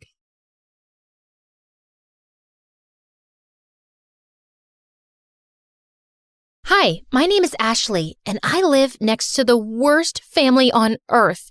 They're the biggest snobs ever. They drive around in the fanciest cars and clothes and look down on everyone else. And they have a son named Jack, who's an absolute troll. But before I continue, please like and subscribe. If you do, you might see a shooting star tonight. When I was 6, I was playing with my favorite doll, and Jack ran up to me, snatched it out of my hands, and threw it into the street. A car ran over it and smashed it into pieces. Another day at school, Jack stole a bunch of cookies out of the cookie jar and blamed it on me. Ashley took the cookies. No, I didn't. She hid them in her desk. The teacher opened my desk and found a cookie inside. I got in huge trouble, and after school, I saw Jack on the playground stuffing his face with the stolen cookies. When Jack wasn't terrorizing me, his parents were trying to get my family kicked out of the neighborhood. Our house was the smallest on the block, and even I had to admit, it was a really ugly green. And my parents were a little weird sometimes. My dad loved to sunbathe on the front lawn, and every morning, my mom made this strange sound to call all the stray cats in the neighborhood to feed them. She'd also sing to the birds and make birdhouses all day. Our house looked like a zoo, and the neighbors hated it. Their yard is unacceptable. It looks like an overgrown swamp. Their house gives me a migraine every time I look at it. Mommy, my eyes hurt. You have to do something, officer. And can someone please tell that man to put a shirt on? Jack's parents threw fancy parties every week, but me and my family were never invited. We only lived in the neighborhood because we inherited the house from my grandfather, who used to be a famous investigative reporter. I wanted to grow up and be just like my grandfather. When I was 12, I joined the school newspaper, and when my teacher's cat, Mr. Whiskers, went missing, it took me less than 2 days to find him on the roof of the school auditorium. Though I suspected Jack had something to do with it. In high school, Jack was the richest and most popular kid. I, on the other hand, only had one friend, my cousin Bethany. Bethany moved into town a week before we started 10th grade. But Bethany was obsessed with being popular and would do anything to get Jack and his rich friends to like her. Jack's friend Sadie was the ringleader of the rich kids, and she made Jack look like a saint. Bethany adored Sadie. She'd carry Sadie and her minions' books, do their homework, and follow them around. She'd even let them copy her answers during tests. They'd smile in Bethany's face and laugh at her behind her back. Why do you let them treat you like that? They're just joking around. Those girls aren't your friends, Bethany. They're jerks. Bethany never listened. She wanted to be popular so bad she couldn't see the truth. One day, my mother dragged me out of bed at 5 a.m. on a Saturday morning to volunteer at a soup kitchen. It's important to give back to those less fortunate. But do we have to do it so early? As I was serving food, I looked up to see a familiar face. Jack? Ashley? What are you doing here? Jack's face turned white, and he just ran out of the soup kitchen. The next day, I saw Jack at school in science class. The teacher partnered us up for a big project, and we met in the library after school. Why were you getting soup at the soup kitchen? Did you fall on your head or something? Why would I ever go to a place like that? You don't have to lie to me. I'm not lying. I'm just trying to help. No one asked you for help. The next day, Bethany and I were walking to class, and we ran into Jack in the hallway, and Jack gave me the meanest, coldest stare ever. What's up with you and Jack? I saw you two whispering in the library. Are you guys dating? Is it a secret romance? Oh, Jack's so cute and so rich. I'm so mad you didn't tell me. Jack and I aren't dating. Then what's going on? Can you keep a secret? Of course. I told Bethany about how I saw Jack at the soup kitchen and his weird behavior afterwards. But all Bethany cared about was that I had the attention of such a rich, popular boy. But I had an itch to investigate. So later that afternoon, I stopped by Jack's house to check things out. But I heard Jack's parents yelling inside. I heard someone coming, so I hid in the bushes. Then the door swung open and Jack rushed out. He darted down the street before I could say a word. Jack missed our study session the next day. Then he started missing all his classes. I started to worry, so I called and texted him, but he didn't answer. A few weeks later, I went by his house again, but when I knocked on the door, a strange woman answered. There was another family living in Jack's house. The wheels in my head started spinning. I started asking around to see if anyone knew what happened to Jack. Sadie said Jack and his family were vacationing in the south of France? Or was it the Hamptons or Tahiti? It was probably all three. Jack is so lucky. I wish I was rich. There was even talk about why he'd moved. Jack's dad bought a new mansion that's twice the size of the old one. Twice the size? He's richer than I thought. The explanation seemed reasonable, so I let it go. During summer break, I was heading home one day after running some errands when I saw a boy in an oversized hoodie playing guitar on the sidewalk. He played a sad song that was so beautiful, it made my heart sink. When the song ended, some people dropped money in the can beside him. I walked over to put in some money too, when a suspicious-looking guy crept up and snatched the boy's can. Then the thief ran toward me. Without thinking, I stuck my foot out and tripped him. Give that back, or I'll turn your face into scrambled eggs. I took a martial arts stance that I saw in a movie once. It worked, because the thief dropped the money and ran. I picked it up and turned to the boy whose hood had come off. It was Jack. Jack? Are you okay? Jack shook his head and broke down into tears. He told me that his parents broke up, then his dad sold their house, stole his mom's money, and fled the country. Now Jack and his mom were broke and living in a shelter. I felt so bad for Jack. No one deserved that, not even a rich jerk like him. So I invited Jack and his mother to my parents' house.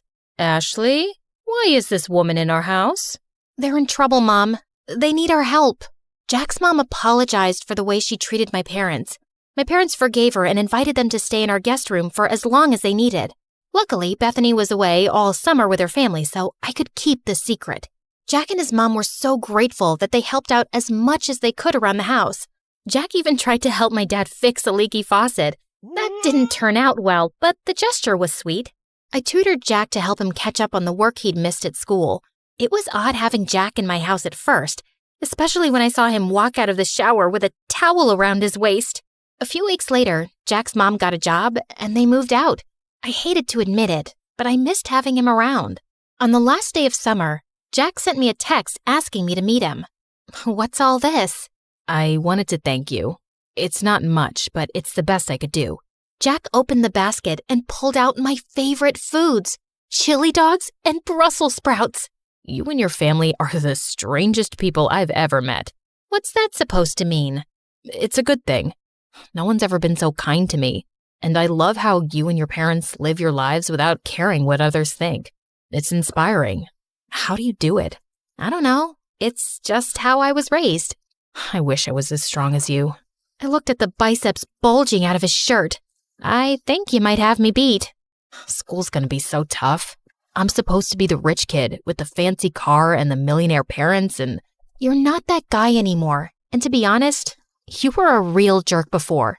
I like the new you way better. Since we're being honest, I have to admit something. What? I think I have a crush on you. Really? And I'm pretty sure you have a crush on me too.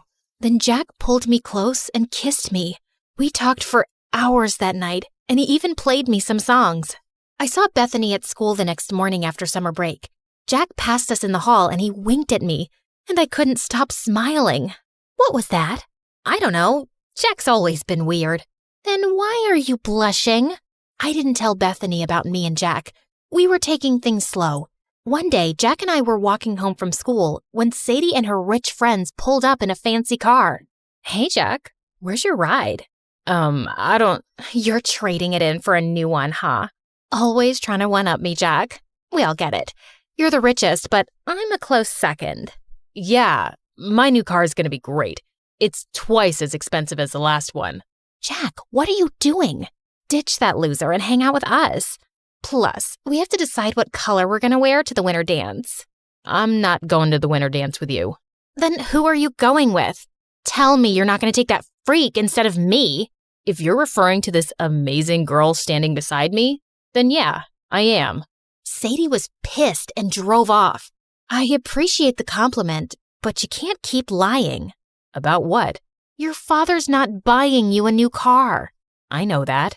Then why lie about it? Why not? It's not hurting anyone.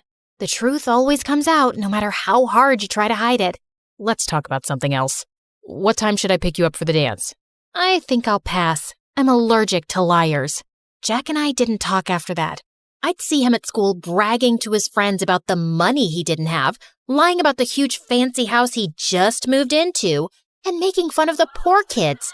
He was a rich, self-centered jerk again. I couldn't believe I fell for this guy. Jack called and texted me after school, but I ignored him and binge-watched MSA videos. What's with the frown? It'll give you wrinkles. I don't get why Jack has to lie about being rich. Some people will do anything to keep up appearances. Lie, cheat, sometimes even steal. But it's not right. Of course it's not right. Doing the right thing isn't always easy. I decided to go to the dance alone. Bethany and I were supposed to go together, but she wasn't returning my calls. When I arrived at the dance, I saw Bethany hanging out with Sadie and her crew, following them around, holding their drinks. Hey, Bethany, I've been trying to reach you. Sorry, I gotta go. Bethany was acting strange. She could barely look me in the eye. Then Jack walked up to me, and before he could say a word, everyone's cell phone started going off. I looked at my phone and saw a video of Jack's mom working as a maid. You're not rich, Jack. You're a poor loser. Then all of Jack's rich friends laughed at him. And don't try to deny it. Bethany told us everything. She even made this video.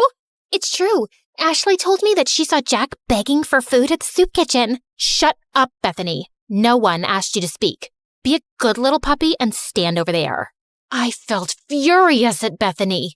I'm so sorry, Jack. I never meant... It's okay. It's not your fault. I should have stopped pretending a long time ago. Sadie, you're right. I'm poor, but I don't care what you or anyone else thinks of me. You've never been my real friends anyway. All you've ever cared about is my money. Well, now it's gone and it sucks. But I found something way more valuable. Then Jack took my hand.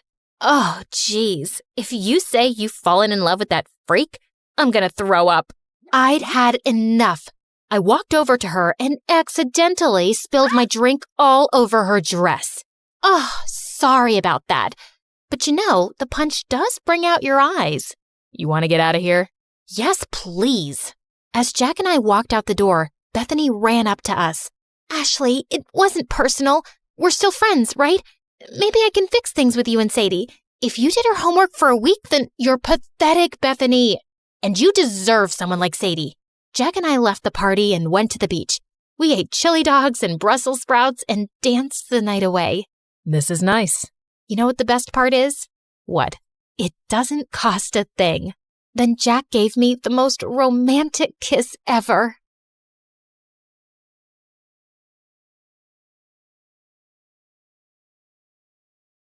My name is Lily, and from the outside, my life looks super exciting. I've lived all over the world. India, Singapore, Alaska, even civil war-ridden Myanmar, where I was kidnapped for a week by a military coup. Pretty cool, right? But the craziest adventure I'd ever gone on was in a boring suburban home in Boston. But first, let me tell you more about myself.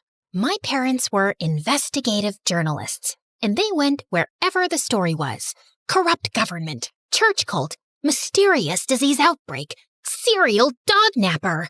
Sure, they were living a life full of intrigue, and my younger brother Jacob totally idolized them. But for me, it was constant whiplash. I craved normalcy, stability, and safety. And my parents' homeschooling techniques were questionable at best. So I spent most of my time teaching myself science and biology. The plan was to become a doctor one day.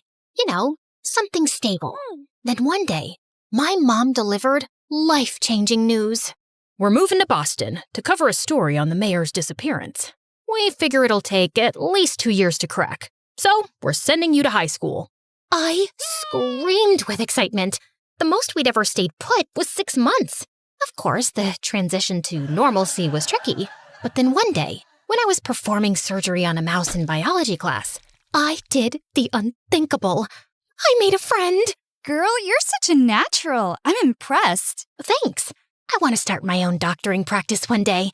Hole up in one place, find some loyal patients, and really be there for them, you know?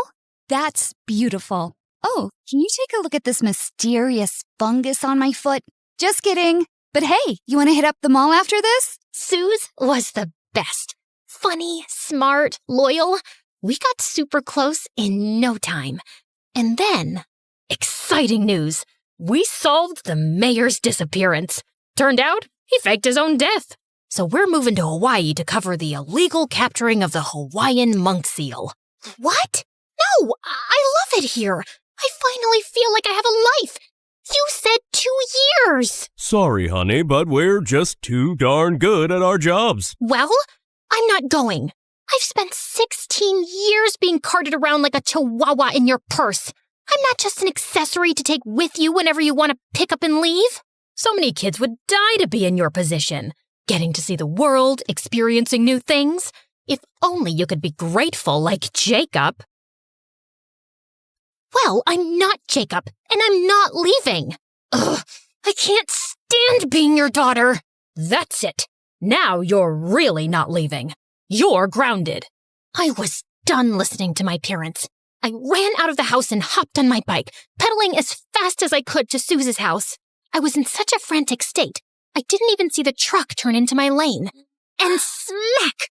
I went flying off my bike, launched into the middle of the road when my head slammed against the cement. And then everything went dark. When I woke up, My head was throbbing, and my bike was destroyed. But otherwise, I felt weirdly fine. I could have died, and it was all my parents' fault. I'll admit, I was a little disoriented. I didn't know if a day had passed or a week. And when I finally got home, I was shocked to see that my parents' cars weren't in the driveway. Were they out looking for me? When I walked inside, I thought my eyes must be deceiving me. The entire house was empty. No family photos, no TV, no furniture, no family. A sinking feeling overcame me. Hello? Is anyone here? Hello? I checked every room, but not only was no one home, none of their stuff was here. And without the furniture, the place felt really eerie. When I got to my room, I was afraid to open the door. But to my surprise, it was exactly as I'd left it. I grabbed my phone to call my mom, but it went straight to voicemail. What the heck? Did my parents seriously move without me and were now blocking my calls? I looked around for a note, but there was nothing. This was insane. But then it occurred to me, maybe this was my parents' way of letting me have my way. So I decided to stay put. I'd live my life, graduate in a year, and go to college. I'm sure my parents would call me back tomorrow, and I'd deliver the news. But that night, as I was falling asleep, I heard footsteps. I ran downstairs to see who it was. Hello? Mom? Dad? Jacob? Guys? I tried to turn the lights on, but they didn't work. Then something brushed past my foot. Ah! It was just a mouse. Okay. I was just freaking myself out. Everything would be fine. And then a strange, cold breeze swept over me and disappeared. Maybe I'd sleep at Suze's house, just for the night. I grabbed a backpack and opened the front door, but it was jammed or something. I pulled and pulled, but it was stuck. I tried the back door, but it wouldn't budge. What was happening? Something felt off. I decided to sneak out through the window, but when I went to lift it, it slammed shut, right on my hand. Ow! I frantically tried calling Suze, but it also went to voicemail. What was happening? Okay, I had to calm myself down. I bandaged my wound and tried calling my dad. As the phone rang, there was a pit in my stomach. It went to voicemail. Dad, it's me. I just got home and no one's here. And for some reason, I can't leave. Where are you guys? I got into an accident. Sorry I didn't come home sooner. I'm okay. Just call me back, please. I spent the night shivering in bed. It took me hours to fall asleep, and I had the craziest dreams. As I was sliding on an iceberg in the middle of Antarctica, surrounded by killer orca whales, the sound of the doorknob turning jolted me awake. Oh my gosh, I was so relieved. My parents had finally come home. And then I heard something strange, a voice I didn't recognize, of a teenage girl laughing. I peeked over the staircase, and the door was cracked, but no one was there. Hello? I ran down the stairs, desperate to escape the house. But as soon as I arrived at the front door, it slammed shut.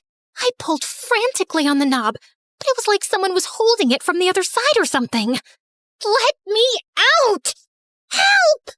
Suddenly, the sound of the teenager giggling was met with another voice. Yara, honey, put your phone down and help me unpack. I followed the chatter down the long, dark hallway, all the way to the kitchen. You said you wouldn't tell me what to do if I didn't complain about moving to this creepy house. I poked my head into the kitchen, shocked to see a mother and her daughter, maybe a year or two younger than me, unpacking boxes? The mom looked totally normal, and the girl was a hardcore emo goth, so also pretty normal. I tried not to startle them, scared they might be dangerous. Hello? Excuse me, what are you doing? How long have you been here? I've been calling for help. I'm stuck in this house. But they just kept unpacking boxes. They didn't even look at me. Hello?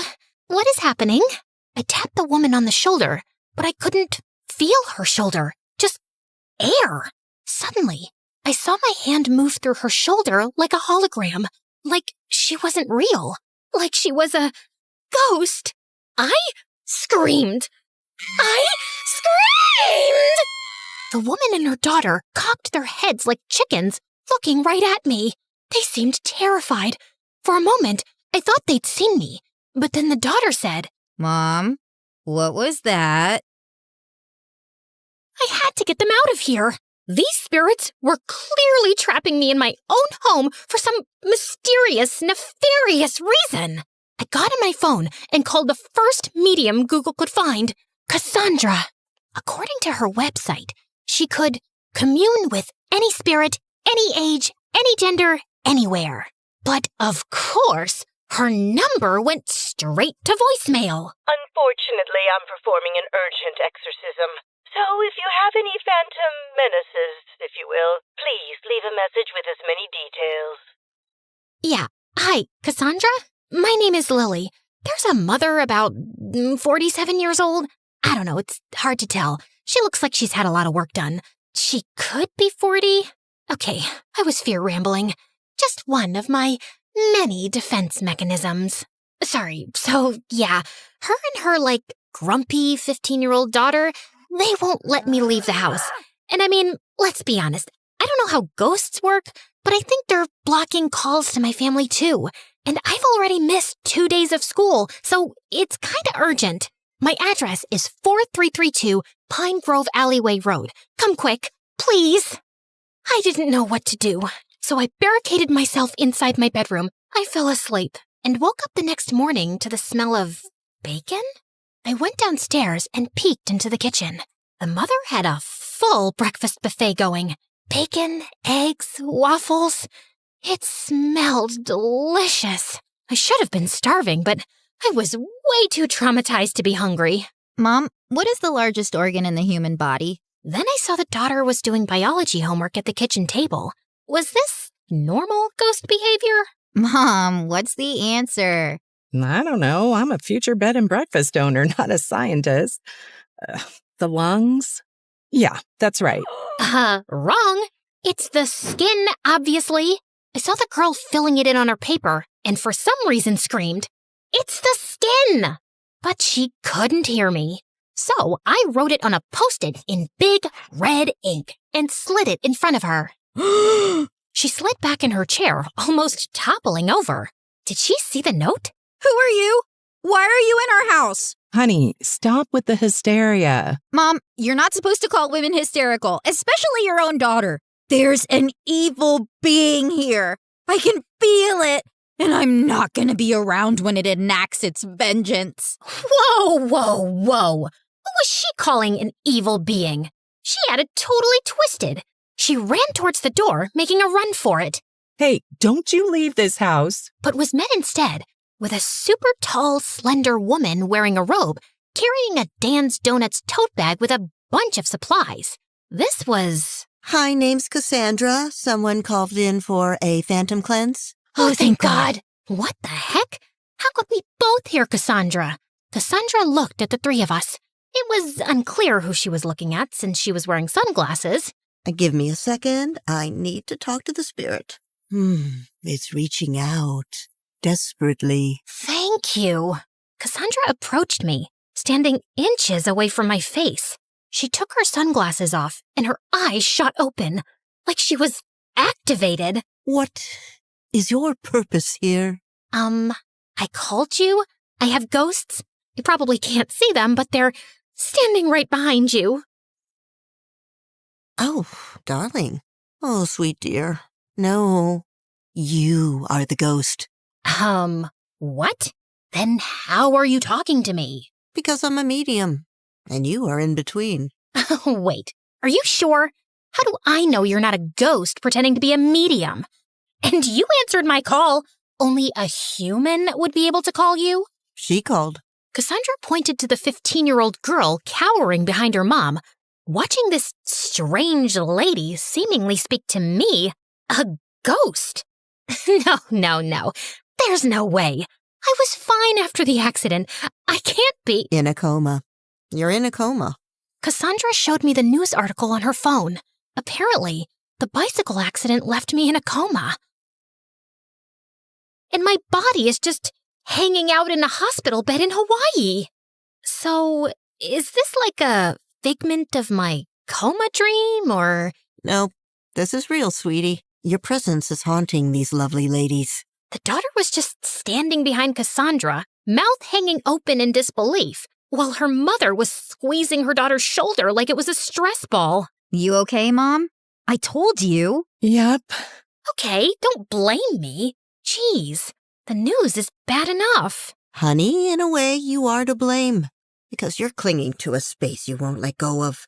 Think of this place like emotional limbo. You're not dead, but you're not living either. And until you let go, you'll be trapped here. She turned to the terrified, lovely ladies and presented her credit card swiper. And for a second, I could have sworn she was holding a paper that said, "Like and subscribe to MSA." Nope, made that up. She didn't have that. Seriously? Please, like and subscribe to MSA. Time to pay. So, is she gonna leave? I want to. Tell me how. But Cassandra was already out the door. Luckily, she left it propped open. I tried running outside, but the door slammed right in my face. Oh my God, was that the ghost? Mom, maybe it's a sign. You're scared. I'm not happy. It would be the perfect time to bail on your bed and breakfast dreams and move back to where Dad is and where my old life used to be. Just saying. Honey, no. We're not gonna let one ghost ruin our dreams. I've got bigger fish to fry. Believe me. Mom, stop calling your dreams ours. Woof. I didn't want any of this mother-daughter drama. I just wanted to leave and be back in my body. I screamed it, hoping it would come true. I want to get out of here. I want to get out of here. I'm letting go. I reached for the door, but it wouldn't budge. I tried kicking and pushing, but my limbs just swooshed right through the wood. 4 hours later, after I calmed down, I figured being a sort of ghost, or whatever I was, came with special abilities that I didn't know about yet, like flickering light switches, floating, blowing cold air at people. Maybe that stuff would be helpful? But what was I capable of? I tried hovering a chair just to see if I could. It lifted, wobbled, and then launched through the kitchen window and smacked the gardener in the back. Michelle ran outside screaming apologies and ended up giving him a free night stay and a $40 please don't sue me bribe. Then I tried levitating a spoon. It spiraled into Michelle's coffee and smacked her right in the eye. She didn't even scream, just sighed, of course, and started Googling real estate agents. After a lot of trial and error, I learned that my super abilities sucked. All I could do was levitate pencils and move furniture around for some reason, all while having to watch Michelle turn my old house into a bed and breakfast. And she was working fast. And to make things worse, I could hear Yara on the phone complaining about me. I feel like the ghost is eavesdropping. She's so noisy. She doesn't even do anything cool. I mean, the least she could do is make this boring place more interesting. Ugh, I just want to be with you, Harry. You ghostly freak, stop eavesdropping. Get a life. Or afterlife. Whatever. Fine. I was eavesdropping. Sue me. Coma Purgatory was super boring too. Soon, I learned that Yara had a boyfriend back home that she was obsessed with. And her dad divorced her mom a year ago and married another woman. So I didn't take her hostility too personally. A few days later, on the opening day of the bed and breakfast, I found all my bedroom furniture was gone. Vanished. And everything I ever owned. Photos, clothes, all of it. My room had been turned into a guest room. I was being erased. Hey, I'm still here. I was so scared that leaving my room would be the end of me that I stayed. I put up with an endless stream of disgusting, smelly, nose-picking, farting guests. Just when I thought things couldn't get more uncomfortable, they did. Yara invited her boyfriend over, Harry, the one she'd been sobbing about into her hoodie since day one. Apparently, he needed a break from his toxic stepmom, and for some reason, Michelle said yes. From the second he walked in, the house started smelling like Axe body spray and microwave bacon. He flopped right onto my bed, kicked off his sneakers, and yelled, Yo, babe, this Airbnb is fire! You guys got snacks or what? Then he opened a soda, chugged half of it, and let out a fart so long it had segments. I wish I was exaggerating. Michelle passed by the door with this forced, hostage-level smile and said, Let me know if you need anything. Yeah, a TV in here would be clutch. I swear, she blinked twice like it was Morse code for help me. Later, I tried to spook him out. Just a gentle ghost nudge. I floated a cereal box off the counter and dropped it right into his lap. He didn't flinch, just went, Yo, Yara, your ghost is hella chill. Wanna help me make a TikTok? And she actually giggled. You're so dumb. They released the video with the caption, Me vibin' with the ghost girl. It got 3,000 likes. I've never felt more personally attacked in the afterlife. That night, after he clogged the downstairs toilet for the second time, Michelle snapped. She stood at the bottom of the stairs and called up, Yara, this is not a frat house. If Harry isn't gone by tomorrow, I'm calling his stepmother myself. Don't you dare! He's the only thing that feels normal in this stupid place. I swear, Mom, you better not do it. 2 days later, with Harry still around, the air in the house was tense.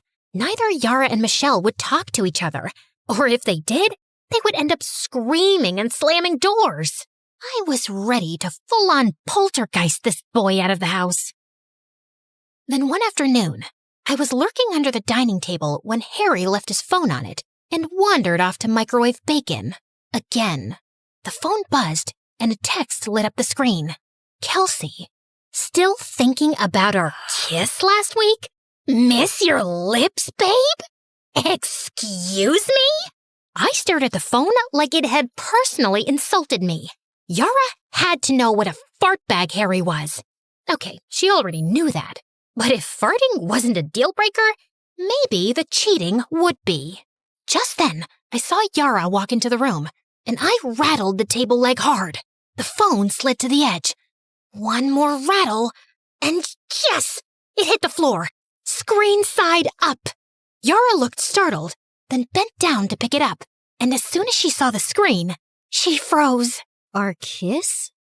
Last week? Just then, Harry returned with his plate of bacon. Yo, babe, you seen the hot sauce? Who is Kelsey? Wait, what? Miss your lips, babe? It's not what it looks like. Oh, really? Because it looks like you were swapping spit with someone named Kelsey while I was crying into my hoodie in this cursed house. I didn't think we were, like, exclusive since you moved. As the two argued, I took the opportunity to rush upstairs and kick Harry's crusty backpack down the stairs and into the dining room, where Michelle was now standing too. All of this is your fault, Mom. Are you seriously saying it's my fault that your good-for-nothing boyfriend is a two-timer? Yeah! If you hadn't made us leave, he wouldn't be sneaking around kissing other people behind my back.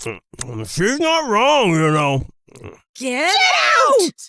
As Harry picked up his backpack and left, Yara started to run out too. But Michelle threw her body against the front door, blocking Yara from leaving.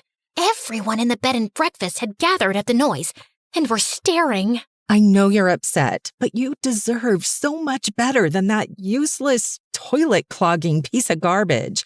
You're a beautiful, brave, and resilient girl. You could have... Ugh! Just stop. This is so embarrassing. Just leave me alone. Yara shoved past her mom and darted toward the bathroom, locking herself inside.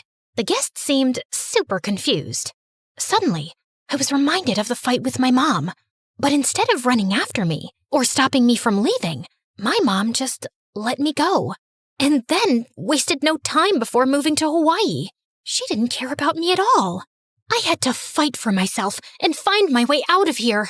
And then, the next day, Some super old guy left his laptop open in my room. I had an idea. I focused on levitating a pencil over the keyboard, typing my name into the search bar, key by key. Maybe I could at least find out what the status of my body was. But just as I was pressing the last button with my mind, I heard a shriek. There's something here! My keyboard! It's moving! I jolted, startled, and fell out of the swivel chair, launching it to the other side of the room. The chair just tried to attack me! There's a ghost! All of the guests ran over to see the commotion. I tried tiptoeing away, but tripped and knocked into the lamp, toppling it over, the light bulb shattering. Suddenly, all the guests were screaming and running. It was like a scene out of a horror movie, but I was the horror. Wait, don't go! I wasn't trying to be spooky, I swear! But then I saw an out. I leapt onto the old man's back, trying to hitch a ride out the door. He must have felt my presence or something. The spirit is clinging to me! Get her off! Get her off! As soon as he was out the door, I was blown back by an imaginary gust of wind, thrust into the living room, toppling into the coffee table. Yara poked her head out of the bathroom. Oh, wow. Finally some action here. Yara, stay in the bathroom. Okay, Spirit, come at me. What do you want? I just wanted to leave, but how could I tell her? I picked up a pencil and began writing on the wall. Oh my God. Whoa. Cool. I wrote, I'm sorry. I mean no harm. I'm just stuck. I dropped the pencil and then started pushing the furniture back to where it belonged. Michelle and Yara watched me, stunned. I think she's been trying to leave, Mom. Help her. Suddenly, Michelle collapsed to her knees. She started breaking down, crying. I don't know how. And now the business is ruined. Yara, I'm sorry I moved us here. It's just the divorce was hard on you, I know, but it was devastating for me too. I was with Dad for 20 years. I was heartbroken. I was so focused on running to something new, something that would make me happy. I didn't consider you. Maybe the ghost is a sign that I haven't been seeing you. If you want to move back, we can move back. Yara came out of the bathroom and grabbed her mom's hand. Mom, no. Believe it or not, I like seeing you happy. I don't want to take that away from you. Plus, things are finally getting interesting. Mom, it's okay to be heartbroken. But I'm the parent. Exactly. And that means I know where I got my strength from. Michelle gave her daughter a huge hug. Somehow, my presence had brought them together. And watching them hug made me feel so alone. I went back to my room and laid on the bed crying. Yep, apparently ghosts can cry. The next morning, I noticed something on the computer. The search result from earlier. I levitated a pencil and sneakily clicked on one of the links. It was an article about me, about how my parents had poured all their resources and energy into doing a story on brain activity during comas. Apparently, there was a procedure that could save me, but it was only because of the greed of the healthcare industry that it wasn't public knowledge. My parents even sold the house to fund the investigation. I walked down the stairs to see the front door was propped open. I saw Yara and her mom laughing as they added the word haunted in front of the bed and breakfast. Then it occurred to me, if Yara could forgive her mom, maybe I could forgive mine. Beep, beep, beep. She's awake! Honey, come here! I was so disoriented, but I could see my mom in front of me, tears streaming down her face, clutching my hand in hers.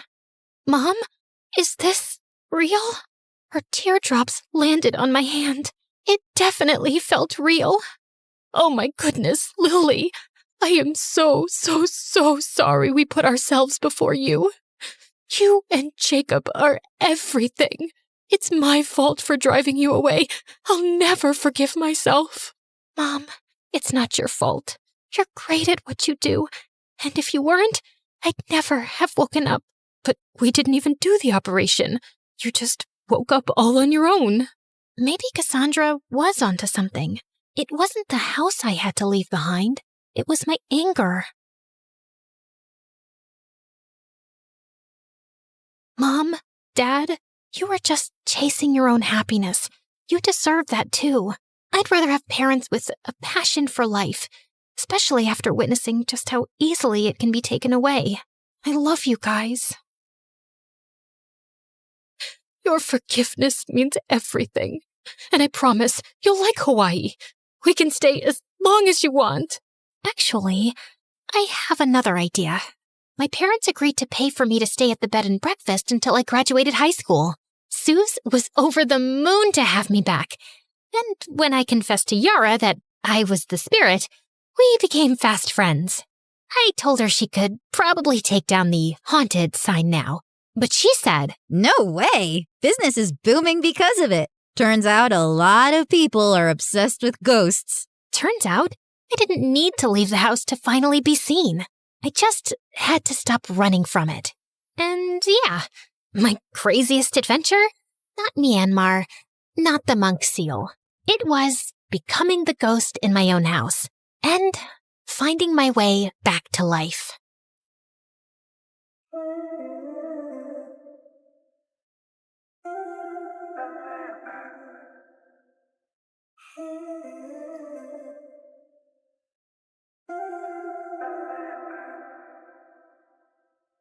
Just as I got up, I found myself facing Eric.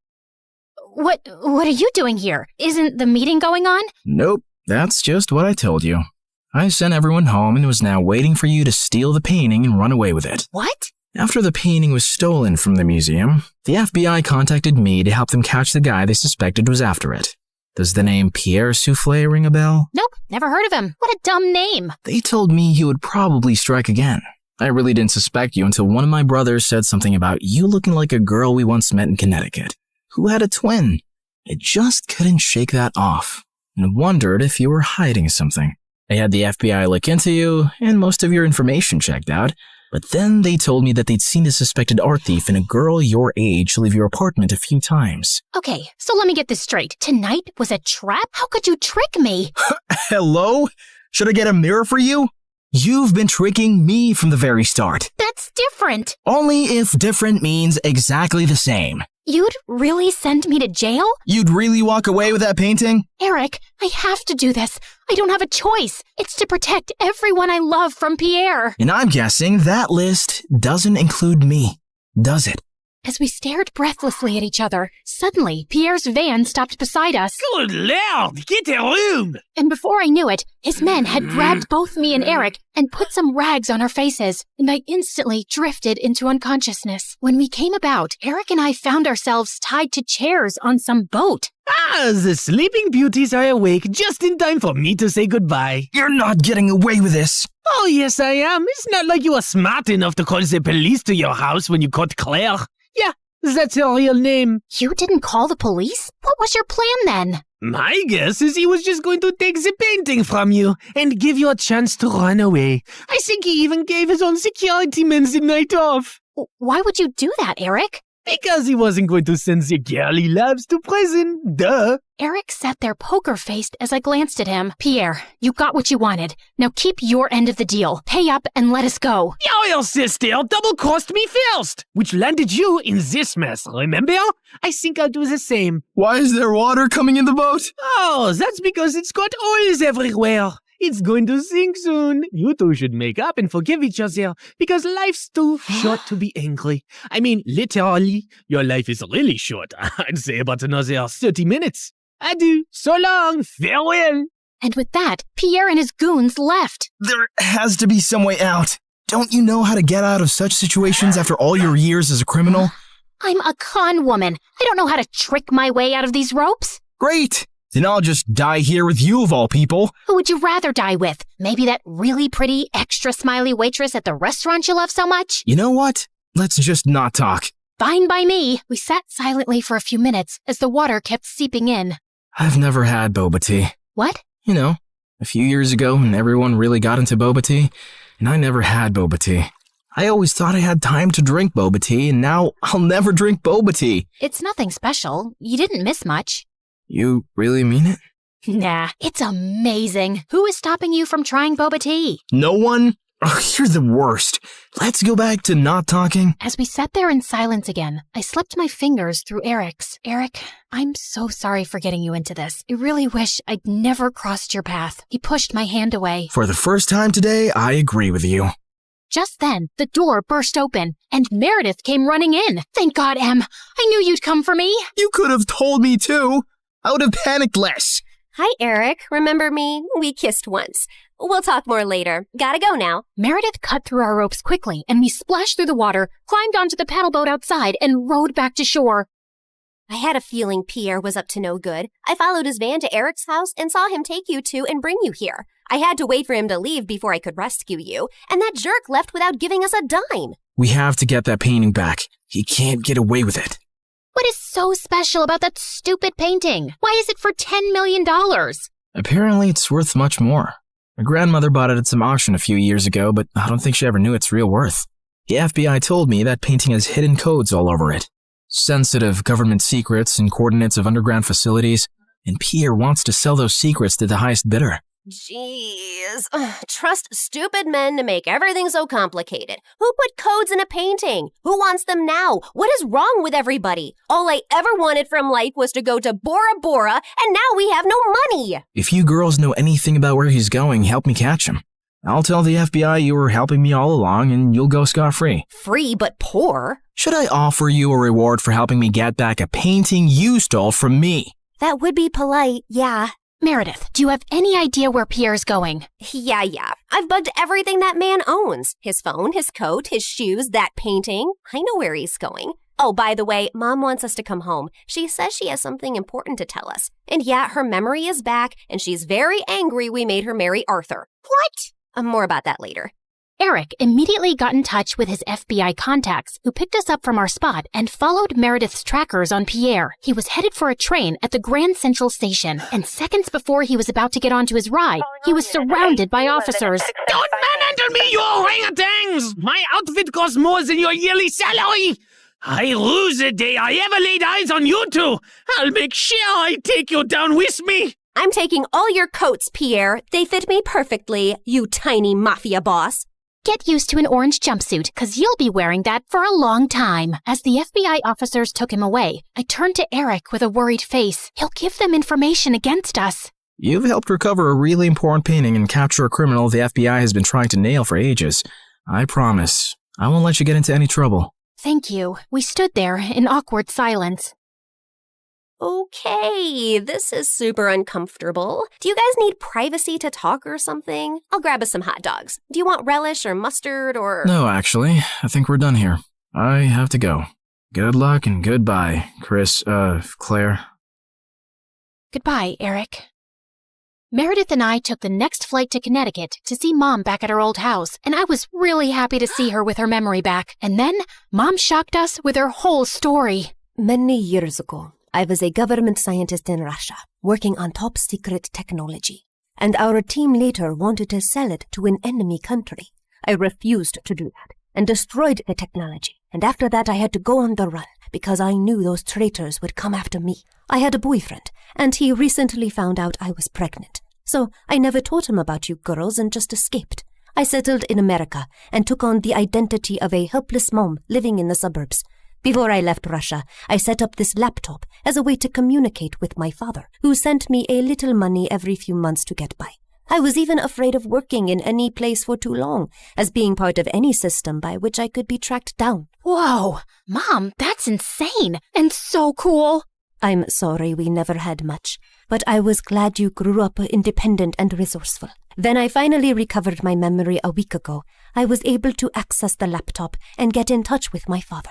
He hadn't heard from me in so long, he thought I wasn't even alive anymore. He told me that the traitors working on the project are all behind bars now. It's safe for me to go home. So we're going to Russia? Man, it's so cold there. I always wanted to go to... Bora Bora, I know. That's all you said growing up. We'll visit Russia to see my family, and then we'll go anywhere you girls want. Mom, we're kinda poor, especially since you've left Arthur too. Oh, but my family isn't poor at all. I come from old money. We've been rich forever. There is a God out there. Thank you. Thank you. Claire, we're finally going to Bora Bora.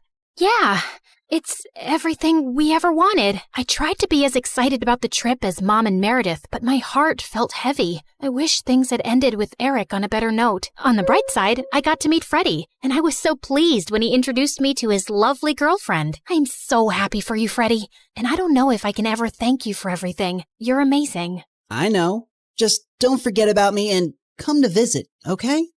On the day of our flight to Russia, we just reached the airport when Mom and Meredith turned to me with strange smiles on their faces. What's going on? Here's your ticket. That's a ticket for New York. Why, are we going there? No, Mom and I are going to Russia, then Bora Bora. You're going to New York. What? Why would I do that? Come on, Claire. You've been so mopey lately. I can't stand your face anymore. Just go talk to Eric, okay? You're in love with him. And even though he's way out of your league, he loves you too. And that's something you shouldn't give up on so easily. Pretty sure he hates me now. Claire, go meet him once. You'll regret not trying. And in case it doesn't work out, you know where to find us, love. Go get him, loser.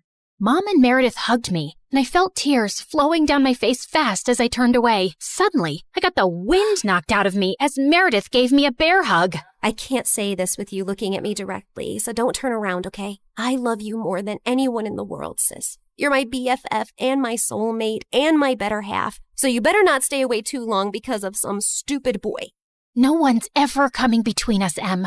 I love you too, and I'll see you soon. As I walked out onto the New York airport, I was feeling so nervous about visiting Eric that I accidentally bumped into a man's luggage cart and went down with the suitcases. Are you blind? You blind idiot? It was an accident, sir. You don't have to be so rude. You don't have to be so blind, you blind idiot. You're so obnoxious. I grabbed the bagel the man was holding, threw it on the floor, and started jumping on it. As I continued jumping and he kept yelling, I suddenly found Eric by my side. I'm sorry, sir. She hasn't taken her meds today. So sorry. Jeez, what's with your temper? He started it, and what are you doing here? You texted me that you were coming and wanted me to pick you up. You said it was an emergency?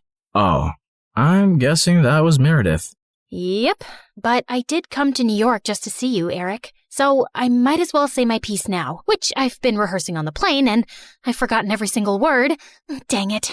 Okay, I'll just spit it out. Look, I'm really sorry about the tricking and the lying and stealing and hitting your brother and endangering your life. The one thing that wasn't part of this assignment was falling for you, but I just couldn't help it right from the start. In fact, you made me fall for you years ago, and I often wondered what had happened to you. I really wish we'd met again under different circumstances, and I know I don't deserve another chance, but here I am, asking for one anyway.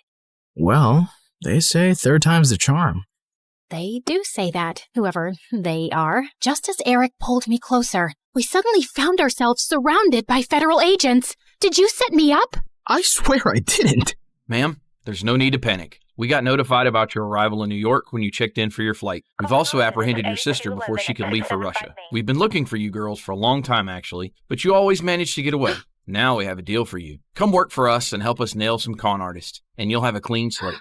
Are you offering me a job? Yes, and a really well-paying one. The only catch is that you two will have to serve 6 months jail time first. We have to do that as a formality. No, officer, there has to be another way. Eric, wait, it's okay. I think I need to do this actually. Maybe we got away for too long without any consequences. If this gives me a chance to start over fresh, I'm willing to do it. What about Meredith? Oh, she's gonna be pissed, but she'll do it for me. So, will you come see me in prison?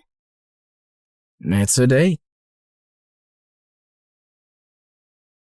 How many weeks has it been here already? It's just been 2 days. Oh, God. I was so close to Bora Bora. And you're so ugly and orange. How am I supposed to look at you for 6 months? I think you're actually happy we're getting to spend more time together. You know, since I'm your BFF and soulmate and better half.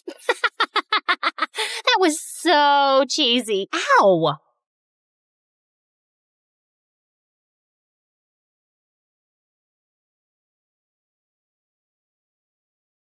Hi, Hi guys, I'm Lucy. Like and subscribe to hear my crazy story. Growing up, I had a happy life, and I basically had it all. Only one thing was missing: siblings. And since my parents were always busy, I felt lonely. So I came up with new ideas every time. Once when I was 4, I asked my driver to push my life-sized doll in a stroller to my dad's office. Oh no, she pooped. Dad, can you please change my baby sister's diaper? Oh, honey, I can't do. Remember when you cleaned my bum in the middle of the forest with a leaf? My dad looked horrified. You've got this. You can imagine my dad's embarrassment in the middle of the meeting. When I turned 8, I'd grab the neighbor's kids and beg my parents to bring them home, but they weren't convinced. So I did everything to let them stay with me as long as I could. Until, stop trying to kidnap my kid. Put down that Prada bag filled with jelly beans and get your butt home now. As they left, I started bawling, and my parents had enough embarrassment. So the next month, they adopted 6-year-old Harrison from foster care. I was ecstatic. Welcome to your new house. Whoa, it's so big. Is it an orphanage? He was so cute, but he didn't play with the toys our parents bought for him. Instead, he picked up the cans from the bin and played with those. He also kept wearing the same clothes until they got worn out. My heart just swelled. So I stepped up and decided everything for him since then. But outside the house, his innocence quickly made him a target for bullies. Like in primary school, this one kid, Finn, kept picking on him. Once, when he made Harrison wipe up his shoes dipped in dog poop, hey, gross! I went full demon mode on this kid and sent him packing. But the teacher caught me giving him a black eye. Lucy Godot Raffaelli, my office now. I was in deep trouble, and I got detention for 3 weeks, and Mom had me doing chores for twice as long. But it was all worth it. Finn never messed with Harrison again. But when Harrison turned 12, he bought ponies for all the pretty girls to get their attention. This one's for you. Her name is Chestnut, and she loves carrot-flavored ice cream. Gosh, oh my gosh, thank you! As a responsible sister, I'd have to go around to all those girls' houses later to fix the damage. Chestnut's coming back with me. Hey, is that scarf cashmere? Give that to me. Stay away from Harrison, understood? I was genuinely worried that if a girl bats her eyelids at him, he'd buy her Prada bags and skirts from Miu Miu. In high school, the stakes got higher. There were more bullies who'd trick him, but the biggest threat was the hotties trying to charm him. Thankfully, my boyfriend Justin was 100% genuine. He was handsome and the best basketball player. Harrison is totally gonna get his butt whooped. And you're going to follow him around with the baseball bat beating up anyone who tries? I wish, but I have my own stuff going on too. But maybe if you could... Nuh-uh, no way. You can hire someone like Nathan. It's not like you don't have the cash for it. I was kidding, Lucy. I sprinted off looking for Nathan. Oh, meet Nathan, the editor of our school paper. He's your typical dork, but don't underestimate him. This guy knows his work best. I remember in middle school, someone was smearing boogers on all the walls, and it turned out it was our cruelest teacher, Mr. Wobblebottom, and Nathan caught him in the act. Say cheese! So that meant if I wanted the inside scoop on any girls digging their claws into Harrison, he was the guy to ask. But when I went to the school newspaper office to find him, I didn't see him. I saw this muscled blonde guy with a nose piercing. Then I realized that it was Nathan. Wow, talk about a glow up. Puberty did him wonders. If it isn't the queen bee, what are you doing here? I wanted you to keep me updated on any girls getting close to Harrison, and I'm willing to pay anything. I slid an envelope bursting with cash across the table. But Nathan just laughed. An info for an info. Tell me more about Justin. Justin? Why? Guys want to be him, girls want to be with him, so you feed me the info on his lifestyle, and I'll help spy on your little brother. Deal? Ugh, I wanted to smack Nathan so bad, but now I'm stuck. Spilling the tea about Justin isn't a big deal, and it might even get him more fans. For the next month, I got the inside track on any girls who had their eyes on Harrison and shut him down early. And all I had to do was listen to Justin a bit more when he started gushing about his new protein powder or whatever. But things got messy when the first article on Justin came out. Gains come my ways. He stopped me at my locker and shoved his phone in my face. Do you know anything about this? Your special no-carb meal plan? In the school paper. How'd they find out about that? I eat my lunch in the gym storeroom just to keep it a secret. Only 2 people know about it. My trainer and you. Don't get so worked up. It's just a diet. Meal plan. This is what determines if you're Olympic level or a local league scrub.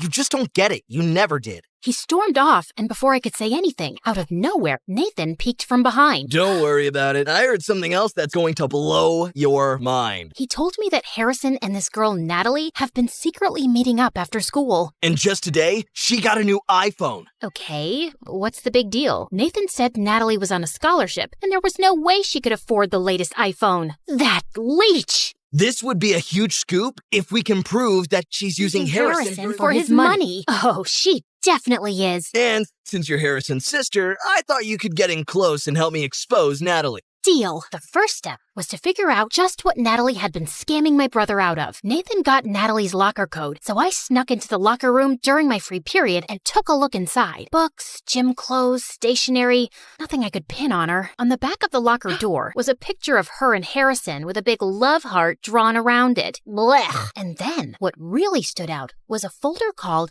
Operation Moolah. Bang! Just then, the door slammed shut in my face. It was Natalie. Find anything you like, thief? Funny you say that when you're the one who's been eyeing up my brother's wallet. Oh yeah? And what did I take from him? And then, as I looked at her hand on the locker door, I saw Natalie was wearing a glittering diamond ring. Ah! Get off me! How'd you get this then? Dumpster diving? The crowd started murmuring, and I waited to see Natalie crumble, but she didn't. She looked more confident than ever. Harrison did give it to me as a promise ring. He gave this to me because he wants to go steady from now on. And before I could react, a couple of girls squealed, running out of the crowd to cheer for Natalie. Ugh. I went back to Nathan to tell him what happened. Not gonna lie, this is still great stuff for me. Not helping, Nathan. I need a new way to expose Natalie. Just then, he pulled out a drawer filled with cables, microphones, and cameras. How do you have all these? My friends lent it to me in exchange for information. So this was how he got his info for the gossip column. Over the next week, we tried to follow Natalie wherever possible, but she wouldn't let us get close at all. Until one day, we saw her and her friends go to a primary school's playground. We brought a long-distance microphone with us. He helped me with setting it up. Huh, I can really hear them. Wow, what's that? I threw the headphones off before my eardrums burst. Some snotty kid was yelling right into the microphone. Go away from here. It's not cotton candy. I immediately realized my mistake. The kid started bawling his eyes out. Natalie and her friends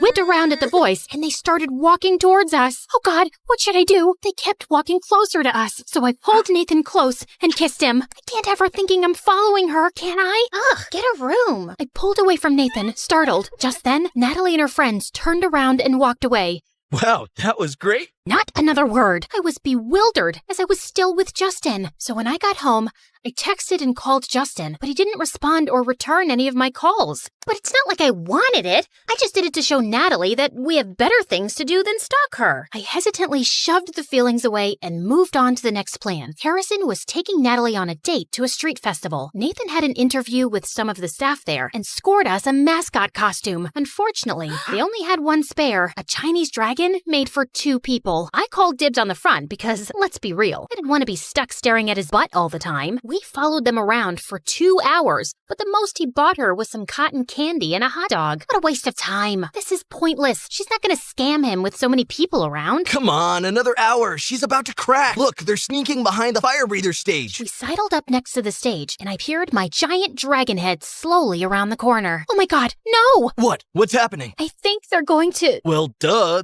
They are dating. Ew, I won't watch. You have to. She'll give him a big smooch, then ask him to buy her something. I'm sure. I looked again, but Harrison and Natalie were staring at each other with stars in their eyes. I thought I might throw up. Harrison put his hands on Natalie's waist and pulled her in closer. It was too much. I jumped back suddenly, tripping over Nathan. Watch it. And just then, we crashed into the fire breather's tent pole, knocking down his backdrop. The whole thing came down just as he spit out a huge plume of flame. Get up. We need to get out of here. Ah, get it off! I threw the costume off and realized things weren't quite as crazy as I thought. There was a small stage fire, but it was quickly put out with nearby fire extinguishers. The only people panicking were us, and everyone had noticed. Lucy, what are you doing here? See, I told you. They've been following me around everywhere. No, we were just here enjoying the festival. You and that gossipy writer Nathan from the paper? I have other friends too. I hope you're not counting me as one of them. What? I'm your brother, but I don't think I can be your friend anymore. You don't even trust me. Trust? You shouldn't have trusted her. ask her about Operation Moolah. OMG! That was about those rich kids I used to tutor. I told Harrison about this already. Harrison looked so betrayed. He stormed off, taking Natalie with him, and she dared to shoot a smug smile my way. She'd won. Don't worry about it, Lucy. Once Harrison sees the evidence, he'll understand why. Stop it. It's over. I felt terrible. I ran away and found myself in the corner shop at school where Harrison and I used to go as kids. His face would light up when I bought him gummy worms, like they were the most precious thing in the world. I couldn't help it. I started crying. I've never seen you break a sweat before. Justin was towering over me in his basketball clothes. Just when I thought this day couldn't get any worse. What's going on? Harrison hates me. He thinks I'm overprotective. I mean, you are, though? Now see, I'm upset. I meant it in a nice way. You'd do anything for your brother. Even sell out my secret meal plan. You knew? I figured it out later, and that's when I realized you haven't got room in your heart for another guy at the moment. Not while you're still looking out for Harrison. I thought you'd be angrier. I'm so sorry. I'm a terrible person. Not at all. I knew you had to have a good reason. You're a good person. But it's not possible for us to move ahead. Justin pulled his bag over his shoulder and started to walk away. You know, if you had more faith in Natalie too, you'd probably find something worth looking for. And with that, he was gone. But he'd given me an idea. I headed across town to the one place I'd find out who Natalie really was. Her house. Natalie's mom opened the door and invited me in. The place was falling apart. We got to chatting about Natalie's home life. And then I realized how wrong I was about Natalie. I left calling Nathan. Hello? Yeah, I'm fine. Don't worry. I need you to do something for me. Consider it a payment for staring at my butt all day. I'll text you through the deets later. Gotta go. I rushed home and started planning the event. It took a couple of weeks to get everything together, and Harrison was giving me the cold shoulder and was dead silent at family dinners during that time. It'll all be worth it. I gathered everyone in the front yard of Natalie's house, including Natalie's mom and Nathan. And when I saw Natalie and Harrison coming around, hit the cannons! Confetti drifted through the air as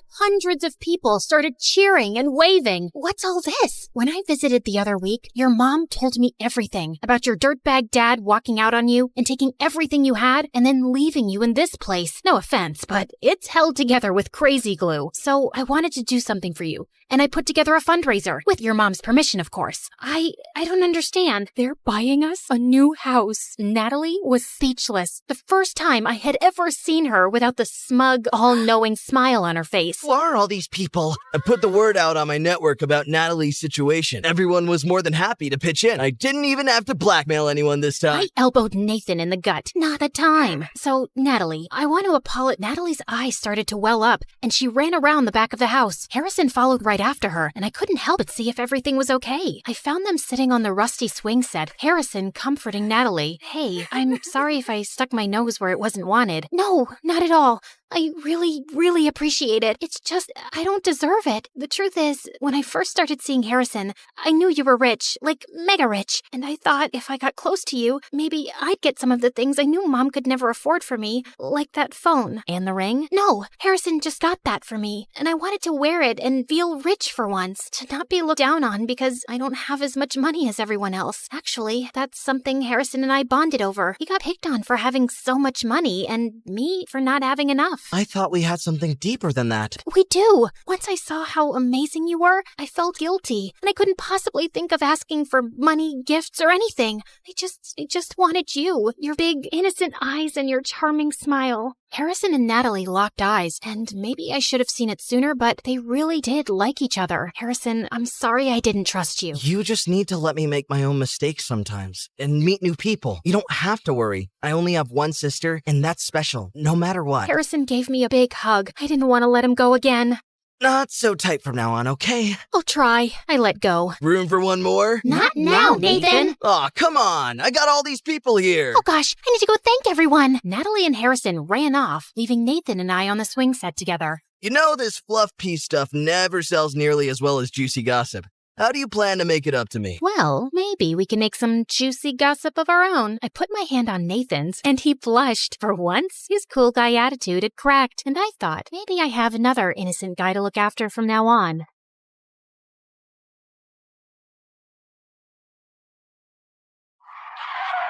I zoomed past other cars, my foot hitting the accelerator at every turn, as my friend Vanessa screamed for her life. Just then, I saw this police car tailing us and pulled to the side. Just do as I say, okay? Like I have a choice. Shut it! Oh, hey, officer. Was I going too fast? May I see your license, please? Oh, sure, Officer Cutie. It's Curie. Oopsie, my bad. You know, I had this dream last night that I was stopped by a policeman, and we went to this cute place by the ocean and shared a cold latte, since it's so hot these days. I mean, talk about global warming. You think it's getting hot in here? I think it is. What do you think, Vanessa? I think you should shut up. I think so too. Now please step out of the car. Really? None of my flirting worked, huh? Then I guess I have no choice but to do this. And I stepped on the gas and sped the car away. Hi, everyone. I'm Sage, and I'm about to tell you how I messed up my life. But before we get into that, please like and subscribe to MSA. I lived with my single mother and my twin sister Zoe in a small apartment in downtown New York. We didn't know anything about Dad, except that he was a loser who turned his back on Mom and left her totally heartbroken. One day you're going to come back crawling and begging for forgiveness, and I will spit on your face and make you cry. Mark my words! That never happened. And Mom never found her true love again. That didn't stop her from trying, though. She worked as a receptionist at this fancy resort outside town, where she met tons of new people. Every month, she would date some new guy who would break her heart, and she'd become a sobbing mess. Like this one time when Zoe and I were 10, Mom started dating this Italian guy who left her because her pasta was too salty. It's garbage. At 13, there was a biker guy who thought it was a cool idea to teach Mom how to ride a bike.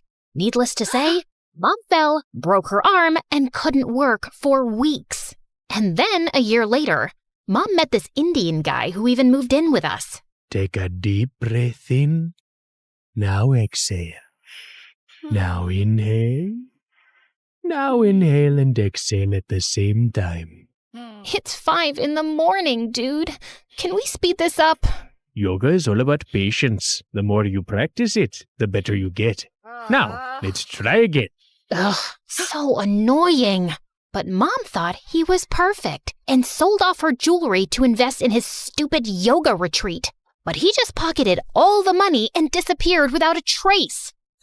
How could I be so stupid? We were planning to set up this cute bakery next to the yoga retreat. He'd teach yoga and I'd bake cookies. You know yoga's a form of exercise, right? Cookies are kind of counterproductive. Ugh, why are you like that? Like what? Smart and practical? No, mean and heartless. Can't you see Mom's in pain? Maybe I was a bit heartless. Growing up poor makes you accept reality in a harsh way. But with Zoe, it was different. She was Delulu. Thanks to Mom and her awful choice in men, she grew up thinking that the only way to have a good life was to get your hooks into someone rich and successful. I was reading this fashion blog and they said if I sleep with a clothespin on my nose, I'll get the perfect upturned nose like most rich people have. That's the stupidest thing I've heard. Your nose is just fine. Can't hurt to make it better. And what do you know about fashion and skincare? She even tried poking her cheeks with pencils so she'd get dimples. When that failed, she turned to stupid home remedies. It's just getting worse before it gets better, right? What do I know about fashion and skincare? So, yeah, Zoe and I were poles apart, and Mom was always weird. And things just got worse when we turned 18. Mom met some guy at her resort, fell in love, and a week later they got married and moved to Spain. She promised to stay in touch, but all we got were a few bucks and occasional phone calls. With bills piling up, Zoe and I had to pick up housekeeping jobs at the resort. The pay wasn't great, but it was enough to cover school. We even got a room to stay in, which was a huge downgrade from our apartment.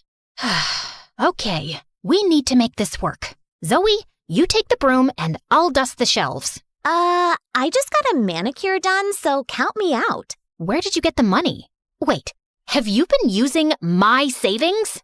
Yeah, but think of it as an investment in our future. See, what if tomorrow I run into some rich bachelor who asks me out, then falls madly in love with me, and we get married? And when we move to our fancy new house, I'll even set up a place for you in the garage. where you can stay with your girlfriend and cats. What girlfriend? Your girlfriend, silly.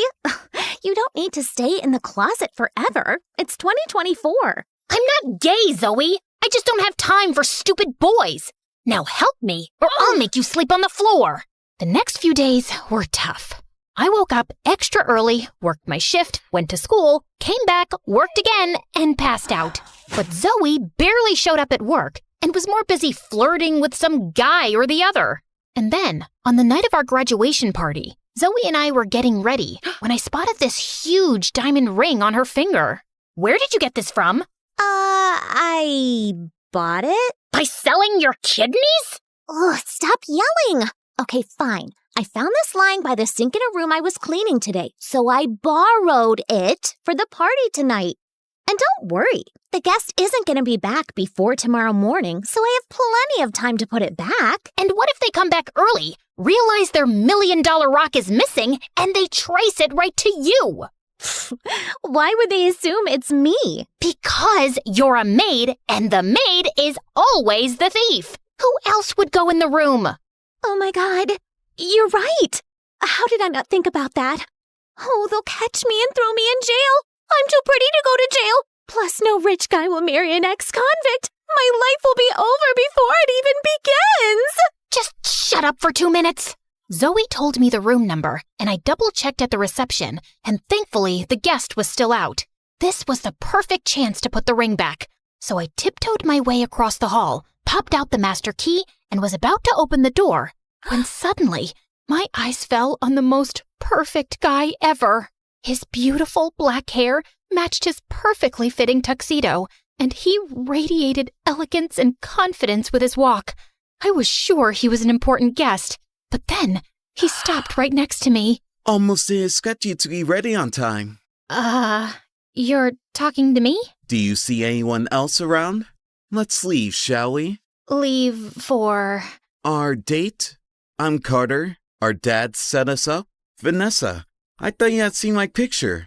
I went to see yours, but you're not on social media, and your dad said you hate getting photographed. But I have your room number, 709, so it's gotta be you. Unless you lurk around other people's rooms for some reason. No! Why would I do that? Of course it's me. I am she, Vanessa. And yes, of course, I've seen your picture, but you have one of those faces that isn't very memorable.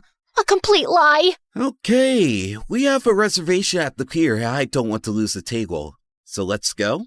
I smiled weakly as Carter led me to his chauffeur-driven car. Had I just panicked and ended up on someone else's blind date? At one of the fanciest French restaurants in town? I quickly texted Zoe to go to the graduation party without me as we were led to our table. I was overwhelmed by the freaking number of forks on the table, and I couldn't understand anything on the menu. I just let Carter order for me, and we made awkward small talk and then fell silent. Good Lord, I'd never imagined a date with a gorgeous guy could be this painful. So, Vanessa's a lovely name. Yeah, I guess. I've never met a Vanessa. Except myself. I'm actually named after Venice. Do you like Venice? It's nice, yes, but I like skiing more. I travel a lot, actually. It's my way of taking a break. Break from what? You know, endless meetings, parties, interviews where I get asked a lot of dumb questions like what do I eat in a day, how much do I work out, how many girlfriends do I have, etc., etc. And I have to answer all that to keep up a certain image, of course. But this life can be very exhausting. You know what I mean? Frankly, no. You sound like you don't appreciate how lucky you are. What do you mean? I mean, look at that waiter, for example. He works his butt off every day trying to make just enough for his rent. You think his life is easy? But he still smiles and serves you. Isn't that exhausting? Maybe, but that's what he gets paid for. It's his job. So he's not allowed to be tired because he works for a wage?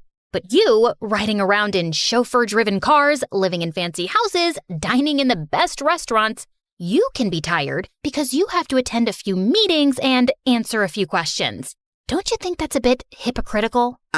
I hadn't really thought about that. Then maybe you should. Anyway, I gotta go. But you haven't even touched your food. I'm not hungry anymore. And I just left without another word and hailed a cab back to the resort. When I got there, I realized that I still had the ring on me. So I decided to give my luck a second chance and tiptoed my way to Vanessa's room, carefully avoiding all the cameras. I swiped the key, gently turned the knob, and walked in, when suddenly someone jumped on me and pinned me to the ground. Who are you? And why did you just sneak into my room? And why are you wearing my ring? Speak up! I will, if you just get off me. Thankfully, Vanessa agreed to listen, and I spilled everything about the ring, Carter, and the blind date. I thought she'd call security immediately, but instead she burst out laughing. Do you have any idea how much I tried to get out of that date?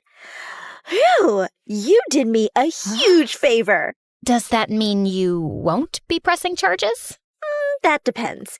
You see, I moved to France with my grandma at 5 because my dad wanted to marry a kid-hating bimbo. But now she's left him, so he wants me to come back home. Problem is, I don't want to. I have my whole life in France, including my boyfriend, Jean-Pierre. And Dad hates him. He wants me to date Carter or he'll cut me off. And since Carter thinks you're Vanessa, you'll just have to date him in my place. Wow, you rich folks are complicated. And I can't do that because it's stupid and I'm pretty sure that guy hates me. Really? Then why did he send me a text asking to meet him again? Listen, just make this Carter guy go away. What if I say no? Then your sister will rot in jail and you will lose this job. But what about my work? I'll pay you. Does $500,000 sound good? Sounds great. Vanessa and I shook on it, and that night I couldn't sleep a wink thinking about how this money could change everything for me and Zoe. But I was pretty nervous about fooling some rich, powerful guy. I wanted to share my doubts with Zoe, but I knew she was a tattletale, so I kept quiet. And the next morning, Vanessa woke me up at 6 and told me that Carter was on his way to take me to a derby match. Is there a reason why I'm dressed like Mary Poppins' cousin? I get that you want him to hate me, but this dress makes me hate me. The idea is to make you look undateable, and this dress is perfect for that. Now remember, make this the worst day of Carter's life. He should be calling my dad and telling him that I'm a monster.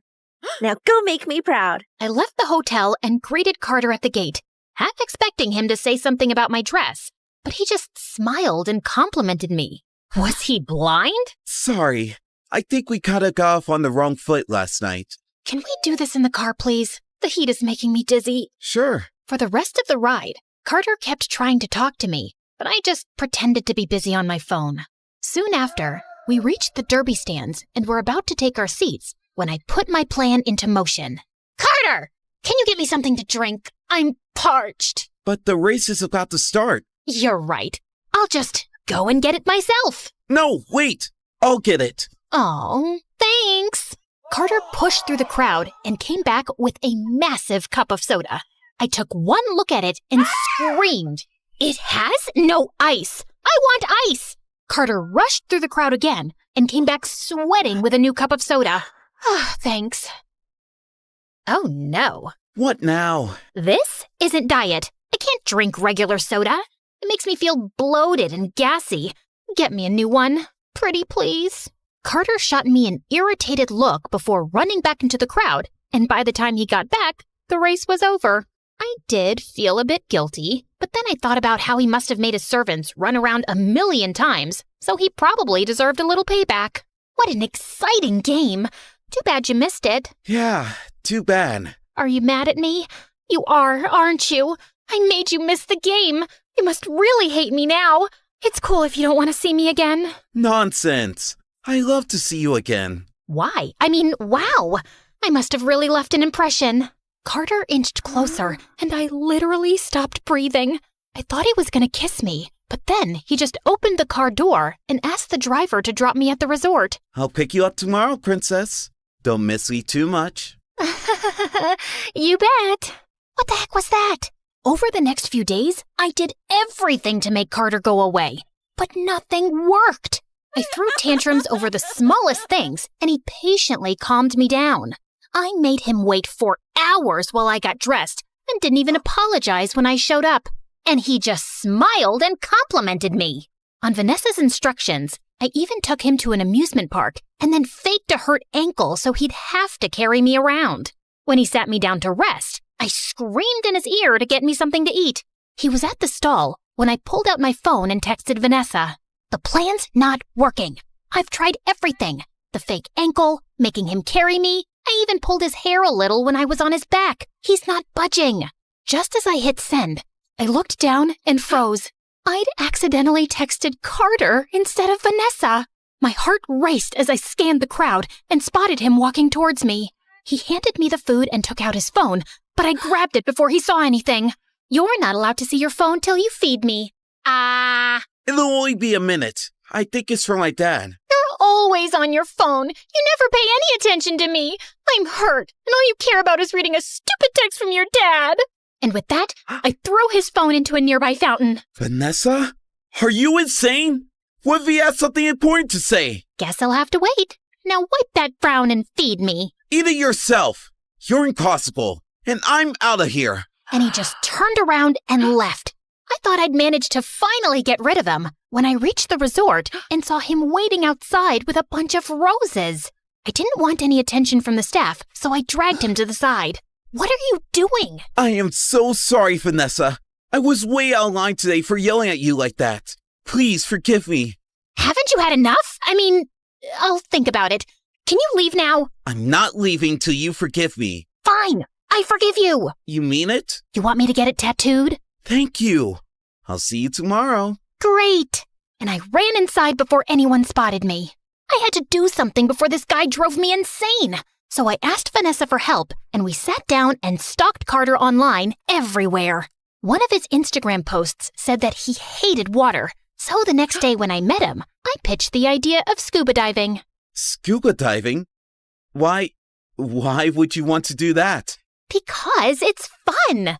Imagine the two of us, hand in hand, exploring the depths of the ocean. So romantic. How about we explore the depths of my swimming pool instead? We can still hold hands, and it's a lot more convenient. It's funny how you're talking, but all I can hear are chicken sounds. Carter's a chicken. I'm not a chicken. Then prove it. Carter reluctantly agreed. But the next day when we were out on the water, he said he just couldn't do it. As we stood there with me trying to persuade him, the boat suddenly lurched forward and we both fell into the water. See? It's not so deep and scary, is it? Just then, I noticed that Carter wasn't swimming. He seemed to be struggling to stay afloat. And then he started sinking. I quickly swam to him and helped him back onto the boat, but he'd passed out. I shook him, gave him CPR, and was about to give him mouth to mouth when he opened his eyes and coughed up water. Oh my God, you're okay. Wait, were you about to kiss me? I can lie back down. This isn't funny. Tell me about it. I'm the one who nearly drowned. You didn't tell me you don't know how to swim. I know how to swim. I just panicked because we're in the middle of the ocean. I told you I couldn't do it. I'm so sorry, Carter. You should be. Now, where were we? Yeah, I had my eyes closed and you're about to kiss me? Shut up. Once we were back on the main shore, we went to a cute diner and ordered burgers. Carter spotted a jukebox and played some of his favorite songs, but when I played mine, he fell silent. You don't like this song? No, I love it. It reminds me of my mom. She used to hum this to me whenever I was feeling low. I know I never say this, but I really miss her. I miss my mom too. Guess we're not that different, huh? You're way better than I'll ever be. Carter pulled me close, and as we swayed to the music, I realized he'd never looked so perfect. Under that spoiled exterior was a boy who missed his mom, and all he needed was someone to talk to. I wanted to be that person for him, but I also knew it wasn't going to last forever. So I just melted into his arms and decided not to think about it. That was until I reached my room and reality slapped me in the face. Care to explain why you have such an expensive dress in your closet? It's not mine. I borrowed it from someone at work. Uh-huh. Then why'd you hide it in your secret spot in the closet? You went through my secret spot? That's abominable. Who uses words like that? Also, I don't know what it means. And you've been acting really weird these days. Just last week I saw you sneaking into the room late at night. Where were you? I went out for a walk, Mom. Now, if you're done interrogating me, I've had a very long day. Obviously, that didn't stop Zoe from snooping around, and with time, she only got more suspicious. I had to put an end to everything soon, so I thought I'd go and talk to Vanessa. But her boyfriend was visiting, and she was always busy with him.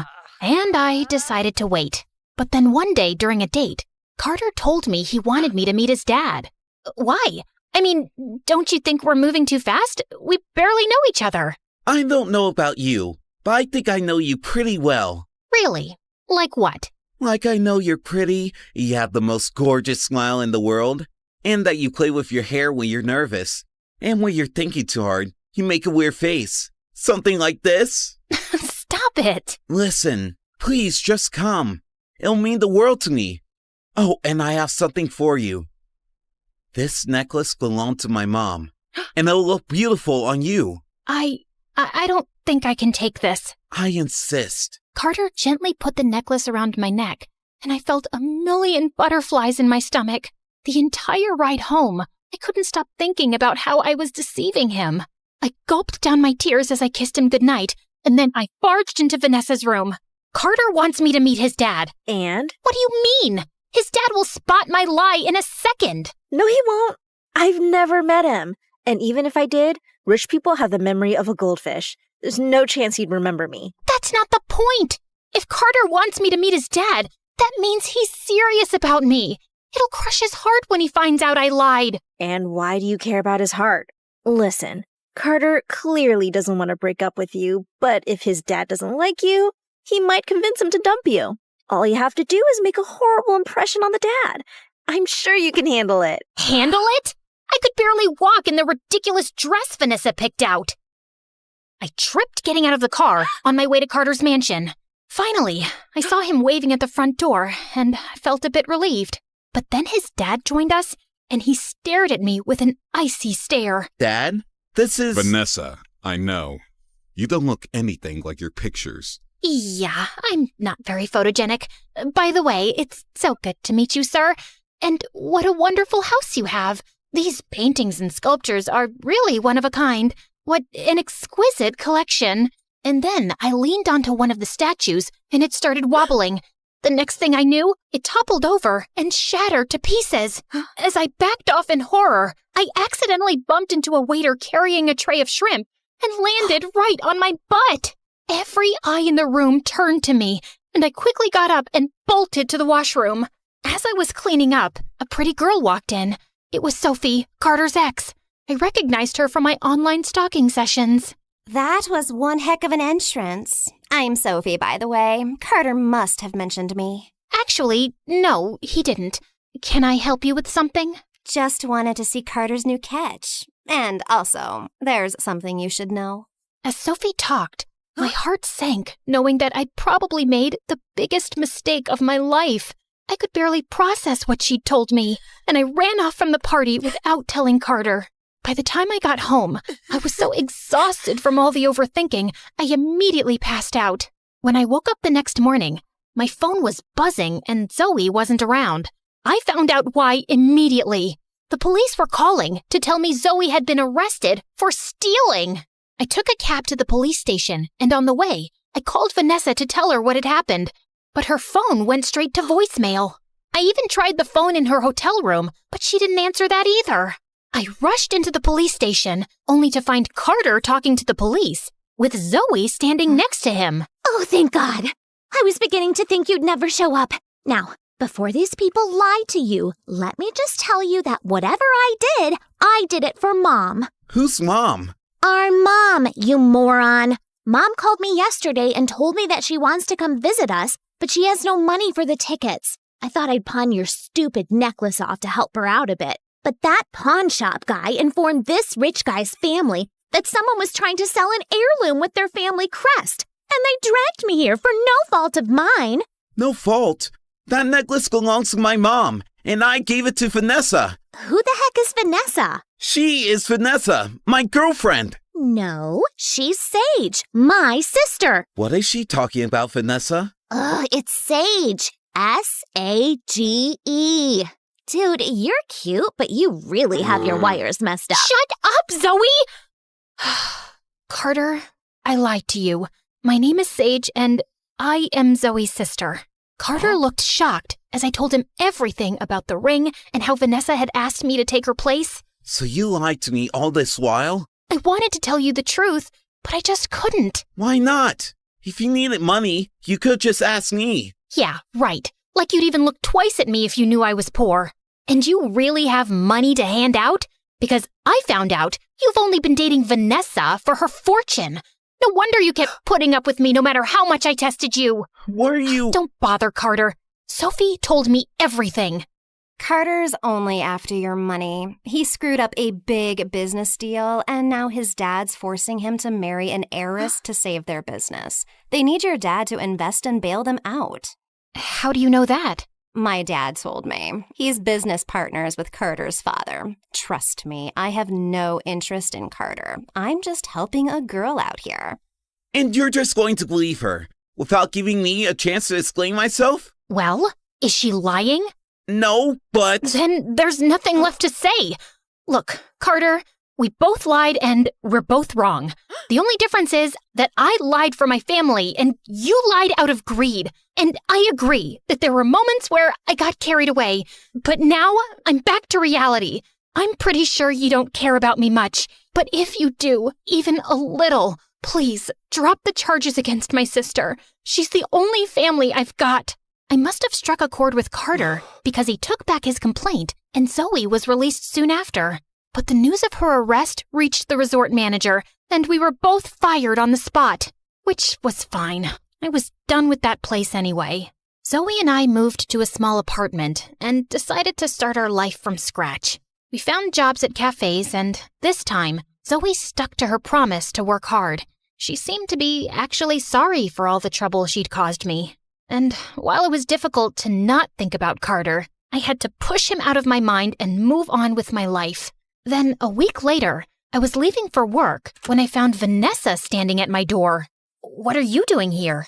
The night you were at Carter's place, my dad showed up and told me he didn't want me to see Carter anymore. He didn't give me a reason, except that he didn't trust Carter's dad and that he was okay with my relationship with Jean-Pierre and just wanted me to come home. That's a relief. Congratulations. Anything else? Here's your $500,000. I'm a woman of my word. I didn't exactly do the job, and I don't want money for tricking someone. It didn't bother you before. I guess you must have fallen in love with Carter. No, that's not it. Well, that's too bad, 'cause Carter's in love with you. He called me to yell at me for making him fall in love with the wrong person and how he can't get over you. He doesn't love me. He was just after your fortune. That's why he put up with me for so long. Something tells me you haven't seen the news recently. Carter officially resigned from his dad's company. I think his dad forced him to be with me just for money, and he was under a lot of pressure, so he agreed, but it looks like he doesn't care that much about money now. Oh, he also announced he's taking care of the student loans of waiters working in 20 restaurants in this town. I don't know what that's about. I don't believe it. Vanessa showed me the news article, and I was shocked. Oh God, Carter really loves me? I have to tell him how I feel too. But he's moving to his mom's place in London in like 3 hours. Then we have to be quick. You have a car? Duh. You think I walked here? Of course I have a car. But it's a little slow. Seriously? I can crawl faster than this car. Told you he's slow. I don't care, 'cause I'm mostly on my phone, and you know how rich people are? Always fashionably late. Just sit back and relax. Enjoy the drive. Enjoy my butt? I asked the driver to stop and step aside while I took the wheels and hit the accelerator. I zoomed past the cars, got tailed by the police, but somehow made it to the airport just in time. I jumped out of the car and dashed towards the gates, still hearing the police sirens behind me. Go! I'll take care of this. I rushed through the airport, screaming Carter's name. All I could think of was not being able to talk to him and tell him how much I liked him.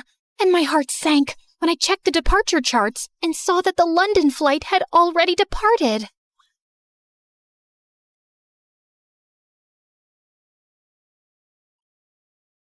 Hi. I met Vanessa. I can't believe you gave up everything and you're poor now. Well, I'm still not poor. Let's just say I have to share my helicopter with other people. And where are we going? Wherever you say.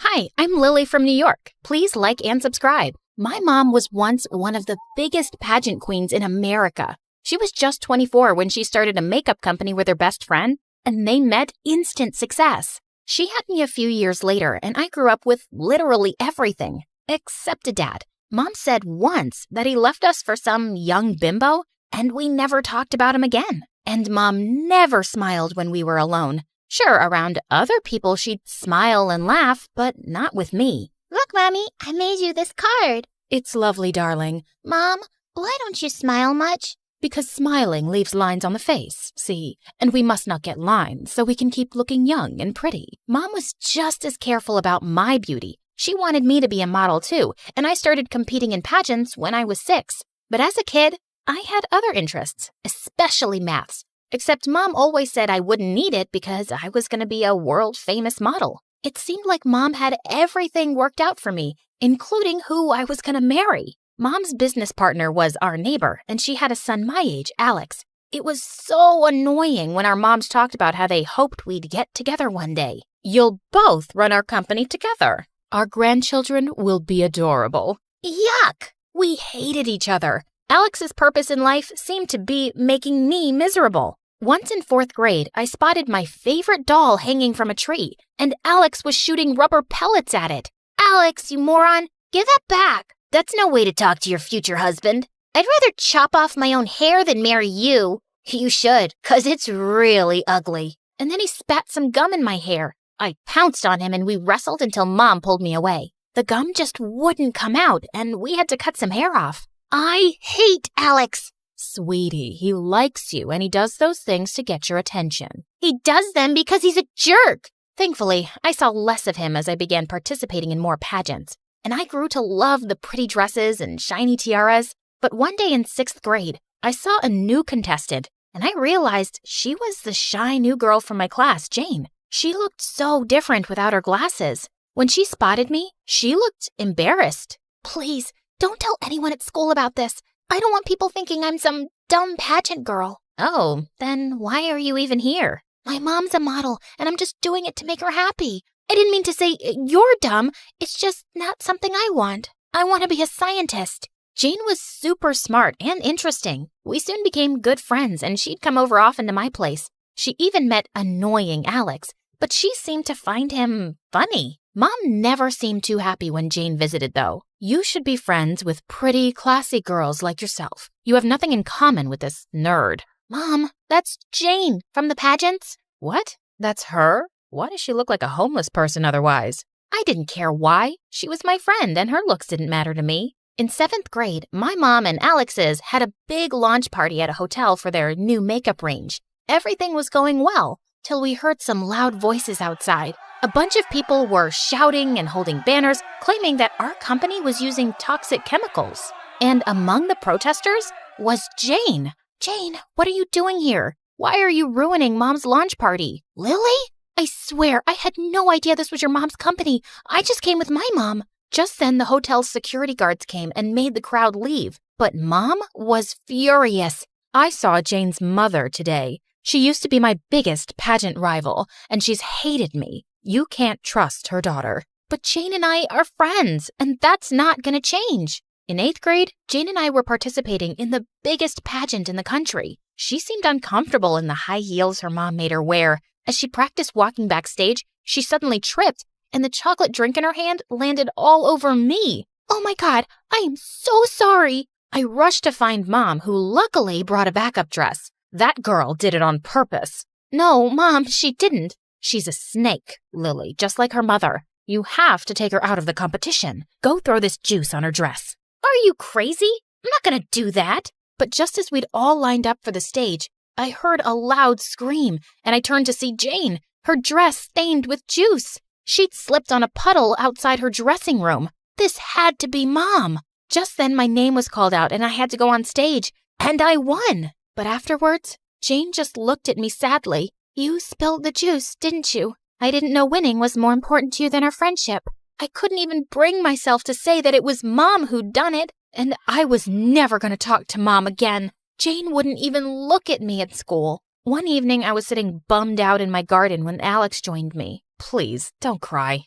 You look awful. Now, tell me what's wrong. And I ended up telling him everything. Don't let your mom ruin your friendship. Talk to Jane once she's cooled off, and she'll be fine. Maybe you're right. Thanks, Alex. Who knew you could be nice? Don't fall in love with me now. As if. The next day, I took the tiara I'd won and put it in Jane's locker with a note. A crown for a queen. Later at recess, I was having lunch when someone hugged me from behind. You didn't have to. You deserve it, and I'm sorry I hurt you. The good news is, I finally told Mom I'm done with pageants. She was tired of watching me lose anyway, so it's a win-win. Things were good with Jane again, and I even forgave Mom. But soon after, Alex and his mom told us that they were moving to Europe. I should have been dancing for joy, but I actually felt sad as I watched Alex leave. But then, I saw the parting gift he'd left on my bed. Gosh, I was so glad that brat was gone. As I got older, I started professional modeling. Mom never let me go out without makeup. I loved looking beautiful,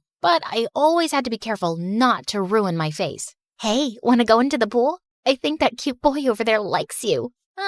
No thanks, I'll pass. Growing up, I realized that Jane and I had almost nothing in common. We even looked so different. I'd grown quite tall, but Jane's height stayed below average. She was one of the smartest girls in school and never cared about her looks, but she was still my BFF. When I turned 16, Mom threw me a big party and invited everyone from my class and my model friends. It was an Oscar-themed party and everyone came in beautiful gowns. Except Jane. Couldn't you have dressed up today? Nah, you know it's not my thing. Sometime later, I went inside to check on the food, and I came back to find Jane yelling at my model friends. I know that you were talking about me. Well, guess what? Some of us don't want to look like bimbos. You're the most dull girls I've ever met, and if Lily's friends with you, she must be just as stupid. I felt furious. So this is what you think of me? That I'm stupid? Well, yeah, sometimes. Your entire life revolves around the way you look. Doesn't that sound dumb to you? Sometimes I just feel sorry for you. You have no right to judge my career, and you've just insulted the people I work with. Oh, please. You're making it sound like you work for NASA. Anyone can get dolled up and be a model. I used to be one, remember? Not a very good one. But you still felt threatened enough to sabotage me. Thanks for not letting that go. And thanks for ruining my birthday. I grabbed some cake and I rubbed it in her face. I half expected Jane to attack me, but she just turned and left. And I couldn't really enjoy the party after that. We avoided eye contact in school the next day, but later, Jane caught me alone in the library. Let me speak first. I don't think you're dumb, and I know modeling isn't easy. I just felt judged by your friends, and I overreacted. I'm sorry for ruining your party, and here's your birthday present. Maybe it's lame. I unwrapped it to find a snow globe with me and Jane's figurines inside. It's perfect, and I'm sorry too. After high school, Jane and I went off to different universities. We promised we'd meet all the time, but Mom kept me really busy with modeling campaigns, and weeks went by without seeing Jane. One evening, I texted Jane to meet up for dinner. We were having a good time when suddenly I saw some reporters coming towards our table. I'm so sorry about this. They must be here to talk about my new campaign. But instead, they went straight up to Jane. We want to know everything about your energy project selected for the Global Science Fair. It might be used in poor countries and benefit millions. How does that make you feel? As Jane answered their questions, I sat in shock. What project? When they finally left, I asked her why she hadn't told me. Oh, I was going to tell you today. I didn't earlier because you're always busy, and I thought you wouldn't be interested in that kind of stuff. Because I wouldn't care about anything except makeup and modeling? I didn't say that. And now you know, so maybe you can just be happy for me? Of course I'm happy for you, and I'm sure you'll win. She did win, and it came with a huge cash prize and some fame. She was given a medal by the mayor, and people in town kinda treated her like a celebrity. She was more famous than me now, and sometimes it bothered me. That summer she was in France for an internship, and I met her after 3 months. Her looks and wardrobe had improved a lot. Guess who I met in France this summer? I turned around to see a boy joined our table, and I couldn't believe it. Alex? Gosh, it's been so long. Wow, Lily, you look amazing. He looked pretty good himself. He told me that he and his mom were moving back to town, and I felt thrilled. Moments later, he left the table to attend a phone call, and Jane turned to me. He's really cute, isn't he? We became quite close over the summer, and I think I'm going to ask him out soon. Oh, yeah, you totally should. Over the next few weeks, Alex and Jane kept inviting me to their plans, and I just couldn't help feeling attracted to him. He was smart, funny, sophisticated, and his smile sent my heart fluttering. But I had to keep my feelings in check because Jane liked him. One day, Mom asked me to drop something at Alex's house, and I found him sunbathing by his pool, apparently asleep. Man, his abs looked fine. You done checking me out? What? I was just trying to see if you were asleep or dead. Well, that's disappointing because I was totally checking you out. Are you a model or something? Are you flirting with me, Alex? Yeah. Is there a problem? Just wondering why. You never liked me much when we were kids. But you're so pretty now. Is that all? You only like me because I'm pretty? Yeah. What else is there? I suddenly felt mad and was leaving when he pulled me down next to him.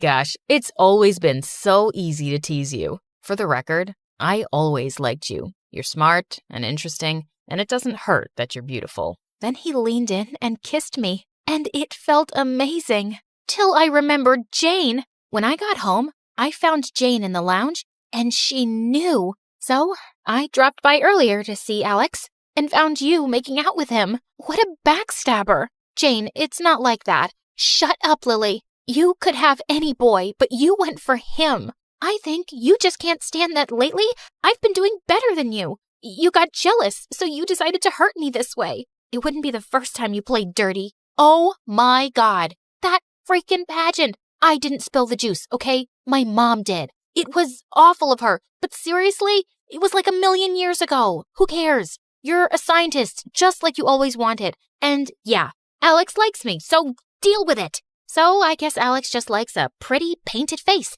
and everything your bimbo mom taught you finally came to good use. I lost it and attacked her. We screamed and fought till we crashed into a table. We're done. I don't even know why we're friends anymore. Finally, we agree on something.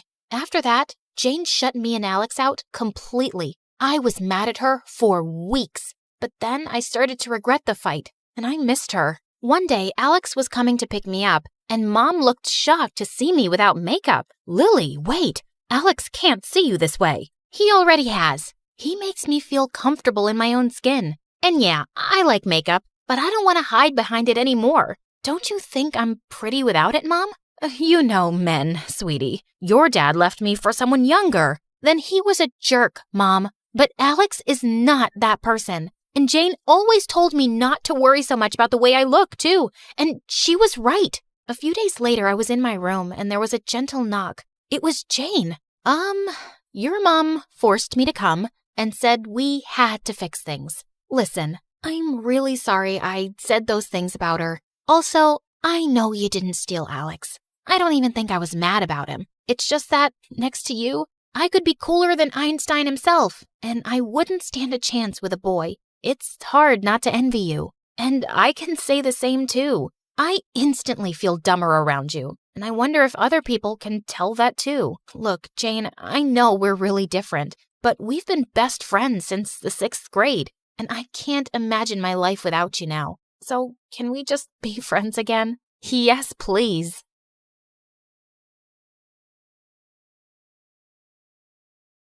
I was standing in the grocery section examining an apple when my eyes shifted to a man nervously eyeing the cereal boxes. I casually dropped a sack of flour into my shopping cart, then hid behind a rack and scanned the man's face on my watch. Suspect identified: Tobias Steele, known for industrial espionage and diamond heists. Approach with caution. Slowly, I moved my cart closer to Tobias. Hey, could you pass me 10 boxes of Fruit Loops, please? I'm too short. Don't you just love Fruit Loops? They're the best.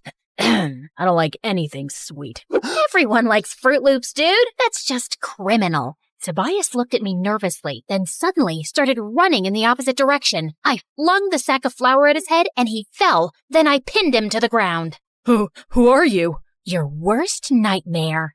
Hi, my name is Jane, and I'm a secret agent with the CIA. Please like and subscribe to MSA. I grew up with my scientist dad and identical twin sister Camilla. Mom left us when we were babies, and Dad was always busy in his science lab in our basement, so we weren't too close. Having a twin sister wasn't the greatest thing either, because Camilla and I had nothing in common. She was much more girly and a social butterfly, and we never got along even as kids. We further drifted apart in middle school when she made friends with the school bully Kira, and I got into boxing. Soon, I was acing every competition in town. I was good.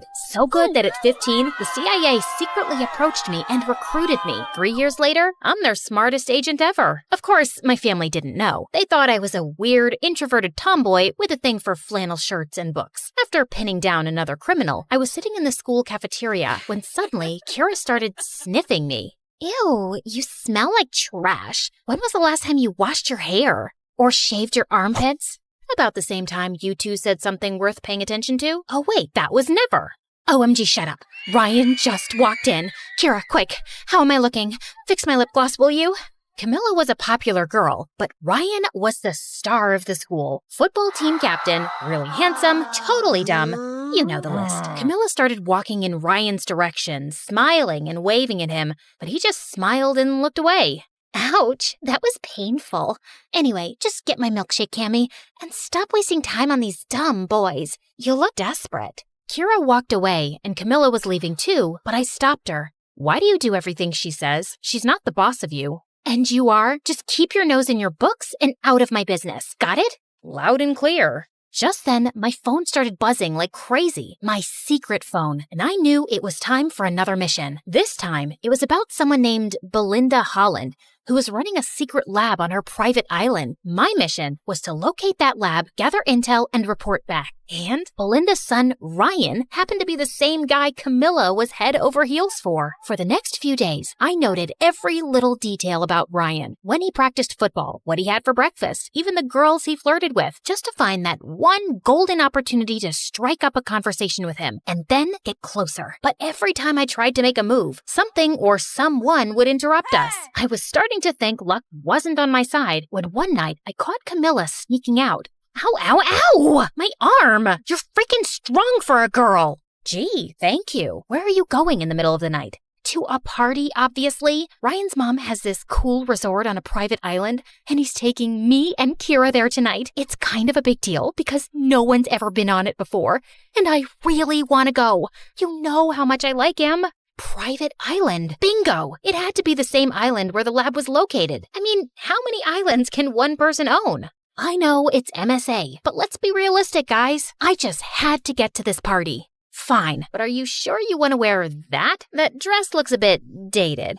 You think? Wait, what do you know about fashion? I know what suits my sister, and this isn't working. Tell you what, you change and I will hold the door for you. Camilla looked at me suspiciously, but then left to change. Once she was inside the washroom, I quickly closed the door and locked it. Dad wasn't going to hear her anytime soon in his basement. I'm sorry. I'll explain everything later. I fixed my hair, did some makeup, and when I was done, I looked exactly like Camilla. Yeah, we were identical, but this was the first time I actually saw it. I took a cab to the dock and got there just in time. I was just getting my bag out when this guy tapped on my shoulder.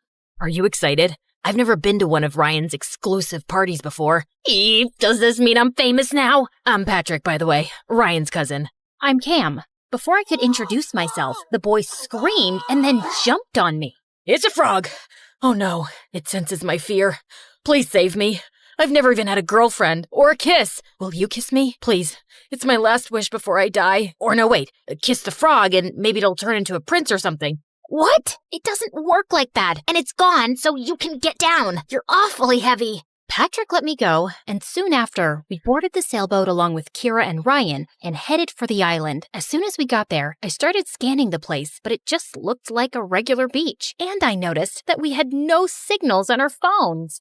I know you guys are wondering where we are, but trust me, this will be the best experience of your life. I just have a feeling. Before Ryan could finish, a huge coconut fell on his head and knocked him out. Is he dead?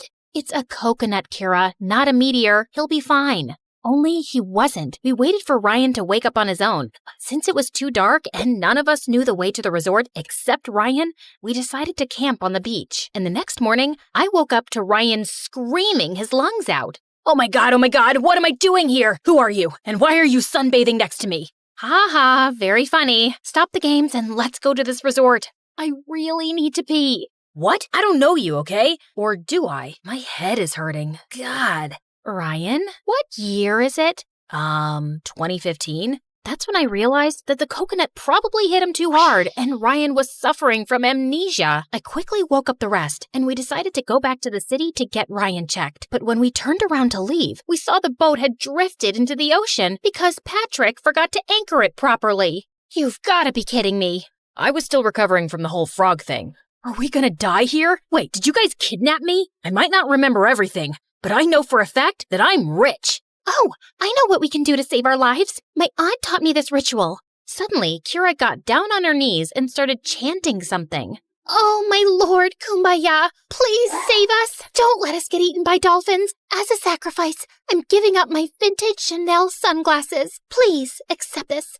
Hoo la la la, hoo la la la, hoo. Kira, can you please not act like an idiot for once and let me focus? What's gotten into you, Camilla? You're not usually this snarky, and I was just helping. It's not like I forgot to anchor the boat. I said I was still hung up on the frog. Can someone please tell me what's happening? Shut up, all of you! Focus. We have two choices. Either we stay here crying about a boat, or we walk till we find the resort. Everyone calmed down and decided to go with the second option, which was to find the resort. But the heat was killing us, and we couldn't spot anything for hours. To top it all, Kira was an absolute brat and kept asking me to piggyback her. When I refused, she threw a fit, and one of the boys had to step in. It wasn't until sunset that we came across a big building that looked really creepy. Thankfully, it wasn't so bad on the inside, and we slept like babies. But in the middle of the night, I woke up to a faint humming sound. I was sure it was coming from somewhere in the room and carefully scanned every corner trying to find the origin of the sound when I saw a tall figure standing at the end of the hall. Who's there?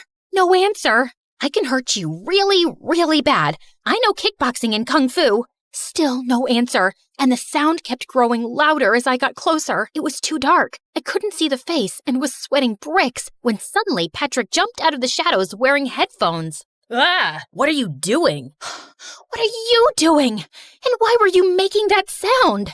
I was just singing. It helps calm me down. You should try it. I relaxed a bit, and both Patrick and I sat down. As we got talking, I asked him more about Ryan and Belinda. He was Ryan's cousin after all. I've never really met Ryan before. I was here on vacation, and when he heard I was in town, he invited me to this party. My mom hates his family because she thinks Ryan's mom is kinda snooty. Rich and pretty people are often snooty.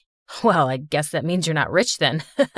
But you are pretty. I'm sorry, I didn't mean to say you looked poor. I meant, watch out! Just then, Patrick pulled me in as a lizard fell from the ceiling. We were so close, I could practically feel him breathing on my face. He wasn't so bad to look at, actually. Ew, no, Jane, snap out of it. That was a close call. It's a lizard. Also, you're kind of strangling me. Sorry. Patrick and I left for bed soon after, and the next morning, I woke up extra early to check the places for clues when I noticed that Ryan was missing. I searched for him everywhere in the house, but he was nowhere to be seen. So I rushed outside and walked around till I spotted Ryan standing under a coconut tree. What are you doing? I figured if I stand here long enough, a coconut might fall on my head again and I might get my memory back. I don't think that's how it works, Ryan. Let's go back. We started walking back when I noticed a weird-looking bird following us. I grabbed it to take a closer look when I saw a small camera under its tail. Holy cow, this was a surveillance bird. Just then, the bird started flapping its wings like crazy, making loud beeping sounds, and within seconds, a black van arrived and 2 guards came running in our direction. You're outnumbered, sweetheart. Surrender peacefully, and we might go easy on you. Please, I fought tougher men than you before breakfast. Let's dance. I launched into some of my best boxing moves, knocking one of the guards to the ground, but the other guard pulled me into a tight grip. I tried to fight my way, but he was too strong, and the next thing I knew, he pushed me into the back of a van with a really weird smell, and soon everything went dark. When I woke up, I was in a big room with my hands tied to a pole, and Ryan was sitting across from me playing video games. Oh hey, you're up, finally. Care for some candy? No, you idiot, untie me. Oh yeah, sorry. I've been a little in and out with my memory since Mom got me here this morning. There, all done. As Ryan untied me, I quickly got up to run, but just as I turned around, a woman walked in, and I immediately recognized her from the photos, Belinda Holland. She saw my hands untied and screamed at Ryan. What have you done, you moron? Guards, catch her! I bolted towards the door and managed to escape the room, but just as I turned the corner, I saw the guards running towards me, blocking the exit. Come on, Jane, you were trained for this. Knock 'em down. I took a defensive stance and was ready to attack when suddenly the window next to me shattered and Patrick jumped in. What are you doing here? Saving your butt, of course. Where's Kira? You didn't think I'd bring her on a rescue mission. Good call. Also, that glass could have hurt me, hero. Oh, yeah. Didn't think that through. Dude, look out! Guard incoming, 9 o'clock! But Patrick failed to react in time and the guard pinned him to the ground. But I kicked the guard in the face. Next time, just say duck or dodge or something. I'm bad with directions. Got it. We started throwing punches and kicks left and right, and we were surprisingly well synchronized. I didn't know Patrick could fight like that, and he looked so hot doing it. After knocking the guards down, Patrick and I ran like crazy up some stairs. We must have climbed over 7 floors before stopping in front of a door with a passcode. Maybe it's Ryan's birthday. It's his mom's place after all. Patrick started punching numbers like crazy. Okay, it didn't work. Maybe it's his parents' anniversary. It could be his jersey number or locker combination, his blood report number. Are you in love with Ryan or something? How do you know so much about him? Because I did my homework. Special Agent Patrick Yapper, MSA. You're an agent? So am I. CIA. So you're not Ryan's cousin? I am, but I'm also an agent. It was my mission to stay close to the family and get information about some secret lab. And can you stop talking? I'm trying to concentrate. Yeah, sure. Dude, you're like the clumsiest agent ever. That was just my cover. I'm not that clumsy, okay? Sure, whatever you say. How did you find me? I heard some loud beeping sounds, ran out, saw you get abducted, and followed you here. Also, I maneuvered through a laser maze, fought almost 1,000 guards, and came here to save you. That sounds like an exaggeration. But wait, you came here to save me? And not for the mission? Why? What do you mean, why? Because God, I can hear footsteps. I have to break this door down. Brace yourself. Before I could react, Patrick took a deep breath and charged at the door, but it was made of metal and he stumbled backwards right into my arms. There now. All good, princess. Happens to the best of us. I looked around and saw a fire extinguisher, which I used to smash open the lock. When the door flew open, we saw something that blew our minds. There was a huge machine in the middle of the room that looked like some kind of weapon. We were inspecting it when Belinda walked in with her guards and Kira. What are you doing here? I told you to stay back in the room. I couldn't stay back when the love of my life was taken away from me. Camilla, I love you. If we survive this, I'd love to take you out sometime. What? I thought it was obvious. I have always loved you. I was just jealous that you liked that idiot Ryan. No offense, ma'am. None taken. Let's get to the point. You will not be leaving till your dad comes here and gives me the key chemical I need to finish my master project. What chemical? And what's my dad got to do with any of this? Belinda went on to tell me how my dad was actually working for the government and he was the only person who could make the chemical she needed. That's why I asked Ryan to invite you here, so I could use you as bait and get your dad to help me. But unfortunately, my son's an idiot and lost his memory. Also, I didn't know you were an agent, so that kind of messed up my plan. A little tip, cooperate, and I might be lenient with you.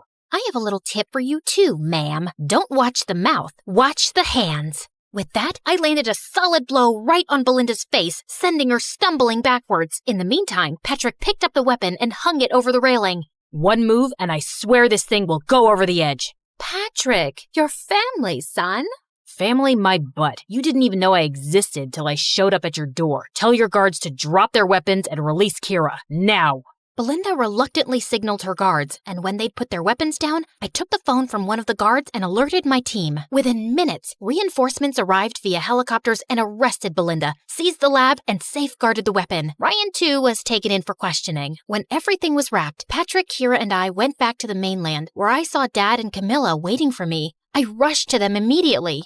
Why didn't you ever tell me you worked for the government, Dad? You never told me you were a spy either. That's just how things are. But Janie, I am so proud of you. Thanks, Dad. Wait, you're not Camilla? No, I am. Before I could react, Camilla started hitting me like crazy. Who does that to their own sister? You locked me and you took my phone? You know I can't live without my phone. Ow! I'm sorry, but it was important. Ow! I swear to God, if you put yourself in danger again, I will kill you. Are you crying? Aw, I'm glad you're here. By the time I was done meeting with my family and briefing the team on what happened, I noticed that Patrick was gone. I couldn't even thank him properly. And worse, tell him that I might have a little crush on him. A few weeks passed after the operation, and I was informed that Belinda had finally confessed that she was working for an enemy organization. Ryan was sent to his dad in Germany, and I never heard from him again. Kira finally asked Camilla out, but unfortunately, Camilla didn't feel the same way about her, and they mutually decided to take a break from their friendship. Meanwhile, I tried to use all my sources to find out where Patrick was, but it was like he disappeared into thin air. Then one day, I was in a coffee shop when I heard a huge crash. Ow, my head. Patrick, what are you doing here? What happened to your clothes? I got lost, then took a little detour and fell into a puddle. Then 2 minutes later, I walked into a flower shop to get you some flowers, but ended up tripping over something there too. But I know you like to come here often, so I thought of giving it a shot and voila. How did you know I came here? Have you been stalking me? You make it sound like stalking's a bad thing. Stalking just means caring enough to find out things about people that they don't want to tell you themselves. Look, I like you, Jane, and I know I'm kind of clumsy and stupid, and I say all the wrong things, but I was hoping I could get to know you better. But Kira asked you out and... hold on a second. Kira likes my sister, Camilla. I'm very much into boys, especially clumsy ones. Really? Yes, but you can't disappear like that again. Noted. Now, can I kiss you spy style? Patrick took me by the waist and leaned in to kiss me, but ended up losing his balance and we both crashed into a table. Why am I not surprised?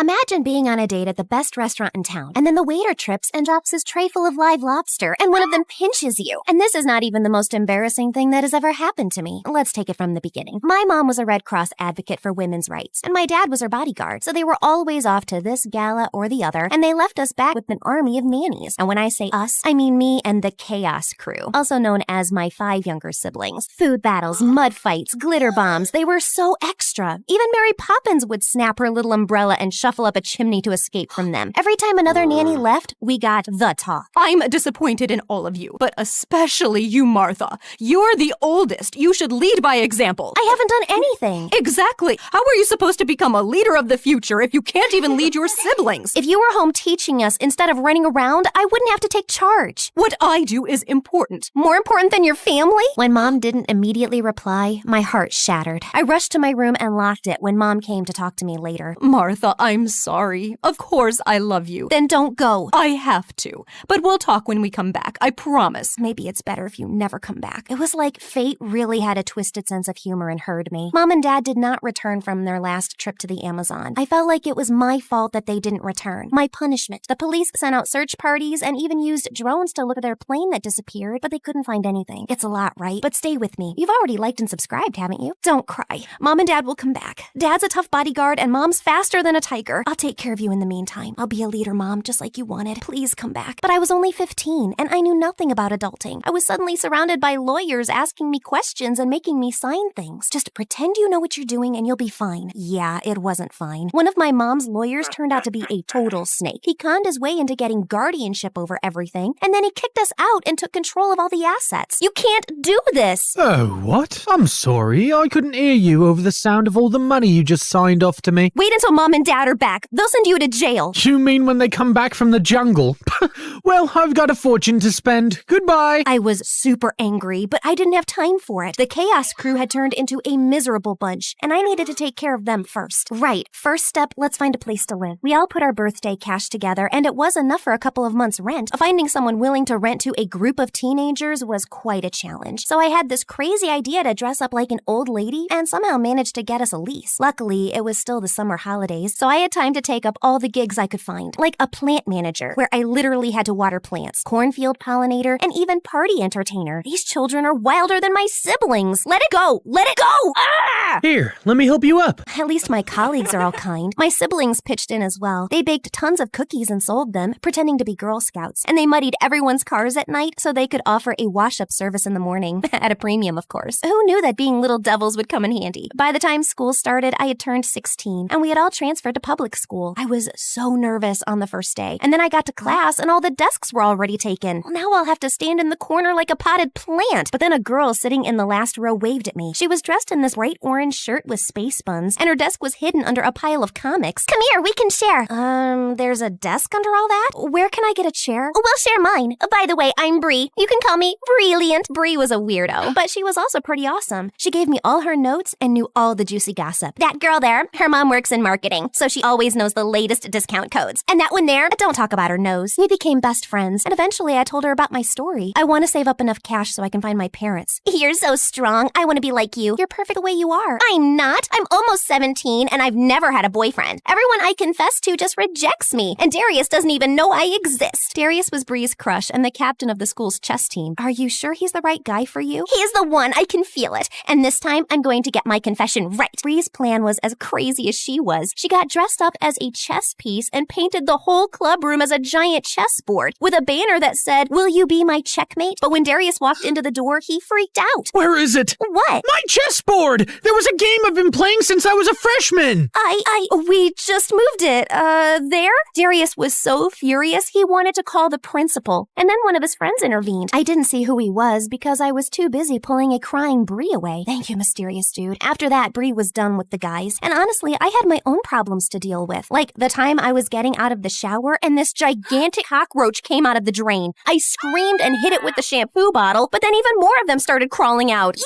It's an invasion! Oh yeah, it happens. Why do you think the flat was so cheap? We tried spraying them with gas, but the crawlers kept multiplying. We need a new flat ASAP. Martha, wise up and ask for a raise. But when I showed up for my part-time gig at the party entertainer company, the door was sealed off with bright yellow FBI tape and the entire place cleared out. Oh man, I loved this job. At least you get to keep the costume. What costume? These are my normal clothes. That is very creative. I never thought I'd meet someone more colorful than Bree. Hey, wait a second. Cute, smart, and probably colorblind. He's just perfect. Jasper, how would you like to meet a friend of mine? The moment I introduced Bree and Jasper, it was insta-love. They were like two very colorful peas in a super bright pod. And shortly after, they started dating. Martha, you are a lifesaver. I was seriously starting to think I'd be a crazy cat lady forever. And it was an easy match. You have so much in common. A couple of months later, it was Jasper's birthday party, and he introduced me to his sister Trinity, who was like a Wednesday to his Enid. Wow, and they came out of the same womb. I can't believe someone like Jasper found such a cute girlfriend. And I'm still single. All the boys care about is looks, and no one cares about brains. As I watched Trinity cut marshmallows into cubes and stack them into perfect columns, I realized there was at least one boy who could appreciate her, so I texted him. Oh, I hope I won't regret this. The party was in full swing when, "What's Darius doing here?" Actually, I invited him. What? Trust me. Hey, Darius. Hi,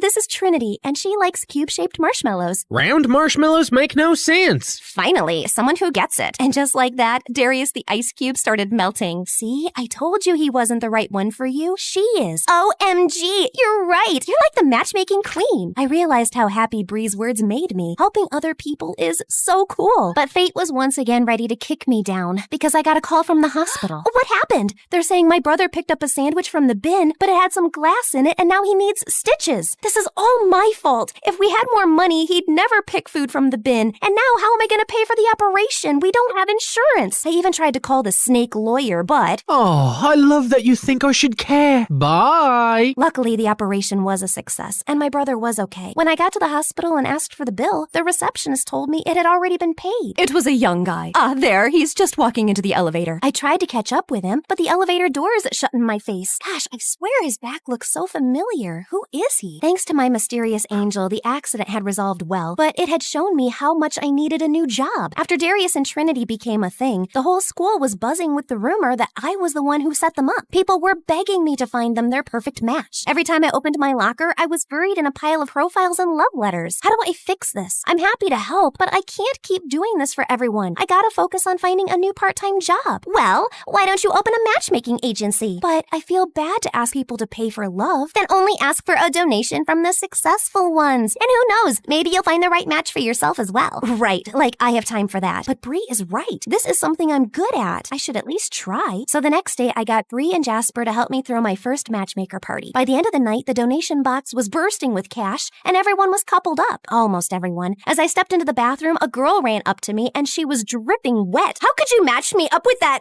dimwit? I told him, pass me the water, and he poured it on me. Him as in, I checked my notes. Kuro? Kuro was one of my top candidates. 1 year older than me, and a looker. Plus, he aced all his classes. Oh, and he loved hamsters, and gaming, and, well, to be honest, I might have stalked his online profile a bit. Can't help that he's so cute. And then he called my mom your grandma. It has to be on purpose. I'm sorry. I'll find you a new match. How about Timothy? Thankfully, Timothy was a total catch, so the girl was happy, and my reputation was saved. My agency was killing it, and my siblings and I finally moved out of Cockroachville. But to track down Mom and Dad, I needed some serious cash, and that meant tackling my biggest issue. Kuro, what's up with him? On paper, he's a catch, but every girl I set him up with comes back with a nightmare story. He took me on a boat trip and we almost sank. We went ice skating, but he didn't know how to stop and we crashed. We tried a cooking class and he somehow managed to burn the spaghetti, set off the fire alarm, and evacuate the entire restaurant. He's ruining my perfect score. How can someone be really that clumsy? Maybe you need to find out by yourself. Bree was right. So I bought a wig and contact lenses and set up myself for a date with Kuro. As soon as he entered the restaurant, he tripped on his own feet and crashed into the waiter, and everyone was looking at us. But instead of being angry, I just smiled. So Kuro, tell me about yourself. Well, I'm kinda clumsy. I'm sorry.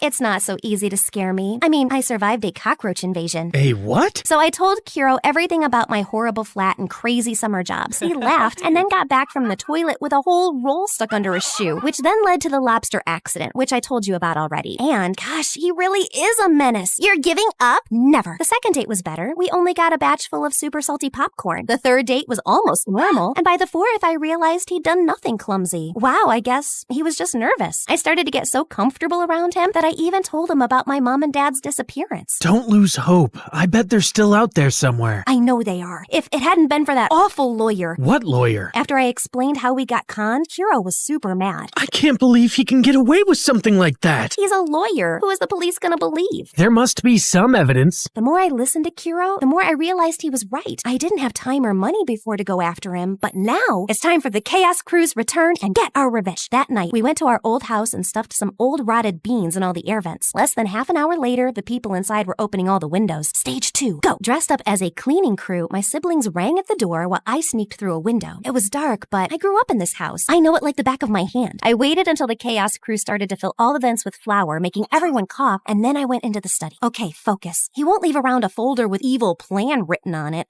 but as I looked into a drawer, that's exactly what I found. As I scanned through the pages, everything became clear. My parents! I can't believe they— Drop that! I looked around to see if there was anything I could throw at him, but he had me backed into a corner. I thought I smelled a rat. Now be a good girl and— Conk! The lawyer dropped, and behind him was Kuro holding a big law book. The power of knowledge, eh? OMG, thank you. But how did you find me? I might have followed you. Sorry, I was worried. While Kuro tied him up and called the police, I whipped out the phone and called the number I had found in the evil plan folder. Sugar Leader's Bakery? Yes, I have to place an order for 27 cinnamon rolls. Thank you. Please work. Please work. Attack! Mistaking Kuro for a bad guy, my siblings jumped him. And by the time I pried them away, the police had arrived. Arrest them! They're trespassing! It's not your house. My parents are missing, not dead. So by law, my signatures are invalid. But the evidence was clear, and the police dragged him away. It turns out we weren't the only family he had conned. He's going to be in prison for a very long time. A few days later, my siblings and I returned to our parents' home. I invited Kuro, Bree, and my friends to celebrate, but I couldn't sit still. Finally, the doorbell rang, and when I opened the door, my parents were there, alive and well. My babies! We're so sorry. We were working with Native communities to stop illegal activities, but we were forced to go underground to save the project? We left our lawyer a number and a safe message so that you could reach us in case of an emergency. That's the call you made? Yes, that arrogant man had written everything down. He was supposed to explain everything and take care of us.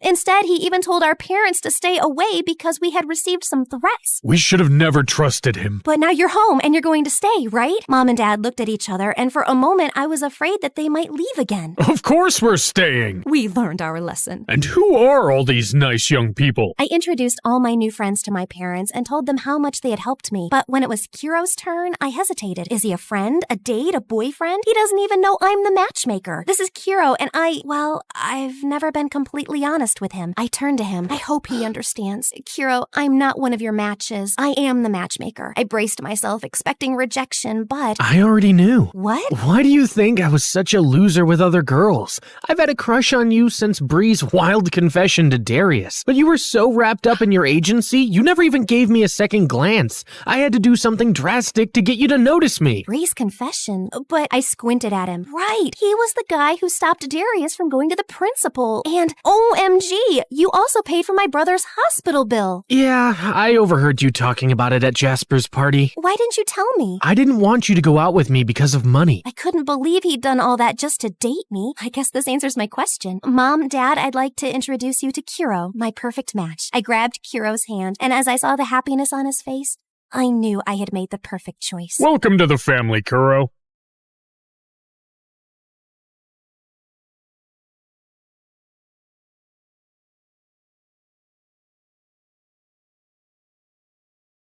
Hi guys, my name is Melanie, but call me Mel. Please like and subscribe to MSA. I used to live with my older brother Mark and my parents, who usually kept super busy with their work. With them gone for hours, Mark'd be responsible for the house and me. But that didn't come easy for him because I was a mess. As a kid, I was really wild and clumsy. I'd run around the house causing trouble, and he'd had to chase after me to keep me in check. No more chocolates, Mel. They ain't good for your teeth. But they're falling out anyways, brother, so let me have my fun. Even the kids at school would make fun of me for being weird and clumsy. But it all changed as I stepped into adolescence and the gorgeous genes in the family started to kick in. By the time I was 15, the same boys who'd teased me in my childhood now started asking me out. These are for you. Happy birthday, beautiful. Same to you. Little did they know I was still the same weird me on the inside, and Mark's protectiveness was all the more reason why I'd never gone on a single date. No doubt I loved him to bits, but he'd influence all the things I did at home and school, and it'd drive me crazy. Why did you throw away my party invitations? Why did you delete my Insta account? Why'd you sign me up for a geography class? 'Cause that'll help you in your future. You should be thankful you have a brother like me, Mel. Or else, how are you going to survive in this world? Happily. Saying that, I stormed out of his room, but later that night, he came to me. Are you still mad at me, Mel? Okay, listen, I've always wanted the best for you since you were a kid. Yeah, but I'm not a kid anymore, and you gotta stop controlling my life. Fine, you're gonna have it that ways anyways, 'cause I'm moving out for college next week. What? I didn't know how to react, 'cause I was both happy and sad about him leaving. But after Mark left, I had this feeling that I could take complete control over my life, especially when Mom and Dad were moving to a new city for their work and I was shifting with them. Our new house was like a giant mansion, and my room had these big windows and a tall mirror that took up most of the north wall. But more than anything, I was excited about getting a fresh start at school because Mark wasn't here to hijack my life. So, on the very first day, I wore a gorgeous new dress to school. But just as I was making my way through the hallways, I stumbled and bumped into a girl who was holding giant paint buckets in her hands, and all of them came flying onto my dress. Holy jeez! I ended up on the floor, but the girl reached out her hand towards me. Are you okay? I took it and quickly got off my butt, but I couldn't believe my eyes. She had gorgeous blonde hair and the sweetest smile. It was like I had an instant crush. I'm so sorry about the paint. Oh gosh, I ruined your dress. Come with me. She grabbed my hand and took me to the changing room, and there she handed me a fresh pair of clothes. Try this. It's not that great, but it'll help you make a good impression on your first day. How did you know it was my first day? Oh, word gets around here fast, especially about cute girls. Okay, thank you. If that was a compliment, I mean. Was it? Oh, never mind. I'm just blabbering. Wow, you're adorable. Saying that, she went away. But indeed, I did make an impression, because that dress was all torn from behind, and all the kids were laughing at me as I walked the hallways, except for the one girl that helped me out. Can't believe Jenny would prank you like this. But then again, she is Jenny. What do you mean? And who are you? Well, I'm Lauren, and I'm definitely not like her. But she is evil. She's got these weird family issues with a mute mom and a mute stepdad who's a complete jerk. And she's turning out to be just like them. Yeah, I could tell that by now. Lauren stuck by my side for the rest of the day, and we bonded pretty well. She was fun and notorious, just like me, and had this YouTube channel where she'd make entertaining vlogs. She even introduced me to this music club that she was a part of, and I was loving her so much that I wanted to be just like her now. Within a week, it was like we were besties, with no one to ruin our adventures. Or at least that's what I thought. Because there was someone whom I felt kept a constant eye on us and followed us everywhere at school. Jenny. One time I was in the swimming class, but just as I popped out of the water, I was shocked to see Jenny right in front of me. Jeez, you scared me. What the heck? You should stay away from Lauren. She's not nice, and she's just spoiling you. Really? Who are you? My mom? And why do you care? Especially after what you did to me on the very first day. That wasn't me. I don't believe you. Just leave me alone. Yeah, okay, I'm leaving. But this is the last time I'm warning you about Lauren. Don't be stupid. I don't like stupid people. Excuse me? With that, she took my towel and left. What a psycho. But luckily, after that day, I didn't see much of Jenny, and I got busy with my music club rehearsals. The school had its very own band, with Lauren as the lead singer, and I wanted to audition to be a part of it too. So I practiced really hard and nailed my auditions. And as a treat, Lauren took me out to dinner. You were great today. I'm sure you're going to get selected. So, what can I get you? Jenny? I didn't know you worked here. That's okay. She ain't Jennifer Lopez that we should be remembering small details about you.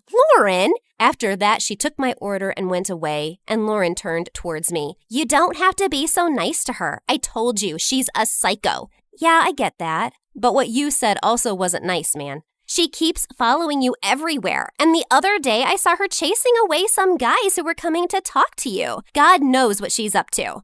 Suddenly, Jenny came back with our order, but she seemed off. That's your order. And here's something those guys sent for you. I don't like their vibe. If you want, I can make them leave. Make them leave? Are you nuts? Send them over to us. They're cute. But they seem bad. No one asked for your opinion. Now get out of here.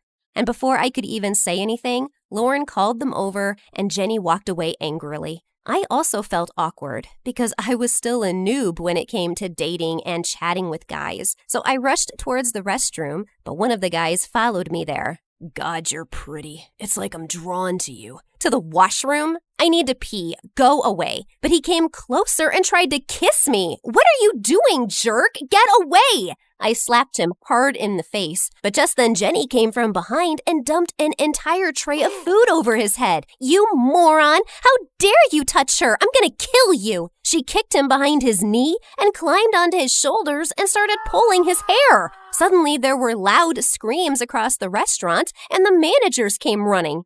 They fired Jenny on the spot for misbehaving with her customers, and I had to butt in. No, she didn't do anything wrong. She was just trying to help. Shh, let her be. I told you she was nuts. Let's just go from here. Lauren pulled me out of there, and we both went home. But later that night, I couldn't stop thinking about Jenny. She tried to help me, but got fired.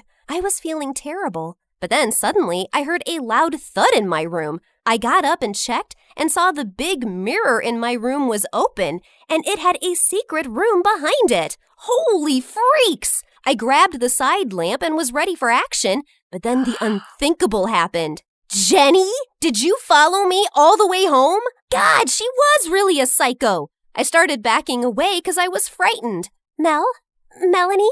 Tell me what you're doing here or I'm gonna call the cops. No, don't do that. Don't call anyone. I'll tell you everything. This was my home. Before my mom married my stepdad, we used to live here happily. I looked around and saw toys and Jenny's pictures with her family all over the walls. She wasn't lying about this. But then my dad left and Mom married that jerk, and he sold everything because of his gambling habits. Mom's head over heels for him, so we won't leave him. And today, when they learned that I got fired from the restaurant, they got mad at me and I just ran away. Oh, God, I'm so sorry, Jenny. I had no idea. I thought you were stalking me. What? Why'd you think that? 'Cause Lauren told me you kept following me and that you'd chase away all the guys who tried to come near me. I'm not a stalker, Mel. I didn't know you lived here. And I did all that 'cause I was just trying to protect you after what happened on your first day of school. But if that's what you think of me, then fine. I'm gonna leave. It made me feel bad that she was just trying to be protective, and that reminded me of my brother. Jenny, it's all right. You don't have to leave. If you want, you can stay with me. No, Mel. You think of me as someone bad. You're not bad. The guy who tried to kiss me was bad, and I want to thank you for saving me from him. And I'm sorry that you got fired because of me. So please stay. Her face lit up, and she came and hugged me. And for some reason, my heart started racing. This was crazy. The next 2 days, it was the weekend. Mom and Dad weren't home, and Jenny stayed with me. And surprisingly, it was fun. We shared so many interests together, including MSA being our favorite YouTube channel. And she baked me the most delicious cookies in the world. Later at night, I was even having trouble working on my homework when she came and helped me. Come on, Mel. I know you have it in you. I'm not really on the smart side, but you can be on the hard-working side. Come on, it's just to pass a few grades. Okay, I'll try harder. But instead of that, I ended up sleeping like a log. And when I woke up, I saw she was sleeping right next to me. And for some reason, I couldn't help but stare at her beautiful face. Hey, what are you looking at? Oh, I fell in love with you from the very first moment, Mel. And that's why I was super protective about you, though I may have shooed away some stupid boys out of jealousy, too.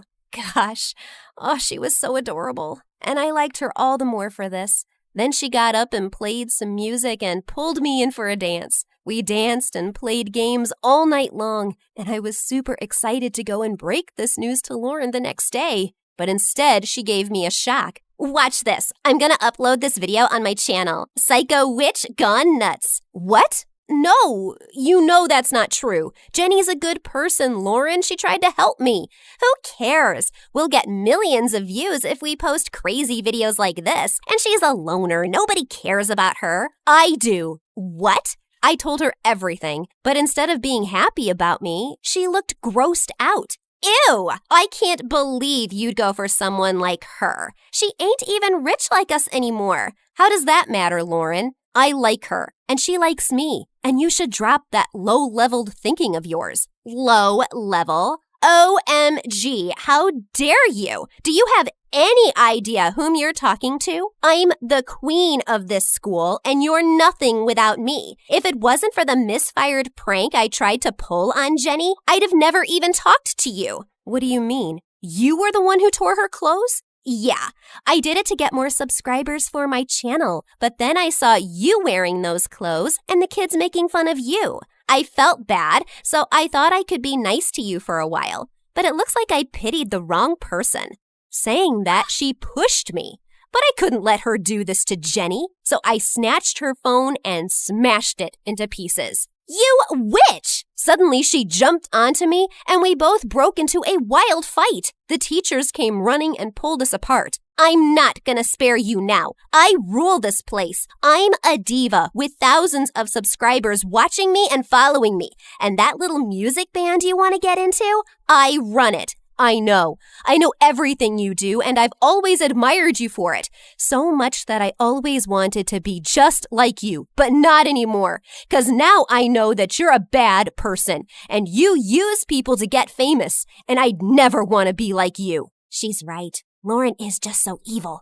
Yeah, she's not even that good of a singer. They have her in the band because of her popularity. She's so egotistical.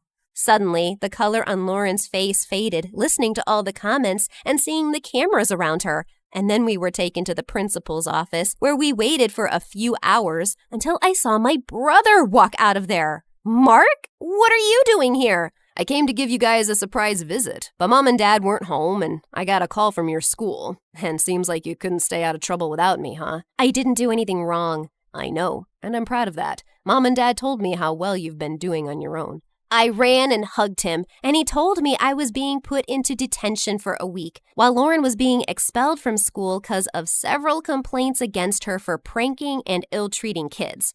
I felt bad for her, but then I felt a gentle tap on my shoulder. Are you okay? I heard what happened, and I got so worried. Why did you fight with her? 'Cause you would have done the same for me.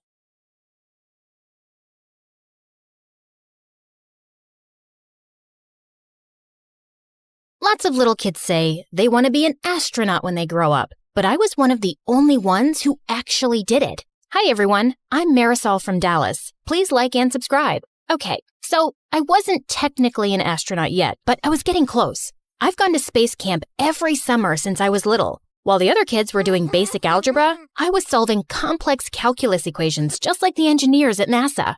My heroes were Valentina Tereshkova and Sally Ride, two of the first women to go to space. I wanted to follow in her footsteps and inspire other girls one day. My parents thought I was strange for only eating freeze-dried space food, but I didn't care.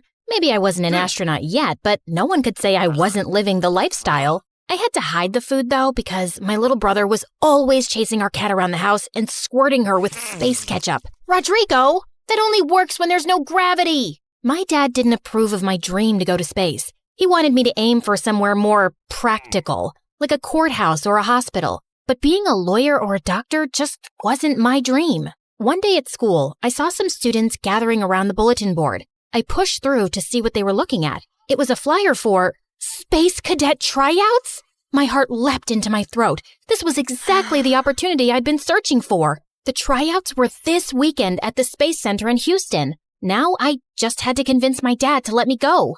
Absolutely not. It's out of the question. But Dad, an opportunity like this might only come along once in a lifetime. You need to focus on your studies. I have straight A's. You have chores to do. So if I get all my chores done before the weekend, you'll let me go? I could tell my dad was trying to think of another reason to say no, but I didn't give him a chance. Thanks, Dad. I mowed the lawn, trimmed the hedges, and vacuumed and scrubbed the floors faster than I ever had before. The house was spotless. But every time I told Dad I was finished, he just gave me a longer list of chores.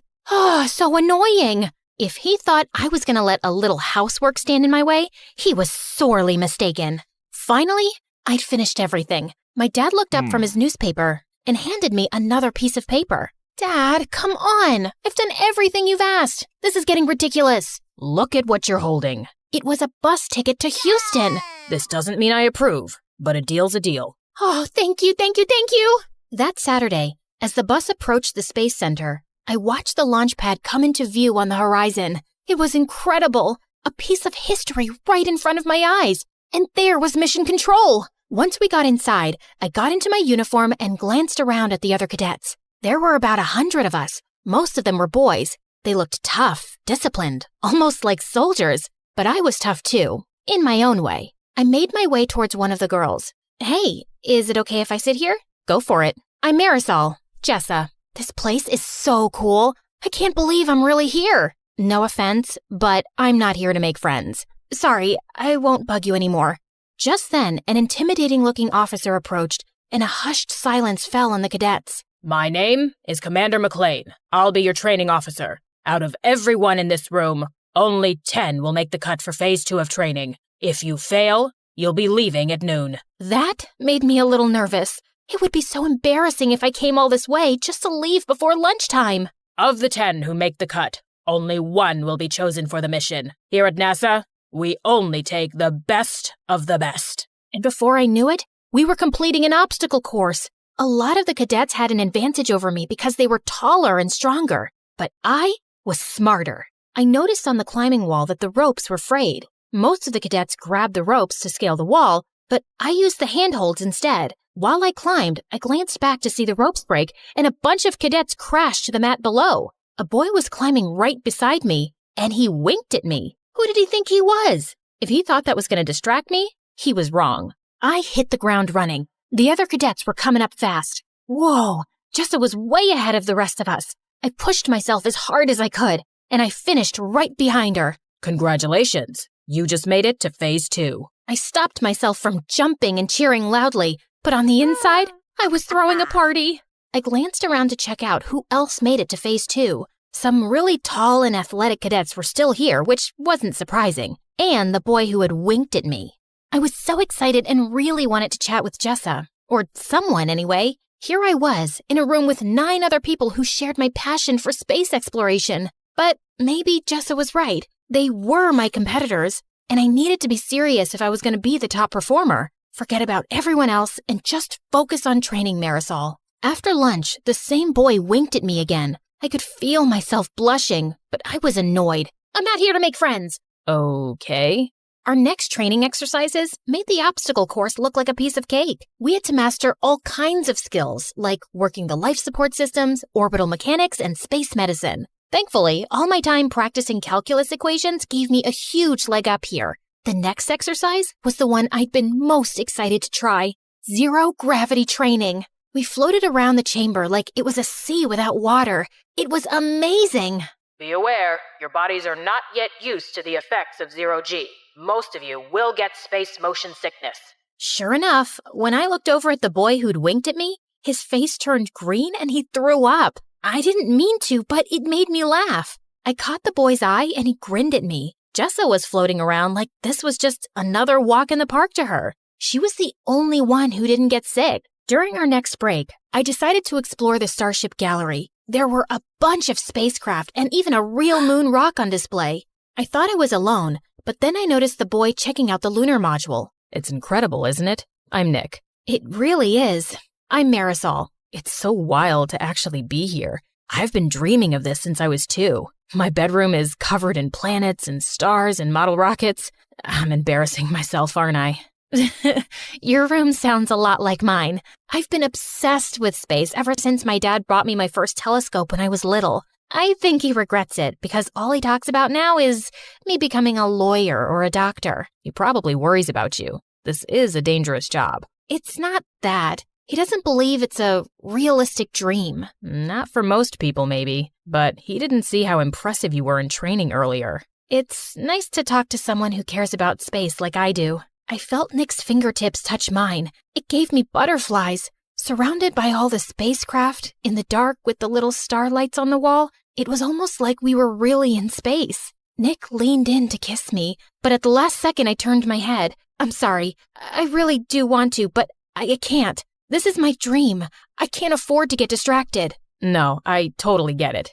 I was glad he took it so well. He really did seem like a great guy. Under different circumstances, I would have kissed him in a heartbeat. But this wasn't the time or place. You know this means I'm going to do my best to beat you, right? I'd expect nothing less. Our break was over. Now it was time for something super cool. The space flight simulator. It was awesome at first. It was so realistic that it was easy to forget we were on the ground. But then an emergency alarm started to beep. Mission Control, we have a problem. There was an explosion in the service module. It ruptured oxygen tank number 2. I redirected power to our primary oxygen tank, but then a second alarm started beeping. Red lights were flashing everywhere. There's a line ruptured in your primary oxygen tank. You're losing oxygen fast. I did my best not to panic. My hands were shaking. Wow, this was intense. All the cadets were scrambling to figure out how to solve the problem. Remember, only one of you will be chosen for the mission, but this is a group exercise. If you can't work together as a team, you won't survive. Jessa and I locked eyes. Marisol, can you calculate how much oxygen we have left? On it. Nick, I need you to shut down all non-critical systems to conserve energy. Copy that. At our current rate, we'll run out of oxygen in 10 hours. That's not enough time to complete our mission. I'm going to try and bring us in for an emergency landing. All of us got to work, nervous and sweating, but we were in sync. It's too rocky. There's no safe place to land. You got this, Jessa. We believe in you. Even though it was just a simulator, I had to admit it was scary. What if this happened on a real mission? That's what you're preparing for, Marisol. So if it does, you'll be ready. Suddenly, the emergency signals were silent. We all looked around at each other, breathless. Congratulations, cadets. You've just successfully executed an emergency landing. All of us cheered. I even gave Nick a hug. We really pulled together and overcame the odds. It made me stop seeing the other cadets as my competition. They were good people who wanted the same thing I did. And when one of us succeeded, we all did. Later, I was hanging out in the observation area overlooking the launch pad. The sun was setting outside, and it cast a beautiful glow on the shuttle. Mind if I join you? Of course not. I'm sorry if I was rude earlier. The truth is, I was afraid if I opened up, it would make me vulnerable. And it's already hard enough, especially for girls. I know what you mean. You really had my back in the simulator. We're a team. When one of us succeeds, we all do. Friends? Friends. You know, I think you have a really good chance of being chosen. Really? But you're like the best pilot here. I can't do math like you can. Let's make a pact. No matter which of us wins, or if neither of us do, we'll still support each other. Deal. The next morning, it was time for the announcement. We gathered around and waited for Commander McLean. I think everyone was too nervous to chat. Finally, the commander approached. All of you did good work here. I want everyone to walk out those doors with their heads held high. But as I said, there can only be one. I tried so hard to keep it together, but I was dying to know who was chosen. Cadet Jessa, congratulations. You're our top performer, and you'll be joining our crew for our next mission. I felt all the wind go out of my sails. Don't get me wrong, I was happy for Jessa, but I'd wanted this all my life. I had gotten so close, and now it was out of reach. Still, I told Jessa I'd support her, and I meant it. I gave her a big hug, and we promised to keep in touch. Nick and I exchanged numbers too. When I got home, I looked around my room. Maybe it was time to grow up. I took down my space stuff and put it in a box. Then I decided to take one last look through my telescope. Orion and the Big Dipper were shimmering in the sky. It was so hard to say goodbye. What are you doing? You were right. I should find something more realistic. Please, don't say I told you so. Oh, Marisol, I wasn't right. You were. What? Maybe being an astronaut isn't the most realistic goal, but that doesn't mean it's not achievable. This world needs dreamers. If anyone can make it happen, it's you. From that moment on, I never doubted my path again. I was going to give it my all, no matter what the odds were. And maybe, just maybe, one day I would inspire a little kid, just like my heroes inspired me.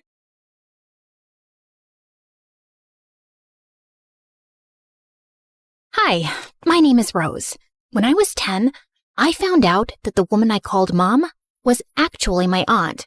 My biological mother had given me to her as an act of charity, since my aunt couldn't have children and my mom already had 3.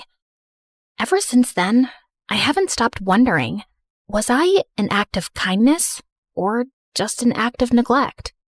People always said I had a unique look, olive skin, this odd shade of green eyes. I started wearing glasses at 6, so maybe that ruined the effect. Doesn't matter. Let me just tell you up front. My life wasn't some wild adventure. Just me, drifting through school with a weirdly decent sense of humor, and a family situation no one could explain in one sentence. Now, my dad, God bless his midlife crisis, decided he wanted to be the next Steve Irwin. Not in a cute, let's volunteer at the zoo kind of way, but full-blown obsessed. Animal documentaries, snake facts at dinner, backyard traps to train my instincts. By the time I was 7, I could name more venomous reptiles than I could types of candy, which, honestly, explains a lot. So when Christmas rolled around, I didn't ask for Barbies or ponies or whatever other kids were crying about. I had one very specific, very non-negotiable wish. A snake. A real one. A snake? Absolutely not. But not just any snake. He's educational. So is watching a nature show. Why don't you print out a picture and hang it on your wall? His name is Venno. I already made a tank out of the rice cooker box.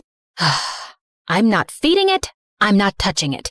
And if it escapes, you're sleeping outside. I was that weird kid in school, obsessed with snakes, reptiles, and obscure animal facts. So no, I didn't have many friends. And honestly, I was fine with that. Apparently, not everyone else was. So, as you both know, Rose is different, and I think we should work together to help her make some friends. Well, you're saying it like there's something wrong with my daughter. Maybe all her classmates are just weird and stupid, and she doesn't want to be their friend. Honey. Mrs. McGill, I understand your frustration, but your daughter brought a snake to school. and she threw it at another student. Do you understand how dangerous that is? She threw it at Jessica, the little bully brat you should have suspended years ago? But no, let's go after the quiet, weird kid who minds her business and likes snakes. Look, I get what you're saying. I do. But this is our daughter. She'll stay like this until she grows out of it, hopefully. So please, don't call us in for these Dr. Phil meetings again. Come on, honey. That night, I did the only logical thing a lonely, misunderstood 11-year-old could do. I sneaked out to get a tattoo of Venno.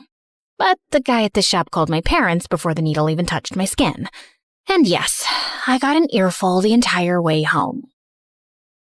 Things stayed the same until I turned 17. And then everything changed. I stumbled across this online ad for something called the Reptile Lovers Retreat. It was this once-a-year, deep-in-the-jungle kind of event, a snake nerd paradise where people from all over the world camped out and swapped stories about their pet snakes and lizards. Next thing I knew, I was on a private jet for the first time in my life. Turns out, the whole retreat was organized by Matthew, a teenage billionaire with a thing for snakes, drama, and 5-star everything. He was the kind of guy who could throw a party mid-air like it was just another Saturday, and somehow make everyone feel like they belonged there. Nice tattoo. Thanks, bro. Got it last week. Finally. Been trying to get it for years. You look familiar. Have we met before? Oh, come on. Are guys still using that line? Is that, still a thing? What? You've been eyeing me since the party started. Well, yeah. You looked familiar. Haha, see? Classic move. Old but gold. Babe, what's so funny? Jessica? What the heck are you doing here? Existing? I'm here on a trip with my boyfriend. I'm not some weirdo snake girl who flies across the world just to hang out with reptiles. Take it easy, babe. Anyway, nice to meet you. Sir. Roser? She means loser. But yeah, that's me. I barely had time to process what was happening before the world tilted sideways. Literally. We were falling fast. Then crash. Everything went black. Where am I? The world around me was buzzing, but somehow we all survived.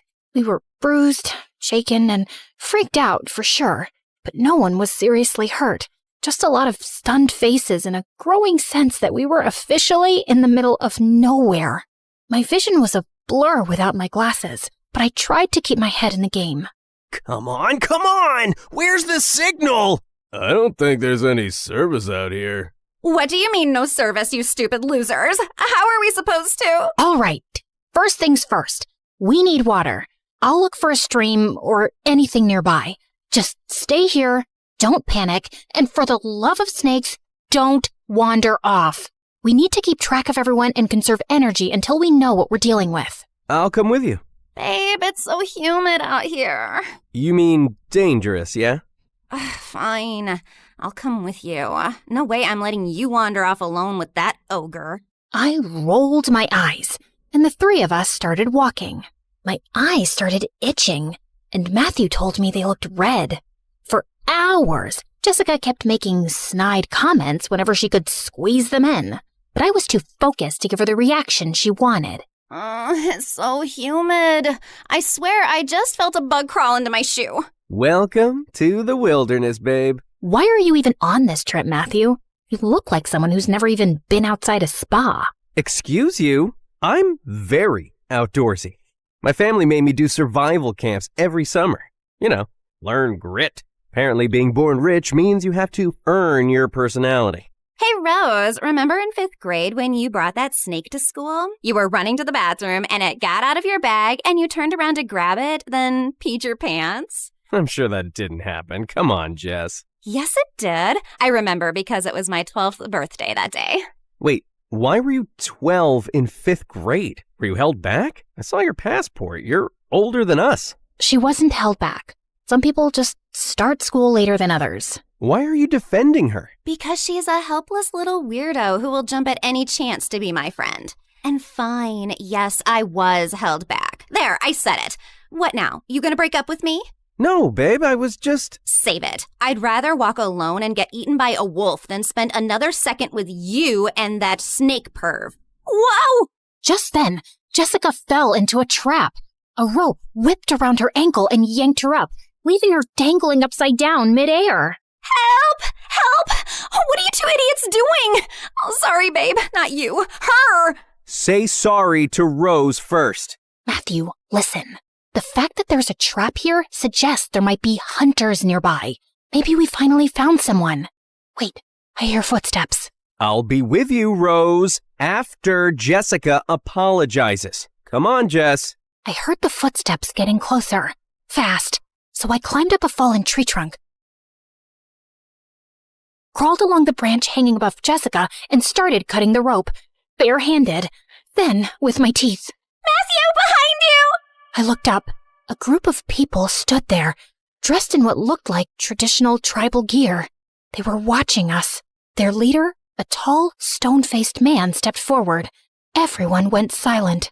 I awkwardly bit the rope one last time, and Jessica fell, head first, onto the ground with a thud. Ouch! And who are these people? Are they gonna save us or eat us for dinner? They didn't speak any English, and while Matthew tried to communicate with them, I noticed their leader staring at me. Then he took a step closer, and just like that, the whole group went still. Soboki Nina Ayame. He's looking at my snake tattoo. Then he turned to his people and said something in a language I didn't recognize. Suddenly, they bowed to me, like full-on prostrated. The leader gave a signal. Two of them came over, lifted me onto their shoulders, and started chanting something as they carried me away. Matthew and Jessica followed in shocked silence. What are they saying? Shikboko mayon koslaki fi. I think he said, I like the cut of your jib, kid. You got guts.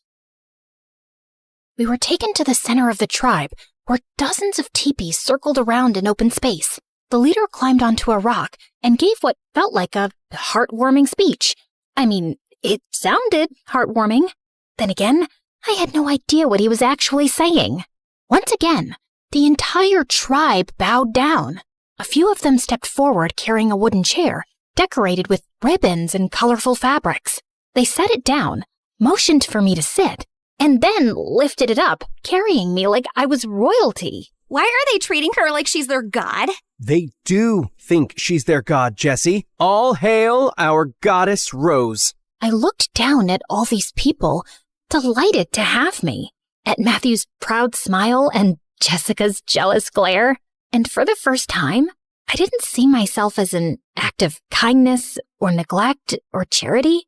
I saw myself as a gift to humanity, or maybe a god. For starters, they placed me in a decorated teepee with round-the-clock security and women assigned to care for me. They bathed me in milk, washed my hair with oils that smelled like heaven, and fed me their best food. Every evening before sunset, they paraded me through the village on my chair and set me down at the center, where people lined up to kiss my hand and touch my feet, hoping for my blessings. Matthew and Jessica were given a separate teepee, way out on the edge of the tribe. I didn't speak to them for days. I only saw them from afar, where Jessica looked visibly annoyed. I knew they wanted to be saved, to go home, to call someone, but I figured that could wait. Besides, it's not like I could communicate with the tribe very clearly anyway. The tribe leader had a habit of presenting people to me during these blessing sessions, one person each day, so I could examine them and decide if they were worthy or pure. Naturally, I said yes to everyone. Who was I to judge? But one day, he brought me a young man, maybe in his early 20s. As he got closer, I caught a whiff of something unpleasant. Let's just say he didn't wipe well. I winced. Just for a second. It wasn't dramatic, just a face. The leader's eyes widened immediately. He turned to his men and made a gesture, sharp and fast. Before I could say anything, They rushed in, grabbed the guy, and started dragging him away. He burst into tears, trying to crawl back, begging, looking right at me. He reached for my feet and cried harder. I stood up, trying to stop them. I stepped forward, blocking his path, trying to say something, anything. But the leader suddenly turned toward me and placed his hand on my shoulder. His eyes were cold, wide, steady. I froze and just stood there, watching them drag the crying men out of the clearing. And there was nothing I could do. For the next few days, I pretended to be sick so I wouldn't have to leave my bed. I just wanted to avoid those blessing sessions altogether. There was this girl, Huna. I eventually learned her name. She was assigned to be my personal assistant, but really, she was more like a babysitter. She barely left my side, day and night. Over time, I managed to learn a few words from her and teach her a few English ones too. Of course, I had to keep up the I'm sick act the whole time. You've been staring at the necklace for a while now, Huna. Do you like it? I wish I could give it to you. It's from my mom. My biological mom, actually. She gave it to me when I was 6, and even though I was too young to understand it back then, I remember thinking it was strange that my aunt would give me something so expensive. Oh, sorry, that's confusing. She was my aunt back then. When I turned 10, I found out she was actually my biological mother. She'd given me to her sister, my aunt, because she was poor and already had 3 kids, and her sister couldn't have any. I was angry and confused that day, but somehow I ended up pulling this necklace out of the drawer and putting it on. And ever since then, I haven't taken it off. Una didn't respond. She just kept staring at the necklace. Sorry, girl, I can't give you this one. But here, take this bracelet. It's from Target, but it's cute. I'll give you the other bracelet if you like and subscribe and interact with this video so more people can see it and I become more famous. Huna gave me a side eye, but took the bracelet anyway. Just then, the leader barged in. He looked furious. Without saying a word, he grabbed Huna and pulled her to her feet. He started scolding her and pointing at me. My guess was that he figured out I was faking being sick and that Huna was covering for me. He tried to drag her out. I panicked. I didn't want her to get in trouble, especially not for me. I jumped up to stop him. The moment he saw me on my feet, his eyes widened. He shouted even louder at Huna. And I don't know what came over me, but I slapped him. He froze, stunned. For a few seconds, no one moved. Then he just turned around and walked out. Huna, I'll give you the necklace, but you've got to help me with something. Eventually, I managed to explain, at least partly, that I needed her to sneak Matthew and Jessica over to me. She looked hesitant, but after I gave her the necklace and pleaded for what felt like hours, she finally reluctantly agreed. That night, just before dawn, she stuffed them into the giant bags they usually use to carry firewood and placed the cart near my teepee's entrance. Matthew and Jessica snuck in quietly. You better get us out of here before I kick your butt, you little miserable smackhead. I wouldn't use miserable here, Jess. In case you haven't noticed, she's literally a god here. She's still a stupid loser to me, and don't you ever defend her again. You did it before, and you're doing it now. I'm warning you, Matthew. What are you gonna do, Jessica? We're stuck in the middle of some weird cult tribe, and this is what you're focused on? Belittling Rose? What has she ever actually done to you? It's okay, Matthew. Thanks, but let's just focus. We need to figure out how we're getting out of here. Oh, now you care about us? Do you have any idea what we've been through?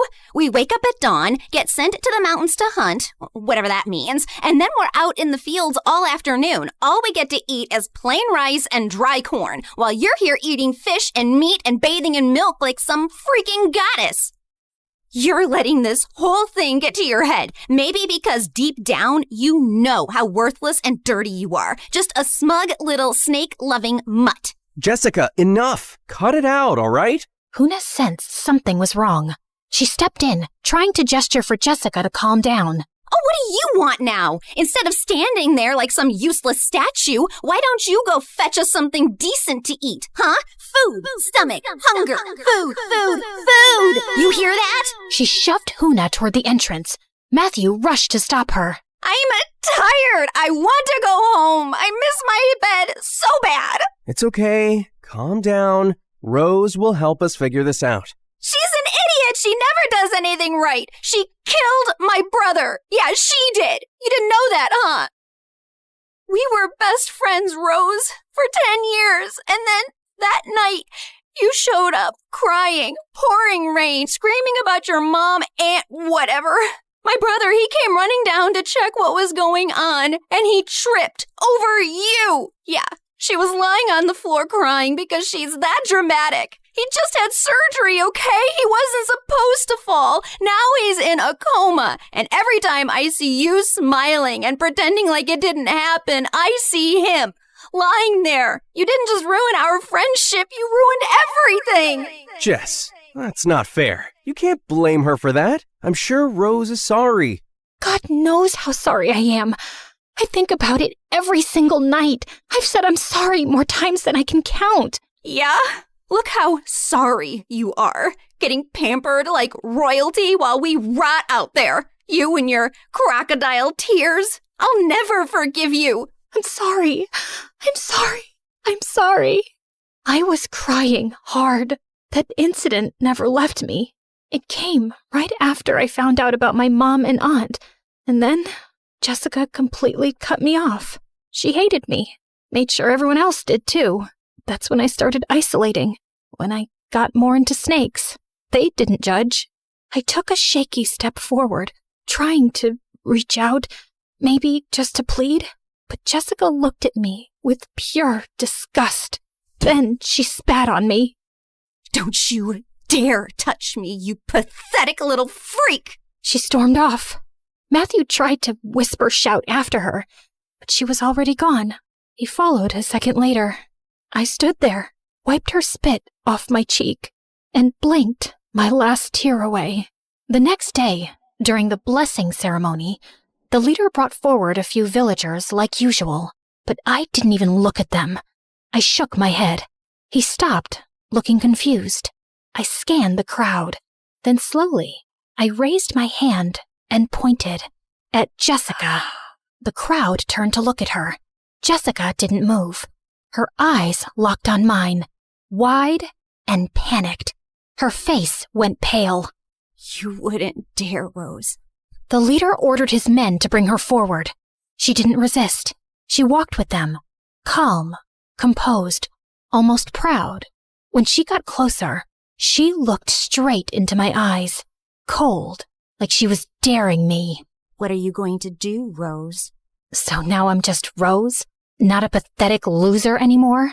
She didn't say a word, just stared. But her eyes were saying, do the right thing. I looked at the leader and gave the signal to take her away. No, please, stop! Rose, tell them to stop! He tried to run toward us, but a few of the men held him back as Jessica walked away silently, without a fight, never once looking back. That night, I sat in my teepee with the worst headache of my life. My eyes were burning. I'd already kicked Huna out because I needed a break. Some rest without someone hovering around me like I was prey. Just then, Huna tiptoed back in, dragging Matthew by the ear. Oh, Pakiheneme! Shokomuhene! Matthew, why were you outside walking around my teepee? Do you know how dangerous that is? Good evening, Rose. Couldn't have a bad one if I tried. I needed to talk to you, and I didn't know how. Ow! Seriously, tell her to let go of my ear. If you're here to talk about Jessica, save it. She got what she deserved. I've been silent enough. I get your pain, I really do, but she's been through a lot too. I mean, I wanted to break up with her, but ow! What is her hand made of, metal? It's okay, Huna. You can let go of his ear now. I was gonna break up with her before the trip, but her dad asked me to wait. He's a friend of my dad's. Said she wasn't doing well, that this trip might help. Her therapist thought nature would fix things, I guess. She's all he's got. I just wanted to get her back safe. All of us. Boo and who. Come on, Rose, show empathy. Her going through stuff doesn't mean everyone else has to suffer for it. Her therapist should have taught her not to be a jerk, not to go out and connect with the trees. Now, if you don't mind, it's time for my nap. Huna pushed him toward the exit. Wait, Huna, right? Here, I picked this flower for you. Thought it looked cool. I've never seen anything like it. Huna clutched her chest, visibly touched, then promptly threw the flower away. Shokuri! It's poisonous, you idiot. Now get out. Huna gave him one last glare and dragged him out. That night, we had one of the biggest ceremonies yet. A celebration marking the night of arrival. A sacred tradition passed through generations, where they believed a god would descend from the sky to guide them. Apparently, I was that god. At one point, I noticed a kid staring at me with hatred. It was the first time I'd seen that kind of look directed at me here. Huna caught the tension. From what I could gather, the man they dragged away during the last blessing was his father. I was so tired of people blaming me for things that were completely out of my control. I mean, I was sorry it happened, but it wasn't my fault. Not really. So I stuck my tongue out at the kid. He hid behind his mom. A few moments later, the men came to carry my chair for some ritual. They lifted me high into the center of the gathering. Some people cheered, others bowed, and as I sat above them all, I felt it. No matter what I did, they would keep worshiping me. Even that boy from earlier had been pushed forward by his mom to join the celebration. Funny how I was someone's discarded kid. Now I'm someone's god. I still don't know which one hurts more. The boy stared straight at me. Then he pointed behind him. I followed the direction he pointed, half expecting nothing. But then, completely unrelated, I saw a glow. The glow was faint at first, but it quickly grew into visible flames, rising higher and spreading fast through the dark. I raised my hand and pointed, and the music slowly faded as people turned to look. Then came the gasps, and the shouting followed soon after. Panic broke out, and someone rushed to carry me away to safety. The next morning, smoke still hung in the air. Half the village was reduced to skeletons of ash and cinder. And yet, no one cried.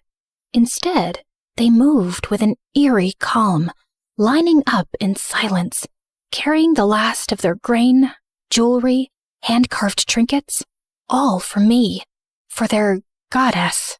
Children clutched burned dolls. Old women limped barefoot across blackened earth, as if none of it mattered, as long as I was safe. They would have done anything I asked, anything. And for a second, I didn't hate that.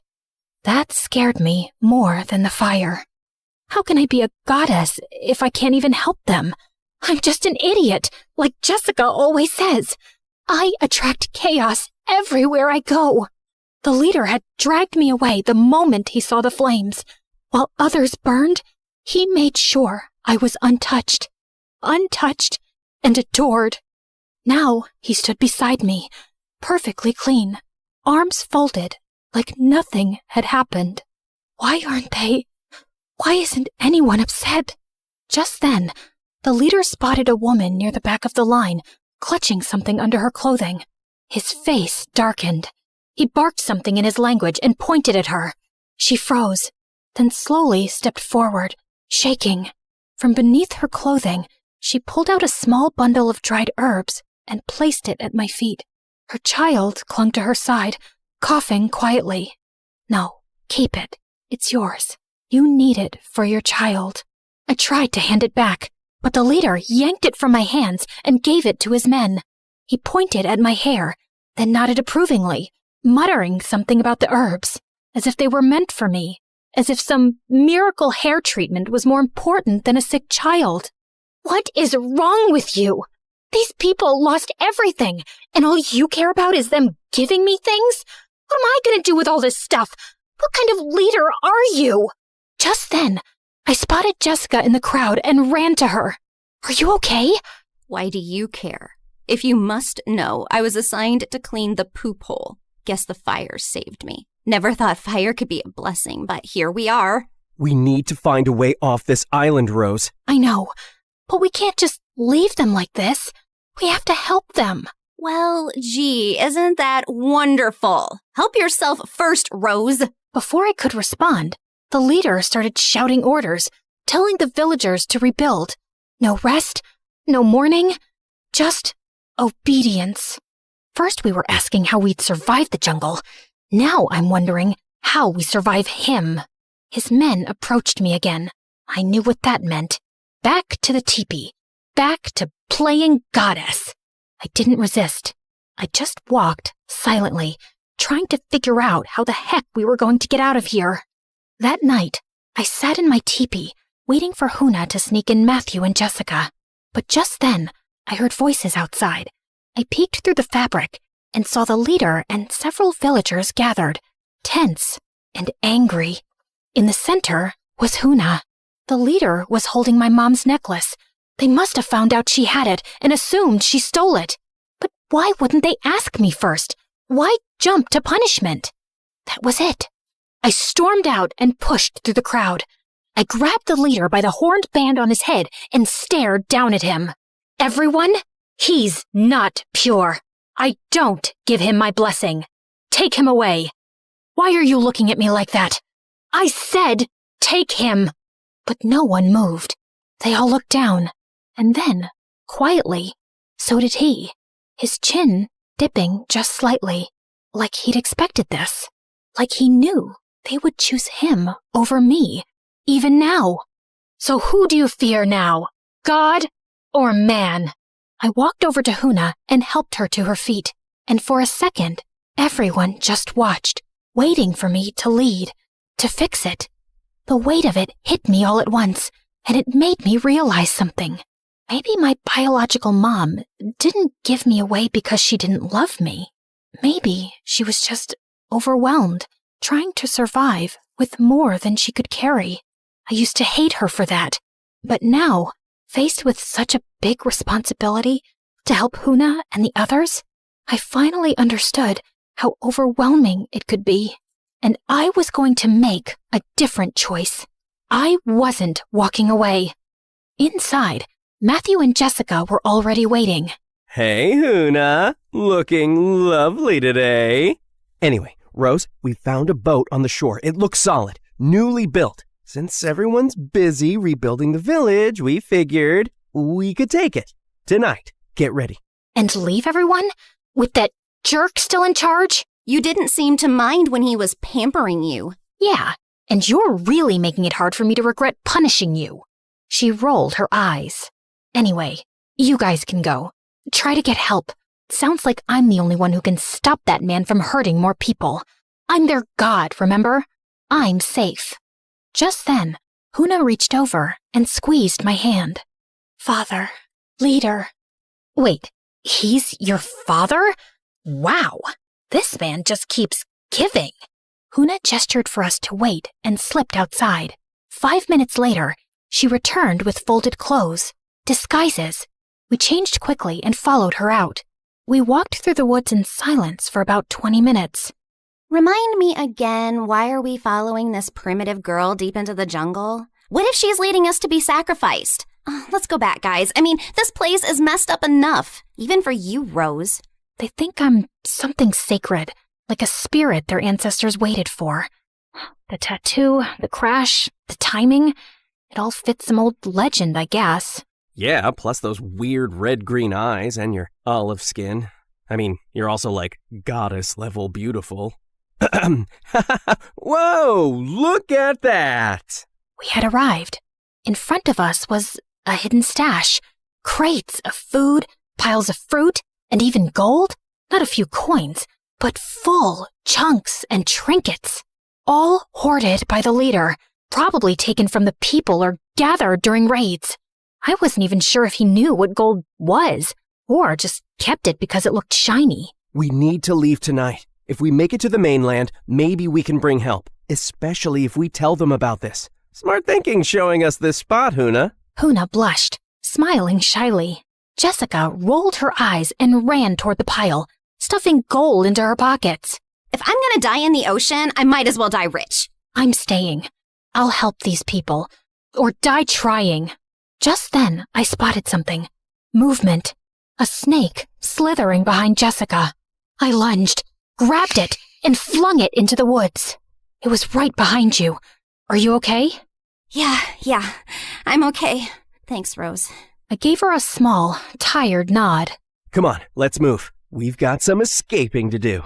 Why are you so excited about this? You do realize it's not one of your yacht trips, right? Yeah, and I was sent to jungle camps before I even learned how to shave. My dad called it character building.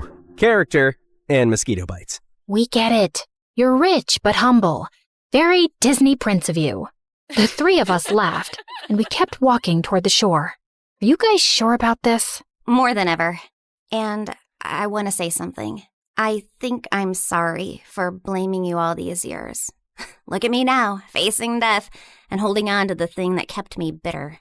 Great speech. Now let's move on, babe. Don't babe me. I know you've been planning to leave me since forever. Just waited because you felt sorry for me.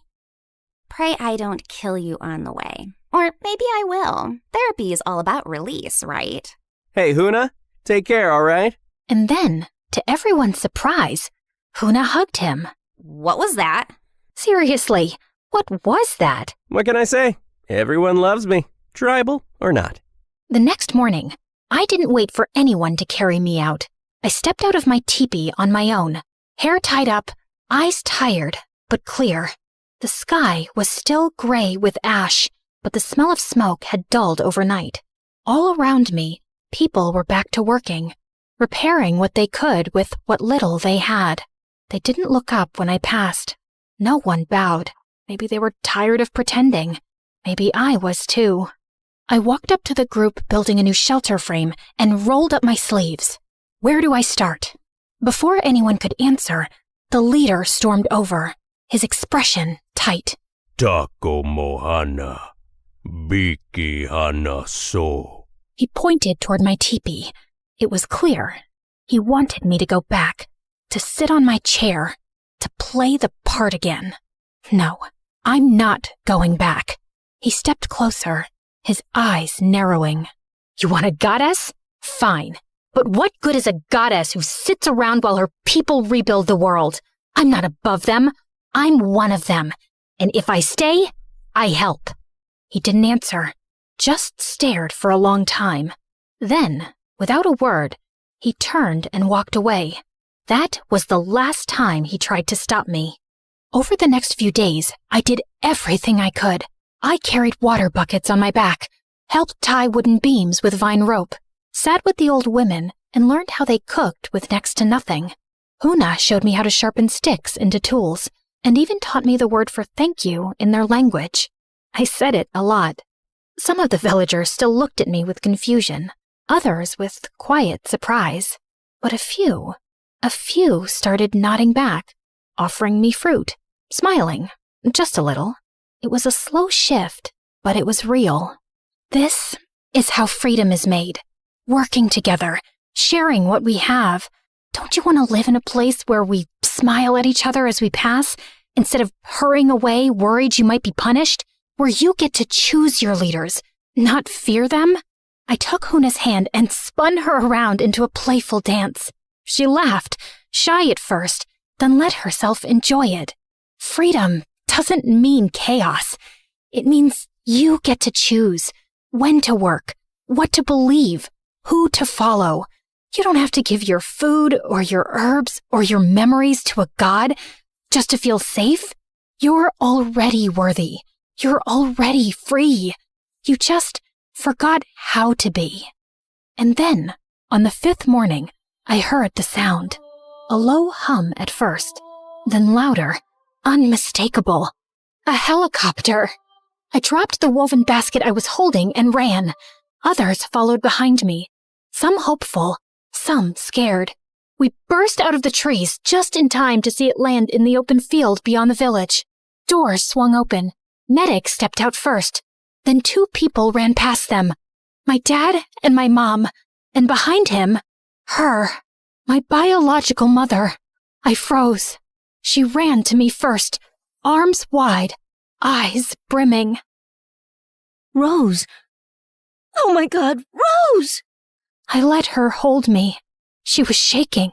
I didn't know what to say, so I said nothing. I just let her cry into my shoulder. Eventually, the rescue crew tried to approach the villagers. They offered help, food, clean water. Some of the villagers nodded politely, but backed away. Others disappeared into the trees. They didn't want saving, not from strangers. I didn't blame them. Before we left, the leader and Huna approached me one last time. I stepped forward and hugged her tightly, burying my face in her shoulder. Come with me. You don't have to stay here. You can go to school, dance when you feel like it, be away from him, be free. But she gently pulled away and gave me a small, sad smile before stepping back beside her father. I wanted to scream at her, tell her to run while she could, but I didn't, because deep down, I knew what it felt like to still need the person who failed you.